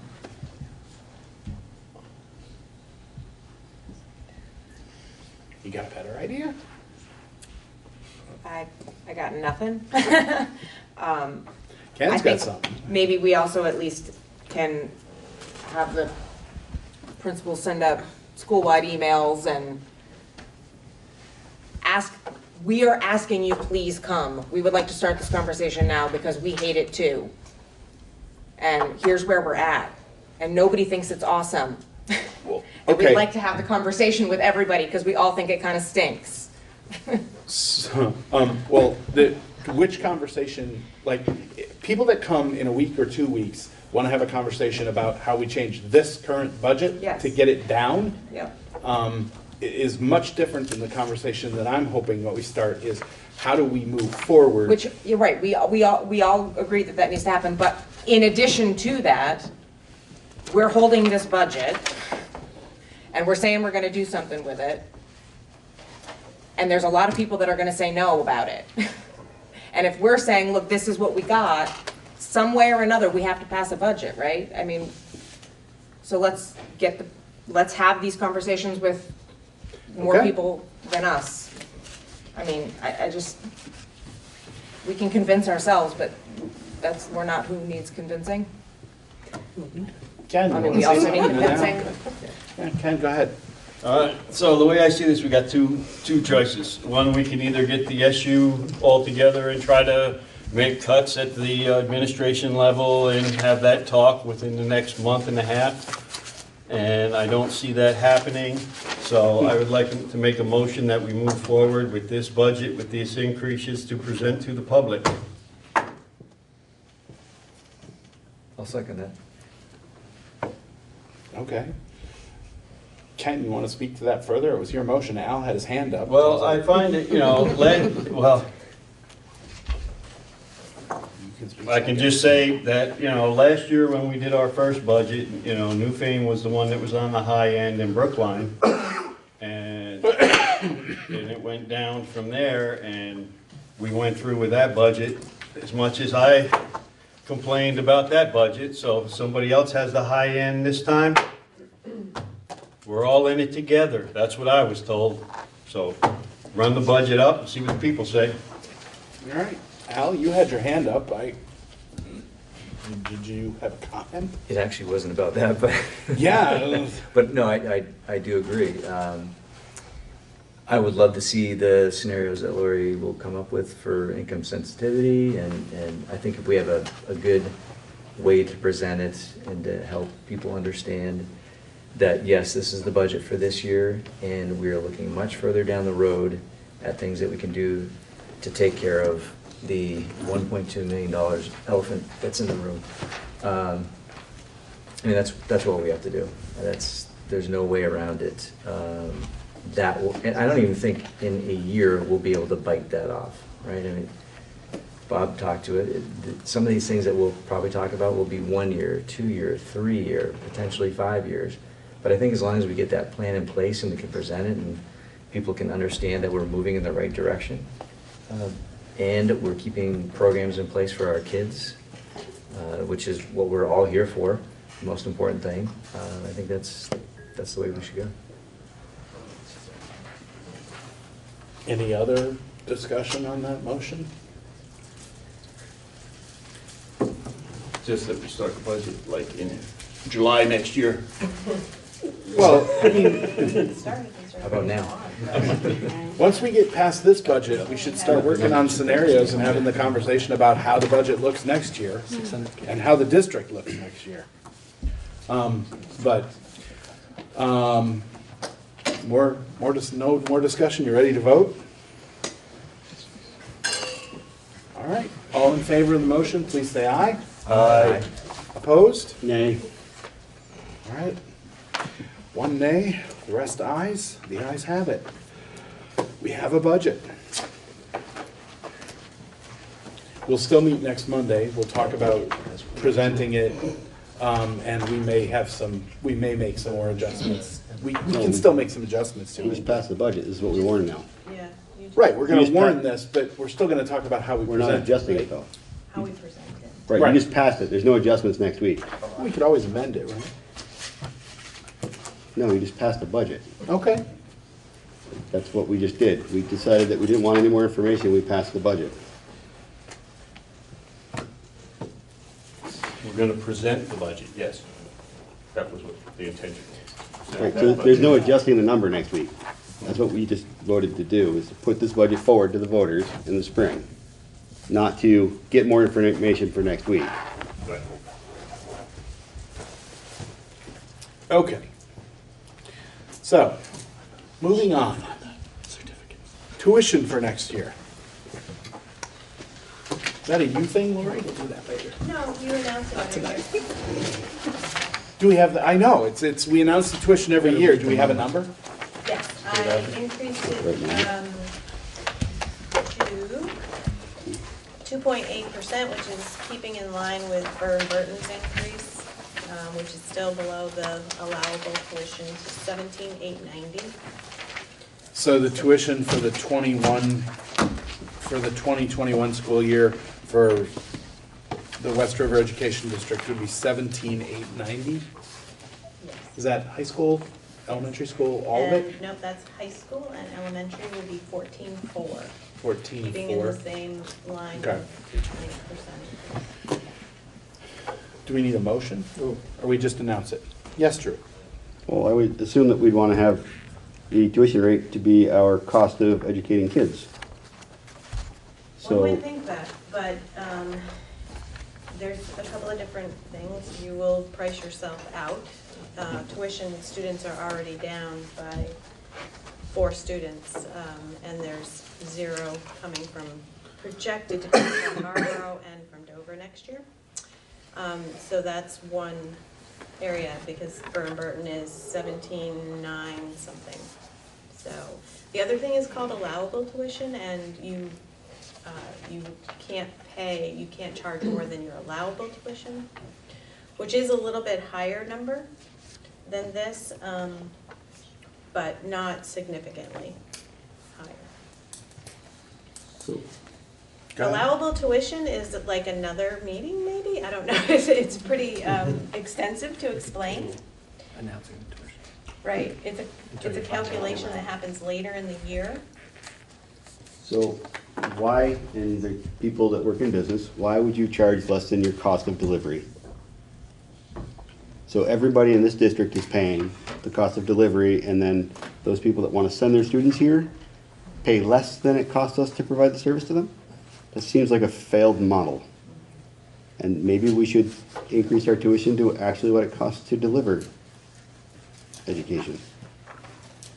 You know, those are average costs per kid, and different children require different services, and you can't discriminate when you're accepting children. So when someone tuitions in, there's an average cost. Now if Bob absorbs one more student in his building, he doesn't need to hire an extra teacher. That child would be, and then there's a limit to that. As you grow and grow and grow, eventually your programs need to change and things like that. But so his option would be either to accept the student at a certain amount of money or not, and that money would really be gravy at that point because there would be no additional expense or very little. Is that right? I mean, so it's not all just about, like, it doesn't cost $14,400 for every single student in my school, but on the average it would cost that. So if I got a student, because right now, after October 1st, any person that moves to my district or to our district gets educated here, we don't get any additional monies for that. Whereas if they move away after October 1st, we keep that money and we don't have the expense of educating the child. It's just pretty complicated. I think that we're just trying to make as much money as we can from tuition.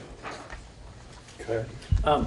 Would it be helpful, we could wait till the 13th, and we won't have the allowable tuition, but we could see, like what the last 3 years of allowable tuition are, to at least provide that for the board, so that we would have. So I'm just wondering how we're going to explain a significant percentage increase to our taxpayers, and then say, but we only raised our tuition by a couple dollars. How do you explain that to the person that's going to lose their house because they can't afford their tax bill? I'm just curious as to how we have that discussion. Or should we worry about that? I think the explanation, I think, is that if you go too high and then choose Burton instead, let's say from Wardsboro, then our revenue starts to drop even more, and then the cost of the individual taxpayers actually goes up more. So that's how you explain it. So it's a Staying competitive. yeah. There's an element of staying competitive and having that tax rate not go as much. Because if you took those kids out, all the Wardsboro kids decided to go, not come here, those tax rates would be significantly higher, even after reducing staff to make up for it. And the student also goes on your student cap, which is more money. Not the tuition kids, so. No, tuition kids don't go on your account. No, you get the tuition revenue instead. Okay. All right, yep, okay. They don't count equals people. So you want to see, Well, I'm just saying, this decision could be made on the 13th, and I'm wondering if it just might be more beneficial to at least see what is the most possible allowable to continue this conversation. It won't be 23,000, but it could be 19.2. And then that decision could at least be discussed, because it doesn't have to be made tonight. Would that be helpful to the conversation? It's better to have the information than not, right? Do we understand what the Sunbury Boys, have they set a threshold of what they're willing to spend? So at a public school, it is what is Allowable. and then set by the board. go ahead. We're not gonna, as you say, we're not gonna attract students with a higher tuition than Burton, if we charge more than Burton. So even though our average cost per student is $24,000, the marginal cost of an additional student is not $24,000. Doesn't cost us an extra $24,000 to add another student. And if we lose one student because we're, $50 higher, that blows the whole thing. You charge what the market can bear, not what your average cost of manufacturing is. So I would say, whatever the number is, whatever that higher number is irrelevant, because Burton is down the road and they've set a number. And we need to be competitive with that number. Go ahead. I don't believe the students that are coming here from Wardsboro are paying attention to the dollar tuition between Burton and Leon and Gray, because the town is what is paying the tuition, the parents are not. So if they've chosen Leon and Gray, if our tuition is the allowable, then the town is going to pay the allowable. So unless the town of Wardsboro is going to only allow their students to go to Burton, the likelihood is you're not going to change the student count. We're just going to change the revenue side of our equation. Those parents have chosen Leon and Gray. For whatever reason they've chosen Leon and Gray, Burton's already an option for them. So there's nothing to indicate that they're all of a sudden going to change their mind and send them to Burton because we increased the tuition rate closer to what our costs are.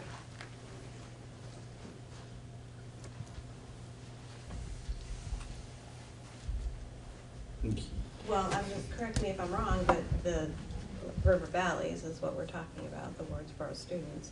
They'll only pay up to the burn burden rate. Well, that's what I was asking, what's the vote? That's for approved independent schools. Oh, just for. When you go to a public school, You it's pay the allowed that rate, okay. or what the board says. And the board gets to set a rate up to the allowable. The challenge, as you guys have pointed out, is we don't know the allowable before we get to make the announcement. You can make the announcement be whatever the allowable becomes. And we could look at like the last 3 years of allowable and see kind of, oh, it's increased 2.5%, 2.5%. We can give you a range. I guess my point is you don't have to make that decision tonight. We could give you that information on Monday. I also could get the area high schools and what they're charging for tuition. That would be good to know if we're gonna get the allowable and put and make the decision in a week. Is that what we wanna do? Yeah. Nod? Yeah. Okay.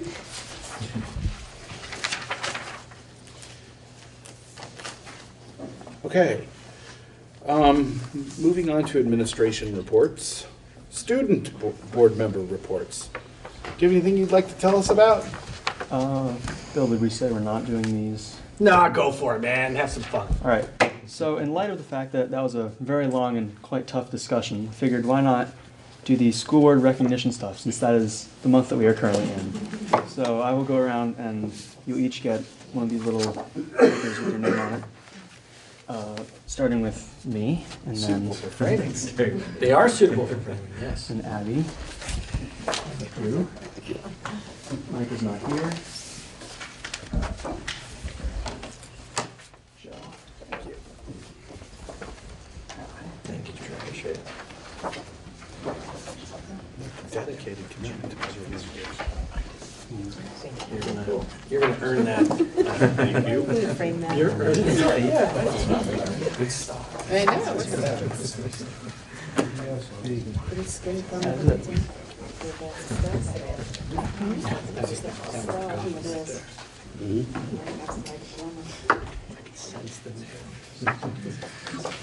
That's it for me, at least. I don't know. That was awesome. All right. Thank Yeah, here's you. the extra. Abby. I got nothing. Don't cut the program. I wish more people said that. Don't cut drama, please. Don't cut. All right. We all got our cabinet report today. Did anyone have any questions for Bill or Lori as cabinet members? If I could point out one thing. Certainly. So on the front of your cabinet report that you all got digitally, I printed out a copy of the executive summary of the weighting study. So I thought I would just give you a little, Scotty, or is it Craig? Craig mentioned it earlier. I'll be brief because it's been a long night, but this study is supposed to be done every 2 years after the passage of Act 60 and Act 68. It is supposed to be looking at the weighting that we do for students as a goal to try to create equitable opportunities for students across the state of Vermont. This was commissioned in 2018 by the legislature. It was received on Christmas Eve this year for the legislature to consider. It is 150 pages long. You have a digital copy. I would encourage you to read the executive summary. And then if you look on your executive summary on page 5, you'll see what is really important, which is a table E1. And table E1 talks about the very specific recommendations that this study makes that would affect West River very, very specifically. And basically what it's talking about is providing a evidence-based argument that educating students in a population, in a rural, less dense population costs more money. And so when you look at this formula and then you look at the last 50 pages of the report, it'll have very, very specific scenarios out for individual towns, for school districts, and for regions. And in almost every single scenario, all West River towns, ironically except for Brookline, see a really significant increase in their equalized pupils. The equalized pupil is the vehicle to equalize opportunities. And so all the legislative priorities have been set by the leadership already because that happened before Christmas Eve.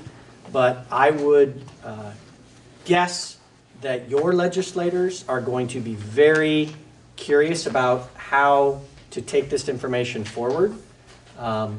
Because essentially what it's saying is taking the $1.5 billion of education funding and reallocating it with an emphasis on students that receive free and reduced lunch and students that are living in a less dense population. And that is a significant game changer if enacted.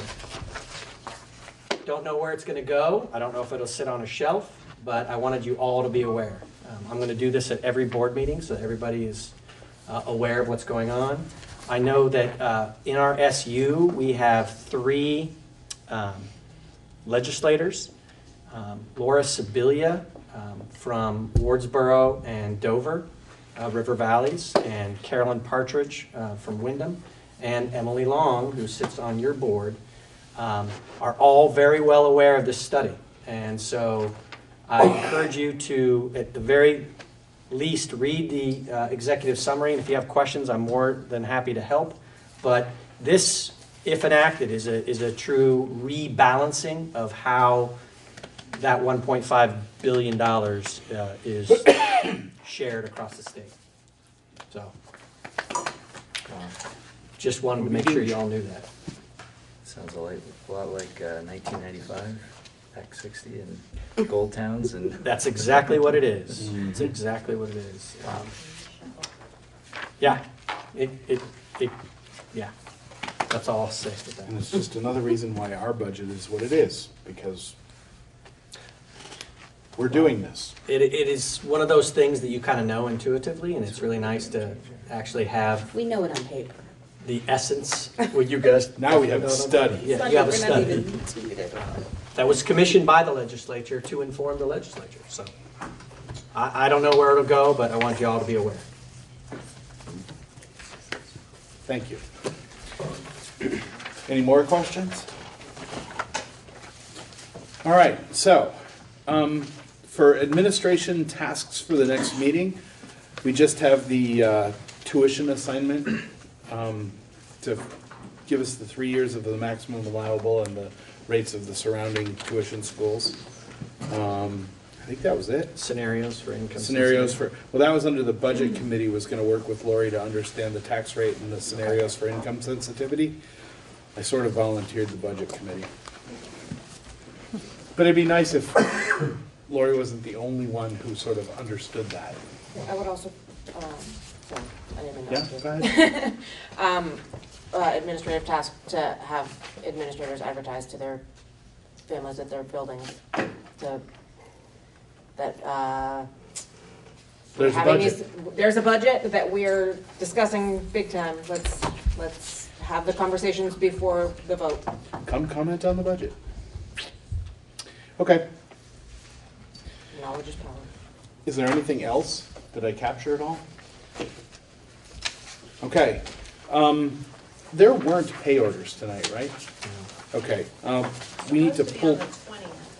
Yeah, we need to pull pay orders out of the consent agenda. Oh, I just want to, we'll get down to it on the next meeting. Okay. We need to pull pay orders out of the consent agenda, but then we just have, yes, Rick? Lori and I discussed it last meeting, and unless I miss my guess, officially, the board has not approved pay orders for 2 meetings. Because both of those, What? That's right. Somebody looked at them after the meeting last time. Yeah, I thought. and the time before that. Right. Yeah. Oh, well, it's that. We'll You- put you it- want- yeah. You want to do it on the 13th? For the 13th, bring all the warrant numbers and stuff so we can actually read the right stuff in there, and then we'll do it. Yep. Okay. So it's not in the consent agenda tonight, but for the 13th, we'll have multiple months of pay orders. So it's just the minutes of the last meeting, December 9th. Just need a motion to approve the consent agenda. So moved. Thank you. Doesn't need a second. Doesn't. And no discussion. All in favor of approving the consent agenda, please say aye. Aye. Opposed? Abstentions? The ayes have it. Okay. We have 2 executive sessions. One is on a legal matter. The other is contractual. Yeah, and I included in the back of your packet the board's policy on conflict of interest. I sent it all out to you 3 or 4 days ago so that if anybody thought that they had a conflict of interest to go into executive session today to talk about our legal issue, that they would have an opportunity to make their own decision. That was it. So if you go into executive session, then you've made your own personal decision that that is the decision that is right for you. Only an individual board member can make that decision. So I feel confident that everybody that comes in has thought about that and decided that that is the right thing to do.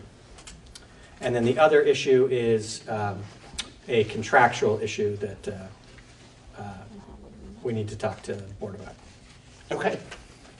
So, just need a motion to go into executive session for a legal matter. So moved. Thank you. Is there a second? Second. Thank you. All in favor, please say aye. Aye. All right, we're in. Okay, we're out of executive session. I'd like to make a motion that we send the letter as presented to Newfane. Okay, is there a second? Second. All right. Any further discussion on this? We'll just send the letter as we read it. All right, all in favor of that, please say aye. Aye. Opposed? Nay. Abstentions? Me. Okay, so the ayes appear to have it. Thank you very much. We're now going to have another executive session for a contractual matter. There won't be any sort of resolution when we come out of it. Okay? Did you like to go into it and then I can stop? Okay. Make a motion to go into So- executive session. Is there a second? Second. All in favor, please say aye. Aye. We're in.